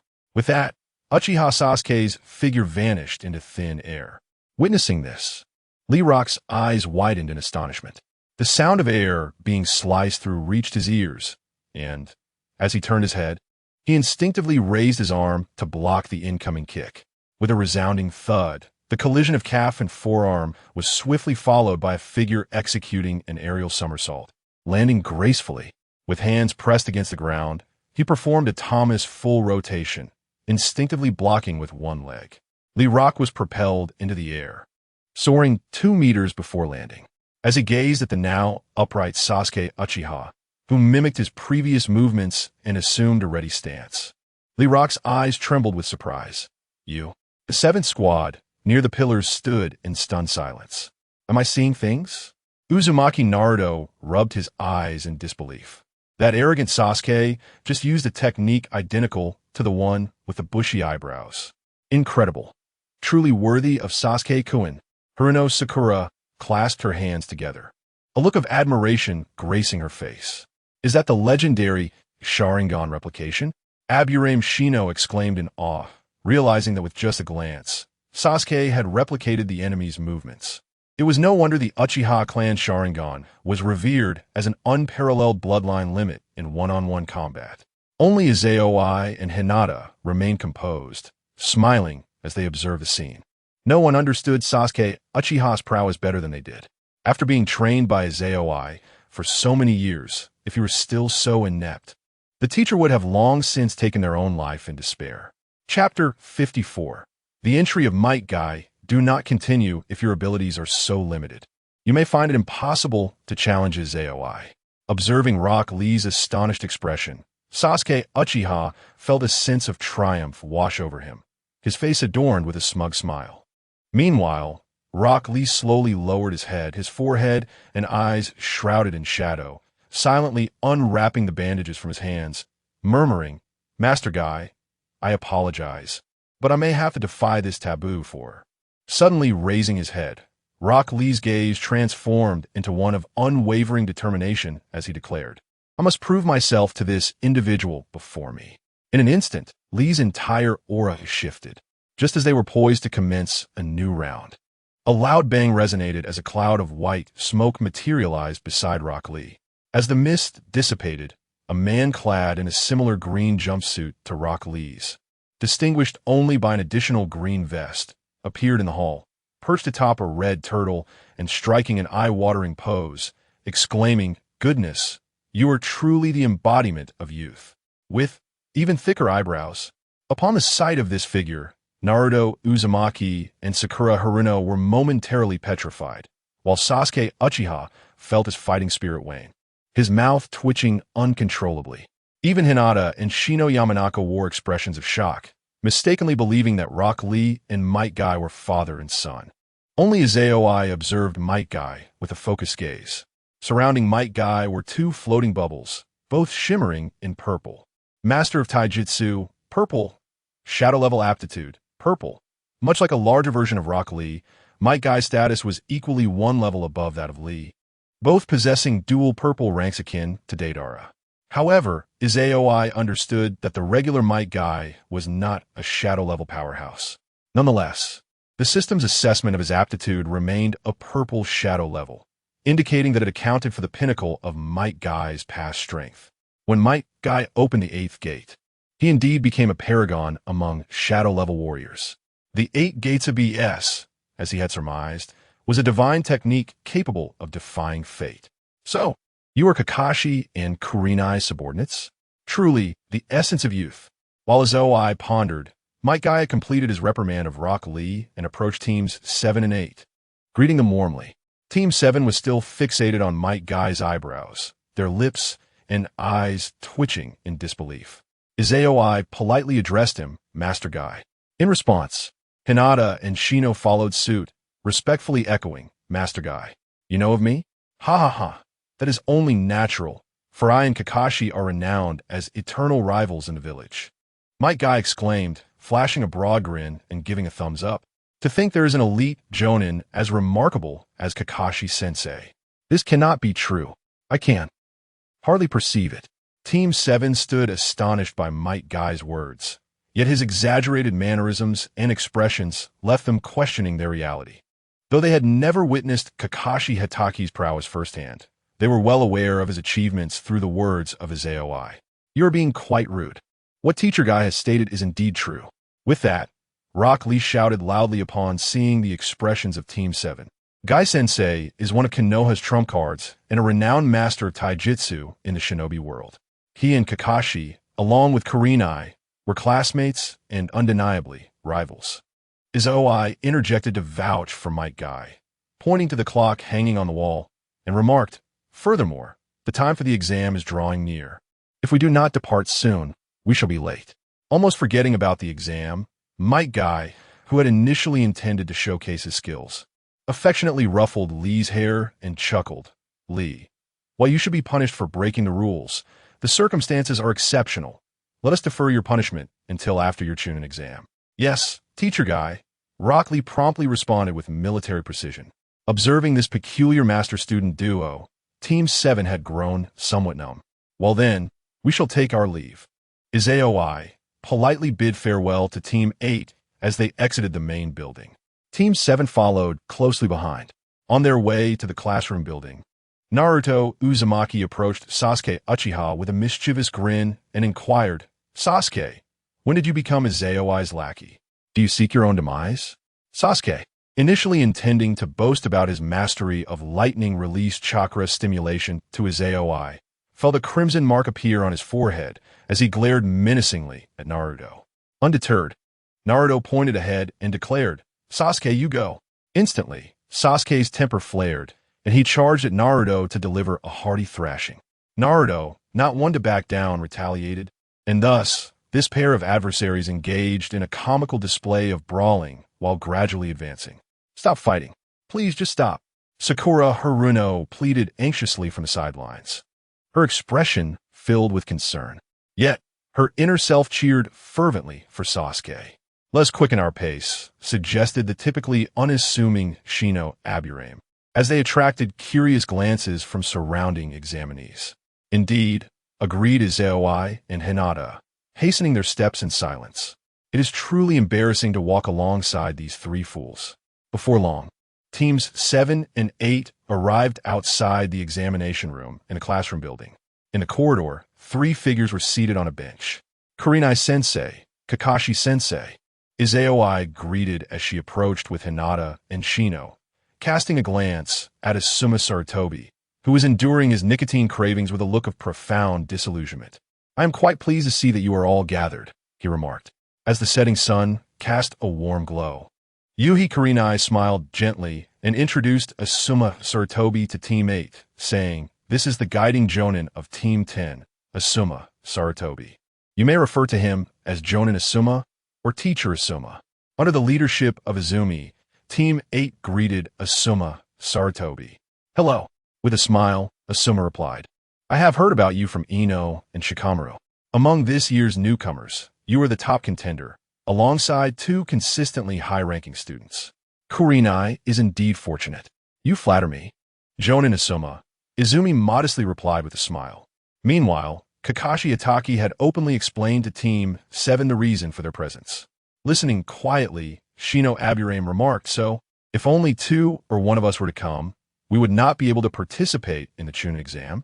"Indeed," Kurenai nodded, smiling as she added, "Do you recall what I mentioned during our self-introductions?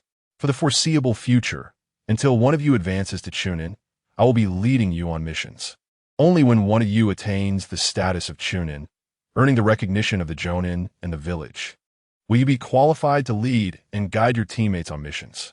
Without the acknowledgement of your comrades and the courage to lead them to success, you shall not qualify as a leader. The Chunin exam begins the moment you receive your application." At her words, Shino and Hinata briefly appeared contemplative, observing Izumi's unchanged demeanor.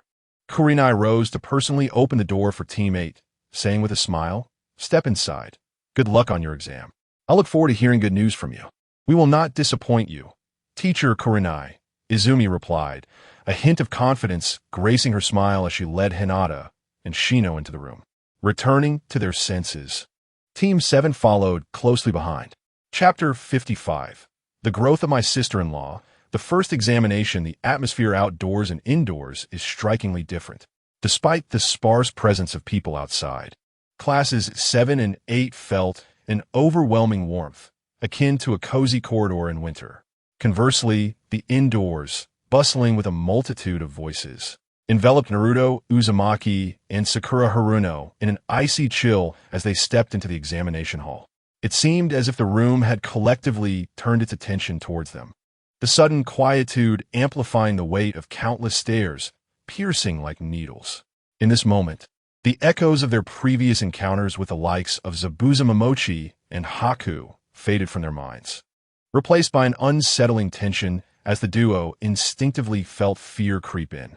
"Are you trembling at the back of the class?" came the taunting voice of Sasuke Uchiha. Upon seeing the mocking expression on Sasuke's face, Naruto felt an inexplicable surge of courage, his earlier trepidation dissipating as he declared loudly, "I'm not afraid of them. I'm merely trembling with excitement." Ignoring the 7th class, Izayoi turned to Hinata and Shino, instructing them, "Let us find our seats." "All right," Hinata and Shino nodded in agreement, scanning for their assigned seats before making their way over. Izayoi and Hinata's seats were situated in the 3rd row, perfectly aligned as desk partners. Interestingly, Izayoi occupied the position originally held by Naruto Uzumaki in the original storyline. Naruto, maintaining his seat beside Hinata, willingly exchanged seating arrangements with Izayoi. Such a minor request was easily granted by Naruto.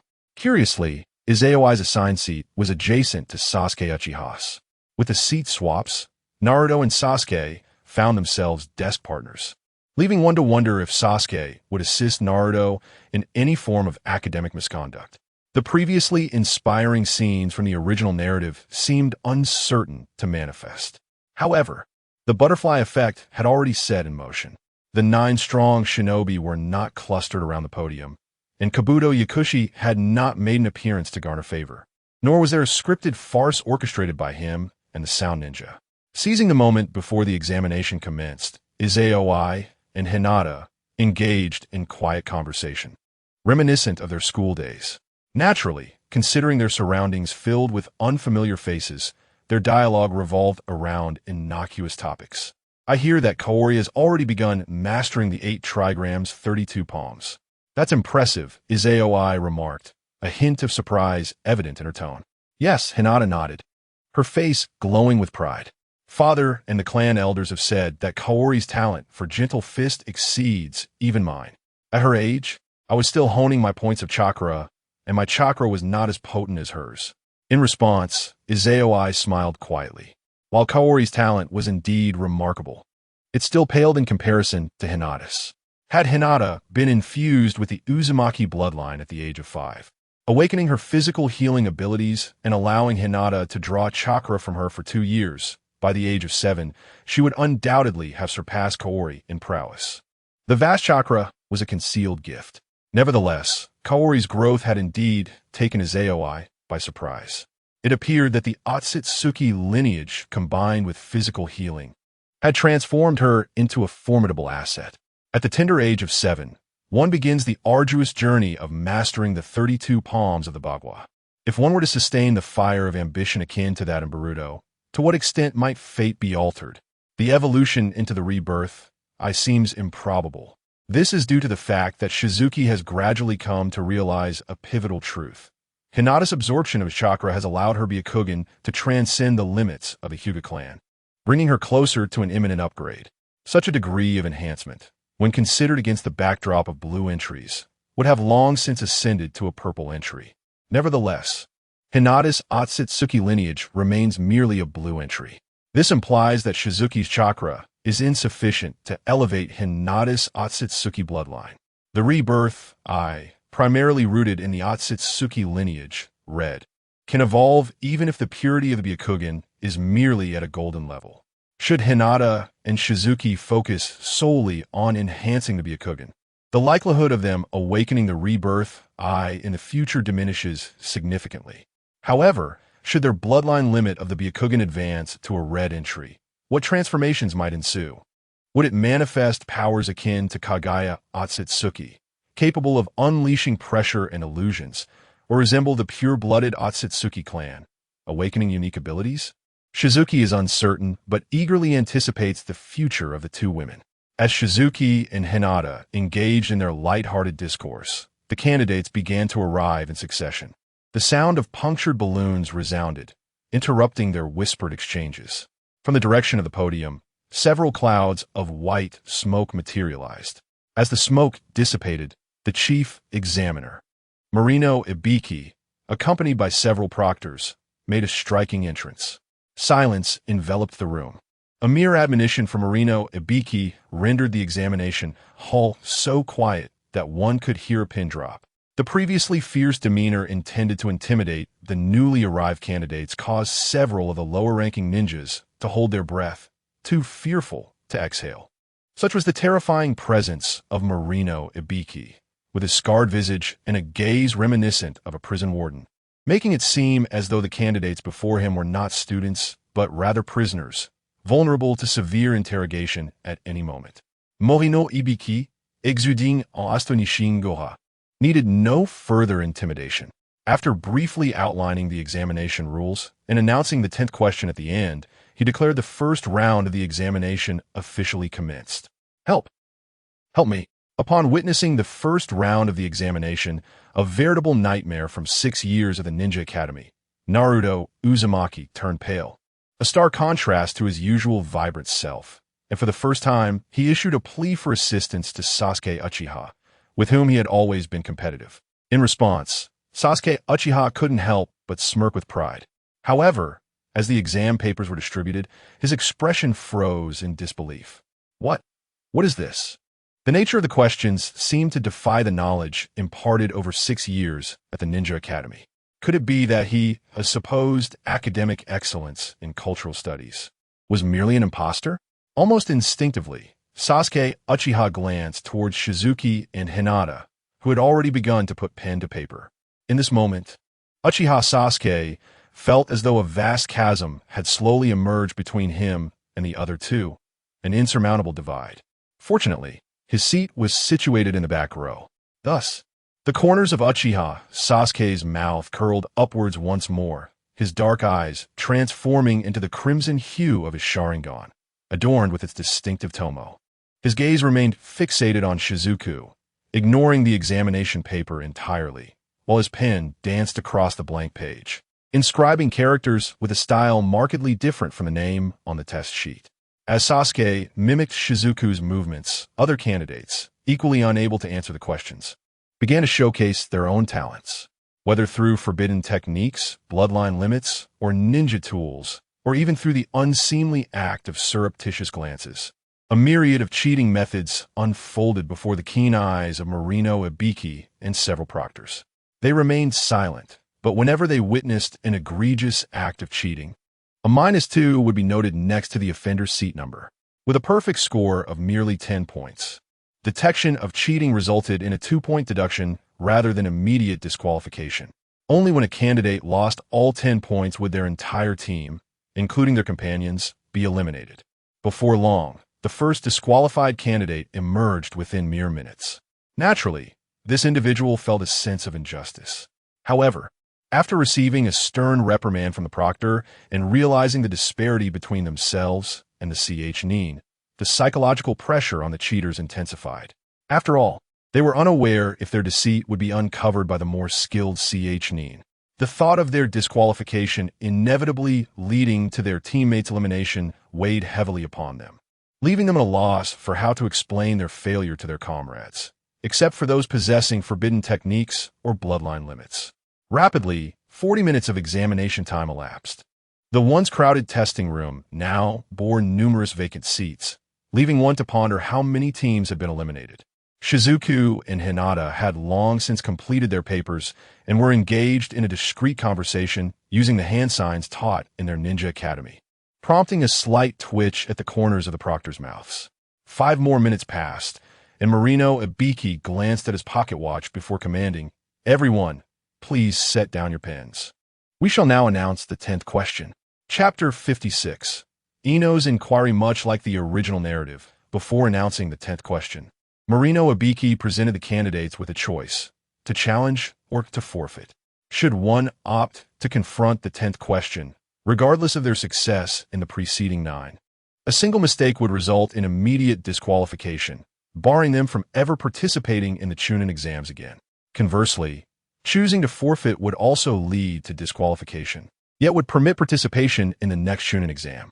Upon hearing this rule, the candidates who had painstakingly filled their answer sheets through dubious means were taken aback. However, under the compelling presence of Marino Ibiki, they soon fell silent, grappling with their decisions. "I forfeit." In quick succession, candidates began to raise their hands, their eyes shut tight, teeth clenched. "I too forfeit. I can always try again next time. I refuse to gamble my future." With one individual leading the way, more candidates followed suit, each crafting excuses for their choice.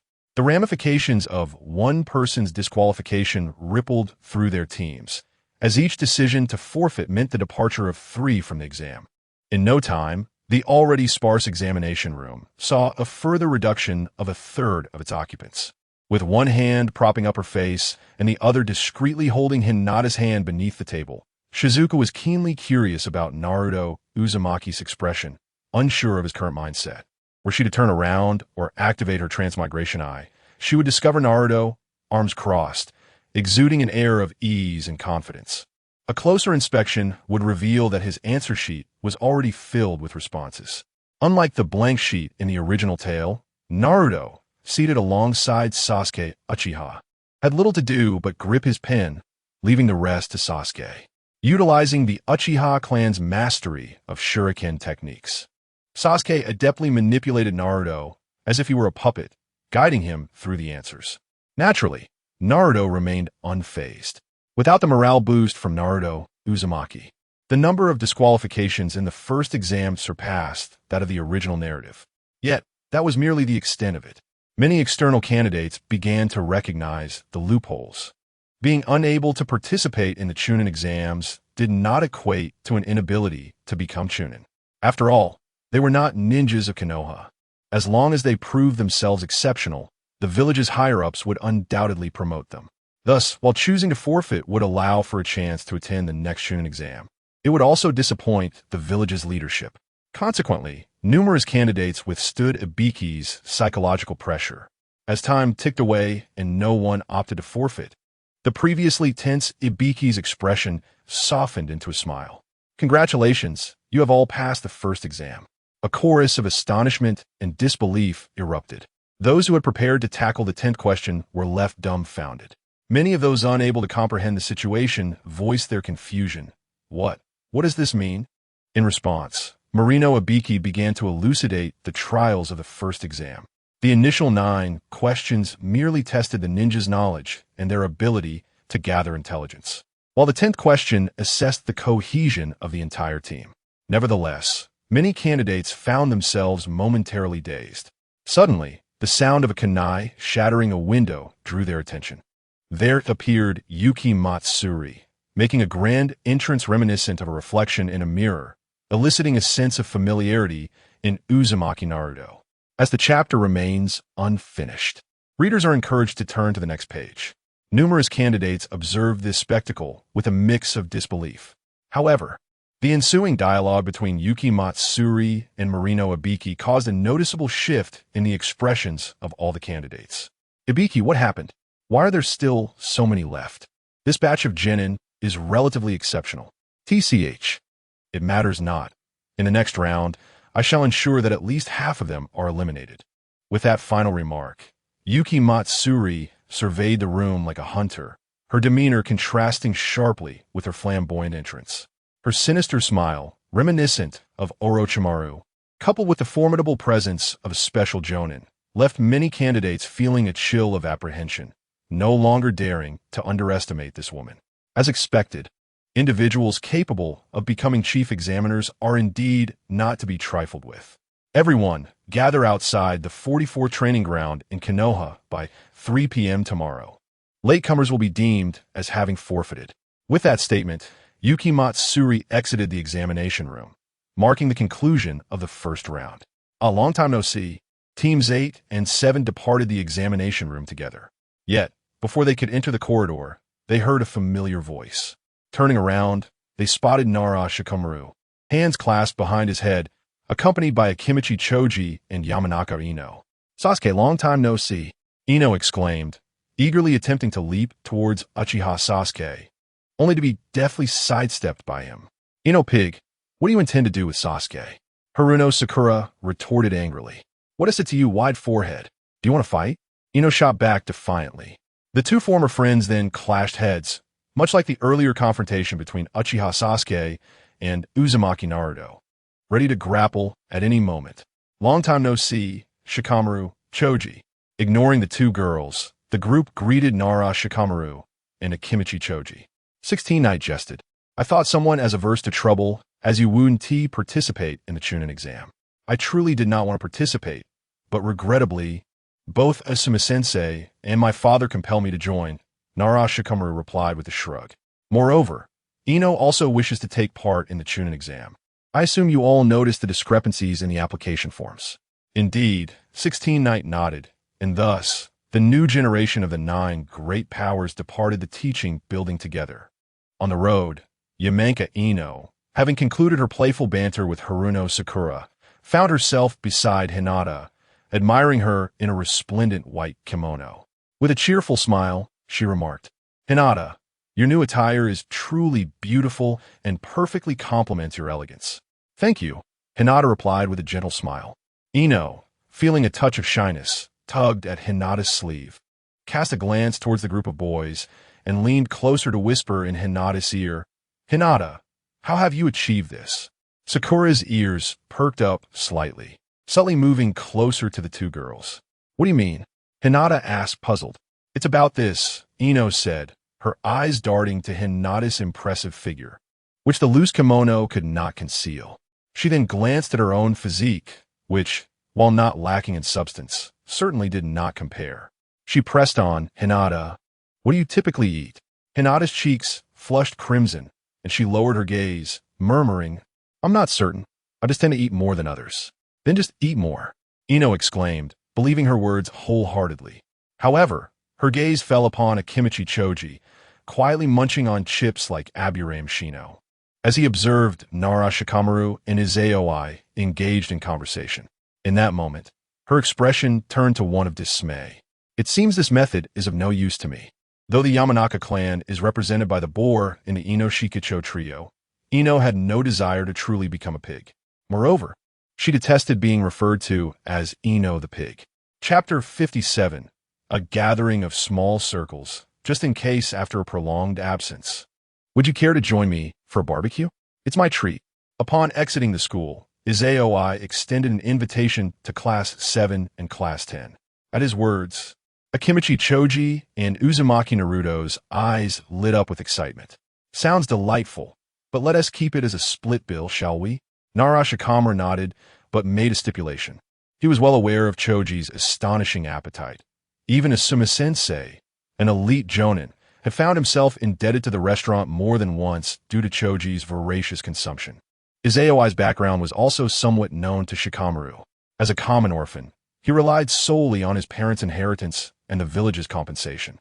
Even after several months as a genin, his earnings likely wouldn't suffice to cover a single barbecue for Choji. "No worries, indulge yourself. I still have ample savings." Izaoi, now a super rich figure in the ninja world, flashed a smile that inspired awe in Naruto and Choji. Seeing this, Shikamaru refrained from further comments, planning to treat them in the future instead. At that moment, Uchiha Sasuke, however, dampened the mood by stating, "I wish to return to my training." Training can be done at any time. Today is meant for relaxation. Izaoi placed a hand on Sasuke's shoulder, his gaze filled with a subtle menace. "Very well." Aware of the consequences of refusing Izaoi, Sasuke crossed his arms in a rather reluctant manner. Meanwhile, Haruno Sakura and Yamanaka Ino's eyes sparkled as they began to envision themselves seated next to Sasuke during the meal. Soon, as if sensing each other's thoughts, they glared at one another, their gazes igniting sparks. Arriving at Konoha's largest barbecue restaurant, the formidable group combined 3 tables and commenced their inaugural barbecue gathering. Having seldom indulged in fine cuisine, Naruto and Choji engaged in a friendly competition to see who could consume the most meat. Sakura and Ino, seated beside Sasuke, vied for his attention, only to be met with his evident disdain. Nara Shikamaru and Yamanaka Shino settled together, sipping juice while engaging in conversation with Izaoi about their observations of the examinees during the testing period. While conversing, Izaoi skillfully grilled meat for Hinata, placing it on her plate. Hinata quietly focused on her meal, appearing quite demure, yet upon closer inspection, one would notice her eating speed rivaling that of the ravenous Naruto and Choji. Her appetite was astonishing, even surpassing Naruto's, and on par with Choji's. Gradually, Shikamaru took note of this, his eyes reflecting his astonishment. To think there was someone whose appetite rivaled Choji's. This noble young lady is remarkably impressive. As the gathering drew to a close, Izaoi produced a camera from seemingly nowhere, instructing his shadow clone to capture a group photo of them all. If Sarutobi Hiruzen were to witness this scene, he would undoubtedly exclaim, "This is the future of Konoha." The extravagant meal had cost Shizui a staggering sum of over 100,000 ryo. In the past, such an expenditure would have caused him considerable financial distress. As over 6 years, he had only managed to save a little over 300,000. Yet now this amount seemed utterly insignificant. This lavish feast also served to strengthen the bonds among his classmates, who had shared 6 years together. Previously, they had belonged to disparate circles, but now, a subtle camaraderie had begun to form. Only Shizui understood the true value of this newfound alliance. Among them were 2 saviors and Hokages, while others were heirs to noble families, future leaders of Konoha's hospital and intelligence departments, as well as suppliers of military provisions. Previously, Shizui had focused solely on honing his skills, leaving little time for friendships. However, having attained the level of the Sage of 6 Paths, and considering their future together in Konoha, he was now open to expanding his network. The following day, at 2 o'clock in the afternoon, the sound of the alarm clock roused Hinata, who had been napping. Rubbing her eyes, she glanced at the still sleeping Shizui beside her, then quietly got out of bed, tying her hair into a bun before heading to the bathroom to freshen up. "Shizuku, it's time to wake up." After completing her morning routine, Hinata squeezed toothpaste onto his brush before attempting to rouse him. "What time is it?" Shizui mumbled groggily. "It's already 2 in the afternoon. Just let me sleep for another hour."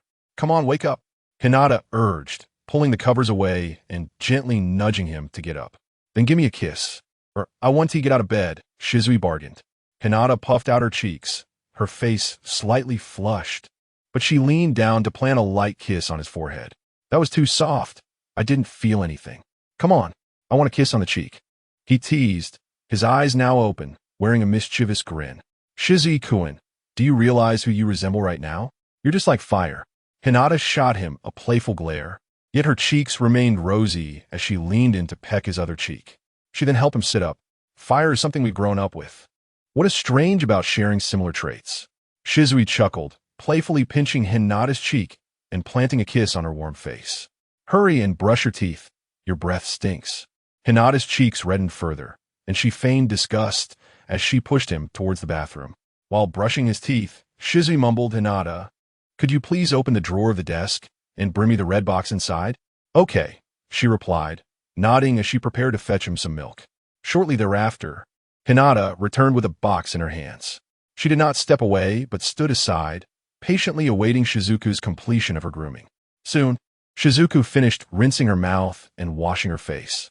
After accepting the handkerchief handed to her by Hinata to dry her face, Shizuku opened the box to reveal 2 contact lenses. "These are glasses?" Hinata exclaimed in surprise. "No, these are cosmetic contact lenses." Shizuku activated her Rinnegan and donned the lenses. Originally a sky blue, with a shimmering white pattern surrounding the pupils, her eyes instantly transformed back to their original deep blue hue. These items were acquired by Shizuku in the city where her villa was located prior to her return to Konoha. Observing Shizuku conceal her Rinnegan, the astute Hinata seemed to grasp something, her expression turning serious. "Shizuku-kun, does this CH-9 exam pose a danger?" Having witnessed the force of repulsion and attraction, Hinata did not believe any of the genin would pose a challenge to Shizuku. However, the fact that Shizuku wore the cosmetic lenses indicated her intention to utilize her powers of repulsion and attraction without revealing her ocular technique. What kind of adversary warranted such precaution? Hinata's heart felt slightly heavy. It was merely a precaution. If all went smoothly, the process would be effortless, but if not, a fierce battle might ensue. Shizuku gazed at her reflection in the mirror, a meaningful smile gracing her lips. Chapter 58. She possesses the same abilities as I do at 2:40 p.m. Shizuki and Hinata first gathered with Shino at their usual spot before arriving outside the Konoha Training Ground number 44. This training ground, also known as the Forest of Death, is one of the few places in Konoha that remains closed except under special circumstances, marking it as one of the forbidden areas of the village. The proctors had already set up tents and canopies outside, along with a sign indicating the assembly point. Although there were still 20 minutes until the examination commenced. Team 8 was not the earliest to arrive. In the clearing, numerous candidates were already present, grouped in threes, with at least a dozen teams assembled. In the following 10 minutes, more and more candidates arrived, causing the area to become increasingly crowded. "Hey, Shizuki, you all came quite early," one of them called out. "Long time no see, Shizuki-kun." "Hinata," another chimed in. "Good to see you, Minako," they replied. As Team 8 stood at the periphery, the newly arrived teams 7 and 10 quickly spotted them. Additionally, a small group approached belonging to Team 6, where Inuzuka Kiba was stationed. "Have you heard? Out of the 10 teams in our class, it seems only the 12 of us received acknowledgement from the guiding jonin. The others were eliminated," Minako informed them. Hinata expressed her surprise. "Are the other students returning to school for a retake?" "2 teams have returned for a retake. The others have been specially recruited by different departments. A few students, it appears, were disheartened and chose to withdraw," Minako sighed. "Becoming a full-fledged ninja doesn't seem to be all that wonderful. Just last month, we undertook a C-rank mission and nearly fell victim to toxic smoke from the enemy. Thankfully, Akamaru saved me. Keep it up. You'll surely grow stronger," Hinata encouraged. Knowing that Team 8 was a sensory team, and her Byakugan had enhanced to the point where she could perceive objects over a radius of several kilometers, an experience she might never truly grasp again. "I've heard the Forest of Death is a forbidden area of Konoha, and this examination will likely involve survival in the wild, perhaps even confrontations among the candidates," Uchiha Sasuke provocatively remarked. "If that's the case, you should be cautious. Don't let me eliminate you." Shizuki furrowed her brow slightly, resting her finger against her nose and leaning back slightly. "Have you been drinking?" "Of course not. I'm only 12, Sasuke replied, shaking his head. Upon noticing Shizuki's disdainful expression, he almost succumbed to the urge to sniff his own clothing to verify if there was any scent of alcohol. However, Shizuki's subsequent words made his face flush with warmth. "Oh, I thought you were still hung over and babbling in your sleep." "Ha ha." Inuzuka Kiba and Uzumaki Naruto could not contain their laughter. Just wait and see," Sasuke retorted, folding his arms and once again displaying his tsundere demeanor. Unbeknownst to everyone, including Sasuke, he had undergone considerable changes compared to the past 5 years of the Ninja Academy. It was as if he had returned his first year. Gazing at the lively and jovial figures of the small, strong ones, a multitude of candidates immediately directed their attention towards them. Upon recognizing the protective headbands adorning their foreheads, some candidates from minor ninja villages were filled with trepidation. After all, among these 12 individuals, 8 were formidable presences not to be trifled with. Among them were the foremost heirs of the major ninja clans and the successors of the esteemed Hyuga, Yamanaka, and Inuzuka clans, as well as the last scion of the Uchiha clan and the new generation of the Inoshikacho trio. They were either prodigious commoners or bearers of bloodline limits and secret techniques. Once they matured, it was likely that the fate of Konoha would be in their hands. Their camaraderie was evident, and when the second round of examinations arrived, retreat would be the only option. A small faction of candidates pondered this in their hearts. Many others had their sights set on the likes of Azaoi and his companions, contemplating that eliminating the heirs of these ninja clans in the heart of Konoha would be a considerable achievement. Among them was an individual whose gaze was filled with avarice. Fixated on the proud and aloof Sasuke Uchiha, nearly unable to restrain the urge to extend his tongue. A red-haired maiden was also scrutinizing Hinata and her friends. Observing the resplendent attire and noble demeanor of Hinata, as well as the evidently pampered Sakura Haruno and Ino Yamanaka, the eyes of the red-haired girl sparkled with envy. Is this what the female genin of the great ninja villages look like? At that moment, as if sensing something, the girl named Kagaya turned her gaze in that direction. She noticed a boy in a white robe standing beside the kimono-clad maiden, wearing a smile that radiated warmth. Staring at his handsome visage and gentle smile, Kagaya's cheeks flushed a shade akin to her hair color upon encountering such a striking boy for the first time. She averted her gaze in shyness, but soon found herself sneaking glances at him again. "Izaoi-kun," Are you watching that kunoichi? Hinata inquired, having caught sight of this moment. Yes, Izaoi nodded, readily admitting it, and softly added, she possesses abilities akin to mine. Upon hearing this, Hinata's expression shifted slightly as she fixed her gaze on Izaoi's eyes, remaining silent. Not that, Izaoi chuckled. It's the one you frequently use in conjunction with fire. Hinata, momentarily taken aback, then resumed her examination of Kagaya, who had been covertly observing Izaoi. When their eyes met, Kagaya, startled like a frightened rabbit, quickly withdrew her gaze, no longer daring to steal glances, and began to speculate. Could she be a relative of Izaoi-kun? The Kusa village seemed to be adjacent to the land of fire. Could it be that Izaoi-kun's ancestors hail from that region? All candidates gathered to line up and sign the death consent forms. The second round of examinations was about to commence. The time swiftly approached 3 o'clock in the afternoon. Since the little strong ones stood at the periphery of the queue, the anticipated scene of Naruto Uzumaki provoking Anko Mitarashi, followed by her reprimanding him, and the reunion of mentor and student did not occur. All the candidates lined up in several rows to sign the death consent forms. Before the team leader led them to the tent beside the pavilion to collect one of the heavenly and earth scrolls, escorted by the proctor to their designated entrance. Along the way, the proctor elucidated the rules of the second examination. As Uchiha Sasuke had indicated, the second trial would be a test of survival in the wilderness, spanning a total of 120 hours, equivalent to 5 days. During this period, they must gather the heavenly and earth scrolls and reach the central tower of the Forest of Death. Failure to do so within the allotted time, or not securing the scrolls, would result in immediate disqualification from entering the central tower. Curiosity about the scrolls would also lead to instant elimination. After explaining the rules, the proctor stood guard at the iron gate of the team's exclusive entrance, awaiting the announcement. Byakugan, activate! Hinata formed a hand seal, her temples visibly throbbing.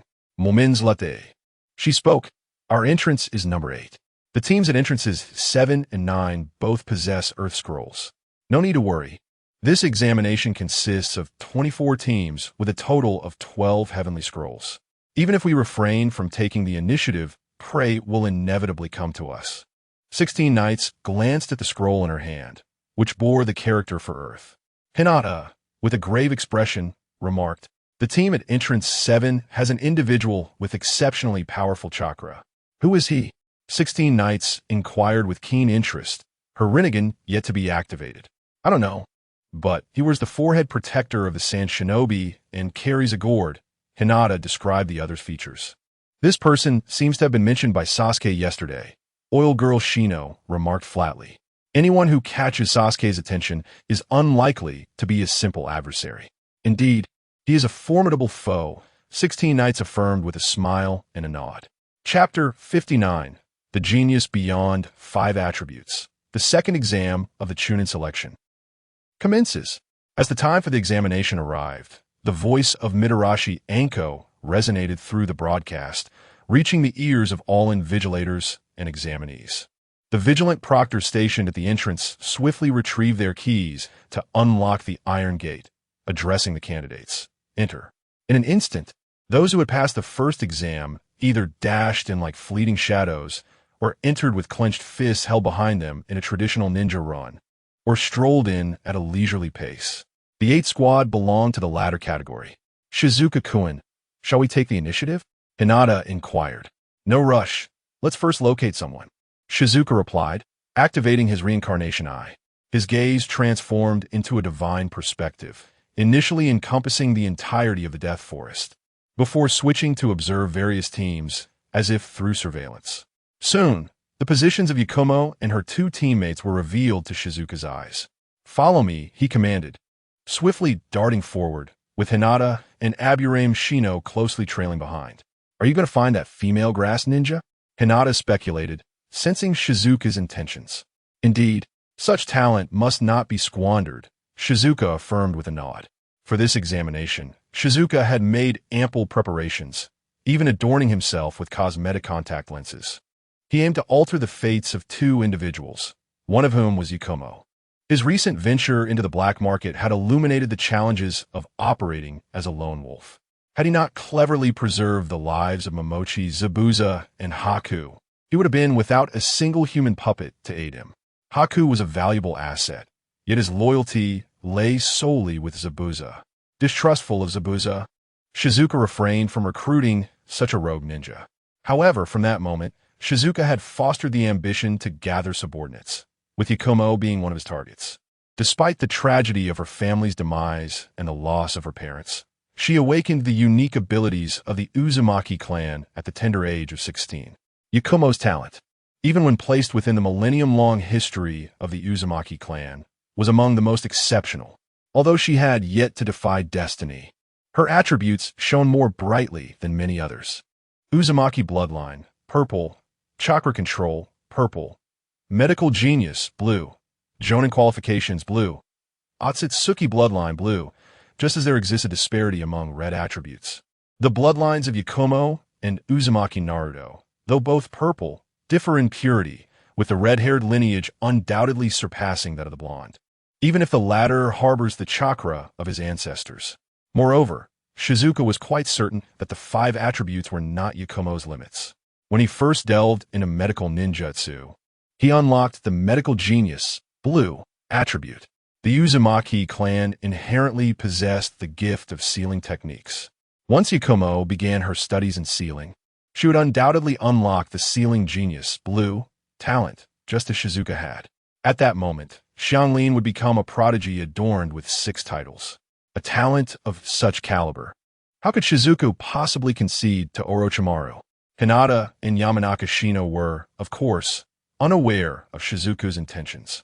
However, Shino did catch a hint of something and adjusted her sunglasses, cautioning, "Shizuku, your plan to recruit ninja from other villages is illegal. And will you report me, Shino?" Shizuku inquired with a smile. After a moment of contemplation, Yamanaka Shino responded, "If you do not keep her in Konoha, I will not." During their time together, Shino had begun to regard Shizuku and Hinata as comrades. Unlike Naruto, Uzumaki, and others, Shizuku paid attention to her, endearing himself to Shino. In his heart, both Shizuku and Hinata were his friends, and he would never betray them, provided, of course, that Shizuku refrained from actions detrimental to the village. This chapter is not yet complete. Click the next page to continue reading. The imprisonment of foreign ninjas within Konoha would constitute a grave diplomatic incident. As the heir of the Yamanaka clan, Shino could not turn a blind eye. "Rest assured, I will manage it," Shizuku replied with a smile. Seeing Shizuku's prompt agreement, Shino declared, "Should you require assistance, do not hesitate to ask. You and Hinata just need to help me deal with those 2 grass ninjas." The 8th team, moving at full speed, was rapidly closing the distance to Xianglin's squad. Meanwhile, Xianglin was being directed by her teammates to set traps. "Hurry up. If we get discovered, we will leave you here." "Ah, yes. What a useless burden. If it weren't for your healing abilities, I wouldn't want to drag you along." Sora, faced with threats and reprimands from her teammates, Xianglin dared not express any dissatisfaction. Instead, she trembled and apologized while setting the traps, utterly subservient. Such was the plight of an outsider. Although Xianglin had grown up in the grass village, her mother was not a native, and even if she became a ninja, she would always be regarded as an untrusted outsider. Despite both Xianglin and her mother possessing formidable healing abilities, the grass village merely utilized them as a medical resource. Any injured individual could come to absorb their chakra for recovery, leading to the premature demise of Xianglin's mother, who, despite inheriting the powerful vitality of the Uzumaki clan, passed away far too soon. Consequently, Xianglin became a malnourished girl with poor eyesight. Ironically, while the grass village excelled in studying foreign ninjutsu, they failed to comprehend the significance of red hair and extraordinary healing powers. Bagua empty palm. Just as Xianglin was setting the traps, a young girl's voice suddenly rang out beside her, accompanied by a distant yet growing buzzing sound. Before Xianglin could even lift her head to look, a thunderous crash erupted from the direction of her companions. Turning her gaze, she beheld the companions standing beneath a great tree, appearing almost as if glued to the trunk. his body marred by numerous cracks, blood spilling from his mouth. Another companion, caught unawares, was swiftly overwhelmed by a multitude of descending insects, emitting a wretched scream before collapsing. Lifeless upon the ground, frightened by this horrifying scene, Xianglin sank to the ground, her already pale face rendered even more ashen. At that moment, a gentle laughter reached her ears. "Ah, we meet again." Following the sound, she saw two men and a woman standing before her. Fixating on the figure in the middle, Shizui, Xianlin's eyes widened in recognition. "It's you? Let me see your arm." Hinata crouched down, seizing Xianlin's arm and rolling up her sleeve. In the next instant, Hinata's expression sharpened with intensity. Xianlin's forearm was riddled with an array of bite marks, each bearing a unique shape. However, this was not the cause of Hinata's ire. She and Hua absorbed Shizui's chakra daily, and over the course of 2 years, not a single mark had been left behind. The chakra they absorbed could not even match the speed at which Shizui recovered. Yet, Xianglin had only 2 companions, and the bite marks on her arm numbered at least several, all on just one limb. This indicated that her condition was in stark contrast to Shizui's. Her rate of recovery lagged behind the speed at which chakra was siphoned away. 8 trigrams, air palm.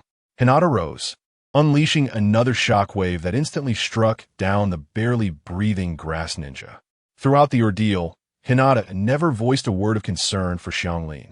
Yet, her actions caused tears to well up uncontrollably in Xianglin's eyes, a mist forming around them.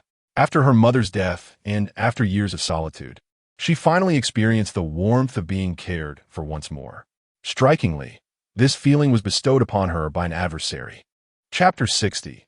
The speculation of oil woman Shino as Hinata dealt the final blow. Shizen crouched down but refrained from inquiring about Shikamaru's well-being. Instead, she rolled up her sleeve and extended her forearm towards Shikamaru, smiling as she said, "Take a bite. This way, the bite marks on your hand will vanish." At these words, tears that had already begun to spill from the corners of Shikamaru's eyes widened in disbelief, mingling with a surge of joy as she gazed at Shizen. Her voice trembling, "Could it be that you—" "Yes," Shizen nodded, fabricating a kind-hearted lie. "Though our hair colors differ, our ancestors must have been kin. Hence, I recognized your uniqueness at a glance." "That's wonderful." Shikamaru suddenly bit her lower lip, murmuring softly to herself as her shoulders trembled slightly. Tears cascaded down like rain, soaking her glasses before falling to the ground. She was no longer an orphan. She had family. In that moment, Shikamaru longed to cry out in joy, yet fearing her newfound kin would dislike her, she could only sob quietly. Shizen remained silent, smiling gently as she observed Shikamaru vent her emotions. Hinata stood quietly by, wishing not to intrude upon the reunion, while oil woman Shino approached the 2 corpses to search for their scrolls. Simultaneously, Shino's mind began to speculate. Red hair, unique healing abilities, kin. These keywords felt oddly familiar, as if she had heard them spoken by her father. Suddenly, as if struck by a revelation, Shino paused momentarily. She then resumed her approach to the 2 corpses, adjusting her sunglasses. It seemed she had unraveled the reason behind Shizun's immense chakra. It turned out that Shizen bore the bloodline of the Uzumaki clan. Historical records indicate that the Senju and Uzumaki clans are distant relatives. Prior to the establishment of Konoha, the Uzumaki clan resided on the Ninja continent, also within the Land of Fire. However, after Konoha's founding, the Uzumaki clan chose not to join, but instead departed from the continent to establish the village of Uzushio on an island. Konoha and Uzushio have remained eternal allies. It appeared that Shizun's ancestors were either members of the Uzumaki clan or had formed a bond with them during the Warring States period before Konoha's establishment. The bloodline had been diluted over generations, with surnames and traits fading until they awakened again in Shizun's generation. The more Shino contemplated this possibility, the more plausible it seemed. In truth, this explanation was the only one that made sense. She began to understand why Shizen had sought to recruit that girl. It was evident that Shizen had awakened the unique abilities of the Uzumaki clan. After several minutes of weeping, Shikamaru seemed to come to a realization and gradually ceased her cries. "Wipe your tears," Hinata gently offered a handkerchief. Thank you. Xianglin accepted the handkerchief with a quiet expression of gratitude. After she dried her tears, Shizui extended her forearm once more, smiling as she said, "Take a bite. It will aid in your recovery." "No, that's unnecessary. I'll be fine after resting for a while," Xianglin insisted, shaking her head repeatedly. In the presence of this clan member, she felt even more humble than before her two companions. Much like Naruto, Sakura, and Kagaya's newfound experience of love, which illuminated the dark lives of these tragically fated orphans with recognition, care, and acceptance, Xianglin found solace in this bond. Those who have glimpsed the light can no longer endure the darkness. If she had been too timid to cry out moments ago, she now hesitated to bite Shizui. Xianglin feared that this clan member might harbor disdain for her. Shizui, perceptive of Xianglin's trepidation, reassured her with a smile, "Do not worry. Go ahead and bite. My chakra is robust. Restore your strength quickly, or I fear you may collapse at any moment." By the end of her statement, Shizui's tone had grown slightly more assertive. "Yes." Startled, Xianglin hurriedly cradled Shizui's forearm with both hands, cautiously glancing up at her. She then looked at Hinata, who was beside Shizui, her gentle smile radiating no displeasure. In a hushed voice, she murmured then, "I apologize in advance." With that, Xianglin opened her mouth and gently bit Shizui's forearm, too timid to apply much pressure. "Just a little more force. It's perfectly fine," Shizui encouraged with a smile. Encouraged by Shizui's reassuring gaze, Xianglin blinked and gradually increased her grip. Suddenly, her eyes widened in astonishment. Previously in a state of extreme weakness, it felt as though she had just quenched her thirst with a refreshing, chilled glass of pure water in the desert, or as if a starving soul had been presented with a feast, or returning to the warmth of a hearth on a winter's day. A surge of warmth coursed through her body. The bite marks on her arm faded at a visible pace. Her malnourished skin gradually regained a hint of color, and her pallid face blossomed with a flush. Even her nearsighted vision became sharper. "This is entirely on another level," Xianglin marveled, her expression one of shock. She had previously utilized her own chakra for self-healing and had absorbed her mother's chakra in her youth, yet neither compared to Shizui's formidable chakra. To illustrate, if she endeavored to save a severely injured individual, it might deplete her entire chakra reserve, even risking her vitality. Conversely, Shizui could likely save a gravely injured person with only a slight increase in chakra expenditure. What caliber of chakra is this? If Shizui were aware of Xianglin's thoughts, she would surely smile faintly. This was the essence of the noble Tsutsuki lineage combined with the value of physical healing. After replenishing Xianglin's vitality, Shizui rose, extending her palm with a smile. "My clan member, would you like to accompany me from now on?" Can I?" Xianglin responded with excitement. "Of course." Izayoi smiled and nodded, saying, "However, if that is the case, you can no longer be a ninja, and I cannot guarantee your admission into Konoha in the future." "I'm waiting, Kagaya exclaimed, her enthusiasm evident as she nodded repeatedly. The prospect of continuing her journey as a ninja was of little consequence to her. Her true aspiration was merely to have a home. When her mother was alive, her home resided in the village of grass ninjas. After her mother's passing, she found herself bereft of a home. Now, having discovered her kin, she was blessed with new family members. "Very well, then follow my shadow clone. It will escort you to a safe location." Izayoi formed a single hand seal, creating a shadow clone, then lifted Kagaya, gently patting her shoulder and saying, "Once I conclude my examination, I shall come to find you." Kagaya nodded eagerly once more, undeterred by the thought of Izayoi abandoning her. After spending a few more days together, should their bond deepen sufficiently, even if Izayoi were to sell Kagaya, she would likely assist him in counting the profits. Such is the unwavering loyalty of orphans in this world. Chapter 61. The perfect second-in-command. "Do not underestimate me, poor K-Rin," Hinata remarked with a sympathetic expression as she gazed at the departing figure alongside its shadow clone. She had once believed that her own timidity and humility in the presence of Shizuki were substantial, yet, in comparison to K-Rin, she felt somewhat lacking. The sorrowful gaze of the young girl was truly heart-wrenching. Individuals like her, so pitiable, could be found everywhere. Indeed, many were even more unfortunate than she. Shizuki gently ruffled Hinata's hair and smiled. We cannot assist everyone. Our responsibility lies in safeguarding those dear to us. Hinata nodded earnestly. She was no paragon of virtue. Her empathy was simply stirred by the fact that Kei-Rin was a member of Shizuki's clan. As the oil user Shina returned, Shizuki inquired, "What scrolls did they possess?" "They are the Heaven Scrolls," Shina replied. "Perfect, for we hold the Earth Scrolls." Shizuki retrieved the scrolls from their team and tossed them to Shina, saying, "You shall keep these 2 scrolls safe." Upon hearing this, Shina seemed to grasp something and asked, "Our scrolls are all accounted for. Shall we not head directly to the central tower?" Shizuki turned to gaze in a certain direction and replied, "There is no rush. We have yet to resolve one troublesome matter."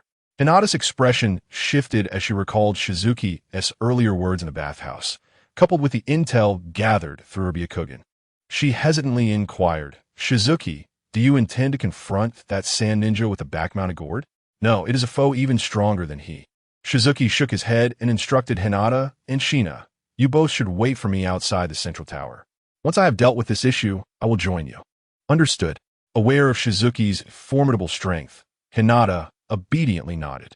Seeing Hinata not insist on accompanying them, Shina also nodded in agreement. "I understand." After parting ways with Hinata and Shina, Shizuki swiftly made his way towards Team 7's location. Indeed, the second individual Shizuki intended to alter fate for was Uchiha Sasuke. In Shizuki's current configuration, only by vanquishing shadow-level adversaries could the drop rate of entries be enhanced. Neither Momochi Zabuza nor Kurozai Reiga, nor even Haku and Ranmaru, had yielded any entries upon defeat. This was largely due to Shizuki's overwhelming strength, far surpassing theirs. Defeating them resulted in only a minuscule chance of dropping lower-tier or higher-tier entries. Shizuki had attempted to eliminate enemies and even created shadow clones with minimal chakra, engaging in combat alongside them, yet the results remained unchanged. No entries dropped. This indicated that neither the shadow clones nor the act of killing could augment the drop rate. Furthermore, the number of shadow-level strongholds during this era was exceedingly limited. In light of this situation, Shizuki identified 2 potential methods for generating entry drops to convert into points. The first was to explore the talent entry system for any hidden mechanisms that might enhance the drop rate. Secondly, the objective is to extract exceptionally advanced attributes for the purpose of decomposition into points. The highest tier of attributes for shadow-level beings is merely purple, which, upon decomposition, yields only a 4-digit score. Beyond purple, there are gold and red attributes, and even unknown tiers. Decomposing gold and red attributes can result in random 5 or 6-digit scores. Should fortune favor one, decomposing a red attribute might randomly generate over 990,000 points, allowing for a direct one upgrade of the red attribute to an unknown new tier. Before discovering this new mechanism, Hinata, Sasuke Uchiha, and Naruto Uzumaki were the targets of his AOI. Among these 3, his AOI placed the utmost importance on Sasuke Uchiha due to his exceptional talent and rapid progress. Elevating his strength would consequently enhance his AOI's chances of success. Therefore, it was imperative for his AOI to alter Sasuke Uchiha's fate, ensuring he remained in Konoha for the convenience of attribute extraction. Furthermore, Sasuke's loyalty was on par with that of Ino. After being persuaded by Naruto Uzumaki, Sasuke relinquished all fame and fortune, dedicating himself entirely to serving Naruto, neglecting to return home for years, and nearly endangering his own daughter. In the world of pirates, he would be akin to Roronoa Zoro, the perfect second-in-command. A talent of such caliber would not be relinquished to Orochimaru by his AOI. With a flash of white light in his eyes, his AOI accelerated even further. At this moment, Team 7 was confronted by a rogue ninja from the Grass Village. "You possess the Heaven Scroll, so you must covet the Earth Scroll in my hands."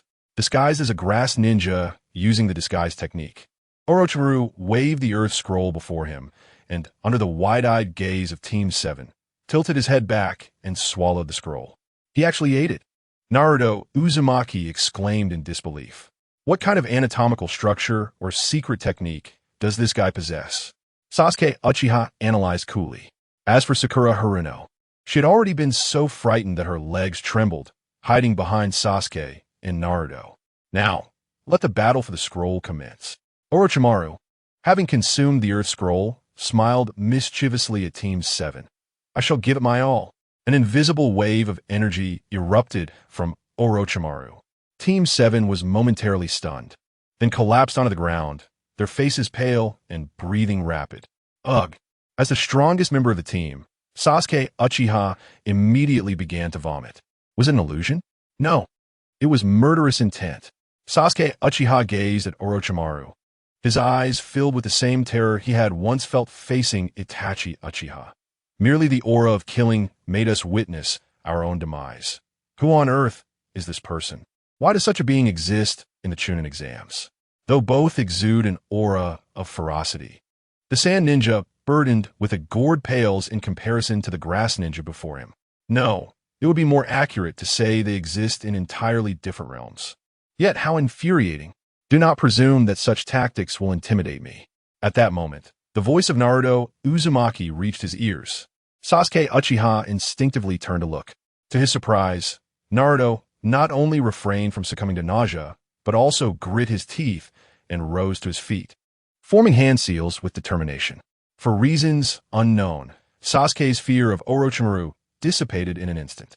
If even this underachiever harbors no fear, what is there for him to dread? With this thought, Sasuke's gaze transformed into one of unwavering resolve, his dark pupils shifting to the crimson hue of the Sharingan, adorned with double tomo. Do not underestimate me. I am destined to become Hokage. Meanwhile, Naruto boldly shouted at Orochimaru, multiple shadow, clone jutsu. A series of explosive sounds echoed throughout the forest, reminiscent of balloons bursting. Simultaneously, each sound released a plume of white smoke, coalescing into an expansive mist. As the wind swept through, revealing the scene, 300 Naruto Uzumakis emerged in the forest. Sasuke, Sakura, retreat to the back.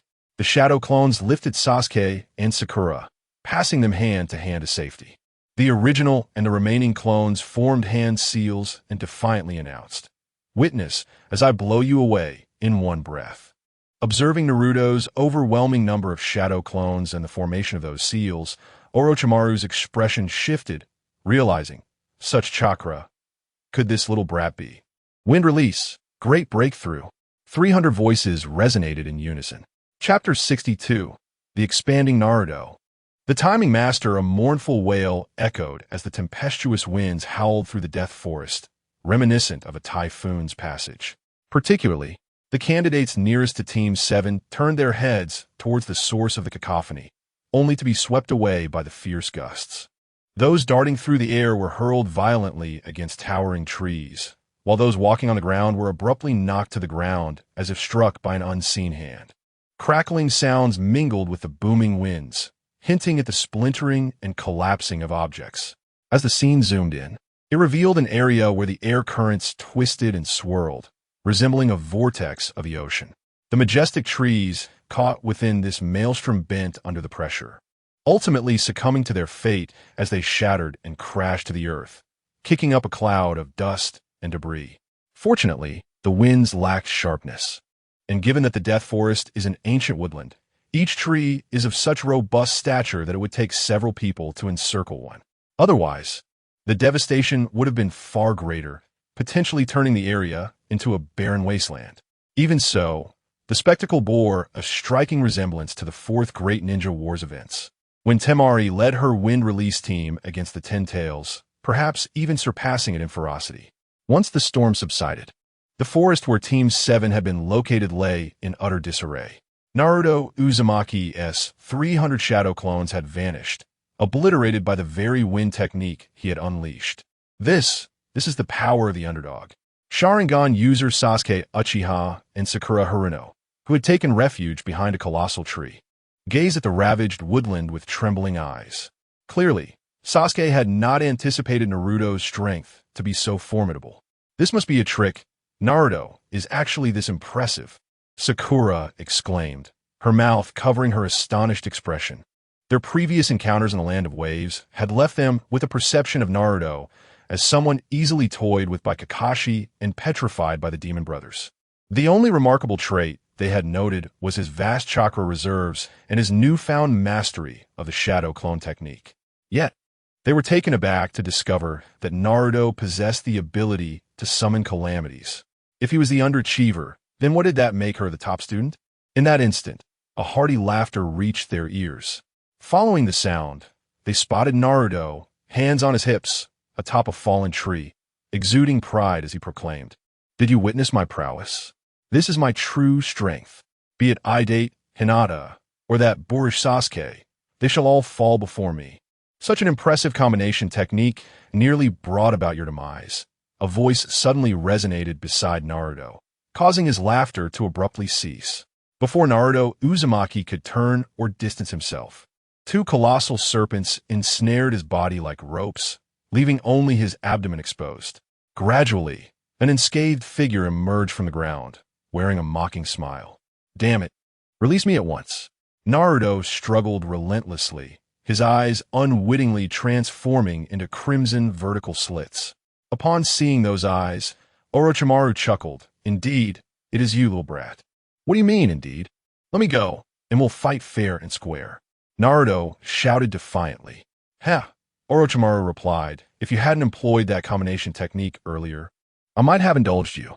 But for now, settle down." With that, Orochimaru lifted Naruto's shirt with one hand while the other coiled around a blue chakra flame, forming the characters of wind, fire, water, earth, and lightning. "Release Naruto." At that moment, Sasuke Uchiha's voice echoed closer as he appeared beside Orochimaru and delivered a swift kick. Unfortunately, his speed fell just short. 5 elements sealing technique. Orochimaru's claw-like fingers struck Naruto's abdomen, while his other hand intercepted Sasuke's incoming kick. Naruto was sent flying, and Orochimaru was also propelled away by Sasuke's strike. Fire style, Great Dragon Fire technique. Seizing the opportunity, Sasuke swiftly formed hand seals, unleashing a flame that morphed into a roaring fire dragon directed at Orochimaru. The chapter is not yet complete. Click the next page to continue reading. Now grounded, Orochimaru gazed through the fire dragon at Sasuke's double tomo Sharingan, his eyes brimming with avarice. In that moment, he was transported back to the days of secretly observing Itachi Uchiha's training. Such speed, and at such a young age to awaken the double tomo Sharingan. Perhaps this youth was not inferior to his brother. This body he must possess. Thus, Orochimaru swiftly formed hand seals, earth style, earth flow wall. With a thunderous sound, a thick, broad wall erupted from the ground, blocking the oncoming fire dragon. Sasuke, having already stimulated his cells with lightning chakra to enhance his speed, did not hesitate. He produced a kunai and swiftly severed the serpents binding Naruto, then pulled him toward the forest. "Sasuke, where are you taking me?" Naruto, now inflated with determination, exclaimed, "Let me down quickly. I want to teach that snake-loving guy a lesson." "Idiot, can't you see?" Sasuke muttered under his breath. "Your level of wind style won't even scratch him. We're not on the same tier." Upon hearing this, Naruto finally grasped the reality. Indeed, he could only perform that one combination technique. The opponent could easily evade his attacks by simply using Earth Style to burrow underground. Where do you wish to go? The speed of Uchiha Sasuke was remarkable. If he were to flee alone, Orochimaru might require some time to catch up. Unfortunately, he was burdened by a companion. Before they could fully exit the trace and enter the forest, the voice of Orochimaru echoed in their ears. Turning around, Uchiha Sasuke and Naruto Uzumaki were nearly paralyzed with fear. Orochimaru's body twisted like a serpent, rushing towards them with the swiftness of an arrow. That terrifying visage and grotesque smile would undoubtedly leave a significant psychological scar on both Uchiha Sasuke and Naruto Uzumaki, even if they managed to escape this time. Multiple shadow clone jutsu. Naruto Uzumaki hastily formed hand seals, attempting to conjure hundreds of shadow clones once more. Regrettably, his chakra was in disarray, allowing him to create only a couple dozen clones. As these clones emerged, they quickly formed seals, preparing to unleash a powerful wind release technique. However, in the next moment, these clones could only produce a feeble gust of air, reminiscent of Uchiha Sasuke's initial attempts at the fireball jutsu. "What is happening?" Naruto exclaimed, his eyes wide with disbelief. It must be the sealing technique from earlier. Uchiha Sasuke was drenched in cold sweat, increasingly convinced that this individual was no mere genin. Faced with the inability to flee, Uchiha Sasuke forcefully tossed Naruto aside and charged towards Orochimaru, declaring, "You laggard, I will buy you time. You go seek reinforcements." "No way. I refuse to abandon my comrades." As Naruto landed, he sprang up, intent on joining Uchiha Sasuke in battle. "Hurry and go. This is not the time for stubbornness." Uchiha Sasuke shouted while hurling ninja tools at Orochimaru. "This guy is no genin. The commotion we caused has surely attracted the examiner's attention. If you seek help now, we can all survive. Otherwise you, Sakura, and I will perish. Since that is the case, I cannot leave you behind." Naruto's eyes shone with determination as he formed seals again, exclaiming, "Shadow, clone jutsu." With several pops, numerous shadow clones materialized around Naruto, dispersing and racing towards the outskirts of the Death Forest. Meanwhile, his original self charged directly at Orochimaru. Unbeknownst to him, this display of loyalty would ultimately jeopardize Uchiha Sasuke. Having initially grasped the manipulation of lightning chakra to stimulate his cells, Uchiha Sasuke's speed surpassed even that of the weight-laden Rock Lee. Coupled with the insight of his Sharingan, even Orochimaru would need to employ advanced techniques or Earth-style jutsu to ensnare him. With Naruto's entrance, Uchiha Sasuke found himself unable to exert his full capabilities while constantly worrying for the safety of his companion.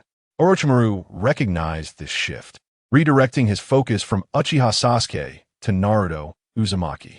In just a few exchanges, Uchiha Sasuke fell into his adversary's trap. With both he and Naruto Uzumaki ensnared by the mire beneath them, their feet firmly immobilized and subsequently bound like rice dumplings by Orochimaru. As Orochimaru formed hand seals and extended his neck, poised to inscribe the curse mark of heaven upon Sasuke's neck, a sudden crash reverberated through the air. A figure materialized from thin air, delivering a powerful punch that struck Orochimaru squarely in the face, the sheer force seemingly embedding the fist into his skull. Orochimaru's head was propelled like a baseball, sent flying along with his body. The assailant was none other than the much-anticipated arrival, Izayoi. Chapter 63. The Gaia Energy Cannon of the Maruko series, Izayoi. Upon the sudden appearance of Izayoi, both Uchiha Sasuke and Uzumaki Naruto were filled with overwhelming joy, as if they had found a beacon of hope. Particularly for Uchiha Sasuke, an inexplicable sense of security enveloped him. To their astonishment, it seemed fate had dealt them a cruel hand, as they had caught the attention of this individual. Izayoi effortlessly extracted Naruto and Sasuke from the mire and cast them back on a solid ground. Uchiha Sasuke quickly grasped the situation and inquired, "Izayoi, do you know who this person is?" Initially unaware, Izayoi had merely sensed a chakra that surpassed that of a mere genin. Now observing Orochimaru, who was regaining his composure and gradually rising to his feet, Izayoi remarked, "However, his identity is now crystal clear. He is one of the legendary Sannin and also an S-rank rogue ninja from Konoha." "Orochimaru, it's actually him." Uchiha Sasuke's pupils constricted. Disbelief etched across his face as he gazed at Orochimaru, a figure from the history books. "Why is he here?" "I cannot say. However, he seems intent on you. Perhaps there is something he covets within you." "Is it the Sharingan?" Uchiha Sasuke deduced, his expression turning grave. "Izayoi, what should we do next?" The implication was clear. He would follow Izayoi's lead, whether to fight or to flee. Escaping from such a formidable foe was no simple task. "Our only recourse is to delay until reinforcements arrive," Izayoi stated. Regarding Uchiha Sasuke, with a smirk, "Do you still possess the will to fight?" "Of course," Uchiha Sasuke replied, a hint of a smile gracing his lips. "And don't forget about me. I can still battle as well," Uzumaki Naruto asserted, emphasizing his presence. Izayoi grinned broadly. "Then let us witness the prowess of a legendary ninja." At that moment, Orochimaru scrutinized Izayoi, expressing his admiration. I never anticipated that. Apart from the Uchiha heir and that little brat, there would be such an exceptional youth in this generation. Konoha truly is a cradle of geniuses. However, I have no time to indulge in your playful ninja games, Orochimaru declared, before executing the snake-style body flicker technique, lunging towards Izayoi and the others. As Izayoi had articulated, he was pressed for time, needing to inscribe the cursed seal of heaven upon Uchiha Sasuke before reinforcements arrived. Yet, in his singular focus on Sasuke, Orochimaru failed to anticipate the emergence of a formidable adversary among this new generation. As Orochimaru surged forward, he found that Izayoi had vanished from the trio as formation.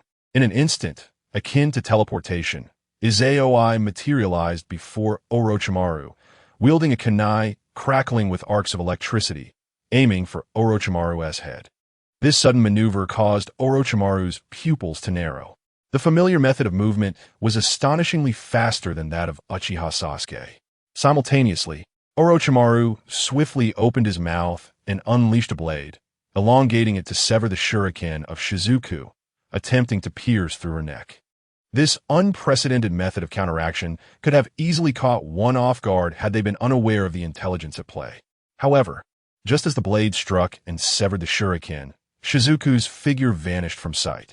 What emerged before Orochimaru's eyes was Uchiha Sasuke, soaring through the air, exhaling a flicker of flame that rapidly transformed into a colossal dragon of fire.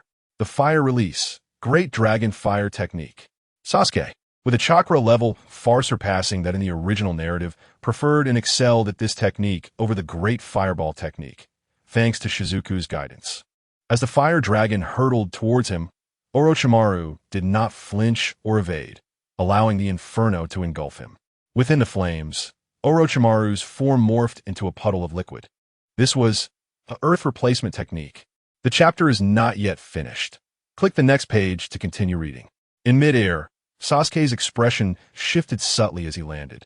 His gaze fixated on the ground, his Sharingan spinning wildly, fearful that Orochimaru might emerge from beneath the earth once more. Suddenly, a piercing sound sliced through the air. A gigantic python erupted from behind a fallen tree, its gaping maw aiming to swallow Sasuke whole. Sasuke scoffed disdainfully, then vanished into thin air, reappearing within the python's coils. Yet in the next heartbeat, Sasuke's countenance shifted to one of alarm. The belly of the python abruptly ruptured, a figure burst forth, extending its palm to summon a multitude of serpents. The Shadow Snake Hand Technique. This unexpected ambush caught Sasuke completely off guard. Having just executed the Shadow Dance Leaf and not yet retracted his movements, he could only watch helplessly as the serpents prepared to ensnare him. At that moment, the voice that provided him with a sense of security resonated once more. Wind Release, Wind Cutter Technique. Shizuku and her transparent white wind blades manifested almost out of thin air. The remarkably sharp blades not only instantaneously severed the swarm of serpents, but also cleaved the enormous python in two. You again, you little brat. Upon witnessing Shizuku once more thwart his attempt to implant a cursed seal, Orochimaru's mood soured instantly. Just as he prepared to teach Shizuku a lesson, his expression subtly shifted. After unleashing a wind blade, Shizuku withdrew her hand into her sleeve and suddenly exhaled a wave of flames, engulfing Orochimaru, who had just emerged from the python's belly, rendering him unable to execute the replacement technique or earth release. The cries of Orochimaru, consumed by the flames, were hauntingly pitiful. Seizing the opportunity, Shizuku leaped several meters into the air. Sasuke, get back, she warned, raising both hands as a blue energy sphere materialized between them, rapidly inflating like a balloon. Sasuke hastily vanished in an instant. When he reappeared, he found himself beside Naruto, who was watching, wide-eyed, the unfolding spectacle between Shizuku and Uchiha Sasuke. Before Naruto could conceal himself behind a tree, the voice of Izayoi reached his ears. Gaia Energy Cannon. Turning his head, he beheld Izayoi brandishing a colossal sphere of energy, spinning at an astonishing velocity. Initially, the orb exhibited a blue exterior with a white core, but in the blink of an eye, The white interior was supplanted by a vibrant orange hue, transforming the entire sphere into a massive fireball. Its size was comparable to that of the Great Fireball technique, yet it harbored an energy far surpassing it by countless magnitudes. With a thunderous shout, Izaoi hurled the orange energy sphere downward. A deafening explosion reverberated throughout the Death Forest, startling the special Jainin, and even the Umbu ninja squad that had intervened in the exam. They witnessed a colossal fire tornado wreaking havoc above the treetops. What an awe-inspiring fire release. Is it a composite ninjutsu enhanced by wind release? Even the versatile Jainin, who had mastered at least 2 nature transformations, were taken aback by the spectacle. First came the expansive wind release, followed by this level of fire release. Could it be that someone was engaged in battle with Orochimaru? Contemplating this possibility, the expressions of several ninjas shifted dramatically. If that were the case, it would imply that this year's Nin exam held a true monster within its midst. Chapter 64. The second examination concludes, is this: the ninjutsu developed by Izaoi? Uchiha Sasuke and Uzumaki Naruto crouched behind a fallen colossal tree, their eyes filled with astonishment as they beheld the spinning fire tornado. Gulp. Uzumaki Naruto swallowed hard, his voice trembling. Incredible. I thought my shadow clone technique, combined with wind release, great breakthrough, was already immensely powerful. Yet, unexpectedly aside from him, Izaoi has mastered such an expansive ninjutsu. Moreover, he does not require the use of shadow clones. No, or does he even need to perform hand seals? This is simply on an entirely different level. The inflated sense of pride that Uzumaki Naruto had just experienced was swiftly deflated. Let us go. At that moment, Izaoi appeared behind Uchiha Sasuke and Uzumaki Naruto, pulling both of them away in an instant. Not long after the trio had departed, a figure emerged from the ground nearby. Covered in burn marks, it was Orochimaru. Ugh! Orochimaru emitted a retching sound, his mouth torn open like a gaping barrel. Then, a slimy body emerged from within his mouth. That wretched little brat, ruining my plans. Orochimaru cursed hoarsely after utilizing the Serpent S substitution technique to expel a new body. He then grinned, saying, "But such chakra and the speed of technique execution are truly remarkable talents," as he gazed at the fire tornado rampaging toward the forest, which would set the woods ablaze if left unchecked. Orochimaru added, "What a familiar technique. I never imagined that Minato and that fool left it unrefined, only for a new generation to perfect it. It seems the long-still windmill of Konoha is about to turn once more." Orochimaru cast a glance toward the direction where Izaoi and the others had departed, then shifted his gaze elsewhere, whispering to himself with a wicked smile, "In the end, mine will not escape. Sasuke-kun, your body will surely belong to me." With that, Orochimaru's form slowly sank into the ground, departing from the forest of death. Before long, numerous figures began to appear in the forest. There were Umbu clad in cloaks and wearing cat-faced masks, as well as special Jonin and Jonin adorned in green vests. Did we arrive too late? Mitarashi Anko's expression fluctuated between concern and uncertainty. Hurry, extinguish the fire. The other shinobi joined forces to employ water release techniques to douse the fire tornado. Meanwhile, after Izaoi and the others had left, they promptly retrieved the hidden Haruno Sakura before swiftly traversing a couple of miles and finally coming to a halt. The seventh squad leaned against a tree, breathing heavily. "That Orochimaru didn't follow us, did he?" Uchiha Sasuke asked, glancing anxiously at Izaoi. "Rest assured, he didn't pursue us. The rescue team has arrived." Izaoi reassured the seventh squad, providing them with a sense of calm. Upon hearing this, the team let out a collective sigh of relief. Sakura Haruno sat on the ground, overwhelmed with fear. Why would a legendary ninja target us? How unfortunate. Humph. If it weren't for that guy's ability to use earth techniques, I would have already defeated him, Naruto Uzumaki retorted defiantly. Only Sasuke Uchiha wore a grave expression, fully aware that the adversary might have come for him. The thought of being pursued by such a formidable figure sent shivers down his spine. This chapter is not yet complete. Please turn to the next page to continue reading. Fortunately, with Shizuku Izaoi's presence, he narrowly escaped this time. But what about next time? Or the time after that? Sensing Sasuke's inner turmoil, Shizuku placed a reassuring hand on his shoulder and smiled. There's no need to be anxious. The village should be the ones worried. An S-rank rogue ninja is the most perilous figure in the ninja world. Not even the great ninja villages dare to underestimate them. With such a powerful individual suddenly appearing in Konoha, the Hokage will undoubtedly mobilize the entire village to find him. The village's security measures will be heightened to the utmost during this period. Once the exams conclude, you should avoid returning home and instead stay in the central district until the village resolves the issues with Orochimaru. Upon hearing this, Sasuke felt a wave of relief wash over him and nodded earnestly, understood. Once he regained his composure, Shizuku and Team 7 made their way towards the central tower. Along the way, Naruto leaned closer to Shizuku. Curiosity piqued. Shizuku, was that fire dragon roll technique taught to you by your Jonin instructor? No, that was a ninjutsu I developed myself, Shizuku replied, shaking her head. Really? You created it yourself? Naruto and Sakura exclaimed in astonishment. Sasuke, recalling something, his expression shifted slightly. Isn't that the ninjutsu you perfected that isn't lightning release? Certainly not, Shizuku said with a knowing smile. The Gaia energy cannon is merely a prototype I developed while refining my ultimate technique. What? Team 7 gasped again. Sakura exclaimed. That fire dragon roll isn't even its complete form. Gulping, Naruto and Sasuke felt as if an insurmountable chasm had opened between them and Shizuku. If a mere prototype possessed such power, they could hardly fathom the magnitude of Shizuku's ultimate technique once fully realized. Simultaneously, Sasuke's gaze towards Shizuku was filled with fervor.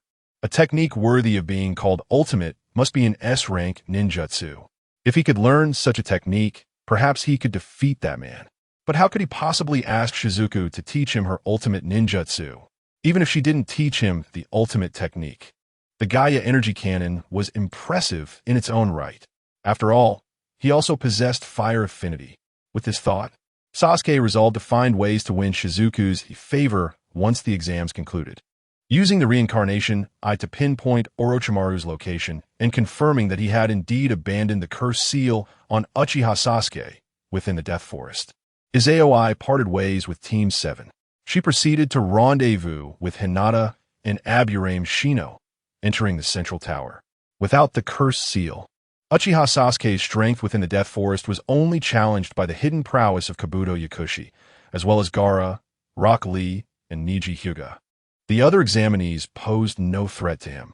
If things continued in this manner, Team 7 would soon reach the central tower. Indeed, this was the case. Fearing that Orochimaru might pursue them again, Team 7 hardly rested for a quarter of an hour before setting out to locate the team possessing the Heavenly Scroll. After seizing their scroll, they hurriedly made their way to the central tower, reporting Orochimaru's intentions to the shadow clone of Irika Yumino that had emerged from the scroll. It was officially confirmed that Orochimaru had returned to Konoha, stirring a tide of unrest and a heavy atmosphere. Many ninjas urged Hiruzen Sarutobi to terminate the Chunin exams and focus entirely on capturing Orochimaru. However, with a significant number of foreign ninjas gathered in Konoha and invitations already dispatched to the 4th Kazekage and the influential figures, halting the exams was simply not feasible. Thus, Hiruzen Sarutobi could only dispatch ninjas and Umbu to conduct covert searches. And so, 5 days later, the second stage of the exam officially concluded. Chapter 65. Sasuke Uchiha's adversary on July 7th, 60 years after the founding of Konoha, at precisely 3 o'clock in the afternoon. The candidates who had arrived early at the central tower were assigned to dormitories to await the conclusion of the examination. They had received a notification from the proctor to gather in the hall on the first floor. Among them was Team 8. At that moment, the hall was occupied by 24 candidates and their supervising jonin. As Akai Yuhi had aptly stated, the second stage of the examination was designed to reduce the number of candidates who had passed the first stage by at least half.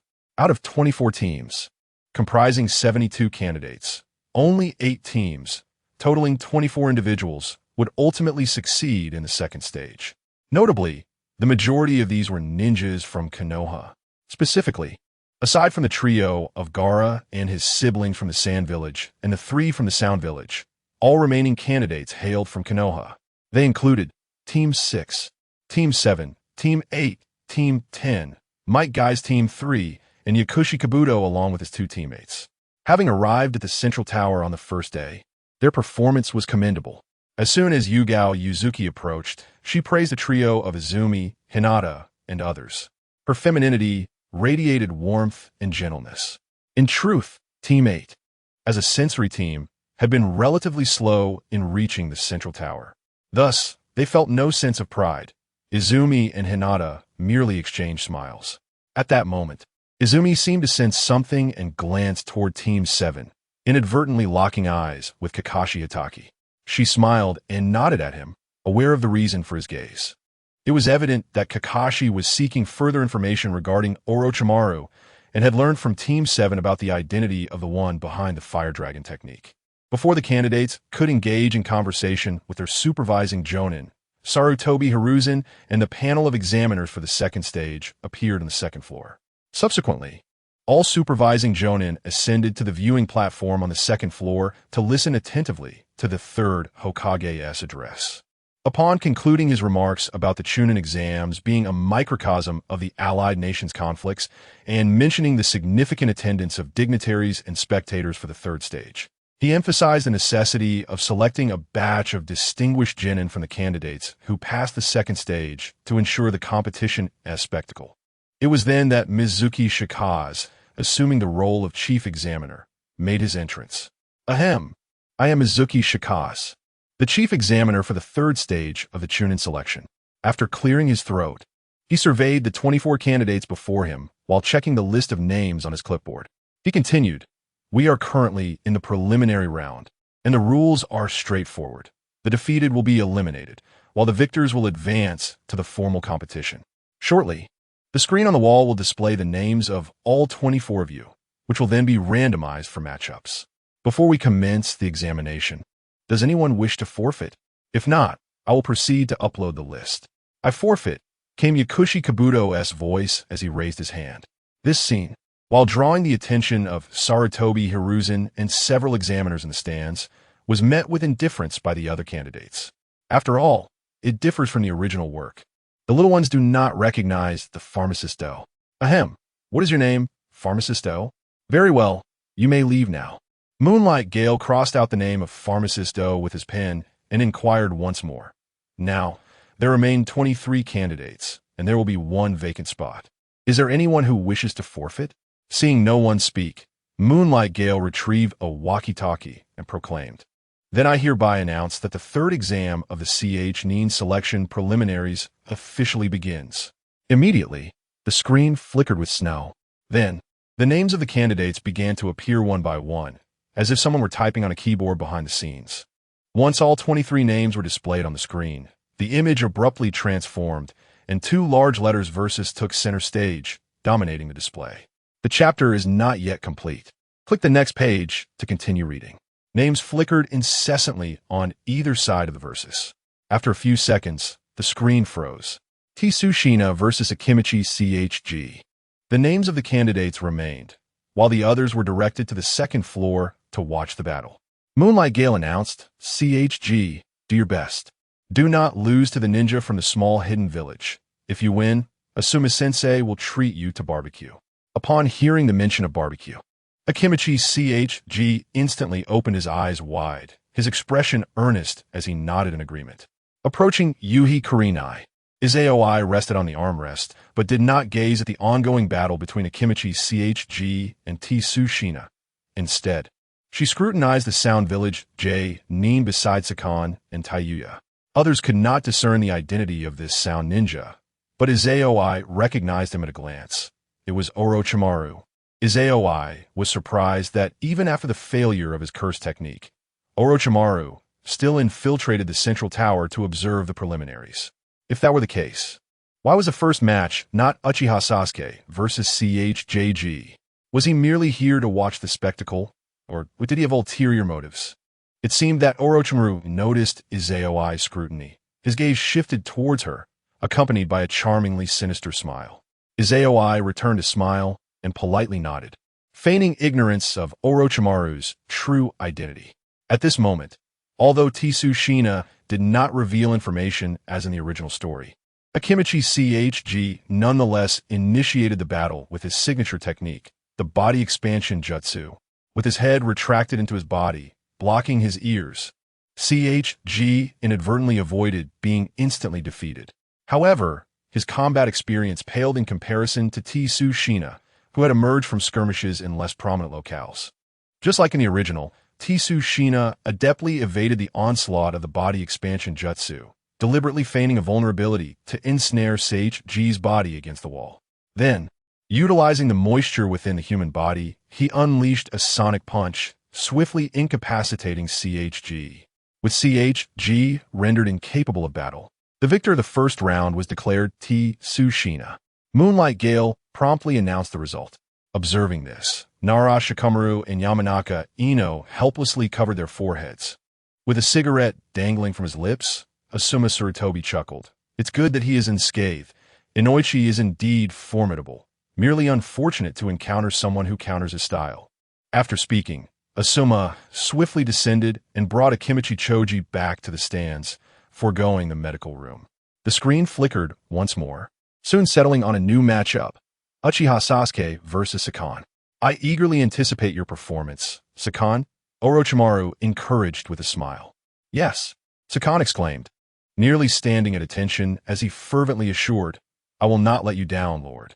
Meanwhile, from Team 7's side, Haruno Sakura cautioned Uchiha Sasuke, Sasuke-kun, that ninja from the Sound Village seems to employ sound-based jutsu. Please exercise caution. Uzumaki Naruto, with his hands clasped behind his head, provocatively cheered him on. Arrogant Sasuke. Don't lose before facing me. Just as Uchiha Sasuke was about to step down, he suddenly halted, turning to Naruto with a smile. Naruto, I too wish to battle you. This time, Sasuke refrained from referring to Naruto as the underachiever. Naruto was momentarily taken aback, his narrowed eyes gradually widening as he stared at Sasuke in disbelief. An inexplicable surge of emotion welled up within him, causing him to tremble with excitement and break out in goosebumps. Chapter 66. The Radiance of the Young Miss Uchiha Sasuke. I shall undoubtedly defeat you and prove my worth, declared Sakud, a brash young ninja from a minor village, as he confronted Sasuke. Huh. Uchiha Sasuke, taken aback by the audacity of this small-time ninja, scoffed dismissively. Such dreams are best reserved for slumber.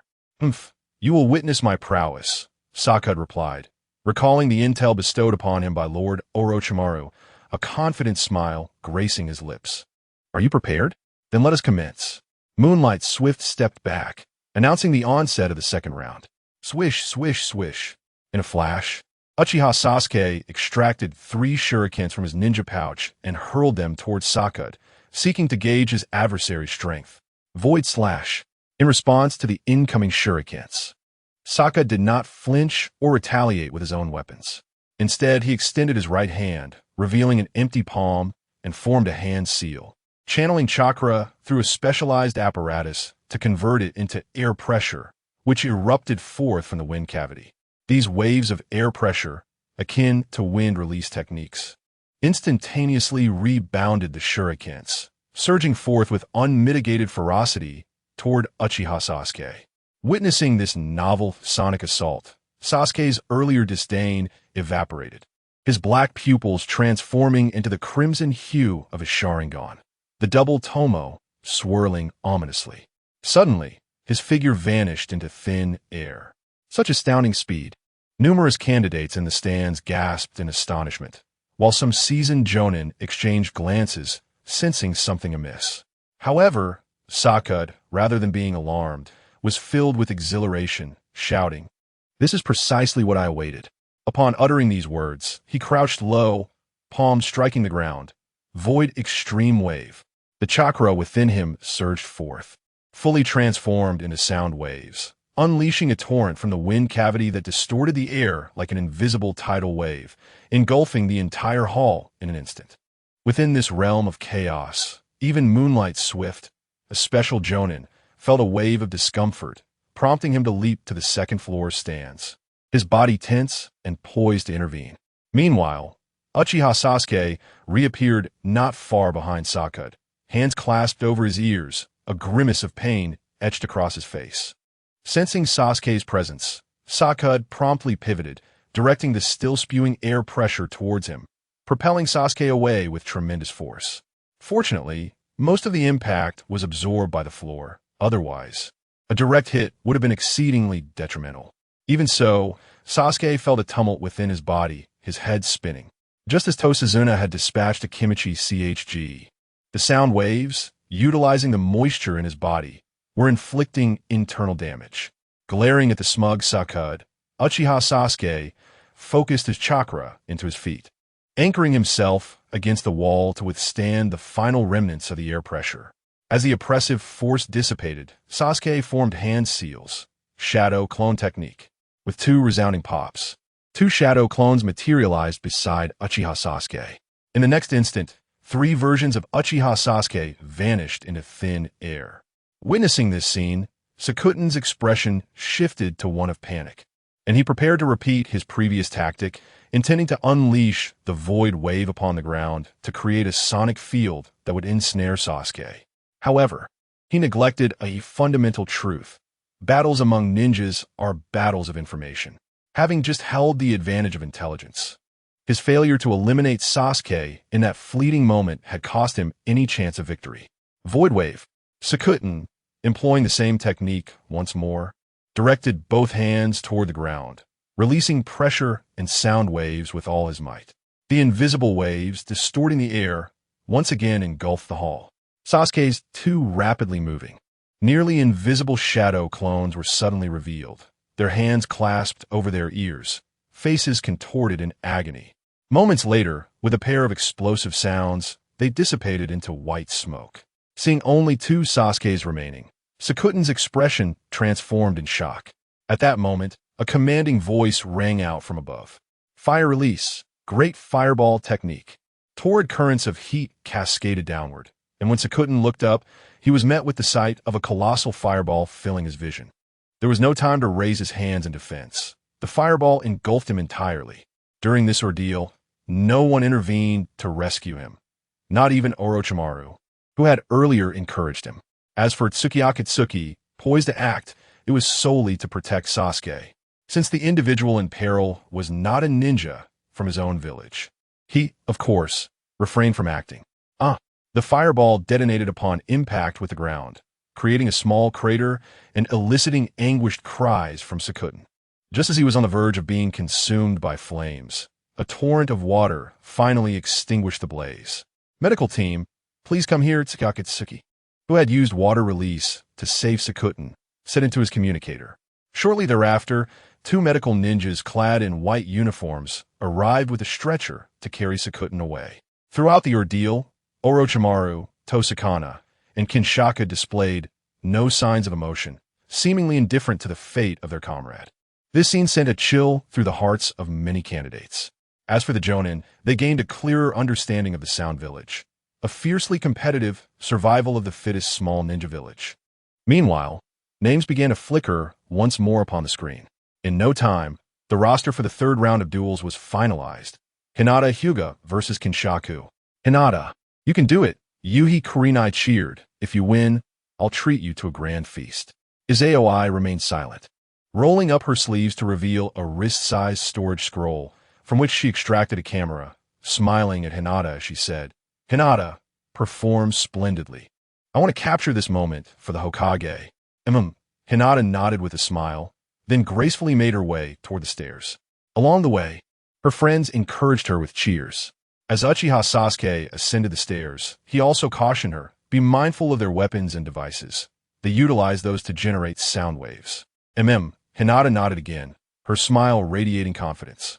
As she entered the grand hall, the hammer, having leapt down from the balcony above, stood patiently to the left of the moonlight and swift winds, gazing at Hinata across from her.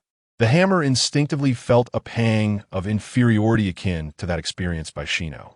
However, unlike Shino's envy, the hammer's eyes were filled with a seething jealousy towards Hinata. Both possessed long, dark hair, Yet Hinata's tresses shimmered with a radiance that surpassed her own. Clad in an exquisite kimono made of luxurious fabric, something the hammer could never hope to afford, Hinata exuded an air of nobility that was accentuated by her curvaceous figure, which seemed almost unfair given their similar ages. Standing there, she projected an aura that made one feel as if they were reaching for the unattainable. In every aspect, be it appearance, essence, or lineage, the hammer was utterly overshadowed, existing in a realm entirely separate from Hinata's. It was precisely this disparity that fueled the hammer's frenzied jealousy. Why was she merely an orphan, while her counterpart hailed from a prestigious clan endowed with a bloodline limit? Why had she had to fight fiercely to secure her place in the CHNIN exams, while Hinata stood effortlessly here? A dark thought crossed her mind. She wished to sever Hinata's hair, mar her visage, and render her equally insecure. With this notion, a sinister smile crept onto the hammer's face. No one was privy to the hammer's thoughts. However, upon witnessing such an unsettling expression from her opponent, Hinata's gaze gradually shifted from gentle to piercing, with the veins on her temples throbbing ominously. Chapter 67. My wife is dashing. Round 3 begin. As the sound of the moonlight and the swift wind descended, the moment was charged with tension.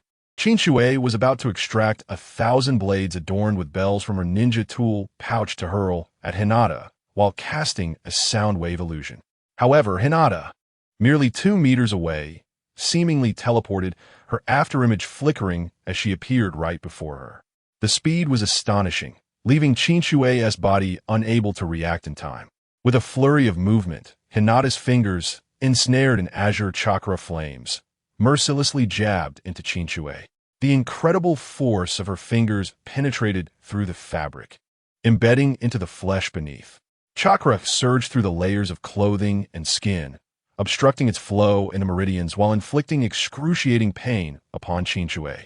Yet, before she could even utter a scream, Hinata's relentless barrage continued, striking her repeatedly with unmatched swiftness. Finally, Hinata delivered a decisive palm strike against Qinshui's body. A resounding boom echoed as a distorted wave of energy erupted from Qinshui's back. When the shock wave dissipated, Qinshui lay on the ground, her eyes vacant. Blood trickling from her mouth, first bending her knees to kneel, then collapsing entirely. Thank you for the lesson, Hinata spoke softly, yet looked down upon Qinshui with an air of superiority, the veins on her temples gradually subsiding. Click, click, click. Meanwhile, on the second floor stands, the sound of camera shutters echoed incessantly. 16 Knight, embodying a photographer, wore a broad smile, a gleam of excitement in his eyes. If not for his youth and the unspoken nature of their relationship, he would have shouted with glee, "My wife is dashing." What just transpired? What was that instantaneous movement from Hinata? How astonishingly swift, without a trace of stiffness. That movement felt so familiar, as if he had seen it somewhere before. The spectators were left in awe, particularly Yamanaka Ino and Haruno Sakura, whose sentiments mirrored Qinshui's, feeling utterly outmatched by Hinata. Meanwhile, on the side of Mike Guy's team, Hyugen Niji clenched his fists, his eyes filled with a mix of admiration and frustration. The young lady had grown even stronger. In his mind, he replayed the years of sparring with Hinata, from their initial evenly matched encounters to her gradual dominance, culminating in an overwhelming display of power. Such mastery of finger strength and chakra allowed her to incapacitate her opponents without needing to complete a full set of 32 strikes, inflicting internal injuries and leaving them unable to rise. Even with Niji's mastery of the heavenly spin, he felt uncertain of overcoming Hinata. Beside him, Ten observed the trembling gaze of Rock Lee and asked, "Lee, did Niji's relative just employ high-speed movement?" "It was high-speed movement, but different from mine," Lee nodded, then shook his head. Mike Guy smiled and explained, "It's a transformation of chakra nature. Niji's relative has mastered the lightning release transformation, akin to Uchiha Sasuke before her, utilizing lightning chakra to stimulate her cells and enhance her speed. Truly, this is youth at its finest." Now makes sense. Lilac was momentarily taken aback, finally comprehending the astonishing speed of Uchiha Sasuke. Although he initially struggled to react In the next instant, he erupted with incredible velocity. He had thought it was the power of a Sharingan, but it turned out to be the transformation of lightning release. Indeed, Hinata had also mastered the technique of using lightning release chakra to stimulate cells. The Hyuga clan is a branch of the Otsutsuki family that remains in the ninja world. Though their bloodline has been diluted over the millennia, adopting the surname Hyuga, this does not imply that the Hyuga clan is incapable of employing ninjutsu. The reason the Hyuga clan primarily utilizes their bloodline limit and gentle fist technique is that the secret arts of gentle fist perfectly complement their bloodline limit, offering a harmonious blend of offense and defense, effective in both ranged and close combat, allowing them to cultivate their skills to the level of elite jonin without squandering time on ninjutsu training. Shizuki would not be as rigid as the Hyuga clan. He had mastered the technique of using lightning release chakra to stimulate cells and promptly imparted this knowledge to Hinata, enabling her to transform body flicker technique into a form of high-speed movement, thereby enhancing her attack speed. It was evident that Shizuki was correct. With the stimulation of lightning release chakra, Hinata exhibited no stiffness in her body flicker, and her attack speed was as swift as a gale, akin to Lee Locke shedding his weights. The current head of the clan truly excels. Sarutobi Hiruzen, pipe in hand, exhaled a puff of smoke with a light chuckle. His gaze then shifted to Shizuki, who was examining the film, and his smile took on a more playful demeanor. It was remarkable to cultivate the clan's eldest daughter to such a degree. However, with such an outstanding air, how could he possibly walk alongside her? Meanwhile, in Team 7, Hitaki Kakashi inquired of Uchiha Sasuke. Sasuke, did you teach this to Hinata? No, it was Shizuki who taught both Hinata and me, Uchiha Sasuke replied, shaking his head. Naruto Uzumaki, unable to contain his feelings of envy, interjected, you really are Shizuki's little brother, aren't you? This time, Uchiha Sasuke did not cast a murderous glare at Naruto. His heart was stirred. If he indeed became Shizuki's subordinate, would he be willing to share his ultimate techniques with him? Reflecting on Shizuki's timely interventions and the sense of security they provided, Uchiha Sasuke felt that having such a leader might not be a bad thing after all.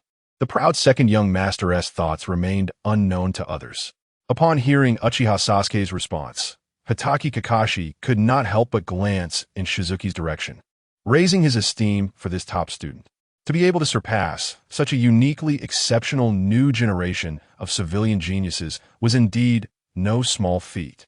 The vast amount of chakra, the stimulation of cells with lightning release, the formidable fire dragon tornado, and the unknown ultimate techniques in that moment. Kakashi seemed to see a reflection of his younger self. At the age of 12, he not only became a jonin, but also developed Chidori. Moreover, he too possessed astonishing chakra. Upon reflecting on this, Kakashi Hitaki could not help but grow curious about the prowess of his AOI, eagerly anticipating the forthcoming duel. Sharing Kakashi's sentiments was Orochimaru. Thus, following the conclusion of the battle involving the TS trio, Orochimaru remained on the scene, keenly observing the ensuing confrontations. The fourth round of battles commenced swiftly, featuring a contest between Kirime Asumi and Kankura. Kirime Asumi, one of the allies of Kabuto Yakushi, appeared to be a mere genin of Konohagakure. However, in reality, she was one of the spies planted by Orochimaru within the village.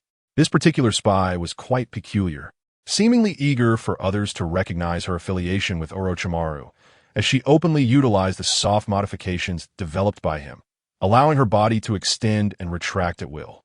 Should she manage to merge this ability with the Akimichi clan's expansion techniques, Izayoi would be inclined to deem it the most formidable skill, surpassing even the Eight Gates. During the battle, Kirime Asumi moved with the grace of a serpent, swiftly ensnaring Kankura. To her astonishment, however, Kankura was not a genuine opponent, but rather a puppet masquerading as him. By the time Kirime Asumi grasped this reality, it was already too late.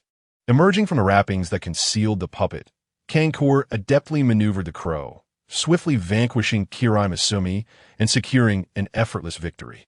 Much like the previous encounter where Sakan outmaneuvered Sasuke Uchiha, the skill displayed did not reach the level of a Kage. In the realm of shinobi combat, intelligence plays a pivotal role. When neither party possesses knowledge of the other's capabilities, the contest extends beyond mere jutsu potency to encompass strategy and intellect. Clearly, Hirai Masumi was at a disadvantage in this regard compared to Kankura. Chapter 68. The opponent of his AOI, the 4-round confrontations almost concluded in an instant. And within less than 10 minutes, the preliminary rounds reached their 5th match. This round, however, proved to be considerably prolonged. So much so that many spectators found themselves stifling yawns. The matchup was none other than Inuzuka Kiba versus Haruno Sakura. Much like Naruto Uzumaki's mastery of wind release, Haruno Sakura exhibited considerable growth compared to her original portrayal, though it was merely a modest improvement. She had learned an illusion technique from Kakashi Hatake, a D-rank skill known as the Naraka technique, which enabled her to conjure visions of the most terrifying scenarios to instill fear in her opponent. During survival exercises, Sakura had fallen victim to Kakashi's illusion, succumbing swiftly. Had her opponent been Minako, perhaps victory would have been within her grasp, but alas, she faced Yamanaka Ino, who excelled in secret techniques. The Naraka technique was easily countered by Ino. Similarly, although Ino was the heir of a secret ninja clan, having mastered her family's mind-body switch technique, it lacked any offensive capabilities. Despite successfully using the technique to take control of Sakura's body, she was promptly expelled by Sakura's second persona. One illusion was countered, and one clan technique was thwarted. The former close friends, now akin to sworn enemies by fate, could only settle their differences with the fundamental skills taught at the Ninja Academy. Shadow clone technique, shuriken throwing, kunai duels, and physical combat. Both young women showcased remarkable foundational skills, undoubtedly excelling students. Yet, to the seasoned J-nin, their efforts resembled mere children's play, rendering the spectacle rather tedious. Even as AOI and her companions found the pair lacking in prowess. Only Minako felt a sense of camaraderie, realizing that these top students were akin to her.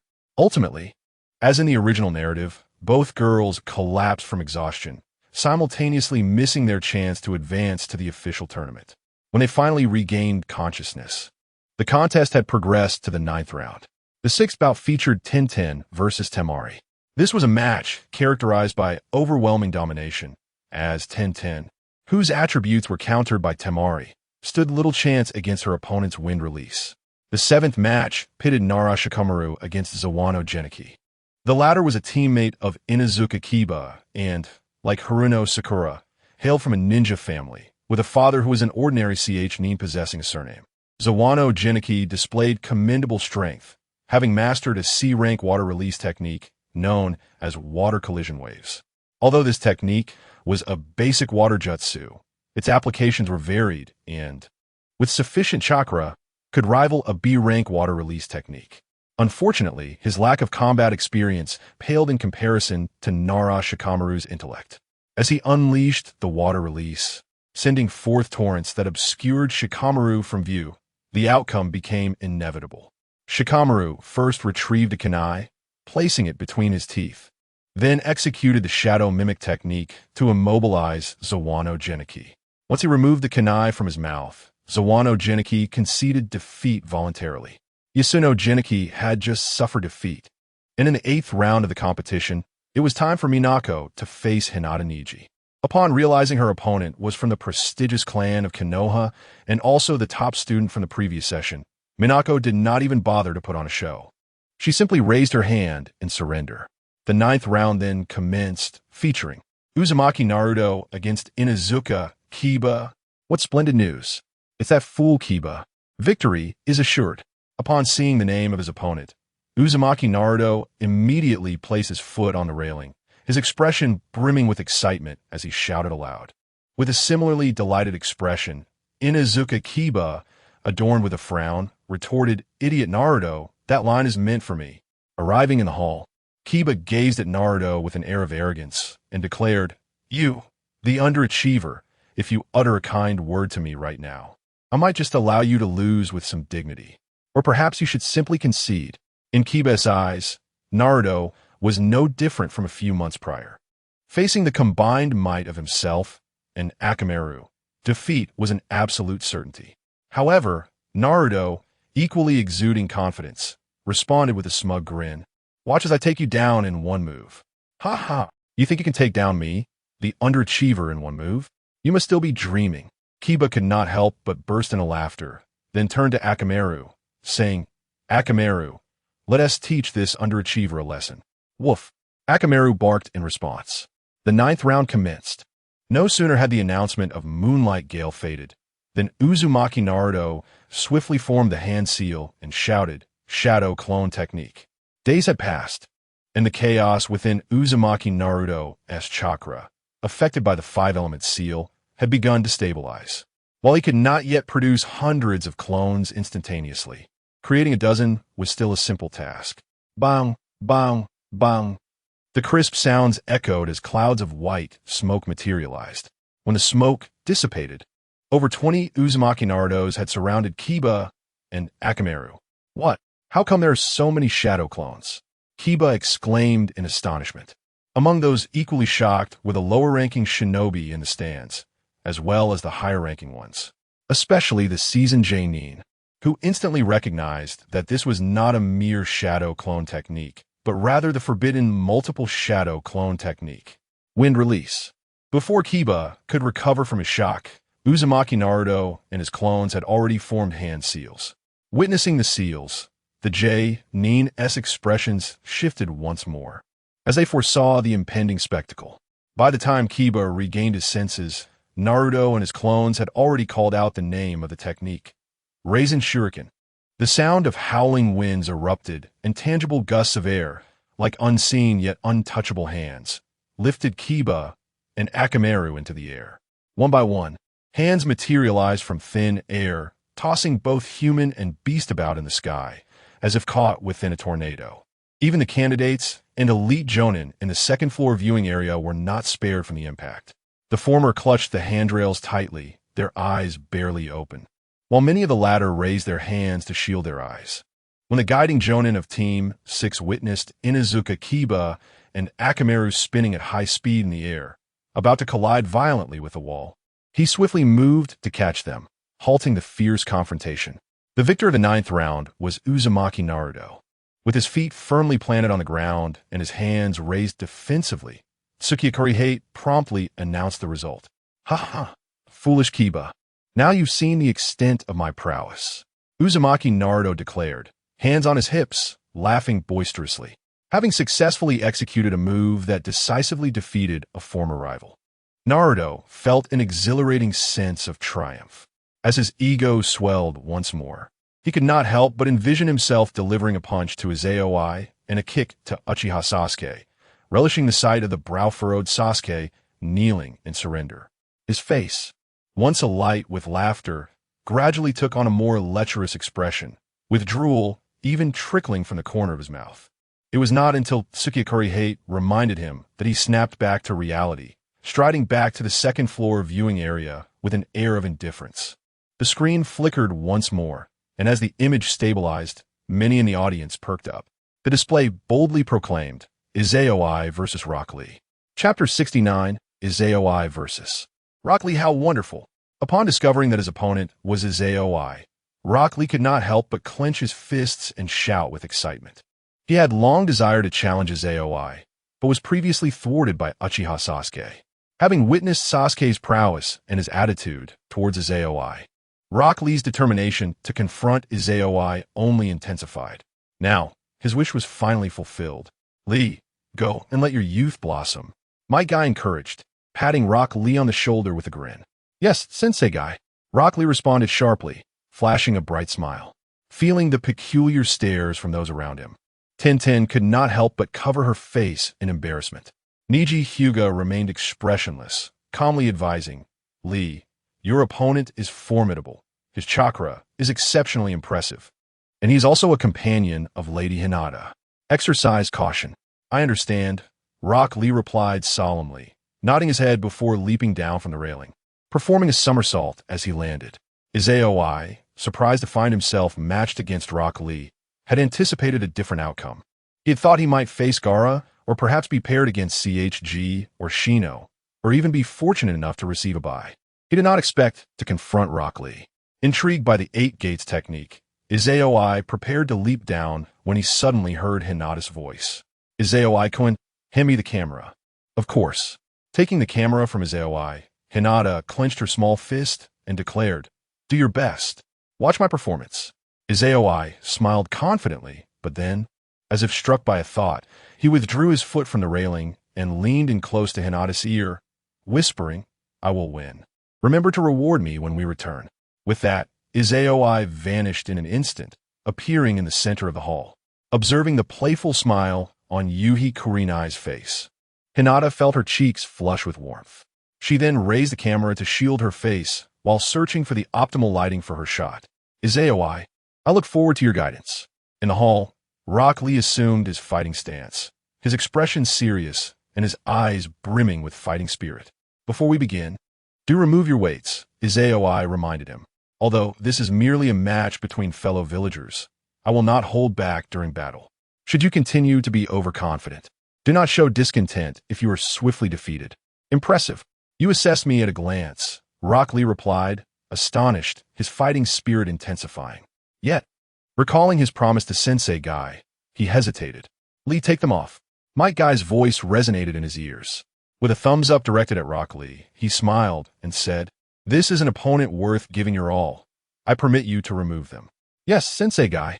Lee Rock was instantly overwhelmed with emotion, tears welling in his eyes, before he excitedly sat down to remove the weights from his feet. To everyone's astonishment, Nani, with his thick eyebrows, was indeed wearing weights. Meanwhile, Naruto Uzumaki and Sakura Haruno from Team 7 were left speechless. Sasuke Uchiha, with a derisive tone, remarked, they're merely a few iron plates.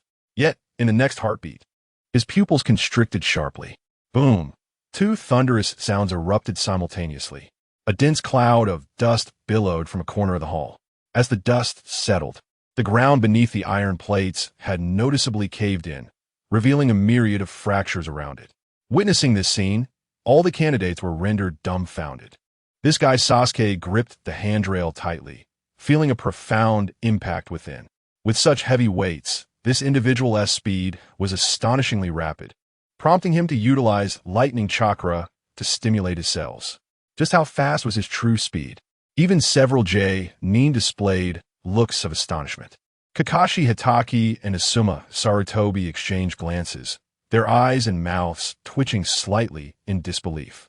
Waihai Kurenai, unaware of Izaoi's true strength, wore a serious expression, declaring, Izaoi has finally encountered a worthy opponent. Shino Aburame withdrew his hands from his pockets, gripping the handrail, his eyes concealed behind sunglasses, fixated on the unflappable Izaoi. Filled with anticipation, at last, he would witness the true prowess of his class's top student after 6 years. Could this young prodigy have mastered that legendary technique? As Lee Rock, now unencumbered, began to bounce in place, Orochimaru, who had remained on the sidelines, also found himself intrigued by this impending battle. It had been a long time since he had seen such spirited energy. Now fully warmed up, Lee Rock faced Izaoi and declared, Izaoi, this is my strongest state. Let's engage in a decisive battle. Izaoi smiled, raising his index and middle fingers, replying, bring it on. I look forward to it. Their stances shifted into a confrontational seal. Observing this, Sarutobi Hiruzen on the viewing platform smiled with satisfaction. As if sensing the intensity of their auras, Tsukuyami Jif grew serious, holding a clipboard in one hand while raising the other high, announcing loudly, Round 10, Izaoi versus Lee Rock, officially begins. With a forceful swing of his arm, Tsukuyami Jif swiftly ascended to the second floor viewing platform, clearing the entire hall for Izaoi and Lee Rock, eager not to hinder their performance. Tsukuyami Jif was fast, yet Lee Rock surpassed him in speed. Before Tsukuyami could reach the second floor platform, Lee Rock vanished from sight, reappearing at Izaoi's left side, launching a low kick, Konoha Whirlwind. So rapid was his movement that all candidates, including Gaara and even some elite Nin, were caught off guard. However, Izaoi was the true embodiment of speed. The moment Lee Rock appeared to the left, Shizuka turned her head and gently exhaled towards the incoming kick. A fierce wind howled, distorting the air currents. not only thwarting Lee Rock's strike, but also propelling his body away. It was the wind release, great breakthrough previously executed by Naruto Uzumaki. The speed at which she formed hand seals was astonishingly swift. Several seasoned Jonin's expressions subtly shifted. To the eyes of the candidates and the Jonin, Shizuka stood motionless, her hands concealed within her voluminous sleeves, anticipating Lee Rock's position and turning to unleash a stream of air that morphed into an invisible hand, seizing Lee Rock and hurling him against the wall. At that moment, the moonlit gale had only just made its appearance on the second-floor spectator stand. From the examiner's departure to Lee Rock's attack, followed by his being blown away, the entire sequence transpired in less than 3 seconds. Yet, within this brief span, the majority of the candidates perceived the stark disparity between themselves, Lee Rock, and Shizuka. Uchiha Sasuke snapped back to reality and immediately activated his Sharingan. Even Kakashi Hitaki pulled up his forehead protector to reveal his left eye, the 3-Tomo Sharingan, fixated on Shizuka and Lee Rock below. He had an inkling that these two youths would present a spectacular battle for all to witness. Chapter 70. The Genius of Ninjutsu versus the Genius of Taijutsu. Chidori Flow and the 8 Gates indeed formidable. Lee Rock, propelled by the fierce winds, anchored his feet to the wall, gazing at the composed figure of Shizuku with immense excitement. As the gusts weakened, he vanished once more, but did not reappear beside Shizuku. Instead, he transformed into a dark silhouette, circling around Shizuku at an astonishing speed. The swift shadow stirred up a cloud of dust, forming a white vortex that enveloped Shizuku. In the next moment, Lee Rock materialized before Shizuku, his fist aimed directly at him. Yet, Shizuku remained utterly unmoved. Just as the fist was about to strike, it abruptly halted. Upon closer inspection, it became evident that this fist was merely an illusion. Leaf Great Whirlwind! A shout resonated as a whirlwind appeared at Shizuku's right side, morphing into Lee Rock's form. A 360-degree spinning kick was unleashed toward Shizuku. Among the current generation, aside from the insect substitution technique wielded by Ino Yamanaka, anyone else would likely find themselves defeated by such a blow.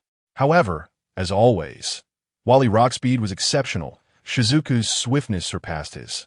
Similar to the earlier Leaf Whirlwind, the spinning kick was intercepted before it could reach Shizuku. This time, it was not a wind technique, but rather Shizuku's forearm. With a thunderous impact, a shockwave erupted from the point of contact between Shizuku's forearm and Lee Rock's calf. Despite the force capable of propelling objects of considerable weight, Shizuku's forearm remained steadfast, as unyielding as steel. Concealed by his sleeves, the cause remained unseen. Under Lee Rock's astonished gaze, Shizuku transitioned from defense to offense, seizing Lee Rock's ankle and, with a swift motion, attempted to hurl him to the ground with tremendous force. Drawing upon remarkable upper body strength, Lee Rock braced himself with both hands against the ground, managing to escape the hold and execute a forward somersault to land safely. Shizuku, rather than pursuing the advantage, retracted his hand and continued to observe Lee Rock in silence. Throughout the encounter, Shizuku had not moved an inch. The spectators, mesmerized, could hardly believe their eyes. Even the Earth-style transformations seemed within Shizuku's grasp. Kakashi Hitaki, with his 3 spinning tomo, was among the few who recognized Shizuku's defensive technique.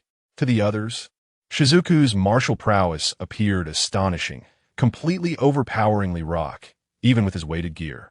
Yet, in Kakashi's perception, Shizuku was undeniably a prodigy of ninjutsu. Having mastered the lightning transformation taught to Sasuke, Uchiha, and Hinata, the fire vortex from the Death Forest, as well as the wind and now earth transformations, Shizuku had already acquired mastery over 4 elemental transformations. Could this young prodigy truly possess mastery over all attributes? Kakashi mused inwardly.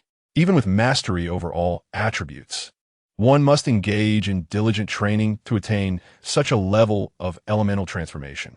It is no wonder that the Hyuga clan did not obstruct the main family's young lady from associating with him.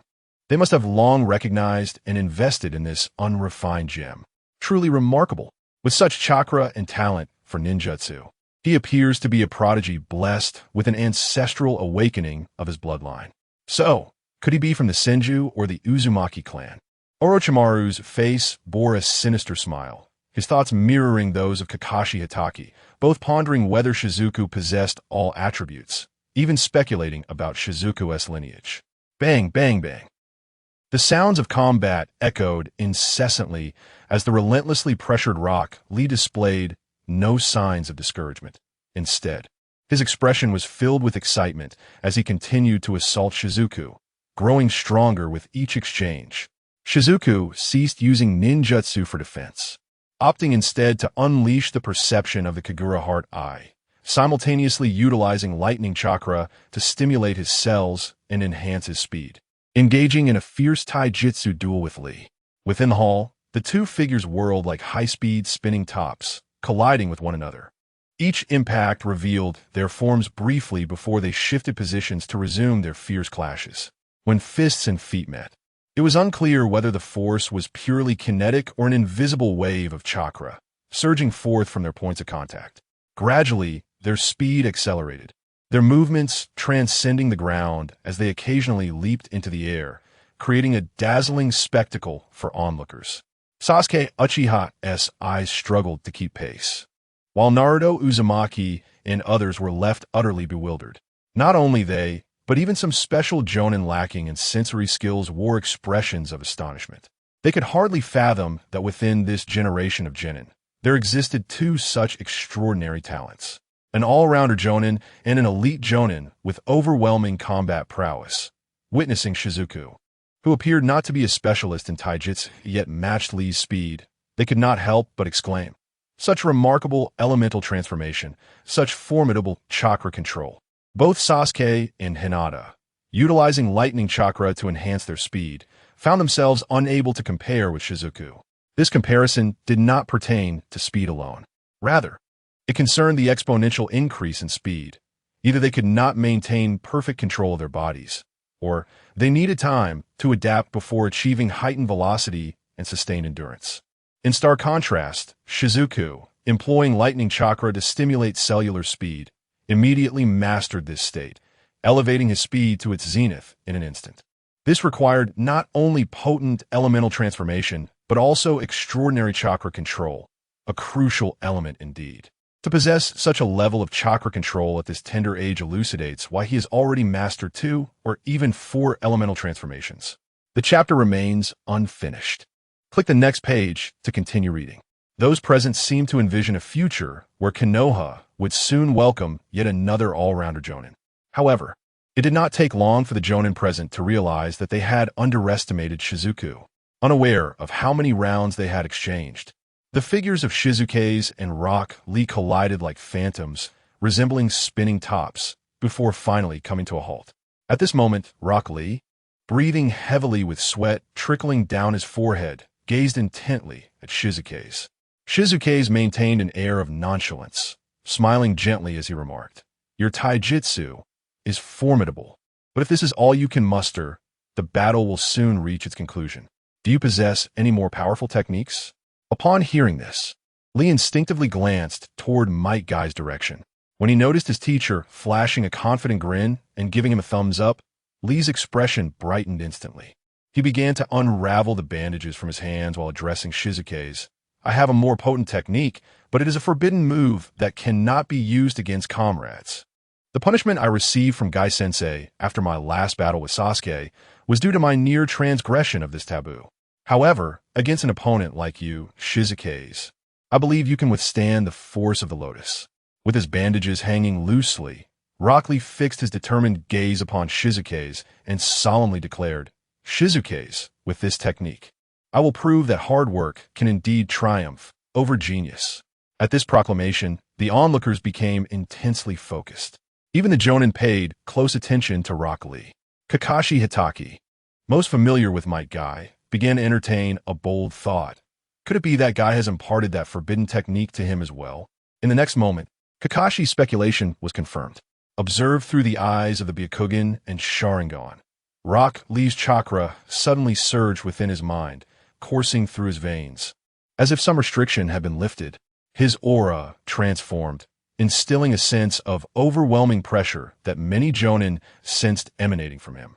Shizuke's also recognized this shift, and his demeanor became entirely serious. Without resorting to the power of the Rinnegan, he was curious about the formidable might of the Eight Gates, one of the three legendary techniques of the Wind Country. Then, Shizuke's witnessed Rock Lee, his form flickering, suddenly appearing inches away and launching a direct punch. Reacting swiftly, Shizuke's attempted to parry the strike. However, in the blink of an eye, Rock Lee vanished, leaving no afterimage, and reappeared behind Shizuke's, transforming his fist into a claw, seeking to restrain him with the bandages. A crackling sound echoed as arcs of blue and white lightning manifested, swirling around Shizuke's. Just as Lee's hand was about to make contact, it retreated instinctively, compelled to distance himself from Shizuke's. This is the lightning release chakra mode of the Cloud Village. No, it is merely a transformation. One incredible individual. Not only can he manipulate elemental changes, but his transformation abilities are equally impressive.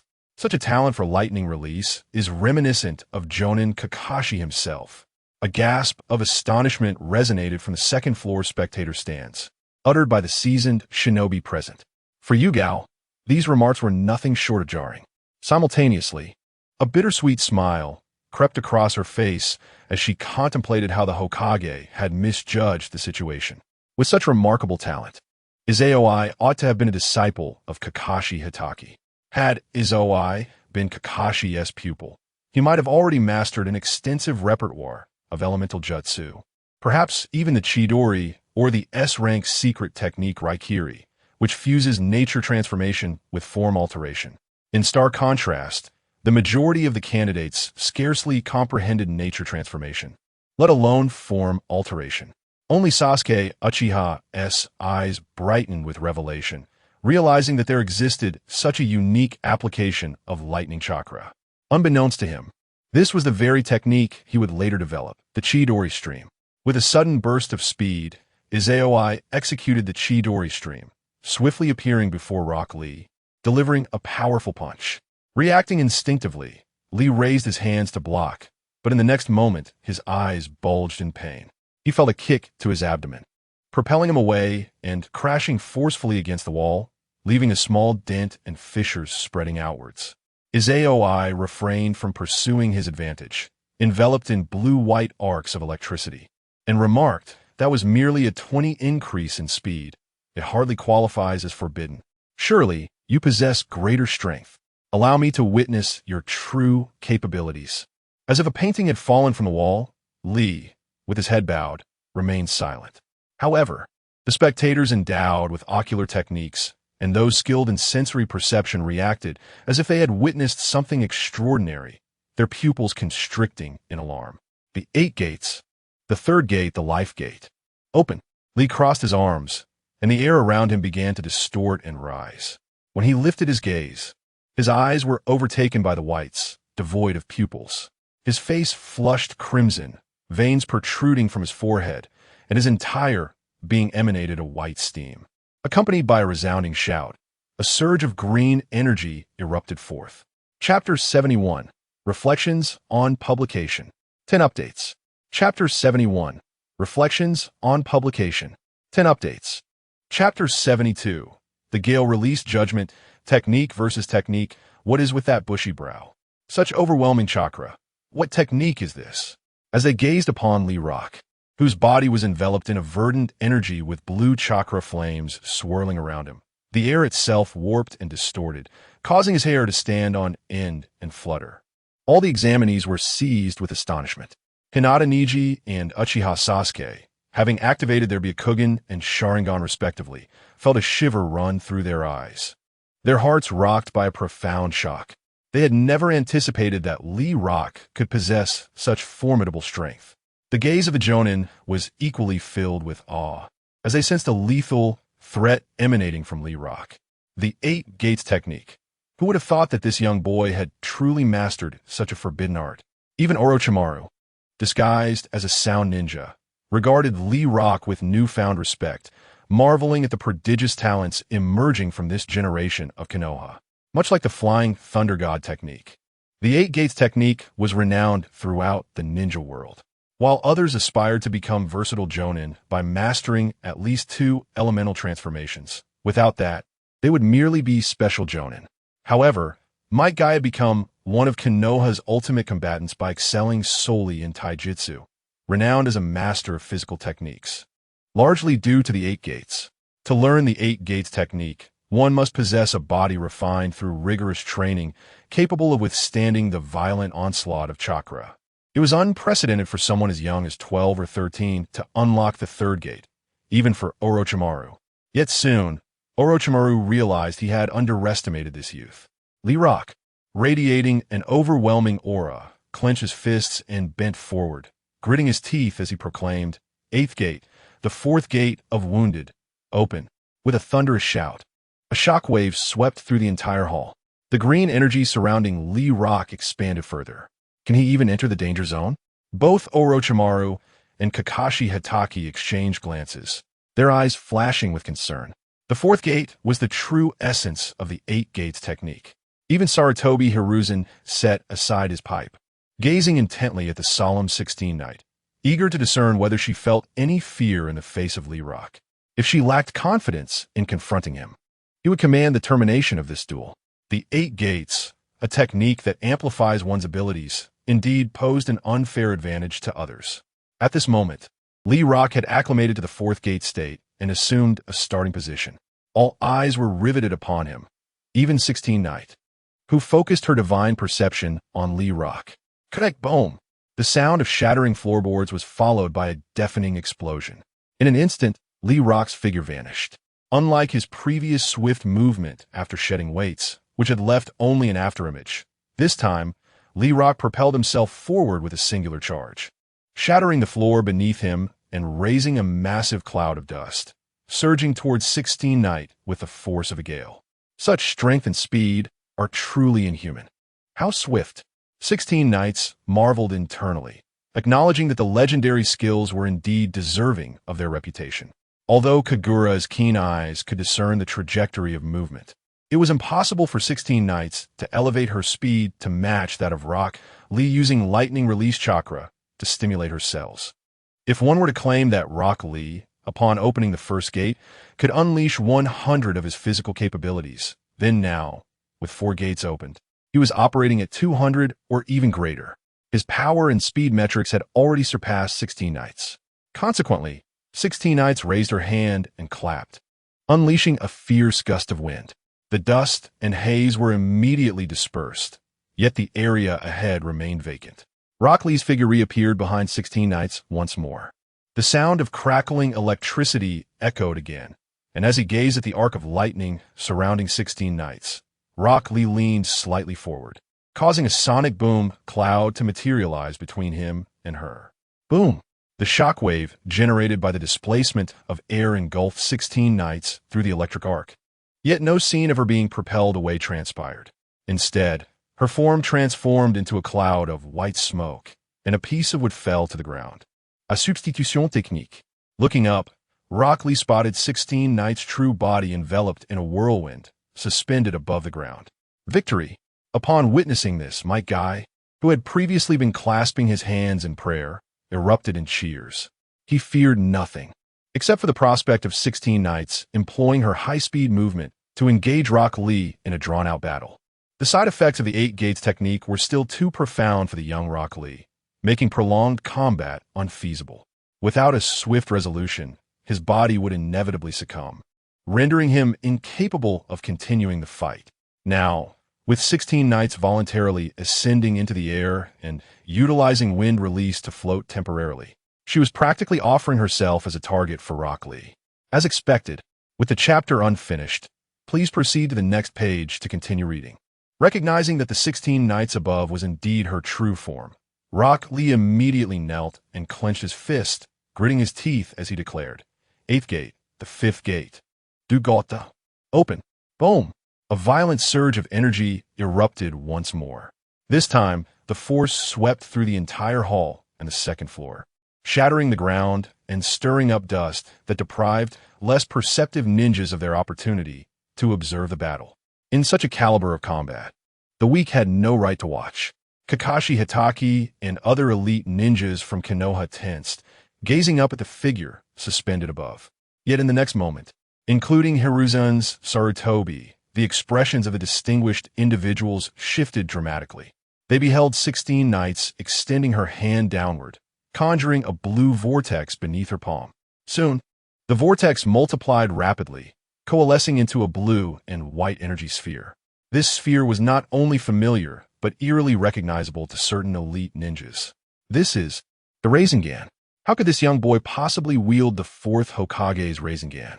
No, this is not the Rasengan at all. Just as the Jonin exclaimed in surprise, they sensed something amiss, for they all beheld the energy sphere in Izaoi's hand, which was expanding, growing larger than an adult's head. Within this energy sphere, two smaller orbs, each the size of a fist, materialized. Initially, these two smaller orbs shared the same blue-white hue as the larger one. However, they quickly morphed into one white and one blue, the white representing the brilliance of lightning and the blue mirroring the vastness of the ocean. Observing this duality of elemental transformation, Sarutobi Hiruzen, Orochimaru, and Hitaki Kakashi exchanged glances, their expressions shifting with concern. The Rasengan was already an A-rank ninjutsu, a pinnacle of form transformation. Should it incorporate elemental changes, it would be akin to Chidori enhanced with form transformation, evolving into the devastating Raikiri. And Raikiri is an S-rank lightning technique. Now, Izaoi's energy sphere not only integrated elemental changes, but two distinct ones at that. What level of power could this ninjutsu possess? Perhaps they should be more concerned not about Izaoi, but rather about Rock Lee. Boom! A sonic explosion resounded, dispersing the dust and mist. A figure enveloped in green light surged forward, propelled by a distorted updraft, racing towards Izaoi atop the platform. Along the way, this figure flickered, seemingly walking on air, executing high-speed maneuvers in midair. Izaoi slowly closed his eyes, while Kagura's mind's eye locked onto Rock Lee's position. The Super Typhoon sphere in his hand, with its two energy orbs swirling like the tomo of a Sharingan, initially spun clockwise, but after a few rotations, one began to rotate counterclockwise, colliding with the other energy orb.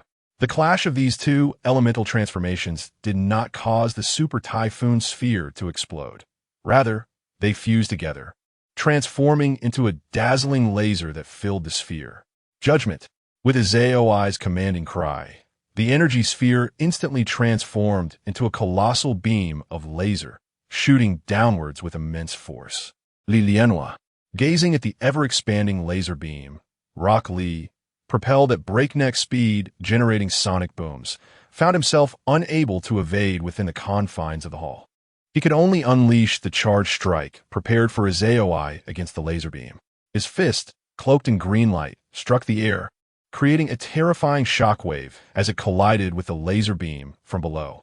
The spectacle of opposing techniques, two ultimate arts, unfolded before all the candidates and jonin alike.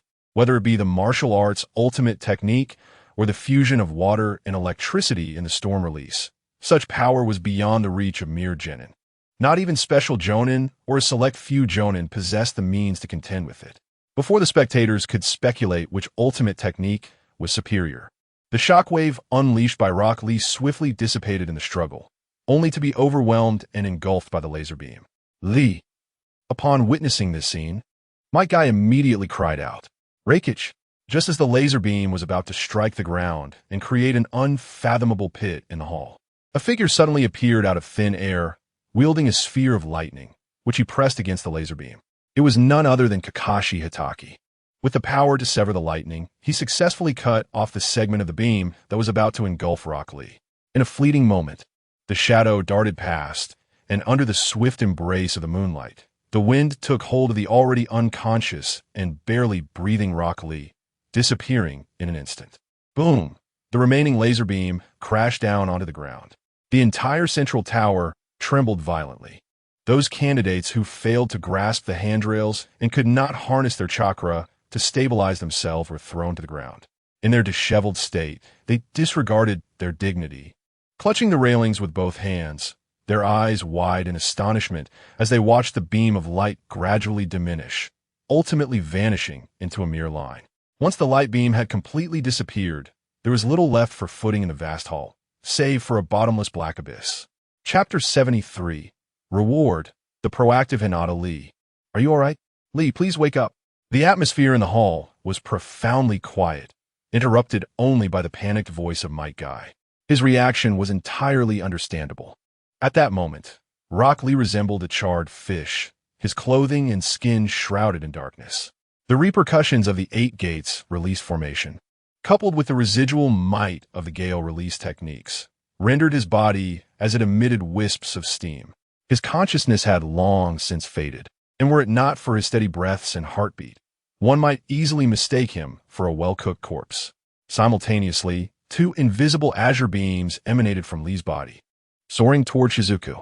Despite his defeat to Shizuku, Lee had nonetheless demonstrated his worth through the 8 gates. Cough, cough. There's no need to panic. He is merely unconscious, Moonlight Gale reassured, retrieving a walkie-talkie. Medical team, please hurry. We have an urgent case here. Moments later, 3 medical ninjas clad in white appeared in a flash, bringing a stretcher as they administered first aid to Lee while lifting him away from the examination arena. The remaining 2 disciples, having concluded their matches, chose to follow suit, but no one paid them any mind. All eyes remained fixed upon the dark void that had replaced the hall. Gradually, their gazes shifted to the descending figure of Shizuku. Whether they were Jinin or Jounin, the expressions directed at Shizuku had transformed entirely. Previously, when Shizuku had utilized the transformation and elemental change of lightning release, the Jounin had regarded him as a future versatile ninja. Now, however, he was seen as Konoha's potential trump card. The forbidden ninjutsu, often referred to as S-rank ninjutsu, is a super technique that cannot necessarily be mastered through sheer effort alone. Each ninja who commands an S-rank ninjutsu is an elite jounin of the Great Ninja Village, capable of posing a threat to the Hokage and representing the pinnacle of power. Undoubtedly, Shizuku had attained such formidable strength. As he further honed his intellect, courage, leadership abilities, and accomplishments, ascending to the ranks of elite jounin was inevitable. Shizuku, is this the ninjutsu you developed? The moment Shizuka landed, Yugao exclaimed with excitement. Beside her, Shino and Hinata gazed intently at Shizuku, their eyes openly reflecting their admiration for him. Indeed, Shizuka nodded, smiling. I promised I would leave you all in awe. I trust one have not disappointed. Absolutely incredible, Yugao exclaimed, giving Shizuku's shoulder an enthusiastic pat. You truly are a well-kept secret. Initially, one might have presumed Shizuku would emerge as this era's Kakashi Hitaki. However, it became evident that he surpassed even Kakashi's prowess. After all, Kakashi had attained the status of a versatile jounin at the age of 12, having already developed the A-rank lightning release technique, Chidori. However, his technique, the Thousand Birds, pales in comparison to the 16 Nights Gale release judgment, a disparity that is scarcely negligible. With such a remarkable student, Kurenai Yuhi suddenly found their wager to be rather absurd. From the very beginning, she had already emerged victorious, and indeed in an overwhelming manner. This young prodigy managed to refine the spiral sphere to such an extent. It is truly a marvel of talent. Orochimaru gazed at 16 Knights with eyes filled with admiration, nearly unable to restrain himself from extending his long tongue to lick his lips. 16 Knights did not disappoint him, presenting a dazzling display of skill in their duel. Although lacking a bloodline limit, the innate talent demonstrated made Orochimaru reminisce about his former self and the many civilian geniuses he had encountered.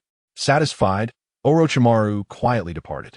Meanwhile, the Special J-Nin stationed near Sarutobi Hiruzen utilized earth release techniques to mend the gaping black hole in the hall.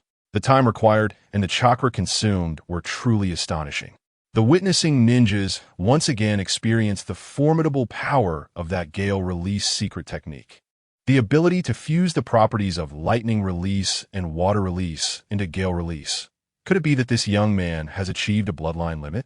Kurenai Yuhi seemed to entertain this thought and couldn't help but inquire, 16 Knights, have you synthesized the Gale release bloodline limit? No, I merely utilized that energy sphere as a medium, employing ultra-high-speed rotation to barely merge the two elemental transformations.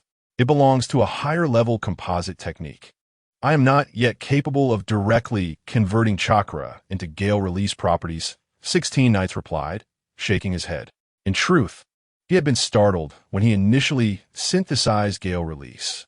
However, upon a careful assessment of his body, he realized that he did not possess the gale release bloodline limit.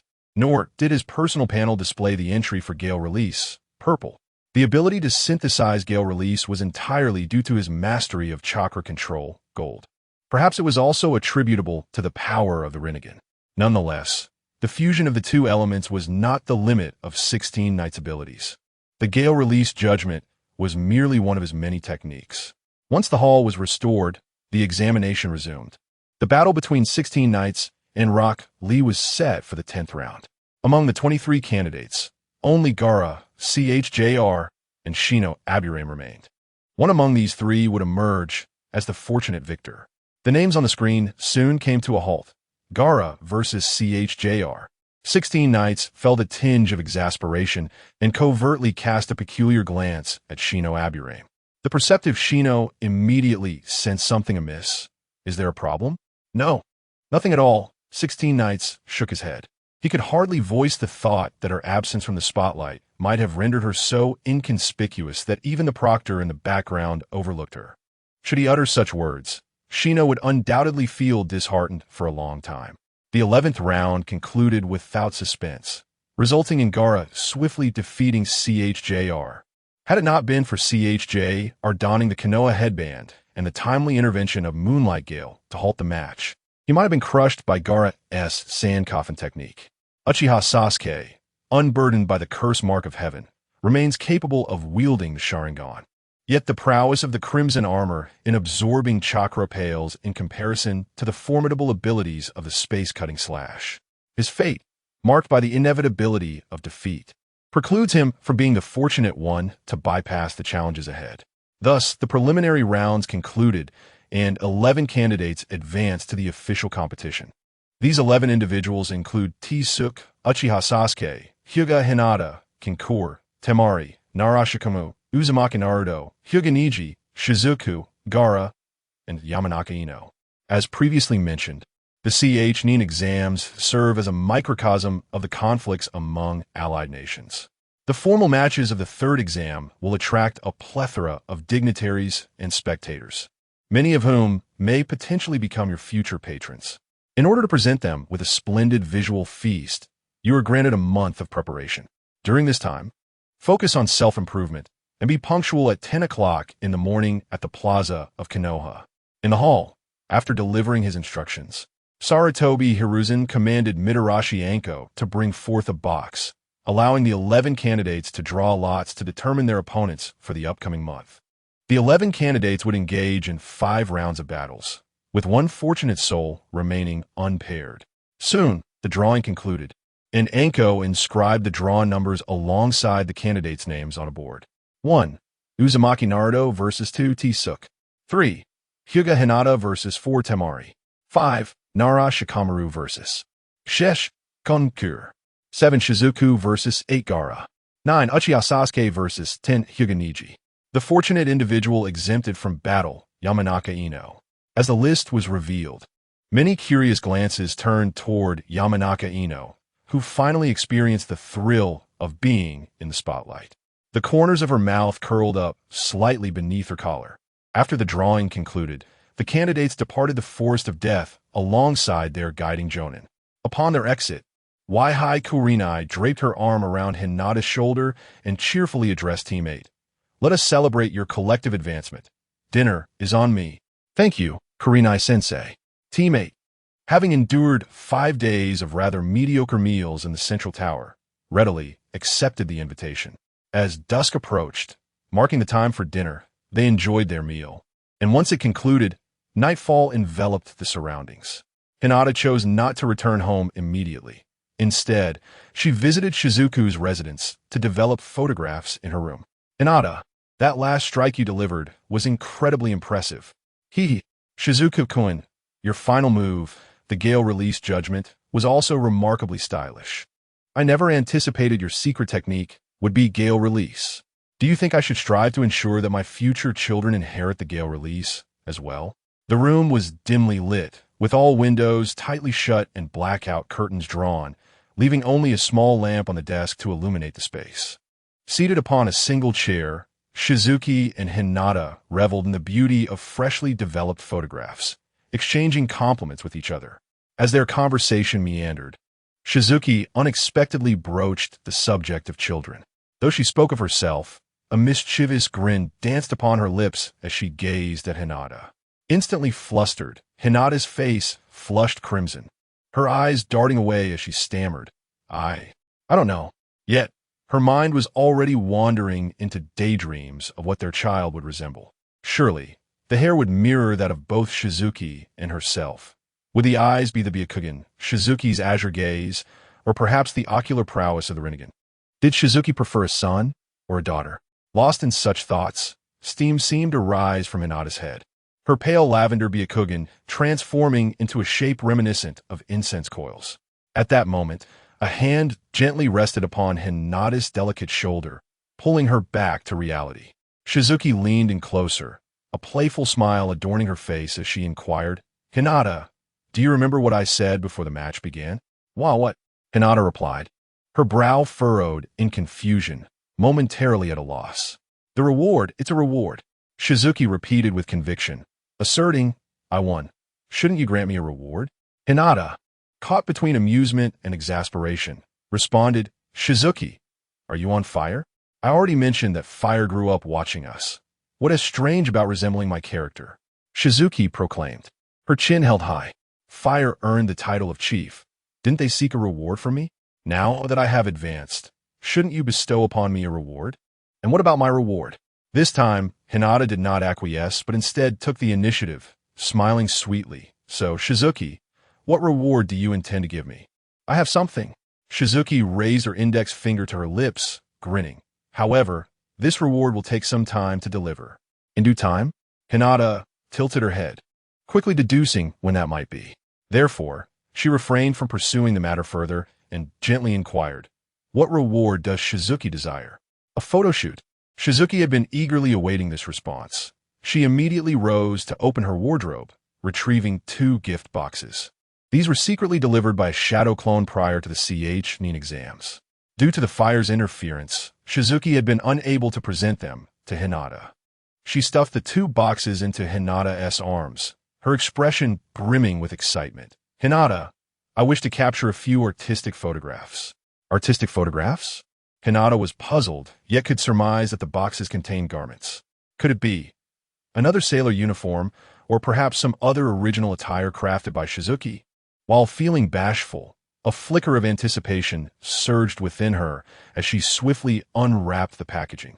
Upon opening the gift boxes, her previously cooled cheeks instantly flared with warmth, transforming her into a flustered maiden once more.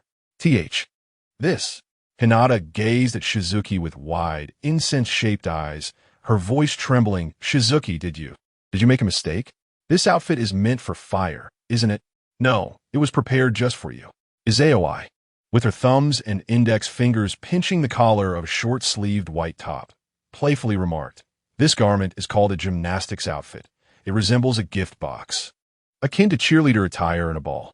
It's simply too small. Observing the scant fabric, Hyuga felt a wave of dizziness wash over her, akin to the sensation of bathing in a steam-filled bathroom without the ventilation fan, rendering her breathless. Please, Hinata. Izayoi clasped her hands together, her tone elongated in a teasing manner. This is my lifelong aspiration. In a daze, Hyuga could scarcely recall how she had entered the bathroom. Although it was merely a few pieces of fabric, she took over 10 minutes to emerge from the steamy confines. As she stepped out, her head bowed and clutching the hem of her garment under the glow of the bathroom lights, Izayoi, having activated her ocular prowess to ensure no one was watching, suddenly felt a warmth flooding her nostrils. Upon touching her nose, she was shocked to find it stained with blood. The proximity to the noble Otsutsuki, a being of pure-blooded extraterrestrial descent, had caused her to bleed. The sight of Hyuga in her current state was far more impactful on his AOI than even the most potent of bloodline abilities. The perfectly fitted white sailor-collared shirt had already left Hyuga blushing profusely. Now, clad in a gymnastics outfit a size smaller, she managed to remain conscious, thanks to his AOI's 6 years of dedication. Had she retained her original demeanor, Hyuga would have surely fainted in the bathroom, her eyes spiraling. With a gulp, his AOI, her nostrils already stuffed, swallowed hard, her voice trembling with a peculiar inflection. "Hinata, please lie on your side. I will teach you how to pose." "MHM," replied Hyuga, her head still lowered, unaware of his AOI's peculiar state, her voice barely audible. Following his AOI's instructions, she lay down, concerned that the girl might faint. His AOI refrained from turning on the lights, instead utilizing the illumination from the bathroom and the desk lamp as she guided Hyuga into position, propping her up with a pillow, directing her to form a peace sign with her hands while she adjusted her camera for the perfect angle. Click! The shutter released with a flash of white light, accompanied by a sudden burst of blood. Gazing at the crimson stains on the quilt, Hyuga could no longer suppress her embarrassment and quickly raised her head to look at his AOI, who was covering her nose, her expression filled with concern. "Ecstatic. Why are you bleeding? Are you all right?" I'm fine. Perhaps it's just that dinner was too spicy." His AOI waved her hand dismissively. Yet her gaze lingered on Hyuga with an unusual intensity. Unable to contain her curiosity, she finally inquired, "Hinata, why aren't you wearing?" Hyuga tilted her head in confusion, then noticed that his AOI's gaze did not meet hers. Following her line of sight downward, she realized that the garment barely covered her abdomen, and a sudden clarity dawned on her, leaving her mind blank. A hum echoed in the air, whether it was a figment of her imagination. His AOI faintly heard the sound of a train whistle in the distance. Having merely taken an artistic photograph, the hopes of the 16th night were shattered. The protagonist lay collapsed upon the bed, her cheeks flushed, wisps of white steam emanating from her head, her eyes swirling in a pattern reminiscent of incense coils. Succumbing to unconsciousness. Chapter 74. The return of the younger sister-in-law. The satisfaction of the father-in-law following the incident involving the artistic photographs. Hinata had not appeared before Shizuki for several days. Under normal circumstances, this would be an exceedingly rare occurrence. Although she had endured the grip of a few challenges before, they remained within her threshold, as she had 2 layers of protection. However, being exposed and photographed had evidently surpassed Hinata's limits. The young girl's sense of immunity during these days might have dwindled to 0 or even negative values, until her emotional fortitude was restored. It seemed she would not dare to face Shizuki. The limited edition artistic photograph had been securely stored by Shizuki in a password-protected album, kept alongside the camera within a wrist-sealed scroll, always at his side. "An-chan, my sister sent me to tell you that she wishes to train with our father in the advanced techniques of the gentle fist, so she may not be able to visit this month." On July 21st, Hikari was sent to Shizuki's residence. After delivering Hinata's message, she clung to Shizuki's arm, playfully saying, "An-chan, since I've started my summer vacation and you aren't training with your true form, could you spend some time playing with me?" "Of course. What would you like to do?" Shizuki replied, a tender smile gracing his face as he affectionately ruffled Hikari's hair and pinched her cheek.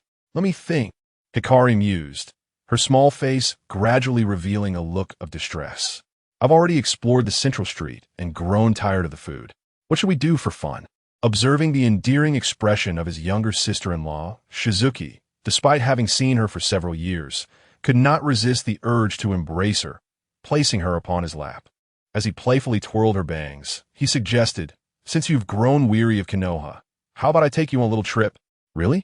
Hikari's eyes sparkled with excitement, but then a look of regret crossed her face as she shook her head. "I can't, though. Father won't allow me to be away from home for too long. Produce. There are guards watching over me, and if I stray too far from the central street, they will intervene." "Don't worry, An-chan will sneak you out," Shizuki replied confidently. "I will speak to your sister about it. She will convince your father.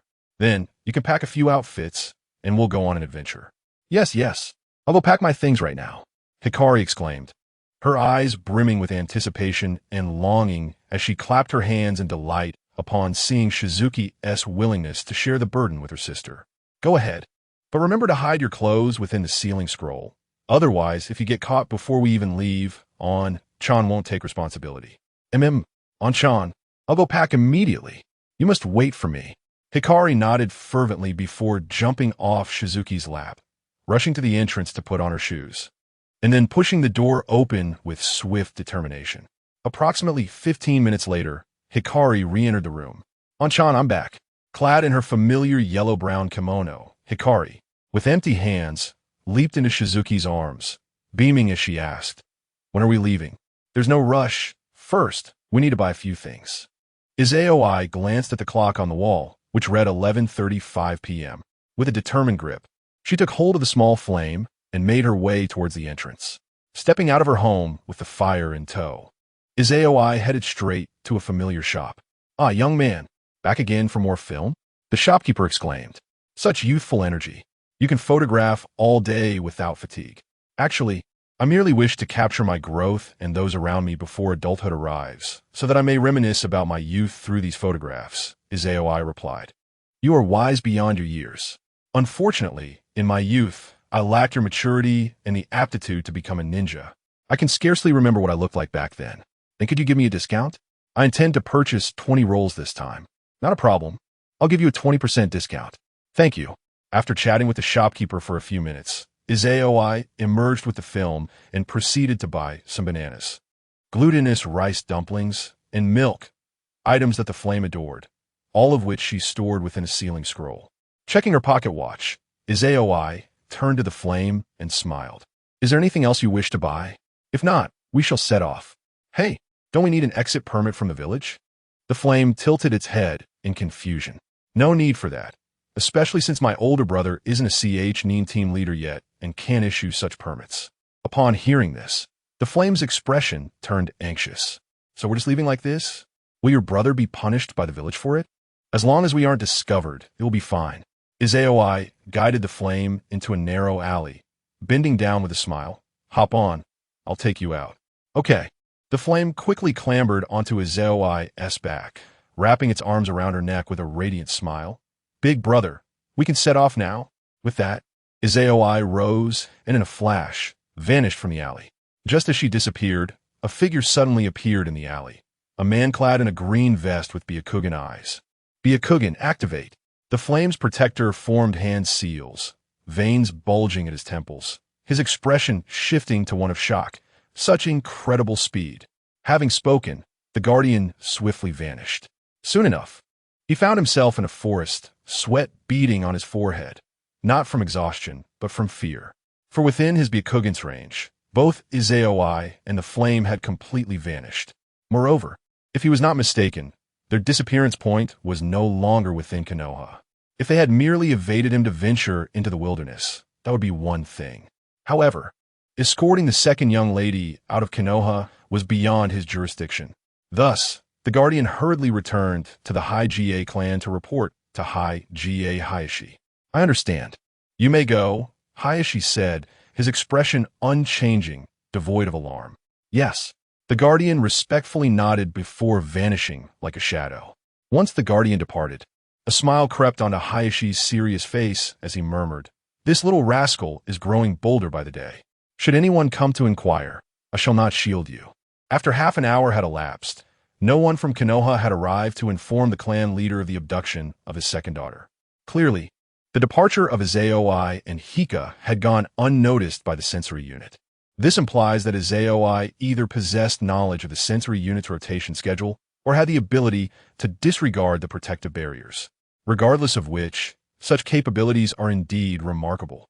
It is evident from Hyuga Hayashi's expression that he holds Izayoi in high regard, displaying no reproach even as the latter whisked his daughter away from Konoha without so much as a greeting. Had this occurred prior to the commencement of the Chunin exams, Hayashi would undoubtedly have been incensed by Izayoi's actions. However, given Izayoi's performance at the Central Tower, his prowess has become no secret within the ranks of Jonin. At merely 12 years of age, he has mastered 5 forms of chakra transformation, developed a technique akin to the Rasengan without hand seals, and achieved what even the 4th Hokage could not, transforming this technique into an S-rank ninjutsu, specifically a blend of 2 chakra transformations to create the advanced wind release technique. There exists a distinction between ninjutsu that employs hand seals and those that do not, as well as between offensive and supportive techniques. Similarly, single target and area of effect techniques are categorized differently. Izaoi's wind release technique is not only a non-hand seal ninjutsu, but also boasts an astonishing range of attack. Furthermore, Hayashi is aware of Izaoi's remarkable chakra reserves, enabling him to unleash this technique multiple times. Such power poses a threat even to the existence of a Kage. In the grand scheme of the ninja world, this places him at the level of a trump card. With Izaoi's protection, Hika is far safer in his company. The talent and strength demonstrated by Izaoi affirm his worth, leading Hayashi to believe that the chances of his daughters avoiding the fate of caged birds have significantly increased.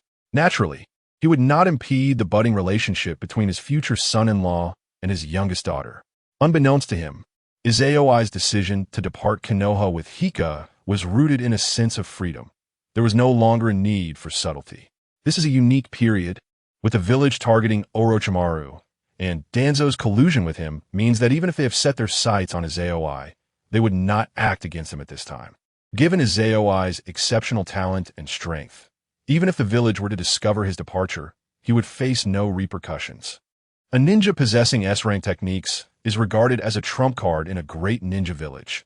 One who betrays their village becomes an S-rank rogue ninja. Especially considering that Izaoi is merely 12 years old, such a prodigy is a treasure that Konoha cannot afford to lose during its weakest hour. Moreover, should Izaoi's plans unfold successfully after the conclusion of the Chunin exams, Konoha would pose no obstacles to him. Having left Konoha, Izaoi and Hika set out to explore various sites, capturing photographs while venturing toward populated areas. In the beginning, Fire, much like Hinata and Shino when they first departed from Konoha, was filled with curiosity about the outside world. Upon encountering sights and experiences absent from Konoha, she eagerly pulled Shizuku along to capture photographs and embark on adventures. Only when she grew weary of play did she activate her Byakugan to search for the city. However, upon arriving at the nearest town to Konoha, her expectations were greatly disappointed. On Chan, it feels like this place is not nearly as entertaining as Konoha, Fire remarked. Unable to contain her discontent. It's so underdeveloped, and the cleanliness is quite appalling. This was to be expected, as Konoha served as the military stronghold of the Land of Fire, with the daimyo allocating a significant annual budget for military expenditures and various commission fees, leading to superior infrastructure compared to other regions. Shizuku gently ruffled Fire's hair and smiled.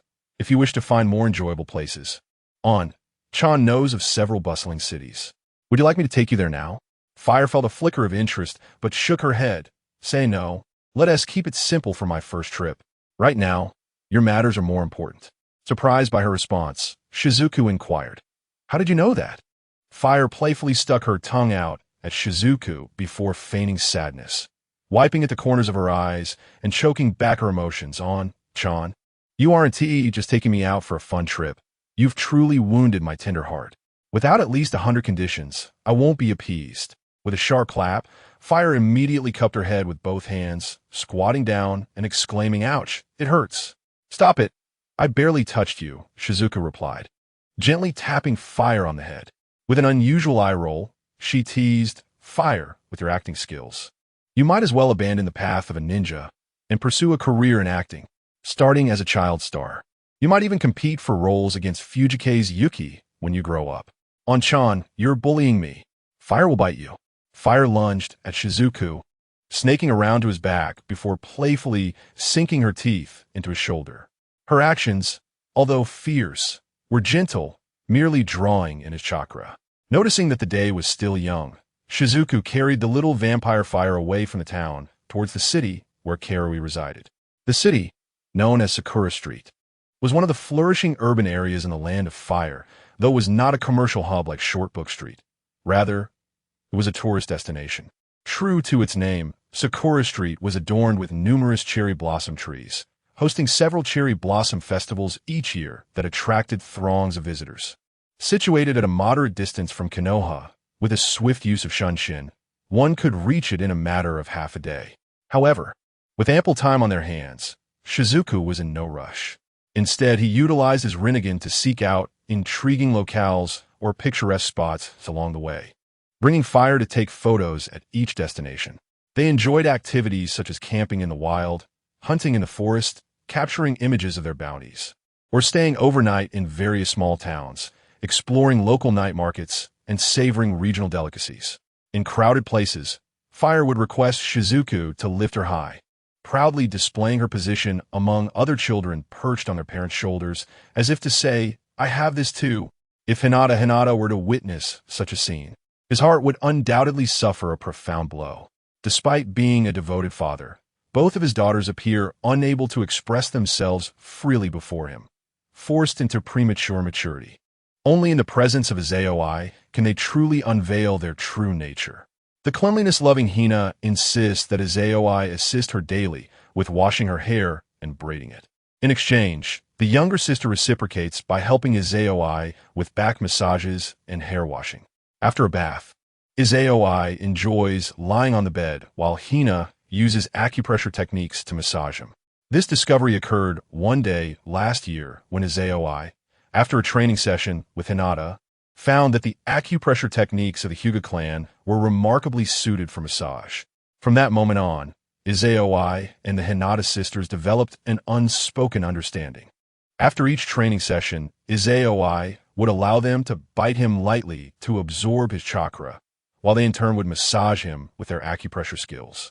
Consequently, Hinata and Hina spent a considerable amount of time studying a human acupoint diagram, exploring points that were seldom targeted in gentle fist techniques, and practicing their force on Izeoi. From their initial clumsiness, they have since become remarkably adept. Both Hinata and Hina's massage techniques have surpassed all the practitioners Izeoi encountered in his previous life. At night, Izeoi and Hina naturally share a room, a bed, and a blanket. Just as Hinata could seamlessly nap with Izeoi, Hina, after exhausting training sessions at Izeoi's home, often finds herself napping alongside him as well. The sight of the three of them sharing a bed is not an uncommon one. Izeoi cherishes both large and small pillows, and the Hinata sisters feel the same. When Hinata is absent, Hina takes on the responsibility of waking Izeoi. Unlike Hinata's gentle nudges, the playful Hina prefers to straddle Izeoi's abdomen, tickling him awake with her bangs brushing against his nose and face, or grasping his arm to deliver a playful morning or afternoon bite, rousing him through chakra absorption. Moreover, before waking him, Hina delights in taking candid, unflattering photos of Izeoi, concealing the film to develop later as keepsakes. Thus, after more than a week of playful adventures, the bond between Izeoi and Hina deepened, leading them to finally arrive at Sakura Street. Chapter 75. A Grand Gift, the Sister-in-Law, and Xianglin welcome, Shizuki-kun. Shizuki arrived at the villa accompanied by Hua. Even before stepping inside, a girl's voice resonated in the air. In an instant, Xianglin appeared before Shizuki and Hua, her crimson eyes, mirroring her hair, fixed intently on Shizuki. Suddenly, her expression brightened with joy as if she had just made a delightful discovery. "Yes, this time I am truly here in my original form," Shizuki nodded and smiled, saying, "I appreciate your efforts during this period, Xianglin." "It was no trouble at all. Not in the slightest." Xianglin shook her head repeatedly, her face alight with gratitude. "In comparison to my life in Kusa no Kuni, this place feels like paradise. I merely assisted you in procuring materials from Sunagakure. Yet I am afforded such a splendid residence and generous compensation. I feel undeserving of it." "No, you have been an immense help." Under Hua's scrutinizing gaze, Shizuki raised his hand and affectionately ruffled Xianglin's hair, which had transformed from being dry to a soft, lustrous red. "In this world, few individuals earn my trust. You are among them. I am grateful for the short-sightedness of the people in Kusa and no Kuni. Had they not been so foolish, I would not have found my kin during the Chunin exams." Xianglin was equally grateful for meeting Shizuki. "I will not let you down." Xianglin relished Shizuki's affectionate gesture, her smile wide, yet her resolve unwavering. As Hua observed Xianglin, Her expression turned contemplative. So this woman is a relative of An Chan. It appears that An Chan is not unfaithful. Indeed, if that were the case, she would not have brought Hua along. With this realization, Hua's animosity towards Xianglin dissipated instantly. After conversing with Xianglin at the entrance for a while, Shizuki led Hua into the villa. Along the way, he introduced Hua and Xianglin to each other. Upon learning that Hua was Hinata's sister, who had cared for her in the Forest of Death, Xianglin's affection for her soared, treating her as if she were her own sister. Hua, you can explore the villa with Sister Xianglin. If you find it dull, feel free to go out and play, Shizuki said, gently patting Hua's head. An Chan has some matters to attend to, but I will join you once I am finished. The mature Hua nodded understandingly. An Chan's tasks are more important. It's perfectly fine for Sister Xianglin to keep me company. Then I shall entrust Hua to you, Xianglin. Shizuki smiled at her once more. Rest assured, Shizuki-kun, I will take good care of Hua, Xianglin assured with a serious expression. Thus, Shizuki entrusted Hua to Xianglin and approached a locked door alone. Upon unlocking it, a staircase leading downward came into view. As he descended the stairs, he found the basement exceedingly crowded, with rows of figures standing in neat formation, nearly reaching 3 figures in number upon a cursory glance. Furthermore, this is not the entirety of it. In a secluded corner of the basement, there lies a table adorned with several large sealed scrolls. The figures that populate this space are clad in identical uniforms, black trench coats embroidered with crimson clouds. Most of them have their faces obscured by bandages, their eyes devoid of life. They are mere puppets, with a small fraction being human puppets crafted from corpses. Apart from the Black Ho clan, some are shadows of rogue ninjas who have been hunted during this period. Observing these puppets, Shizuki activated her rebirth eye and approached them, gently infusing their chakra cores with energy akin to recharging batteries, while softly murmuring, whether the system has hidden mechanisms rests upon you. The difficulty of upgrading the entries will be determined by you as well. However, I believe that this forthcoming grand gift will undoubtedly delight the Akatsuki and Lord Danzo. After fully energizing the puppets within the basement and the scrolls, Shizuki returned to the surface, accompanied by Hikari, to revel in the sights of Cherry Blossom Street. As they strolled along, Shizuki expressed concern for Hikari. Hikari, how is your body recovering? I am perfectly fine now, brimming with energy, Hikari replied, her gratitude evident as she smiled. Thanks to your healing, Shizuki-kun, and the medicinal meals prepared by the shadow clones. What are your plans for the future? Shizuki inquired. We have sufficient materials now, so I won't need to replenish for quite some time. Do you intend for me to continue residing here to oversee your possessions? Or shall I pursue the path of a ninja? Whichever you choose, I will teach you ninjutsu and help you grow stronger, Shizuki assured her.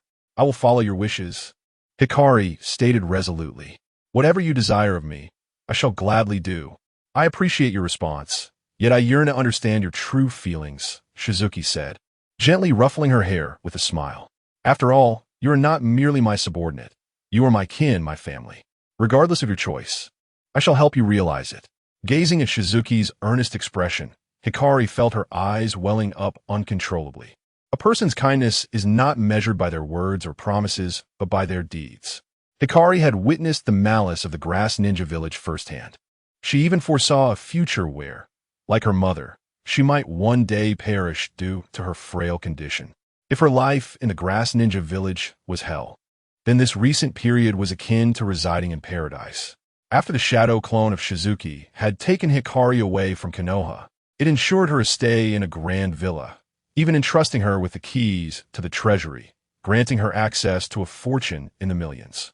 Realizing her unfamiliarity with managing wealth, the shadow clone took the initiative to purchase copious amounts of ingredients, along with medicinal herbs, and even hired a professional chef to prepare restorative meals for Hikari, aiding in the recuperation of her severely depleted body.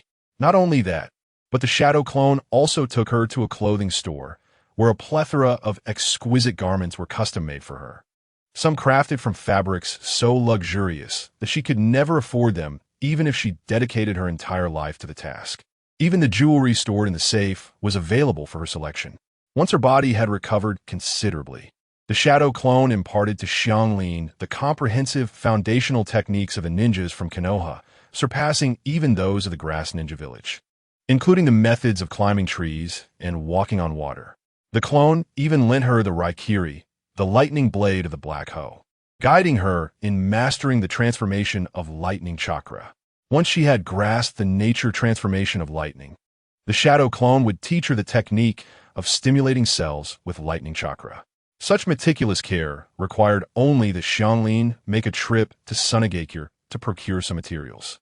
There was no surveillance involved, as he was completely unafraid of her absconding with the considerable funds. This profound concern and trust often brought Xianglin to tears in secret. Tears of heartfelt gratitude. The young girl had long been captivated by Shizuki, becoming a being akin to Haku and Kagaya-esque Kimimaro.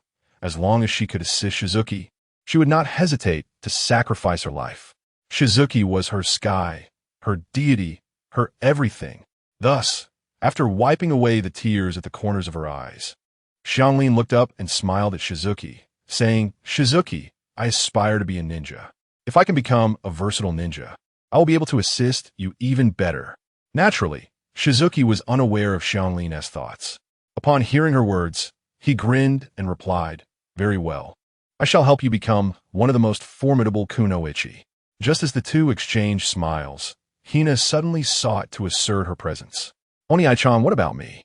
Looking at the adorable little sister-in-law, Shizuki couldn't help but pinch her cheek playfully, saying, "Hina will surely become the most powerful kunoichi as well."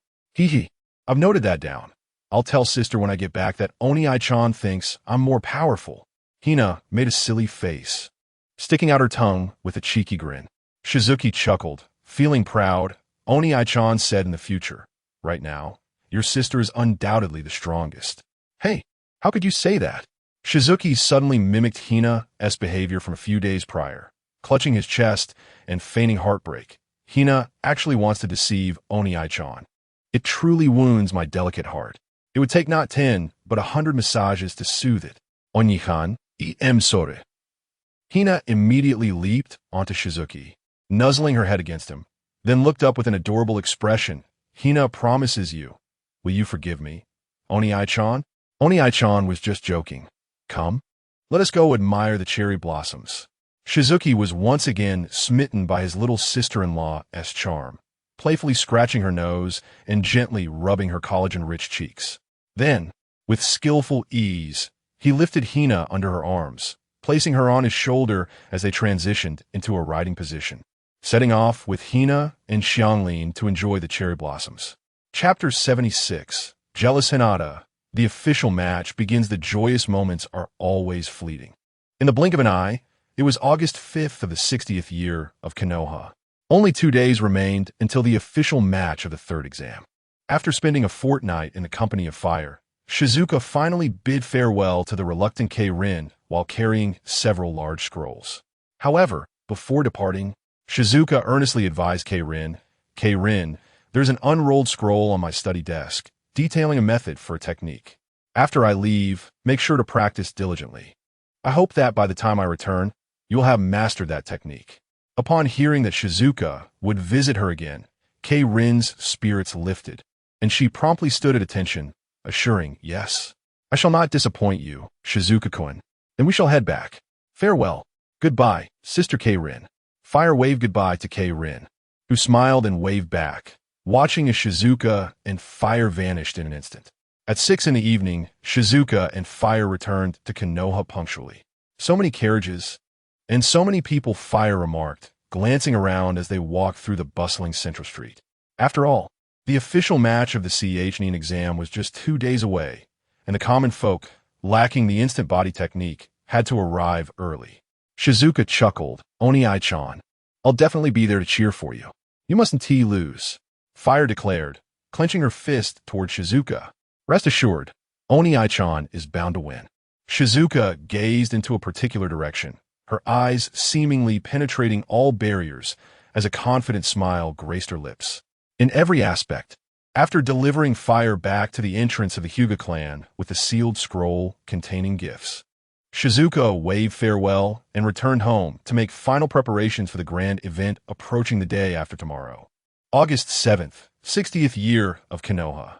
As dawn broke, the central street of Konoha began to bustle with activity, gradually filling with vibrant voices. Under the blazing sun, fireworks were even set off. Whether clad in simple attire or adorned in opulence, the nobles arrived, either in carriages or on litters, all heading towards the Konoha Plaza. With only an hour remaining before the exam, the plaza was already filled to capacity. Many individuals who had traveled from distant lands and foreign realms found themselves unable to secure tickets, leading to disputes at the entrance with the ninjas. Upon realizing they could not enter, they did not leave, but lingered outside the plaza, preparing to imagine the scene through the sounds. It was unfortunate that the ninjas' intellect fell short, as they failed to reserve a portion of tickets for resale or set up a betting scheme outside. Otherwise, they would have certainly reaped considerable profits. Shizuka-kun, it's been a while. After a month's absence, Hinata finally stepped out of her home and arrived at Shizuka's residence. The lingering effects of her artistic photographs had long been dispelled by a profound yearning.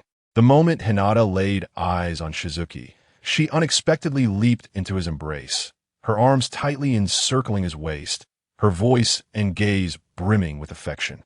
"It has been a long time, Hinata." Shizuki reciprocated her embrace with equal fervor. Despite the overwhelming pressure he felt in front of him, he remarkably harbored no stray thoughts. Since the age of 6, the two had been inseparable, and this was their first prolonged separation. For Shizuki and Hinata, who had grown accustomed to each other's presence and relied on one another in their daily lives, this past month had been particularly arduous. Shizuki managed somewhat better, as he had his sister-in-law by his side. However, for Hinata, the time had been excruciatingly difficult, especially in recent days, listening to Hina recount her travels, and seeing the multitude of photographs featuring Shizuki and Hina together. Hinata rarely felt a twinge of jealousy. Thus, as the holiday drew to a close, she eagerly sought out Shizuki. This separation not only failed to weaken their bond, but instead deepened it further. After a silent embrace that lingered for a while, Shizuki and Hinata finally parted ways to have breakfast. While Hinata busied herself washing the dishes, Shizuki returned to his room to retrieve one of the birthday gifts that Hina and Hinata had prepared for him, a white robe adorned with flame patterns. Along with several large scrolls he had brought back from Sakura Street, and stepped into the private bathroom. By the time Hinata had set the dishes aside and untied her apron, Shizuki had already emerged from his room. Together, they exited their home and made their way to the plaza in Konoha. Konoha Plaza was a spherical outdoor structure, akin to the unique training grounds of the Death Forest, and was not open to the public except under special circumstances. Each time the plaza opened, it signified a momentous occasion. Entering through the contestants' passage into the expansive examination area, the chief examiner and some candidates had already arrived. Observing the chief examiner with 1,000 books clenched in his mouth, Shizuki realized that the protagonist of Naruto could not escape a grim fate. "I thought you two were so caught up in your date that you forgot about the exam," Shizuki remarked as he and Hinata joined the team. Immediately facing Uchiha Sasuke's sharp tongue, Hinata still wore a bashful expression, while Shizuki chuckled lightly. "By the looks of you, it seems this past month has been rather challenging." "On the contrary, I had an excellent month," Sasuke replied, a smug smile dancing on his lips. "If we meet in the finals, I assure you, you will be astounded." Shizuki glanced at Sasuke's neck, noting the absence of the heavenly curse mark, leading him to conclude that Sasuke had likely been training under Kakashi Hatake. Much like in the original narrative, if all went as expected, he should have mastered the lightning release, Chidori. This indicated that Sasuke's mastery of lightning release had reached a certain level, enabling him to begin the phase of transformation and learn Chidori flow and Raikiri. The stronger Sasuke became, the more delighted Shizuki felt. As time passed, the other candidates gradually arrived. Just as Uchiha Sasuke was never late, Naruto Uzumaki was not pursued by a herd of bulls to the examination venue. In the VIP section, Sarutobi Hiruzen and Orochimaru, masquerading as the fourth Kazekage, had already taken their seats. Checking his pocket watch, Kakashi Hatake glanced at the 10 candidates before him and slowly announced, "Time's up." Any candidate who has not arrived will forfeit their position, allowing their opponents to advance to the next round. At these words, many candidates turned their gazes toward Naruto Uzumaki. Among the 11 candidates, only T. Suzuna was absent. With a triumphant stance, Naruto placed his hands on his hips and laughed heartily. Haha, that guy must be terrified of me and has taken the opportunity to flee. Now, let me explain the examination rules. Kakashi Hatake pulled out a document board and, after striking T. Suzuna's name from the list, continued, "You have all read the ninja school curriculum and are familiar with the no-holds-barred combat. The rules for the official matches allow for any means of combat. You will not be held accountable for the death of your opponents, as the death consent form you signed during the second exam remains valid. Therefore, those who overestimate their abilities should wisely concede at critical moments. Otherwise, dying would be for naught, and do not expect me to intervene at a crucial moment."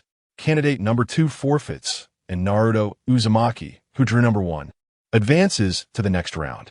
Hinata Hyuga, who drew number 3, and Temari, who drew number 4, remain, while the others proceed to the contestant area.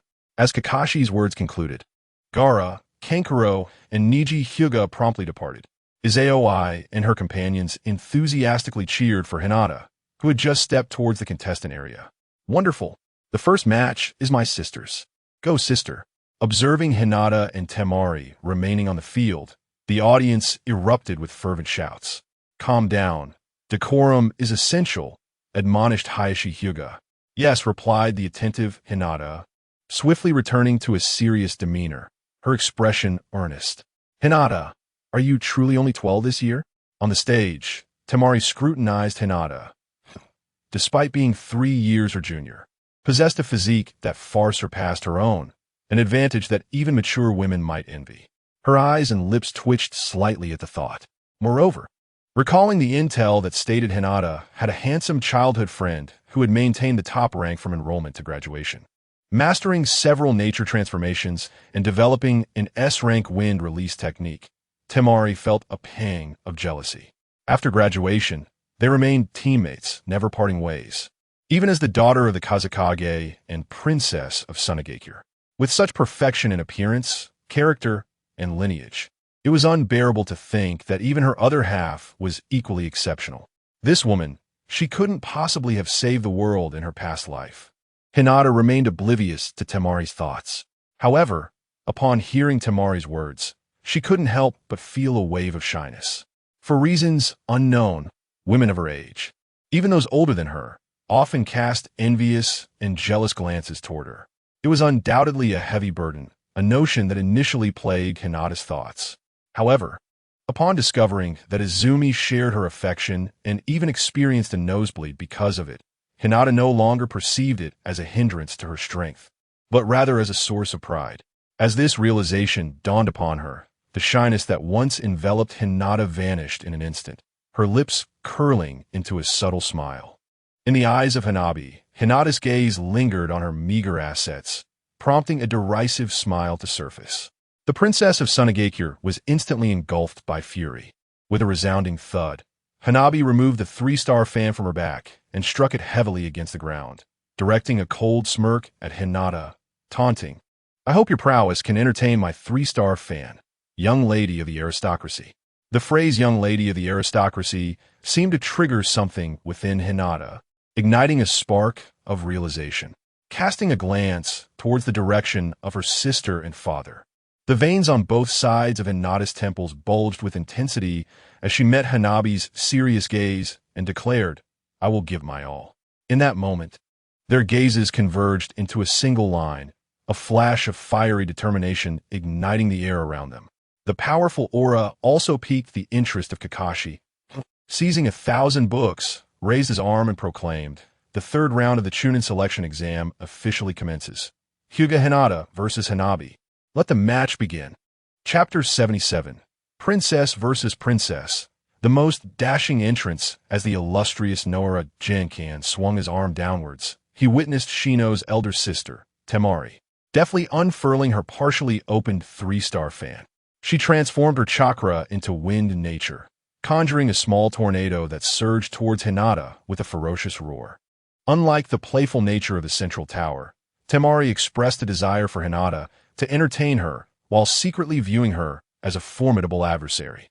After all, unlike her younger brother, Kinkuro, Temari was the eldest daughter of the Raza, the first princess of Sunagakure, bearing the weight of the honor of both the Kazakage and her village, much like Hinata. If her opponent were anyone else, a loss would merely be a loss. However, she could not afford to be defeated by a female from an allied nation, especially one of noble lineage. 8 trigrams air palm.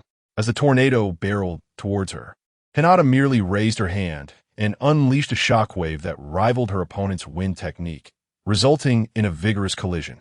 The turbulent winds from the tornado and the shockwave created a tempest of dust and debris. Noera Jinkan swiftly leapt back, distancing himself from Hinata and Temari, reaffirming his earlier statement that he would not intervene even if lives were at stake due to their respective identities. As the dust began to swirl, Temari swiftly dispelled it with a flourish of her fan, mindful that her opponent possessed the Byakugan, granting her both clarity and foresight. Regrettably, her speed was slightly lacking. The moment the dust cleared, Hinata had already dashed before her. Delicate as a jade figure, she possessed the strength to shatter a wooden dummy with ease. Even a mere touch could result in instant internal bleeding. Her fingers, enveloped in azure chakra flames, lunged forth. Should she be struck, Temari would find herself frozen in place. And if her resilience faltered, the battle would be declared over. However, in the next instant, Hinata's beautiful eyes widened in surprise. Just as her fingers were about to make contact, Temari's lips curled into a smirk, her figure flickering as she reappeared several meters behind Hinata. This technique, it seems that the art of nature transformation and body flicker is not exclusive to your allies. Seemingly anticipating Hinata's thoughts, Temari donned a proud expression and fully opened her 3-star fan, declaring, in terms of wind techniques, Sunagakure reigns supreme. Wind release, Great Sickle Weasel technique. A howling gale erupted. Twisting air currents materialized into invisible blades that carved deep fissures into the earth, sweeping towards Hinata. The sheer magnitude of the storm was astonishing, with an incredible speed that rendered instantaneous evasion impossible. What a formidable transformation of wind nature. Even Noera Jinkan, who had distanced himself, found it necessary to flicker again to a more remote location, gazing at the scarred earth left in the wake of the tempest with a hint of astonishment. As she observed the chakra, which spread like oceanic waves amidst the storm, Hinata calmly assumed a gentle fist stance and exclaimed, 8 trigrams palm. Heavenly return. At this moment, Hinata's prowess as a voracious eater was vividly manifested. A vast reservoir of chakra surged forth from her chakra points, coalescing under her formidable control into a colossal, rapidly spinning hemisphere as she twirled in place. A tempest engulfed the gigantic hemisphere, accompanied by a cacophony of clanging sounds that reverberated through the air. It sounded as though countless blades were cleaving through the steel at high velocity, each being repelled with ferocity. In the spectator area, Hyugen Niji gripped the armrest tightly, his gaze quivering. At that moment, a renewed sense of defeat welled up within him. Though both he and Hinata wielded the technique of Kaiten, the energy shield he produced was vastly inferior in both size and potency. Was this the might of the family's secret technique? How impressive! His elder sister truly excelled. The audience was equally mesmerized. Your gentle fist talent rivals that of Hinata's. With diligent training, you too can achieve such prowess, encouraged Hyuga Hizashi, feeling both pride and a profound sense of shock that mirrored Niji's own. He felt as though he had saved the world in a previous life. How could both the eldest and second daughters possess such astonishing chakra and gentle fist talents? Moreover, Hinata's transformation had only begun a few years prior. She had not been so remarkable at the outset. Could it be that the power of love was indeed that formidable? Or was it that the Hyuga clan's teaching methods were flawed, while the guidance of Shizuku was superior? Little did they know, it was because Shizuku had become a potent tonic, effective only for the Hyuga clan. Whoosh! The high-velocity blue hemisphere did not endure for long. As the gale subsided, the energy sphere dissipated into azure flames. Hinata, having spun countless times, felt no dizziness and vanished in a blur, reappearing before the astonished Hanabi, her fingers striking once more. Hanabi, clearly unaware that her ultimate move could be so effortlessly countered, found herself unable to create distance and time and could only brace herself with her massive fan. Seizing the moment, Hinata transformed her fingers into a palm and struck the open surface of the fan. Boom! A terrifying shockwave instantly penetrated the fan, colliding with Hanabi. Her feet left the ground as she was propelled away by Hinata's palm strike. The shockwave wreaked havoc within her, blood trickling from the corner of her mouth. Yet she valiantly endured the agony churning within her, intending to use her own blood to unleash her most powerful technique. Unfortunately, she had forgotten that she was in midair. Thank you for the lesson.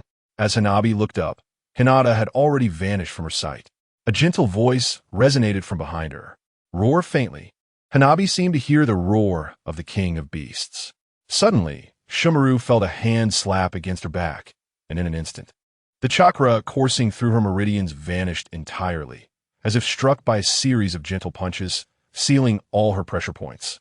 With her eyes glazing over, she knelt on the ground, teetering on the brink of unconsciousness, when a kunai was pressed against her neck. The chilling gleam pierced through her skin and surged into her body, causing the chakra within her to flow once more, restoring a semblance of awareness. The battle concluded, with the victor being Hinata Hyuga. Upon hearing the examiner announce the result, Shumaru initially felt a surge of resentment.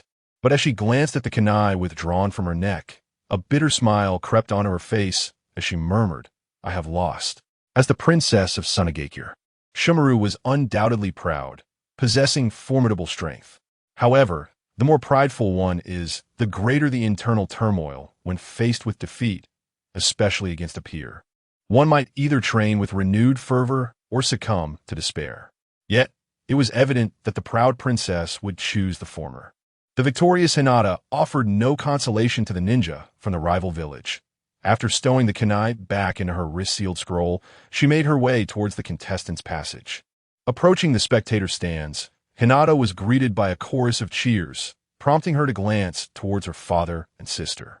Seeing her father, typically composed, fervently waving his arms, and a rare smile breaking through his serious demeanor, Hinata couldn't help but let a small smile grace her lips, her heart swelling with a sense of accomplishment.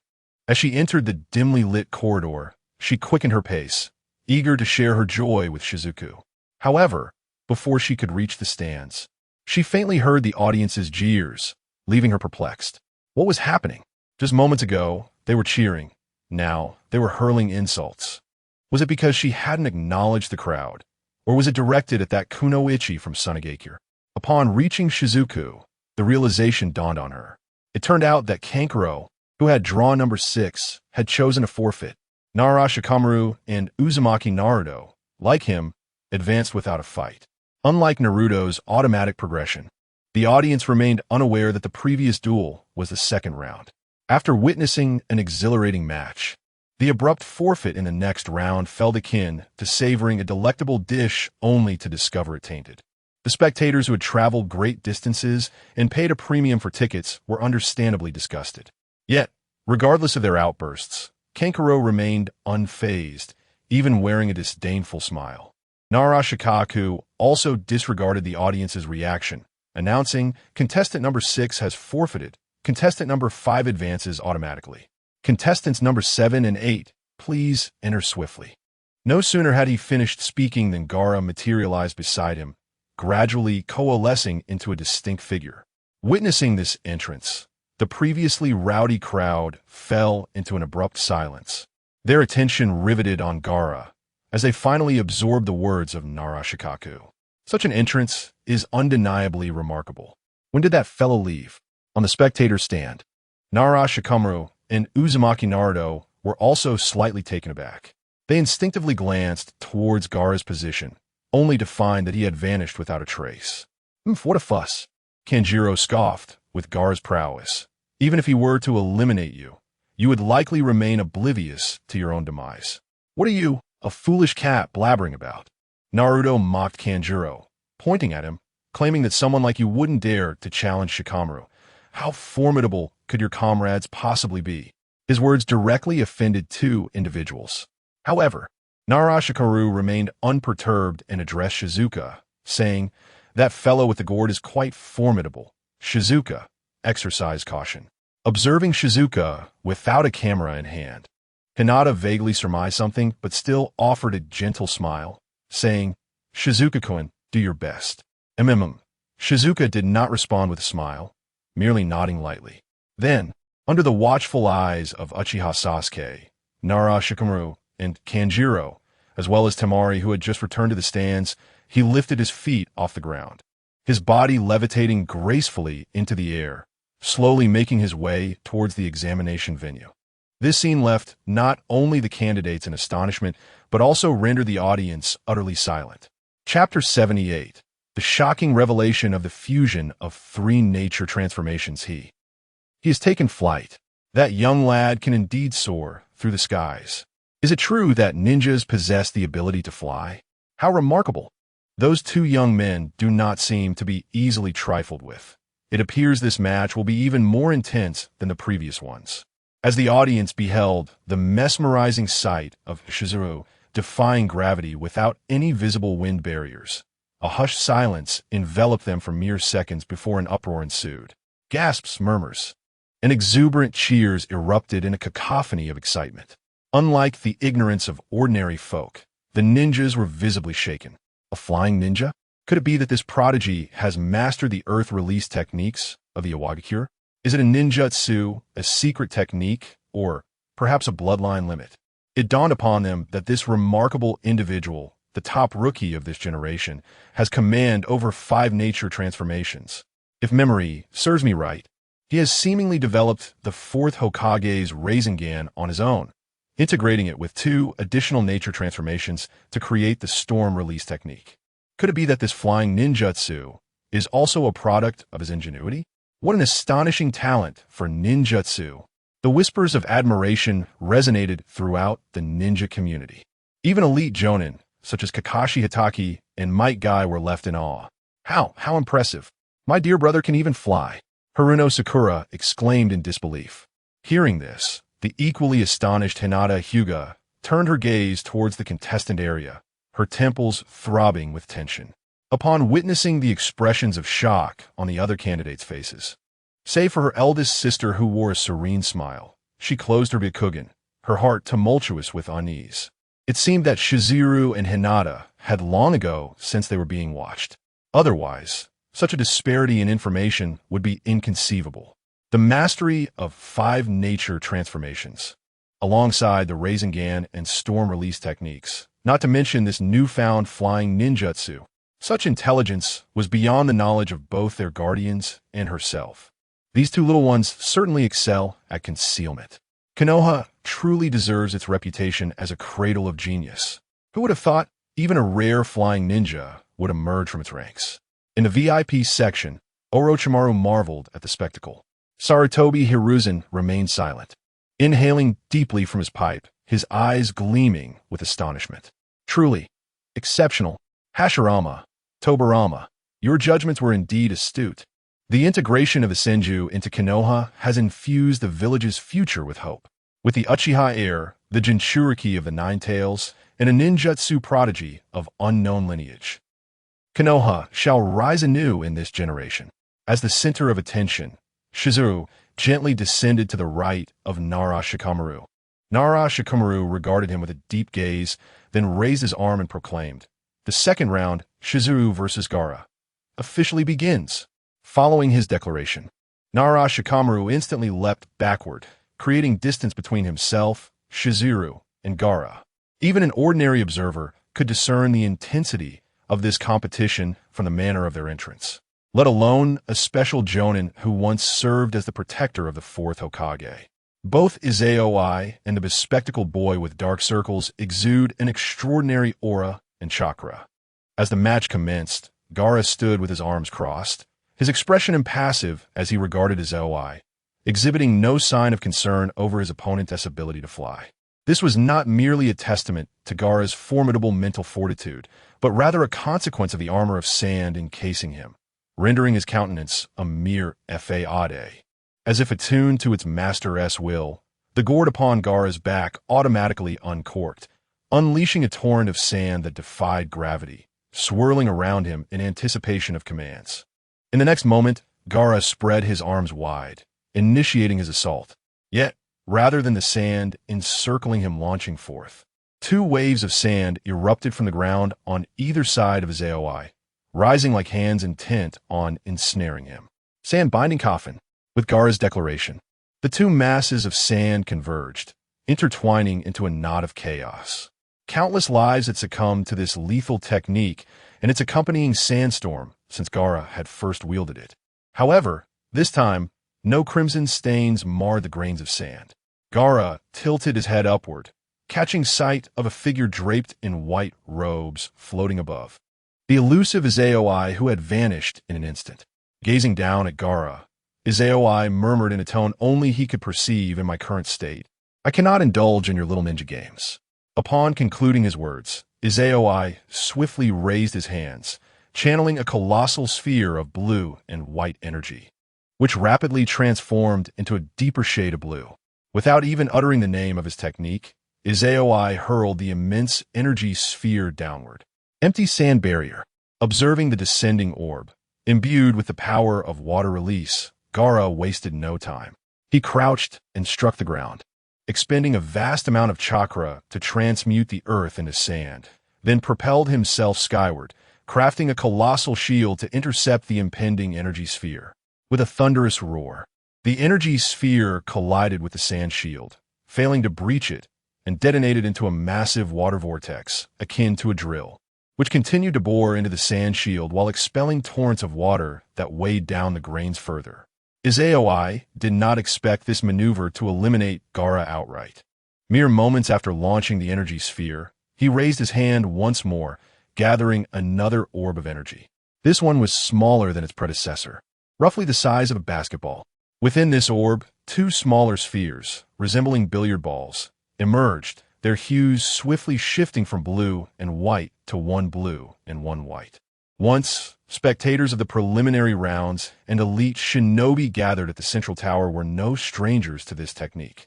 The S-rank wind release secret art that had recently circulated within the ranks of Konoha's shinobi, just as they anticipated that Azaoi would unleash the technique known as Judgment. Another energy sphere manifested within the Super Hurricane Sphere, captivating the wide-eyed ninjas who watched in astonishment.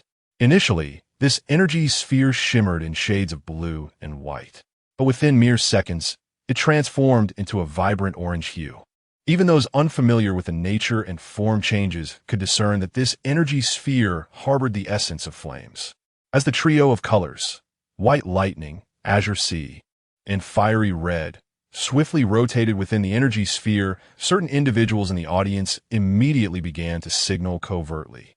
Dressed as a member of Konoha Zanbu, Kabuto concealed himself at the back, poised to weave seals and perform jutsu at any moment. The trio of colored orbs spun clockwise within the energy sphere, reminiscent of the Tomo within a Sharingan. After several rotations, one of the blue orbs abruptly reversed its direction, colliding with the oncoming white orb, closely followed by the red orb.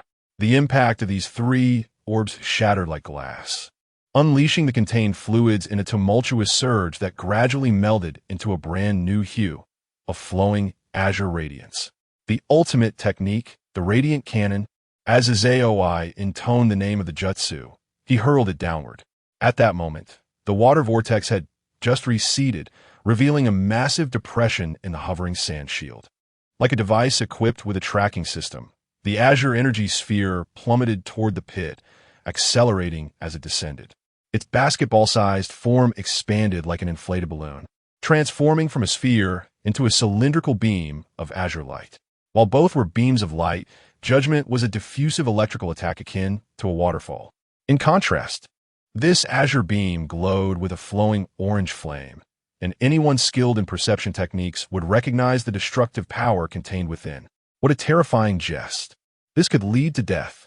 Unbeknownst to Shiranui Jinkan, who stood outside the protective sand shield, he swiftly propelled himself toward the towering wall. Simultaneously, Gaara sensed the impending aura of death, as if a maternal voice whispered in his ear.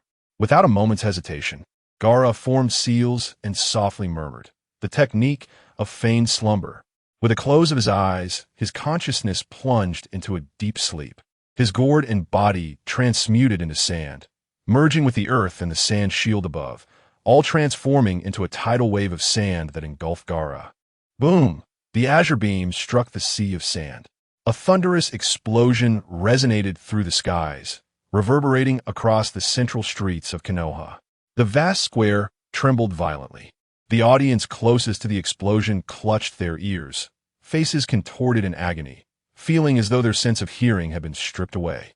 The spectators outside the square were paralyzed with fear, rendered motionless by the sudden explosion and tremors.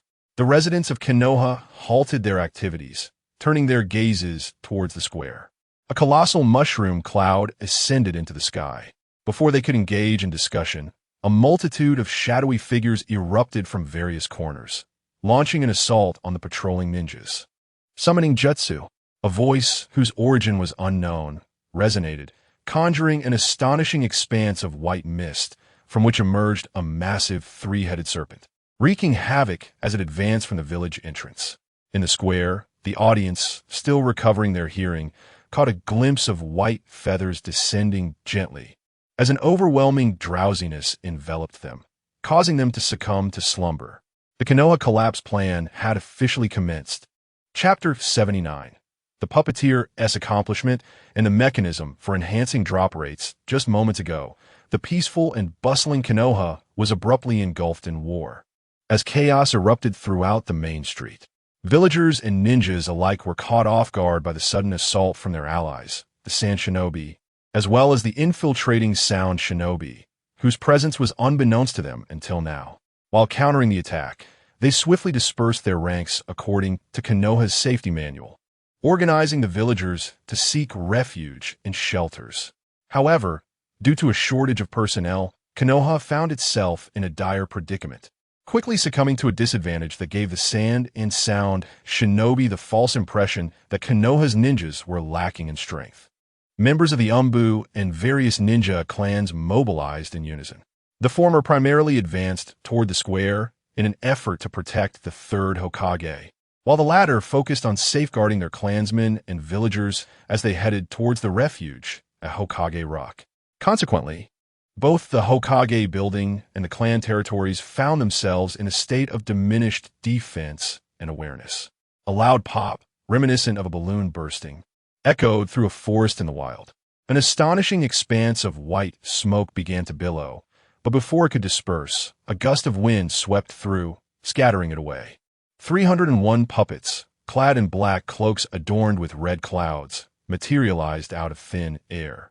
Most of these puppets were wrapped in white bandages, revealing only their foreheads and eyes, making it impossible to discern which were crafted from pure materials and which were reanimated corpses retaining their former abilities. Before these puppets stood a figure draped in a black cloak. If a member of the Akatsuki were present, they would undoubtedly recognize the figure as their leader. Indeed, this individual was Pain of the Six Paths. More precisely, it was Izaoi, who had transformed into Pain using a transformation technique. With the control of golden-level chakra, Izaoi possessed formidable chakra manipulation abilities, allowing for the fusion of 2 or 3 elemental changes into a new form and rendering the transformation technique nearly flawless. Only a ninja with sufficient strength to discern chakra fluctuations or one who had previously recognized Izaoi's chakra could unveil the transformation. Without hesitation, Izaoi extracted all the puppets stored within a large scroll, performing hand seals with one hand and summoning 3 shadow clones imbued with substantial chakra before vanishing in an instant. The figure before the onlookers, transformed into Pain, was indeed Izaoi's true form, while the Izaoi on the square was merely a shadow clone. This was precisely why the shadow clone did not engage in playful antics with Gaara, as its resilience was far too lacking. As soon as the 3 shadow clones appeared, they began to coordinate their efforts. The first clone performed hand seals and transformed into a likeness of Pain, then disappeared to act independently. The second shadow clone also utilized the transformation technique to take on the appearance of an ordinary person wearing sunglasses, swiftly darting towards the south along the river. Simultaneously, the power of the Rinnegan activated the chakra cores of the 300 puppets from a distance. In an instant, these puppets sprang to life, dispersing like phantoms into the surroundings. Only the diminutive figure, distinct from other puppets, stood still as the 301st little puppet. This puppet's visage was similarly wrapped in bandages, yet its eyes were far more captivating than those of its counterparts, glistening like precious gems with a flickering crimson light within. This little puppet was none other than Lamoureux, crafted into a human-like marionette. The task of the third shadow clone was to safeguard Lamoureux while supplying chakra to his chakra core. At that moment, Lamoureux's eyes radiated with a brilliant red glow. The 300 scattered puppets suddenly found themselves enveloped in a haze of red powder, their forms subtly warping and vanishing like a mirage. Even the penetrating gaze of the Byakugan could not discern their presence. This was the nemesis of the Byakugan, wielding the ability to create illusory distractions with chakra through its crimson eyes. With the aid of the red eyes, 200 of the puppets silently glided towards the central street, akin to the ethereal moonlight gale, observing the fierce skirmish among the three factions of shinobi. The battle had already claimed numerous casualties.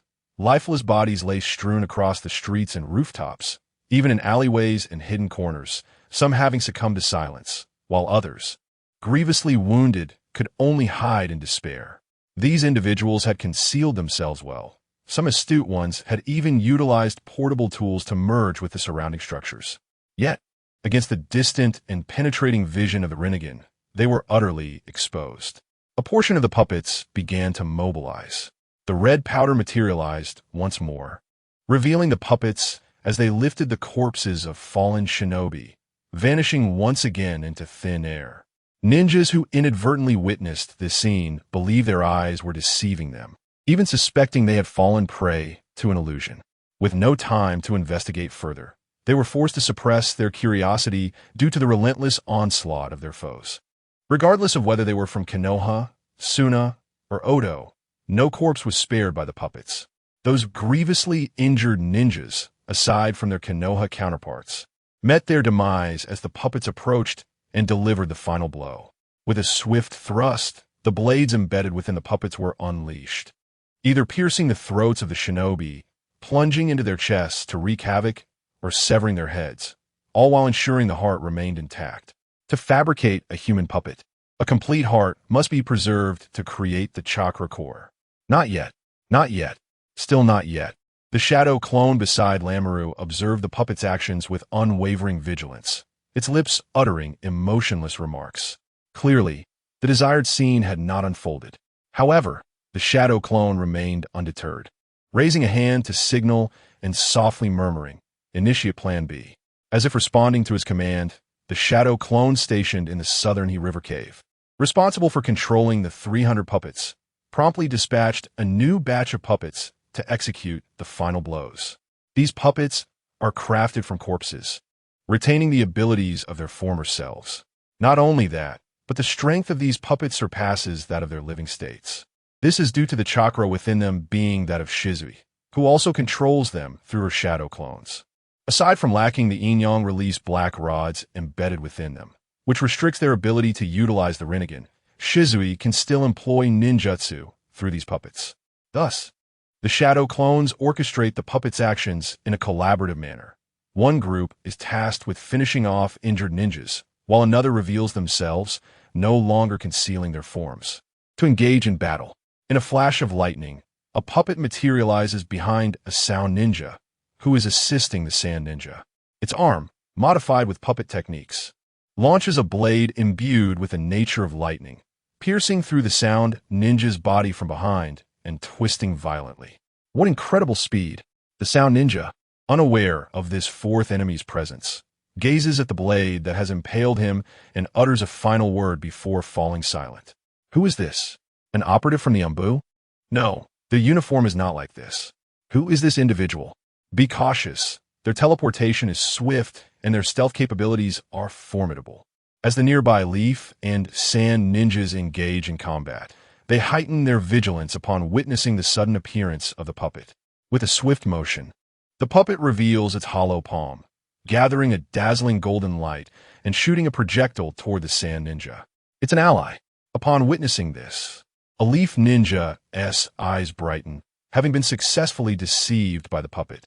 Just as this leaf ninja prepares to form seals and unleash a wind release attack against the sand ninja, the puppet's form unexpectedly appears before him, delivering a fatal blow that pierces his body. Blood spills from the wound, staining the clan emblem on his attire, belonging to the wind release adept, the Nara clan. After eliminating the leaf ninja, the puppet suddenly halts, ceasing its movement. A fleeting cold gleam passes by, as a short blade severs the puppet's head from its body. Observing the bloodless puppet, the special jonin who employed the leaf-style swordsmanship to dispose of it wears a grim expression and questions. Why would a puppet from Sunagakure kill its own? Losing a puppet does not concern Shizui's shadow clones. On the contrary, several shadow clones, including Shizui herself, display expressions of joy, because it exploded. From the perspectives of Shizui and her shadow clones, after the puppet dispatched the Nara clan ninja, a green beam of light shot forth from its body, heading towards Shizui's main form. The green text indicates a random score of merely 2 digits, far inferior to even a fraction of the purple text. Yet, Shizui is filled with delight. For her current strength, the probability of obtaining low-tier and high-tier text is exceedingly slim. To what extent can it be diminished? Despite unfortunate circumstances, elite jonin such as well as bloodline limit bearers like have failed to yield even a low-tier entry. Similarly, it has been quite some time since has encountered any entries relating to the sisters. Since his graduation, only has provided with 2 blue entries. However, at this moment, a human puppet has unexpectedly generated a green entry after vanquishing an adversary. This not only signifies that through the defeat and elimination of foes, can also attain entries, but if this is not merely a minuscule probability being triggered, it suggests that his hypothesis is indeed correct, even if his prowess has reached the pinnacle. The talent entry system still conceals mechanisms that could enhance the rate of occurrence. After all, he has derived the levels of the entries through personal exploration. It is evident that the mechanisms are far from limited. As the saying goes, there's always a way out as long as one dares to dream and act. To verify whether a minuscule probability has indeed been triggered, the shadow clone immediately commanded the human puppets on the street to commence indiscriminate attacks on the present ninjas. They showed no mercy in eliminating the sand and sound ninjas. As for the ninjas they either sought opportunities to incapacitate them or sacrifice the puppet to render the opponent incapable of combat, thus creating opportunities for the surrounding ninjas to intervene. After dispatching several sand and sound ninjas, and the shadow clone once again witnessed a blue beam emanating from a sand ninja, clad in a vest, soaring towards the essence of. The mechanism is indeed real. Transforming into, could not suppress the smile that crept upon his lips. Meanwhile, the shadow clone, seizing the moment while remained oblivious to the human puppets, noticed that they were all garbed in the attire of the organization. Swiftly, they manipulated the strongest human puppets in the central street, utilizing their crimson eyes to vanish, and hastily made their way towards the location of essence. Chapter 80. Fearing the watchful eyes of Danzo, one must eliminate him. First, few are aware that beneath the village of Konoha lie 2 expansive underground bases. One of these is situated beneath the Hokage Tower, and both bases boast numerous entrances, allowing for subterranean movement and rapid emergence throughout Konoha. However, these entrances are sealed and intricately woven into the fabric of nature, rendering them invisible to those not affiliated with the root organization or the Umbu, who are also incapable of deciphering the seals. Even if one were to stumble upon these entrances, nearby surveillance would promptly detect the intrusion, prompting the Umbu to intervene. In severe cases, intruders may be subjected to sealing or memory extraction. The underground bases are further protected by barriers, making them impervious to both Byakugan and sensory techniques. Undoubtedly, these 2 bases represent the most clandestine locations within Konoha. Yet, in the eyes of Shizuki, the concealment of the entrances and the barriers enveloping the bases are rendered futile. In an instant, she materializes a few meters from a rocky outcrop on a mountainside, casting a glance at a protruding stone above. Utilizing gravitational forces, she levitates pebbles from the ground and employs repulsion to launch them forth. The stones, transforming into mere afterimages, strike the protruding rock with the force of armor-piercing projectiles, shattering it and obliterating the surveillance hidden within. In the monitoring room, a screen instantly flickers to a blank state. The members of the root organization swiftly recognize the breach and hasten to report to Danzo Shimura. Lord Danzo, the surveillance at entrance A3 has been compromised, likely indicating an intruder has infiltrated the base. Upon hearing this, Danzo, seated upon a stone chair, slowly opens his unbandaged left eye, regarding the matter with indifference. Is it one of the Umbu? It is unclear. The intruder has not revealed themselves, though their methods seem uncharacteristic, the root member replies. Have the wind or the root eliminate them. If it is indeed the Umbu, then? Danzo begins, intent on exploiting the situation to weaken the Umbu's influence, but suddenly halts as a thought strikes him. Spare their life, imprison them. They may yet become one of my subordinates. Danzo regards the intruder with little concern. In these tumultuous times, Konoha's sensory barriers extend even to the village's entrance. Aside from select few high-ranking officials, no one is privy to the rotation schedule of the sensory unit. Presently, the most perilous individual within the village is Orochimaru, who is engaged in conflict with Sarutobi Hiruzen. Even with a trump card like the Kodoeme Tsukumi, Danzo does not regard Orochimaru as a threat. In the current Konoha, none can rival his power.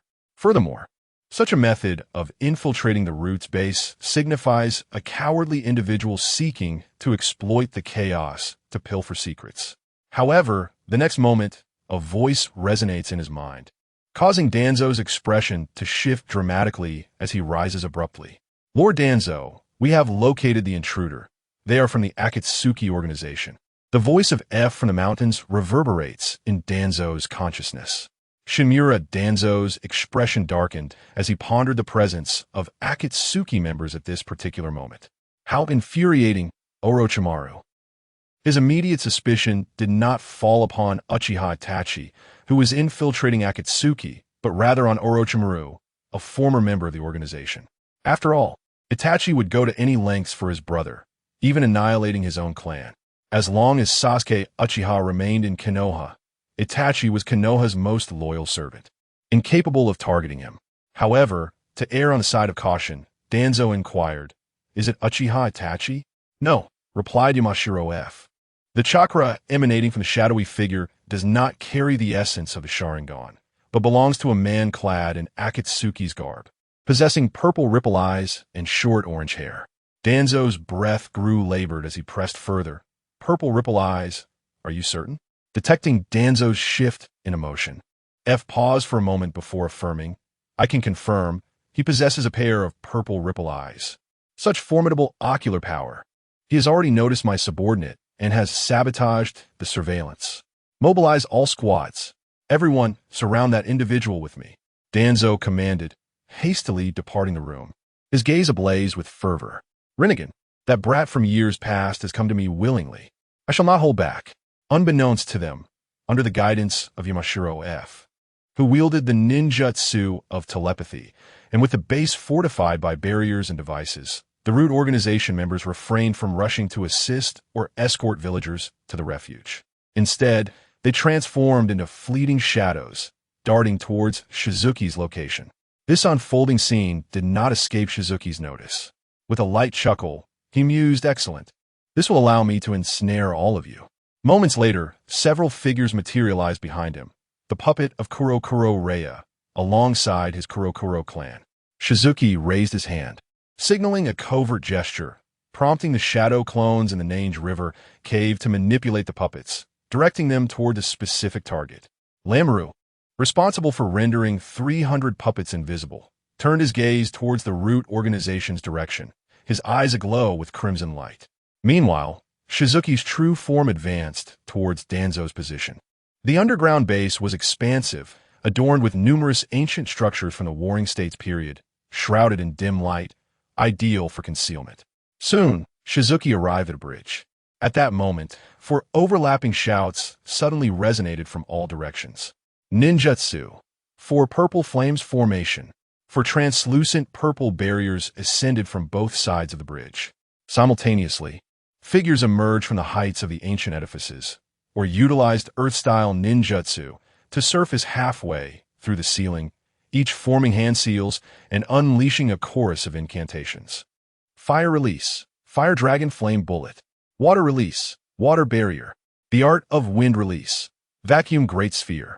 The technique of earth release, yellow spring marsh. The power of lightning release, thunderclap. The composite ninjutsu, lightning water dragon bullet. A myriad of formidable elemental ninjutsu, each with a steep learning curve, cascaded down from the four purple flames formation above, even as combinations of dual nature transformations manifested. The ground beneath Izaoi's feet transformed into a marsh, attempting to seal his mobility. The root organization unleashed their full might. In the face of such tactics and coordination, even the S-rank rogue ninjas of the Akatsuki, barring a select few, would feel immense pressure. After all, the essence of a ninja's battle lies in the exchange of intelligence. Without information, the most effective strategy against an adversary is to unleash overwhelming firepower. Even the 5 Kage, aside from Inoki, would find it challenging to respond effortlessly to a barrage of advanced ninjutsu.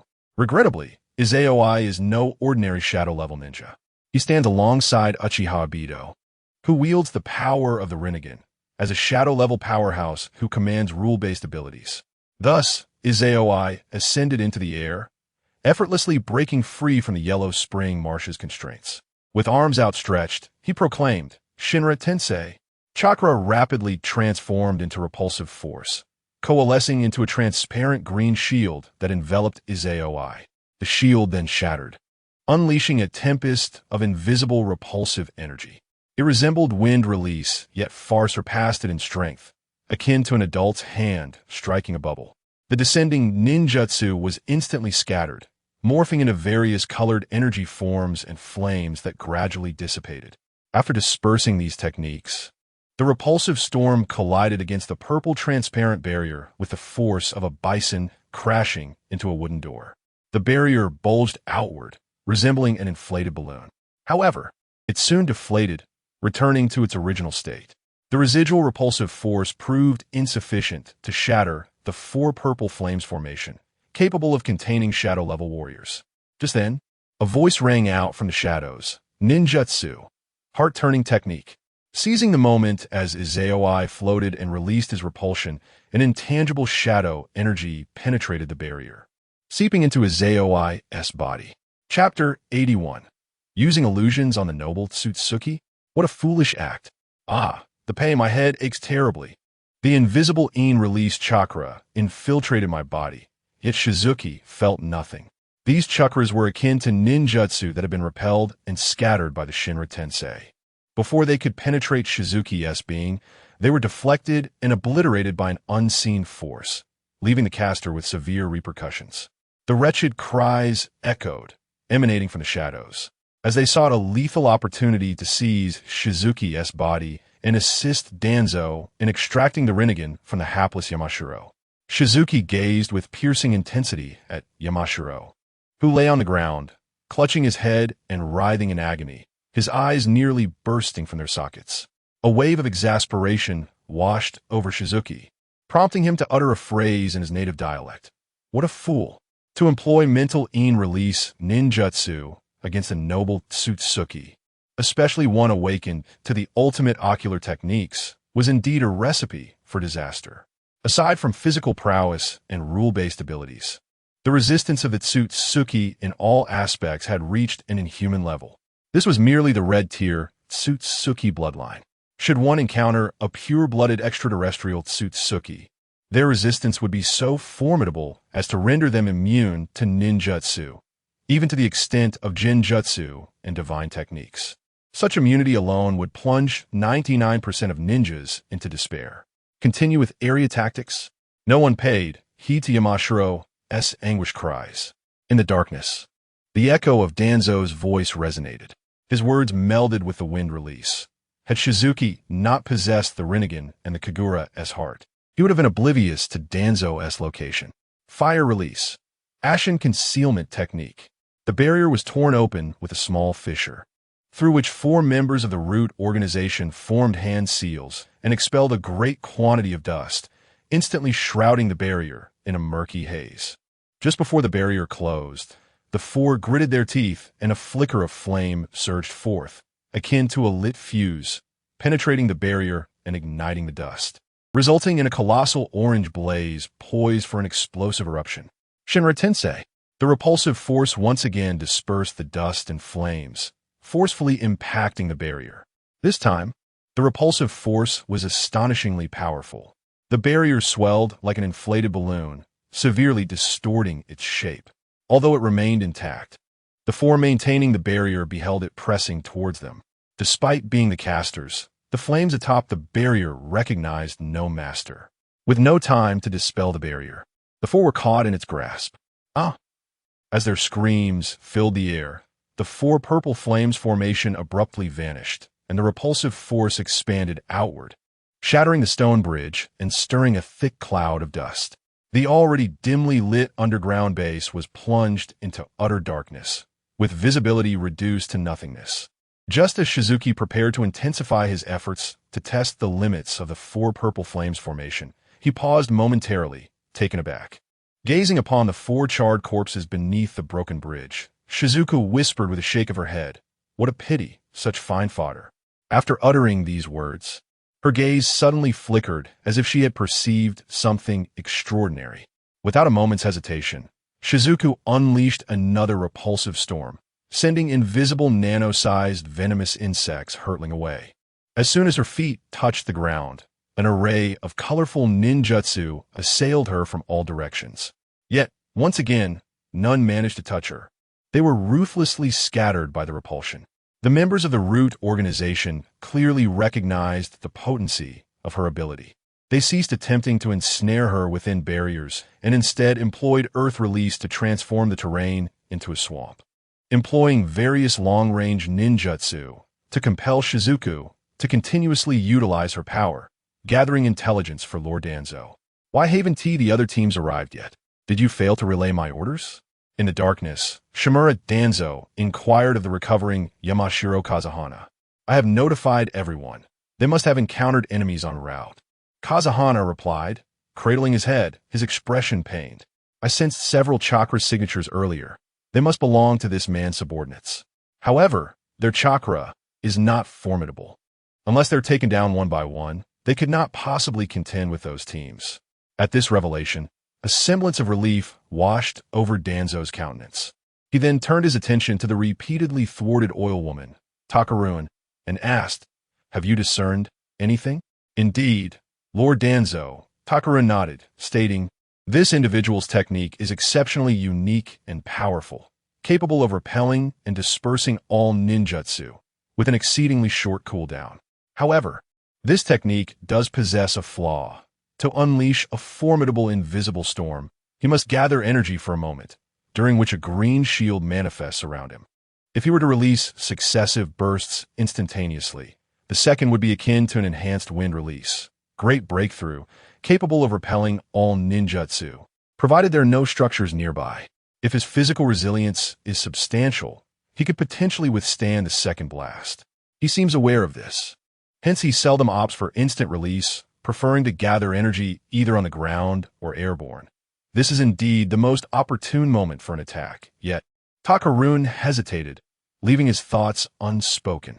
Kazahana seized upon his words, observing Shizuku, who was being held back by the barrage from the root members, and remarked gravely, "However, his in-release chakra is exceedingly potent. The secret techniques of the Yamashiro clan are ineffective against him, and likely, so are illusions.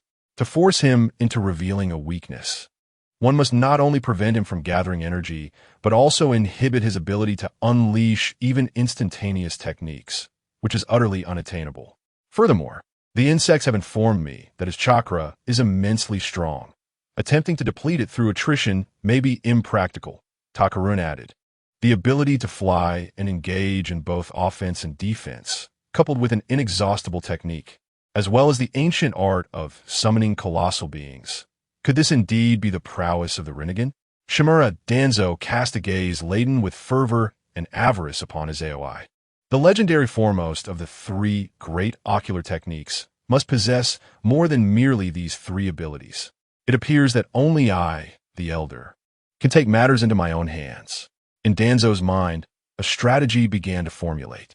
Without hesitation, he unwrapped the bandages that had bound his right eye and removed the sealing apparatus from his Sharingan ensconced arm, signaling to Yamashiro and Yamanaka Shino with a series of covert gestures. Observing this, Yamashiro and Yamanaka promptly nodded before vanishing in an instant. Meanwhile, Izaoi, engaged in a turn-based game with members of the Root organization, was reveling in the moment, exchanging playful jabs in a spirited contest. Every so often, he would witness beams of blue and green light soaring from some distant direction, penetrating all barriers and merging into his being. Occasionally, a purple beam would join the fray. With each infusion of light, a system notification resonated within Izaoi's mind, prompting him to effortlessly convert the entries into points. These points surged ceaselessly, each increment manifesting as a random 2-digit, 3-digit, or even 4-digit score. To Danzo and the others, Izaoi appeared to be overshadowed and suppressed by their firepower, left with no choice but to passively engage in a war of attrition. In stark contrast to Izaoi, the members of the Root organization resembled precious treasures. He was reluctant to unleash any true force against them.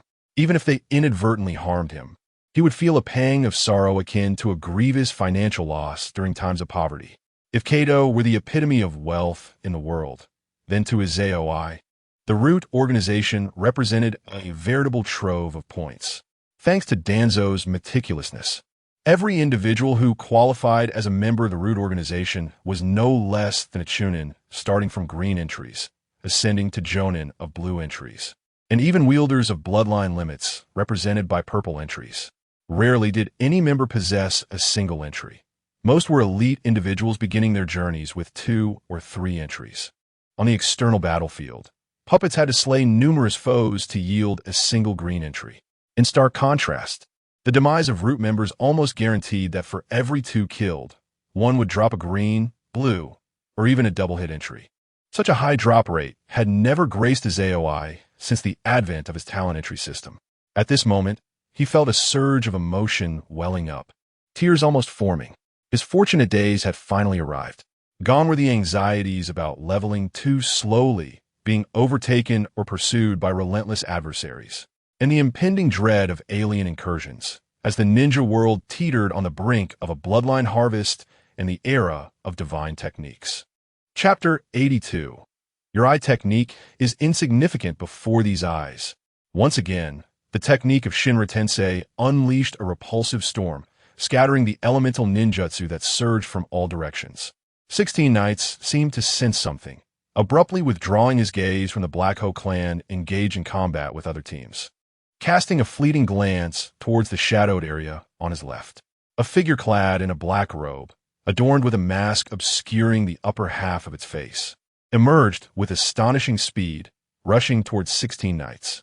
The members of the Root organization seemed to act upon a silent command, ceasing their barrage of fire. One individual once more employed Earth Release, transforming the ground beneath 16 Knights' feet into a quagmire. 2 muddy hands erupted from the muck, attempting to seize his feet and drag him into the mire. This tactic was not new. If all went as anticipated, 16 Knights would once again ascend into the air and repel everything in his path. Indeed, mere moments after unleashing his repulsive force, 16 Knights soared into the air once more, evading the grasp of the muddy hands. He floated aloft, arms outstretched, and declared, "Shinra Tensei." The invisible repulsion instantaneously shattered the extending muddy hands, as well as the oncoming Oil Woman-S root. However, when the repulsive storm collided with the Oil Woman-S form, her body transformed into countless black insects, flung away and obliterated by the force. This was the secret technique of the Oil Woman clan, insect clones. Just as the repulsive storm expanded several meters outward, and before it dissipated, a figure engulfed in flames and covered in explosive tags, surged forth from the churning mire. This was Yamashiro, heedless of danger, charging towards him with the intent of mutual destruction. Had he discerned a flaw in Shinra Tensei? It was only logical. After exchanging blows for several rounds and facing so many elite foes, it would be remiss not to notice. Observing Yamashiro, who recklessly lunged at him, 16 Knights chuckled softly to himself. Very well, let us see what you have in store. With that, 16 Knights unleashed another invisible tempest. Yet, the force of this storm paled in comparison to the earlier repulsive tempest, lacking in magnitude. After all, in this world, no ninjutsu is flawless. Even the most potent bloodline limits and divine techniques have their shortcomings. The repulsion and attraction of 16 Knights were slightly superior to that of Nagato's Deva Path, primarily due to its shorter cooldown time. Nagato required the use of yin-yang release black rods to channel chakra, enabling the Deva Path to perform Shinra Tensei. Even the weakest variant of Shinra Tensei necessitated 5 seconds to convert chakra into repulsion. Thus, after each use of Shinra Tensei and Bansho Tenin, the Deva Path would enter a 5-second cooldown. If Nagato's true body executed Shinra Tensei, the cooldown might be shorter or unchanged. The exact cooldown duration for Nagato remained unknown to 16 Knights, yet his own cooldown was merely 2 seconds. To be precise, it is the release of Shinra Tensei at the level of Deva Path Pain, which requires a 2-second charge to convert chakra into a repulsive storm. Without any charge, the repulsion he unleashes is merely a strong wind with rebound properties. This is still attributed to his chakra control, allowing him to mobilize a considerable amount of chakra instantly. However, even if it is just a strong wind, it possesses the nature of a rule-based power. Without sufficient weight, it cannot be resisted. Clearly, Kamizukike's does not possess such strength. The repulsive storm resembles an invisible carriage, racing forth to hurl Kamizukike's, who had leaped into the air, back to the ground. Boom! Before he even lands, Kamizukike's transforms into a human bomb, bursting forth like fireworks. As his AOI slowly descends, he once again unleashes Shinra Tensei, the strong wind dispersing the nascent mushroom cloud. Glancing at the location of Kamizukike's corpse, he notices that the deep pit created by the explosive tag contains no severed limbs or human fragments, only a puppet crafted from materials. The Kamizukike's from earlier was merely a puppet. His AOI's expression remains unchanged, clearly having seen through the ruse long ago. As the strong wind dissipates, Shimura Danzo appears before him in an instant, 2 fingers poised towards his left eye. His AOI, emulating the demeanor of Deva Path Pain, coldly states, "Have you finally decided to show yourself, Shimura Danzo? Today marks your demise." The moment his words fall, Danzo's fingers, which were on the verge of success, halt mere centimeters from his AOI's eyeball. Gazing at the figure of Deva Path Pain, adorned with black iron nails, Danzo's expression shifts as if recalling something. No, the child with the Rinnegan from back then was not you. So, the red-haired boy is dead, and you have acquired your companion's eyes. Hanzo had divulged everything, having departed this world before him. Now, the Hidden Rain Village belongs to our Akatsuki organization. His AOI presents a grand gift to Akatsuki. Then, with a mere glare, the overwhelming repulsive storm sends Danzo flying. Yet, the expression on Danzo's face transforms into a strange smile as he is ruthlessly propelled away. In the next moment, his body vanishes like a mirage. He reappears before his AOI, his fingers becoming shadows as they strike towards his AOI's left eye. Izanagi, the close-range recording state, if it fails, it resets and continues. Those unfamiliar with Izanagi would find themselves caught off guard by Danzo's assault. Even the famed Shunshin no Mizuki Uchiha Shursui could not evade in time, falling victim to Danzo's cunning. Having tasted victory against Uchiha Shursui, Danzo employs the same trick again. From being flung away to reappearing, not even a second elapses. His AOI has just unleashed the repulsive storm and is now unable to react swiftly. Gazing into Danzo's eyes, filled with greed at the sight of the purple rippling orbs, he thinks, "The eyes of the Sage of 6 Paths shall be mine." Yet, though he is swift Izaoi's speed surpasses his. With acute perception, Shizuku Izaoi swiftly raised her hand, seizing the wrist of Shimura Danzo, who appeared utterly astonished. She remarked, "To identify the flaws and vulnerabilities of the Shinra Tensei and devise a tactical response is indeed commendable. However, the disparity in our strengths is insurmountable. Farewell, Shimura Danzo." Undeterred by the impending threat, Shimura Danzo, in a state akin to Izanagi, resolutely unleashed his most formidable trump card upon his Aoi. His right eye, adorned with the 3-tomo Sharingan, spun frantically before the tomo coalesced into a black line, forming a dart-like design. As he fixed his gaze upon his Aoi, the immense ocular power, honed over years and augmented by Hashirama's cells, surged forth, penetrating into her consciousness. In the blink of an eye, their minds were transported to a blood-red realm reminiscent of the Tsukuyami. An eye, colossal and moon-like, floated above, its pupil bearing the same dart-like pattern. This immense orb, akin to a living entity, turned subtly as if seeking a target upon which to unleash its destructive might. In no time, the target materialized. Yet, the manifestation of that was neither the transformed Izoi nor her original self, but rather Shimura Danzo himself. How could I be here? Is my B10 Shinjutsu ineffective? How could that be? The once omniscient Danzo found himself bewildered in the Crimson Expanse. The ocular technique residing within the Manjiki Sharingan was supposed to merely draw the enemy into an illusionary realm, allowing him to obliterate or alter their will, thus turning them into a puppet.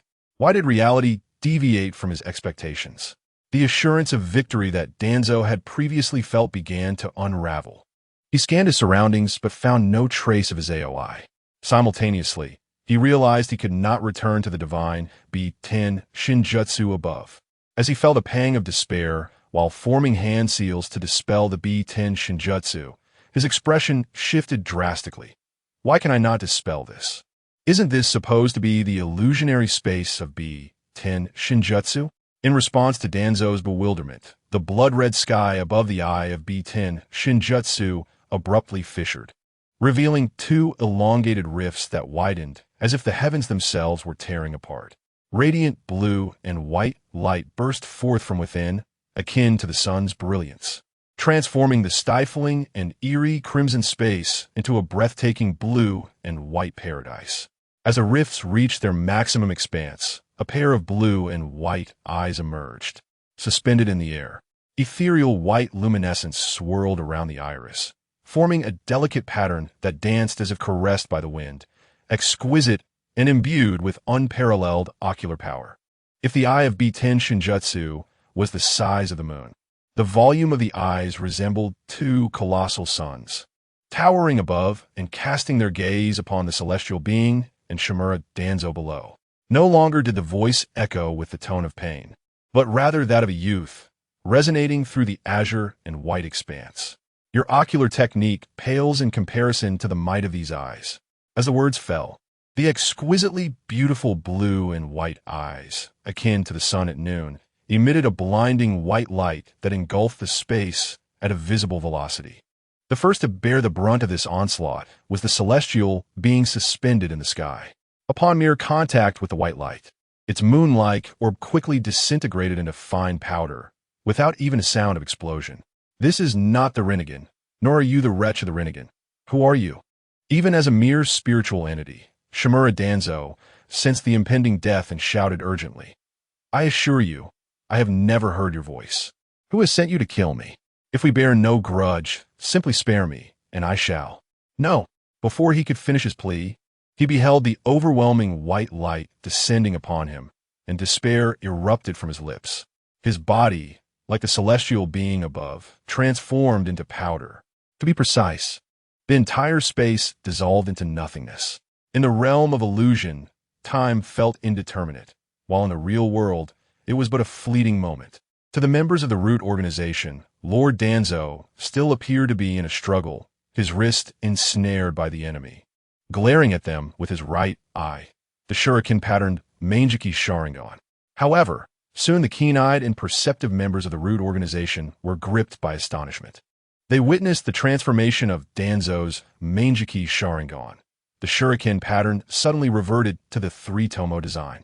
The brilliance of his eyes and in-release chakra within his mind vanished in an instant. Consequently, the Izanagi technique was automatically dispelled, and the Sharingan on his arm closed in unison.